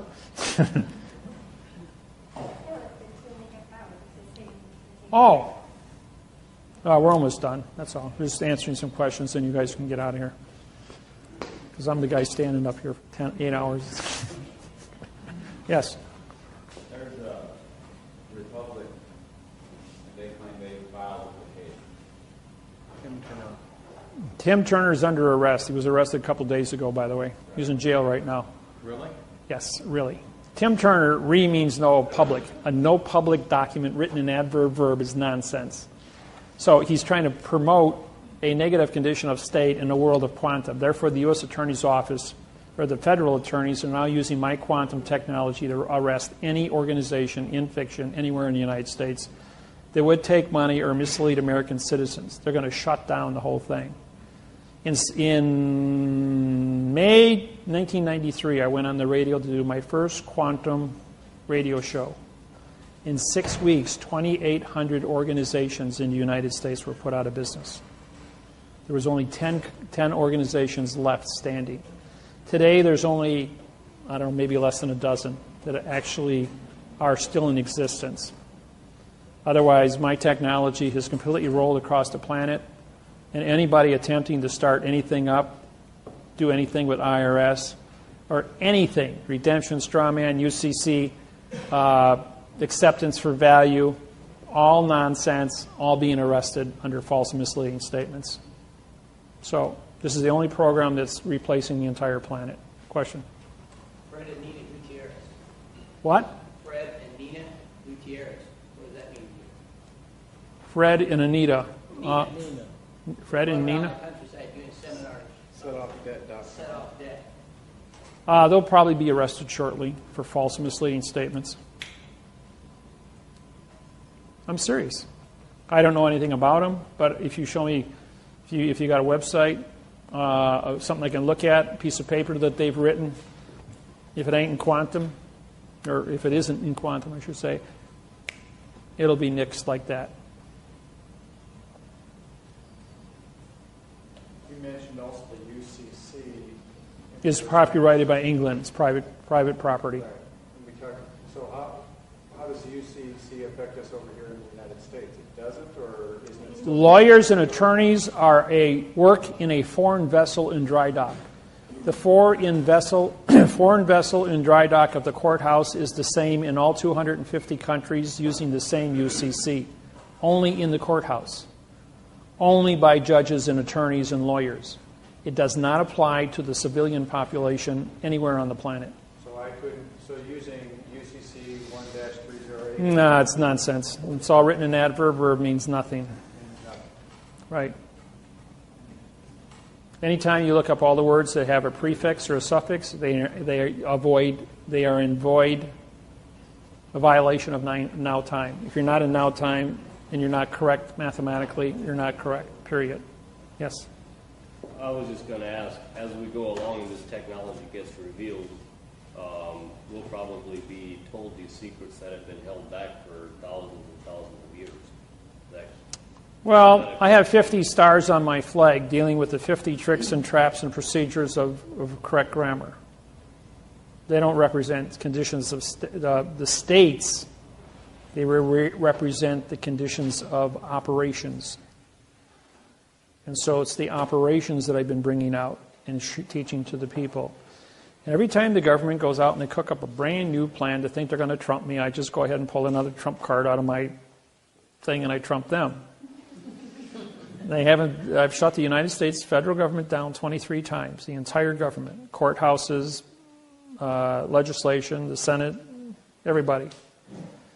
So I'm a world icon. The whole world knows my name. I'm probably bigger than, when I went to Australia, the Immigration and Customs says, you're bigger than the president of Australia. You've got like 4 times more people on your website than he does. He says, "Who are you and what are you doing in our country?" And so I pulled out all my gambling cards and I says, "I'm here to gamble. I'm in your Texas Hold'em tournaments." And I pulled out my cash and I says, "I have the cash to buy into the tournament. And I like to gamble." Just part of my entertainment. I know adrenaline, I mean, it's got to have something to give me a little kind of buzz. Doing it to judges isn't buzzing me. Yeah. On one set of videos, I remember you mentioning hanging on a cliff. Yes, that was at Devil's Lake, Wisconsin. In other words, I'm a rock climber. I've climbed Devil's Tower already in Wyoming. That's a 1,200-foot face that's as smooth as this wall here, with little tiny cracks going all the way up to the top. And get up before sun up, and you start climbing up that thing, and you get up to the top, sign your name, and you come back down on the backside, which is kind of easy. Or you rappel down the face. But I was climbing on Devil's Lake. It was 95 degrees out. I was on a cliff about 102 feet tall at Red Rock. And it's a smooth face. It's an inverted climb, which means you hang a rope off the top, it hangs 6 feet off the bottom, so you're actually negative climbing all the way up. You slip, you fall, you got your rope. Well, I was 10 feet from the top, and where my carabiner was tied off was 10 feet below from the guy who put it up on top. He had climbed down, but I was out of location. I went up the wrong crack. So here I am in a wrong location, and I had to disconnect. So now I'm on a 90-foot cliff after an hour climb, 10 feet from the top, and it's all smooth. All I got is a 3-inch crack in front of me. So I had to put my fist inside the crack and tighten it so hard that I could do a one-arm pull-up and do that hand over hand for 10 feet to get over the top. Otherwise, fall to my death. There was no way up, no way down except to go over the top. The rock doesn't care if you die. So you're there, and you have one responsibility. You either put away your pain, you put away your stupidity, and you tough it out. You get over the top. You pull yourself out of the situation. And when you get done with that, and you survive, everything else is nonsense. Don't believe that. And that's what it means to do something. Now, I've taught all my children, all 6 of them are rock climbers. My son and my daughter used to be teachers of rock climbing at Devil's Lake, Wisconsin. My son, Mark, he was climbing one day, and he had been instructing for 3 years. And we were up at Red Rock, and he had tied all the ropes off. I mean, he had done everything. And he was so busy doing what he was doing, he didn't pay attention. Put his carabiner on all nice, his harness, tied his knots off, and then he flew his foot out backwards to rappel down, except the pile of rope was still 10 feet in front of him, around the base of the tree, sitting there in one neat pile, and I was about 12 feet away, and I was tying my shoe, and I looked at him, and I looked at the rope as he swung his foot out, and he was already past the point of return, which means he was going to fall 90 feet to his death. And from a squat position, I sprung like a frog and caught the end of the rope as he hit a 45-degree taut. He pulled himself back on and sat there and shook and cried for 20 minutes, realizing that he had just died and got his life back. And me, I caught that rope with both hands, and you could see the marks in my hands from squeezing.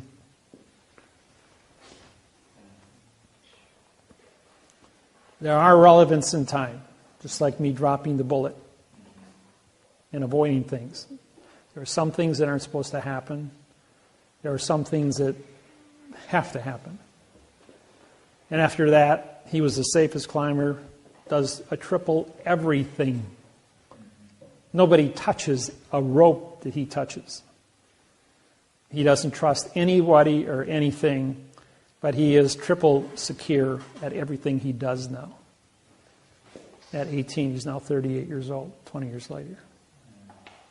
8 years ago, he caught the edge of his foot on a roofing nail and fell 12 feet onto concrete off a roof. Crushed his left foot, which is now titanium, and crushed his left wrist, which has pins in it. And so he still roofs, but he wears a harness when he's up on the roof. And he's super, super careful. That was the second time he was careless. So he pays very close attention now, but he's in a lot of pain. The bones change, titanium doesn't. So, any questions? Yes?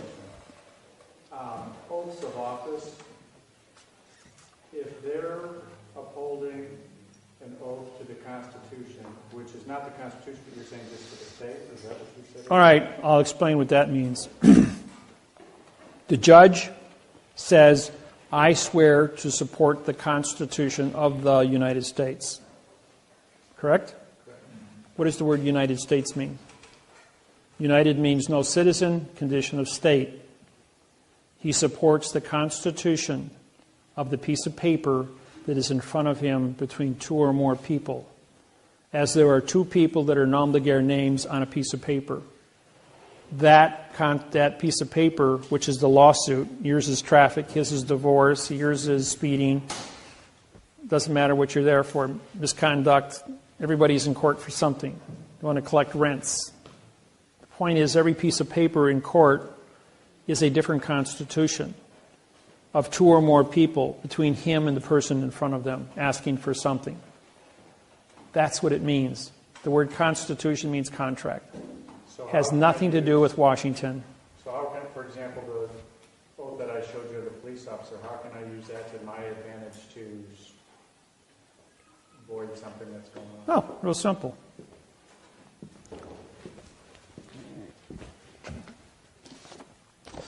Mr. Police Officer, will you please take the witness stand? And he takes the witness stand. You take the oath of office and you hold it up. Is this your oath of office? Yes, it is. Did you write that? And he's going to say, no, that was presented to me. Do you know what the word syntax means? He's going to go, well, no, I don't. I says, you signed a document, but you don't know what grammar means. You know what the word grammar means? Do you know what the word parse means? Do you know what the word syntax means? If he answers yes to all three of those, then you're saying then you understand how to syntax this document, correct? He's going to say, no, I don't. So you don't know what you're signing, which means you don't have an oath of office with knowledge. It says you're saying one thing here, but you're just testified because you don't know what you're doing. Your Honor, this man has just identified the fact that he doesn't have an oath of office. Now let's say he says, did you go to college? And yes, I did. I went 4 years of criminology, took college in criminology. Did you study English in college? Yes, I did. Did you study English in high school? Yes, I did. All right, do you know what the word syntax means? Yes, I do. You understand what the word grammar means? Yes, I do. You understand what parse means? It's a French word. If you don't, I'll explain it means parts of a word. Okay, that's fair. You can give him a hint. So now you understand parse, syntax, grammar. Is that correct? He goes, yes, it is. Did you write this? You're going to say, well, it's an oath that I signed. Again, do you understand what it means? He's going to say, well, yes, I do. Then if you understand what this means, did you modify your facts with adverbs and adjectives? Did you change the meaning of the syntax on this document by putting adverbs and adjectives in front of the facts? What's he going to say? Is that your autograph? Yes. He's going to have to say yes. He's going to have to say yes. He understands that he modified. Under false and misleading statements and fictitious conveyance of language and deprivation of rights under coloring of law, you just confessed to 3 felonies, and you signed it. Now, while engaged in criminal activity under Title 42, 1988, states responsible for all fees in this case. Your Honor, this man asked me for $525 fine here. The district attorney is a co-conspiracy with this here, as the two of them work together to ask me for a $525 fine. I'm invoking the Clayton Act for a 4 times damages. I want to check for $2,200 right now, and this man just commenced treason in front of me. And the state pays all fees. Now you cut me a check because I have a criminal confession by a police officer. Can you take that a step further? If the DA wants to prosecute, yes, but then the DA was party to it, so therefore it's a co-conspiracy. So he's guilty of 22 and he's guilty of 22. And the state's going to go, I'm going to vacate this case right now because I ain't paying no bills. So we could do the same thing with the attorneys, though. Exactly. Which says nothing. Once you, and judges. Well, not the judges, on the other hand, are not in the courtroom. They're on a different plane. You know, when I went through a divorce, the lawyer asked me for $1,700 worth of attorney fees for fighting for my children. He says, hey, Mr. Attorney, take the witness stand. Oh, I don't have to take the witness stand. Client-attorney privileges. So I didn't care about your client. I didn't ask you a question for that. I said, take the witness stand. You asked me for money. That's maritime law of commerce. You have to testify under maritime law of commerce. Judge Wasilewski goes, he's right. It's maritime law of commerce. You asked him for money. You've got to take the witness stand and testify. Well, his 8 business partners that belonged to his law firm all were sitting in the courtroom, all in a nice row next to each other to watch him take down David Miller and make him pay a fine, make him pay attorney fees. I asked him the same questions. Did you go to law school? How long have you been a lawyer? And his answer to each one of them, do I have to answer that, Judge? And the judge says, of course you do. If you're not a member of the bar, you're going to get kicked out of here. If you didn't go to law school, you're an imposter. Do you understand syntax? He goes, yes. Do you understand grammar? Yes. Is this your autograph? Yes. Did you write this document? Yes. Did you ask me for money? Yes. Did you modify your facts? Not your nouns, because they're no-nos. Did you modify your facts with adverbs and adjectives? Well, yes, I did. And what did they do? They modified. Therefore, you changed. And because you intentionally changed, is there any closure on this document for false, misleading information, for modification of the facts into verbs? Well, no. Well, by your own confession, you modified grammar under false, misleading statements, fictitious conveyance of grammar, and deprivation of rights under color of law. And you tried to extort money from me under mail fraud, Title 18, Section 1341. That's $1 million fine and 30 years in prison. You feel lucky today? Judge goes, can he do that to me? Wasilewski is laughing. He had to stop himself from laughing. He was laughing so hard when I downloaded it on him. He says, he's already done it to you. You just confessed the 4 felonies. You will write him a check right now for $6,400 or I'm going to put you in prison. And he did. Pulled out his checkbook and his boss stands up and yells across the courtroom, you're fired. I'm not paying that bill. And ever since that day, there has never been an attorney take the witness stand in my presence. They won't even let me in the courtroom. You said maritime law. Isn't maritime law connected with the UCC at all? No. Aren't you a vessel in a sea of space called Earth? That's maritime. Earth is a vessel in the sea of space, outer space. All things are maritime. And isn't that contract? All contract law, right. The contract better be correct or you're going to get nailed for false, misleading information. But UCC is contract also. UCC is copyrighted. It's not allowed to be used unless you're under contract in a foreign venue. Foreign venue would be a spaceship landed on planet Earth from another planet. Declared the fact that they are a foreign a foreign spaceship in dry dock under law of the flag, which is fiction, in advertising fiction. Therefore, when you walk in there with no paperwork, you've trespassed on a foreign vessel and nothing you say matters. Because you're not going to talk to them in correct parse, syntax, grammar. And they don't have to listen to you because all 8 billion people are foreign to each other, speak Babel, and that's the truth of it all, folks. Only thing that matters is what you write on paper with a stamp, a flag, and the correct mathematical grammar, and you take responsibility for every word, the laws, rules, regulations, and codes on that paper. That your punctuation is in the correct place. Even if you put something, claimant's knowledge, I just took away the hyphen. Now I just wrote 413341213 this is a 3. No. 1 2 1 2 1 3 4 1 2 comma 2 2 and 4 no. 1, 1, 3, 3, 3, 3, 3, 3, period. So that would be a 4. No, that would be a 1, 2. But because of the period, because it's abbreviated, then all of these would become 4s. And then that would become a 4 also. 1, 3, 4, 1, 3, 4, 1, 2. Just have all the answers. Judge says, no, all the facts. The judge says, he has all the facts. Judge says, oh, you do? He says, well, how is that you have all the facts? He says, you can ask me anything you want. He says, I'm prepared for traffic court today. Judge says, well, actually, I don't have time for this today. He says, so we're going to continue this for 30 days.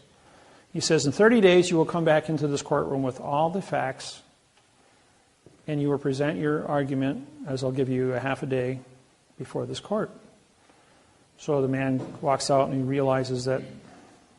And then the judge, before he walks out of the courtroom, says, I want all the facts from all over the world about what you know about your traffic citation. He goes, well, that's a really big order, Your Honor. He says, you said the word all. So you said you have all the facts. I want all the facts or I'm going to arrest you for perjury and you're going to spend 30 days in my jail.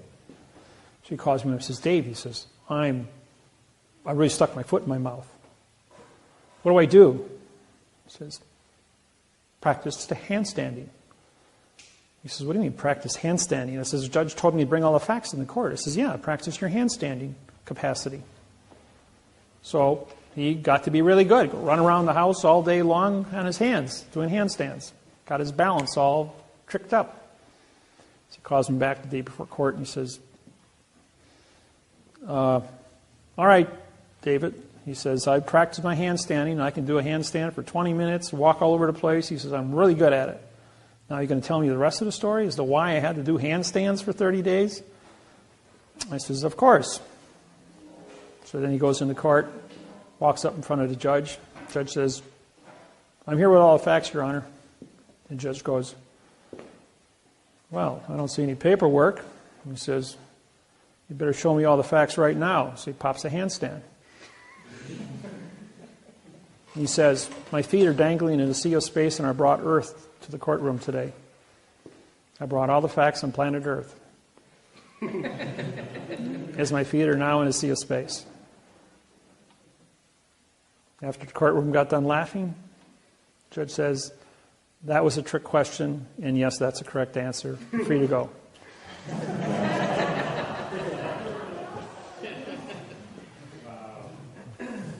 You see, sometimes it isn't about syntax or it's about knowing where to look.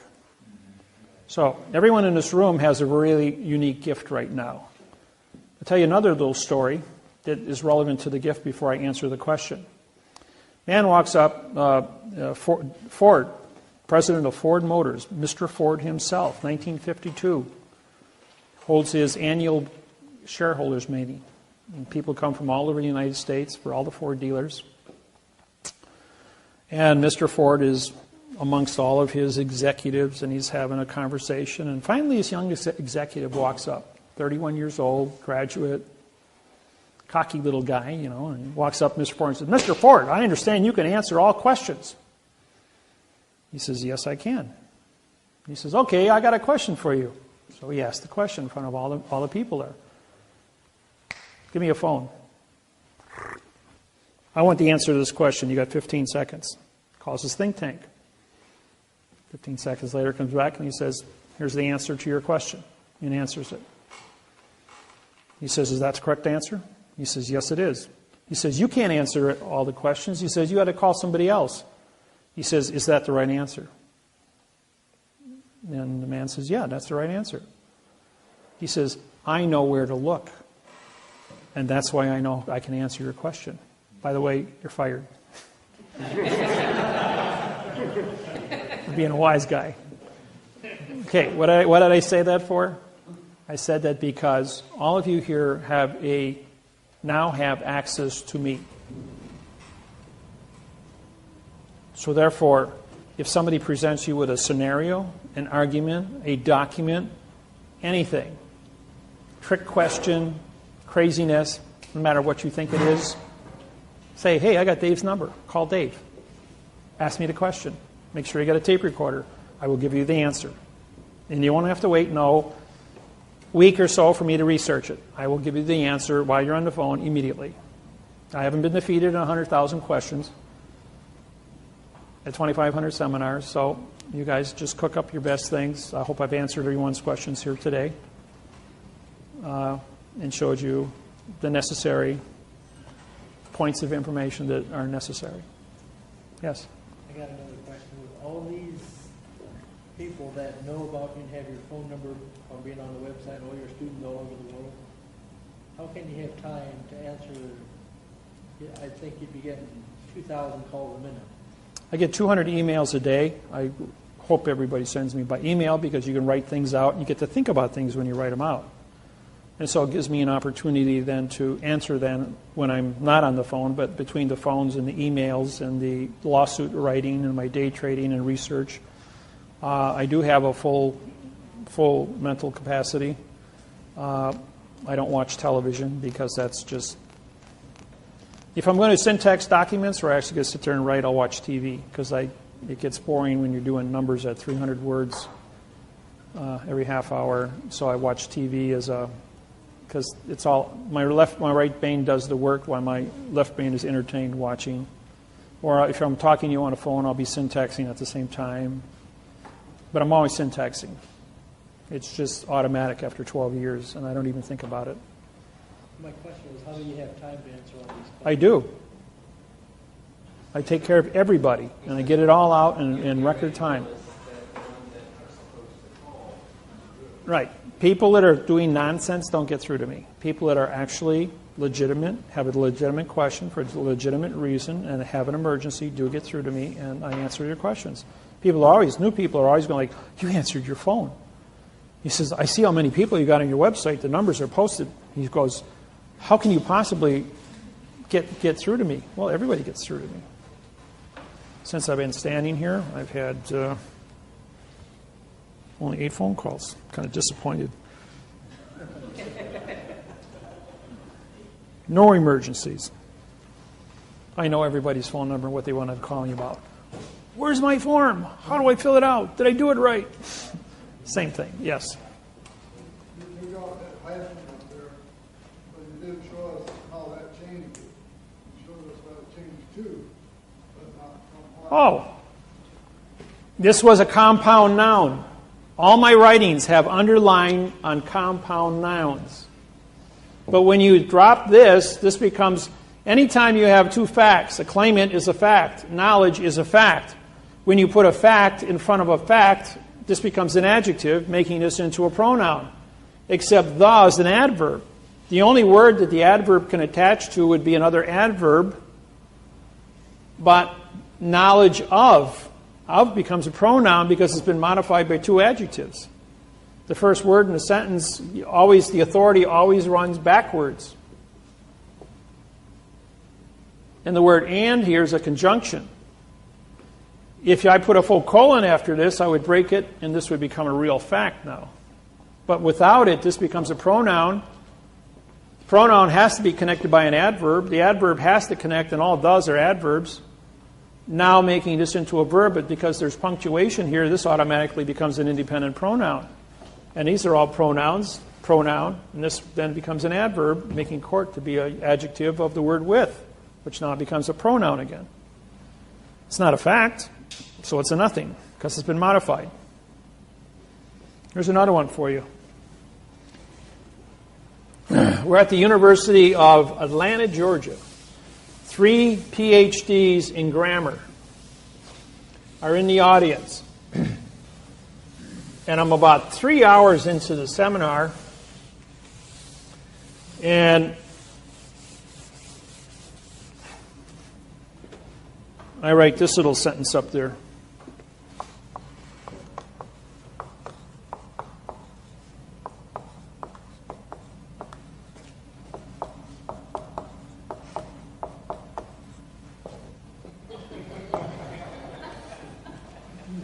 The is for the da. And they're going like, lady stands up and goes, well, that makes a lot of sense. He says, yeah, but what does it say? Doesn't mean anything to anybody in this room. Why don't we syntax it? Here's a prepositional phrase. Can you put a verb in front of a pronoun? Or, a preposition. Yes, you can put a verb in front of a preposition. Can you put an adverb in front of a verb? Well, the answer is yes. Can you put an article in front of an adverb? The answer is no. So the only solution here is the adverb modifies the verb, which is connected to the adverb, which modifies the verb, which connected to the adverb, which modifies the verb. So I use the as an adverb and a verb. Or it's a 4, 1, 3, 4, 1, 2. That's also correct. Because there's no prepositional phrase in front of for, but for the. And as the word for becomes a pronoun, the is now an adverb, connects and then modifies the adjective is, which modifies the pronoun for, which is connected to the adverb the, which modifies the verb the. Depends on what the volition of the writing is. I'm going to read this out loud. Now, everyone in this room thinks in music. You have music in your brains. You've been brainwashed to understand music. Lawyers write in music. 3, 4, 3, 4, 4, 1, 3, 3, 4, 4, 0, 3, 4, 4, 4, 4, 3, 3, 4, 4, 4, 4, 1, 2, 2, 2, 1, 2, 1, 2, 1, 2, 1, 2, 1, 2, 1, 3, 3, 4, 1, 3, 3, 4, 1, 3, 3, 4, 1, 2, 1, 3, 3, 4, 1, 3, 3, 4, 1, 2, 1, 3, 3, 4, 1, 3, 3, 4, 1, 2. You see a pattern here? You're either doing a two-step, a quick step, a waltz, country two-step, rock and roll. And this is the pattern that the brain goes through. So you write with patterns, you read with patterns. And when you start getting into numbers, you see the patterns. Here the guy is using, there's a quick step, 1, 2, 1, 2, 1, 2. A judge would say, this is the way I want it. An attorney who doesn't know what a judge knows is going to go 4, 1, 3, 4, 4, 1, 2. What is my exercise? I use the as a verb. I use the as an adverb. I use the as a pronoun. 3 different syntax identities. You don't believe me? Pull the dictionary out and look up the word the. It's used as an adjective, an adverb, a pronoun, a preposition, an article, and a noun. And if I want to do it a different way, I could do a 1, 3, 4, 1, 3, 4. That's also legal. So now I used it as a pronoun, an adjective, an adverb, and a verb. 4 different identities. And all 3 of those are correct. Now, how would I make a determination as to why this is correct? I would look at all the rest of the thinking of the person, the other paragraph around it, and see which one of these patterns have been duplicated before. And that would tell me what his volition was when he wrote this part. If one attorney writes continuously in a 1, 2, 1, 2, 1, 2 and hits this pattern, I'm going to say this is his volition. If the next attorney writes this pattern and it's unbroken throughout the document, I'm going to say this belongs to his pattern. This might be Harvard, this might be Yale, this might be Princeton. Each law school teaches different patterns. So you got to know where the music came from. And when you see the music, you know what your thinking capacity is, and you're going to say, oh, Benjamin Franklin wrote this in the Declaration of Independence. But then he went ahead and he helped Thomas Jefferson write the Constitution of the United States of America. But then there was a few other little individuals that got their fingers in the pie. So he wasn't the only guilty party up there. Yes? Do you recommend sending your kids to college? Did your kids go to college? Well, we're only talking about English here right now. If you want to study electronics, mechanics, car repair, motor engines, technical schools, yes, there's nothing wrong. Remember, what is the law of the mafia? You keep your friends close. You keep your enemies closer. Don't forget, who is the enemy? The fiction is the enemy. Smith is going to come after you as Zion. The machine, which is government, is going to try and control you through videotapes, mechanics, automobiles, houses, contracts. So you got two enemies in the world. One is a machine, the other one is a virus. So you have to exist and know who the enemy is. You have to be proficient to understand how the enemy thinks, how the enemy works. But you also have to know what the facts are and how to be proficient in the fact. And by doing so, you can protect yourself and your family and teach it on to other people. You know what the world of syntax pays an hour? It's a $1,000 an hour paycheck. When the world switches gears, they're going to need every document, every topic in the yellow pages rewritten in quantum language. It's a $1,000 an hour paycheck if you can write contracts for what is a refrigeration contract, what is a law contract, what is a real estate contract, what is a bank contract, what is a mortgage contract. How much do you think Bank of America will pay you to write a mortgage contract in quantum grammar compared to the 15-page one of nonsense you now possess? I can take that document and probably, that's 6,000 words. Let's see, 18 and 8, 20, 30, probably about 44 to 46 hours I could have an entire 5,000 word document written in quantum grammar to cover all the topics there, all the scenarios of weather, pesticides, pollution, contracts, and do it in quantum. At which time the banks would then pay a very nice paycheck, because how much money is carried in mortgages in the United States? Anybody know that number?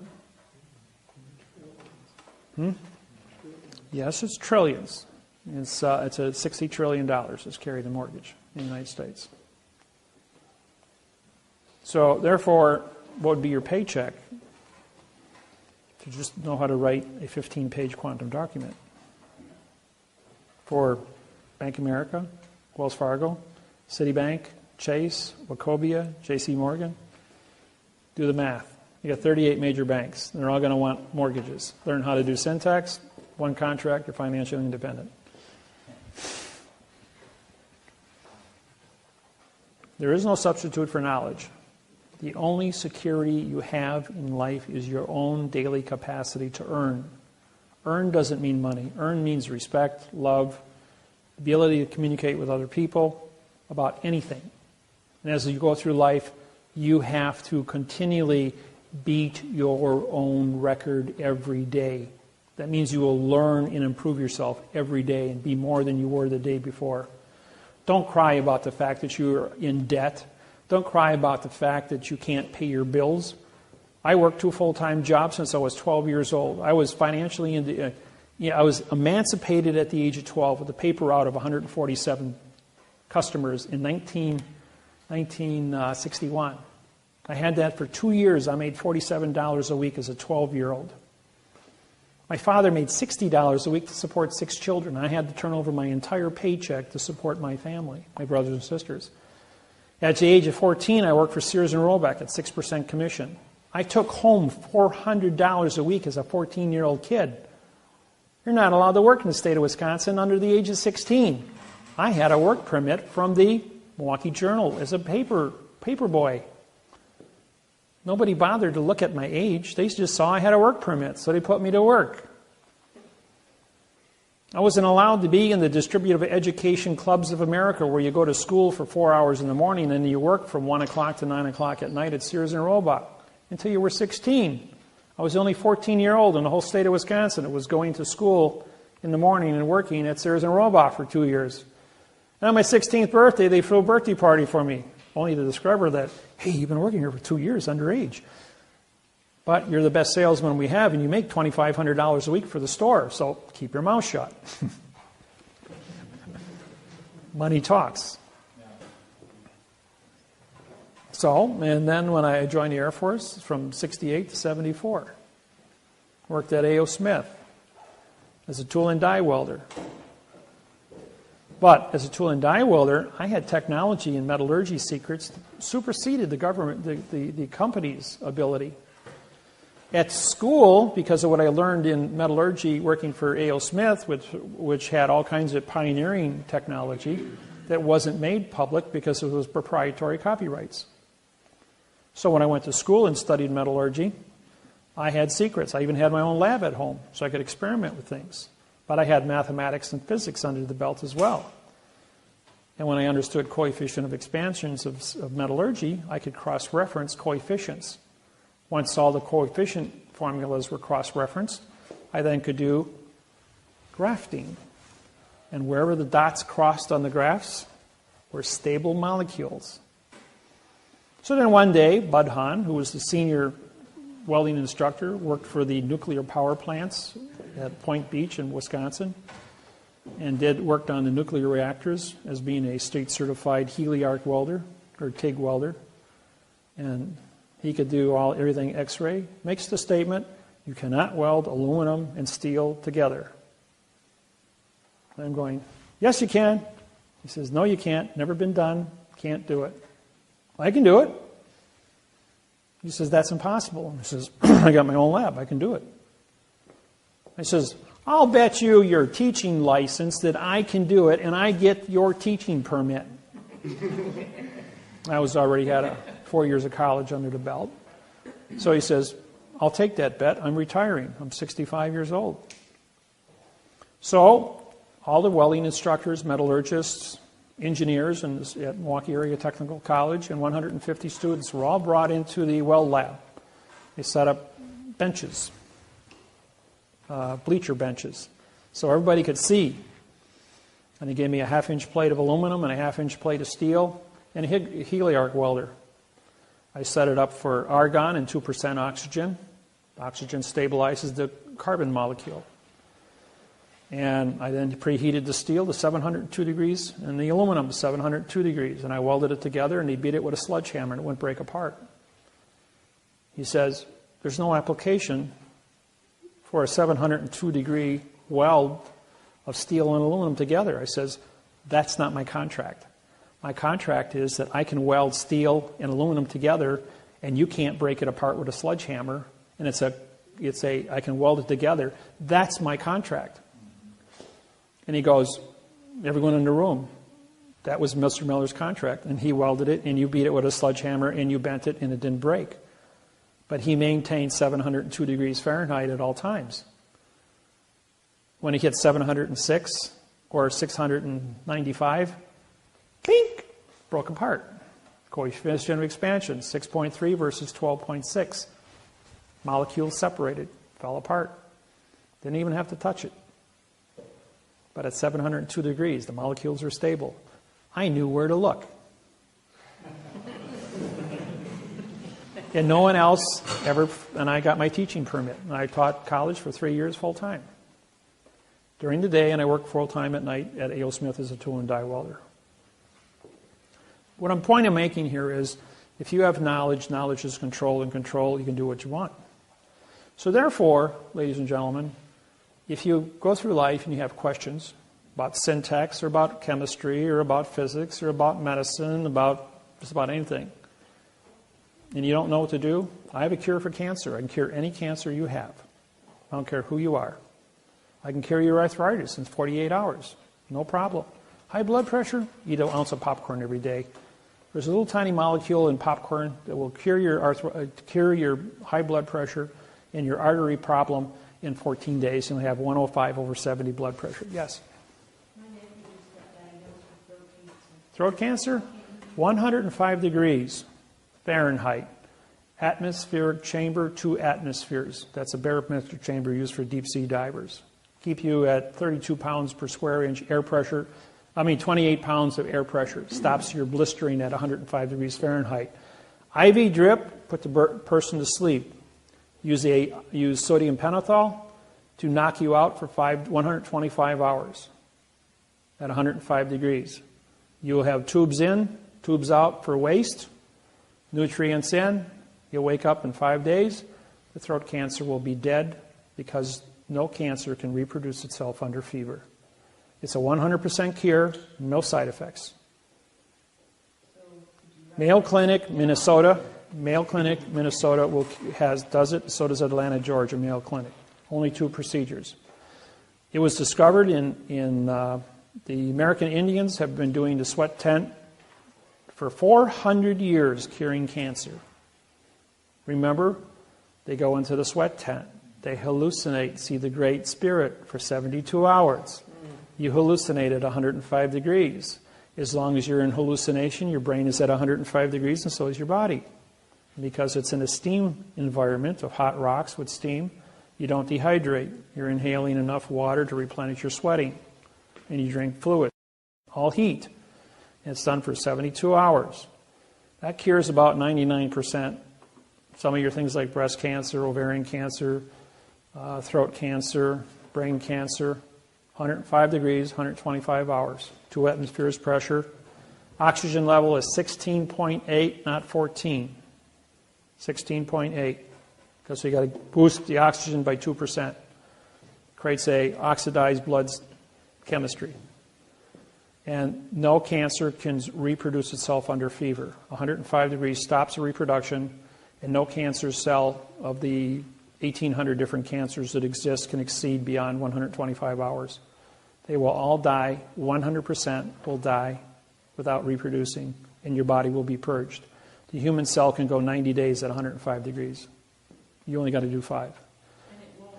They will have no side effects. Nope, you're asleep. You're under sodium pentothal. Your whole body is completely kept asleep. You have a heart pacer to hooked up, so your heart is electronically monitored and timed so that there's no interruption of your heartbeat. And use an anesthesiologist to create the chemical IV drip that will create an artificial fever. The atmosphere of the barometric chamber is also heated to 105 degrees, so it's stable, both internal and external. But he does not have any money. He's still paying hospital bill that he If you when he had an accident earlier. It's not an excuse for murder, so I gave you the cure. You go to the Mayo Clinic, they'll take care of it. Is it a child? He's old. He's old. Oh, because if it happens to your children, the Shriners Hospital in Chicago will take care of that for children that have cancer or birth defects. So would they take care of him? They may if he's poor, but Mayo Clinic will probably take him in if he applies for it. He's also a hemophilia. It's a 5-day cure. So my recommendation is go to Mayo Clinic, explain your situation, and you might qualify. Obamacare might kick in.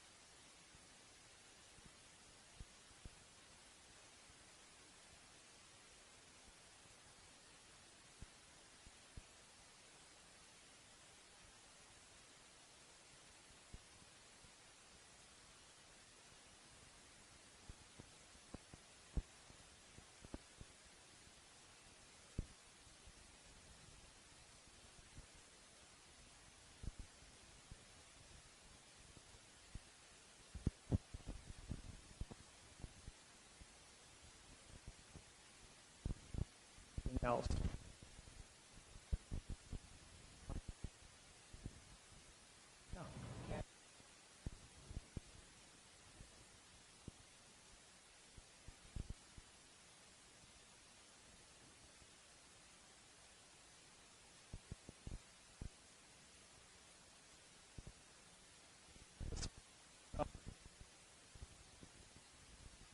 Popped white rice corn.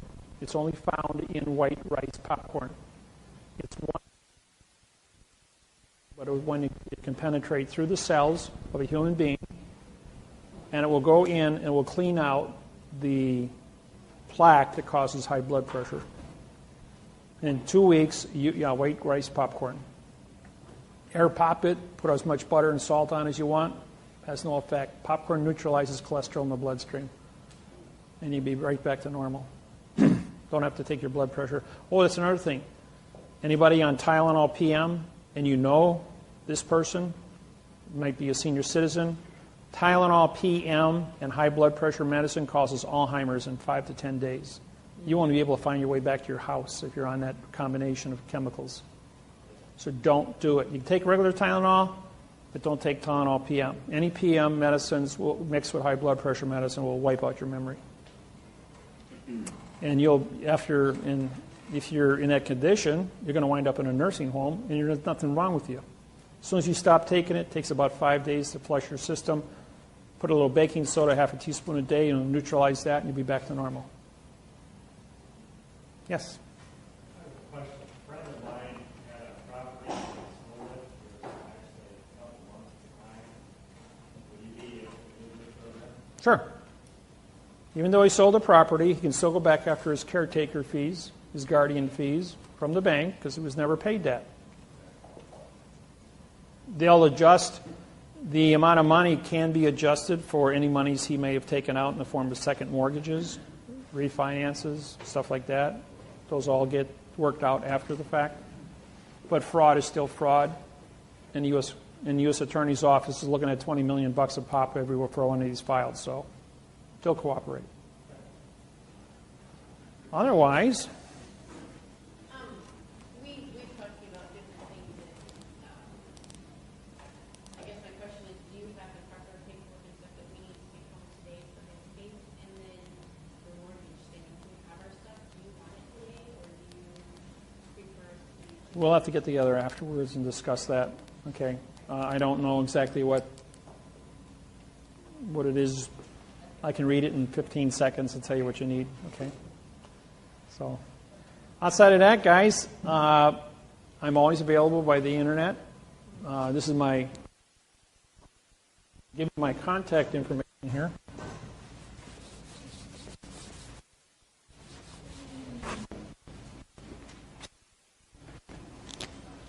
My DWAWRO.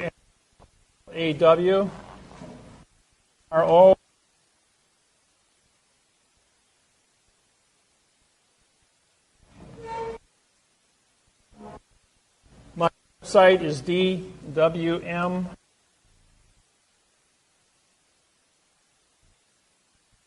Address, all correct. And my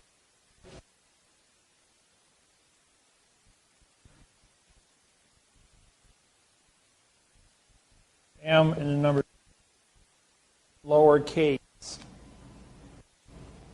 So that's how you get a hold of me. If you want to do video seminars if you have a support group, call me, make an appointment. We'll do a 2-hour video seminar on Skype. I'm going to be unavailable until the 20th of October. I'm going to be traveling. I've got a bunch of seminars I'm doing in California, in Hawaii. So you can always get me on the cell phone and on the internet. I will have internet 24/7 as I have my own independent router it's portable that I travel with. It works anywhere in the United States. If a cell phone works, my router works. So that's about all I got for you tonight. And if you cook up some good questions, send me some emails and I'll answer them.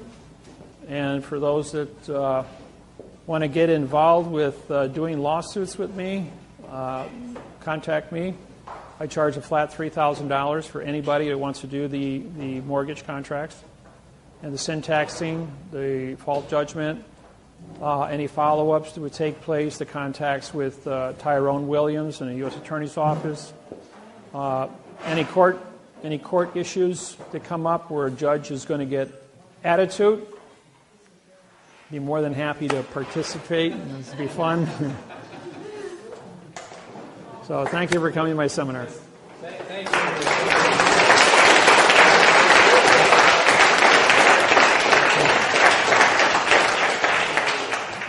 Thank you, everyone.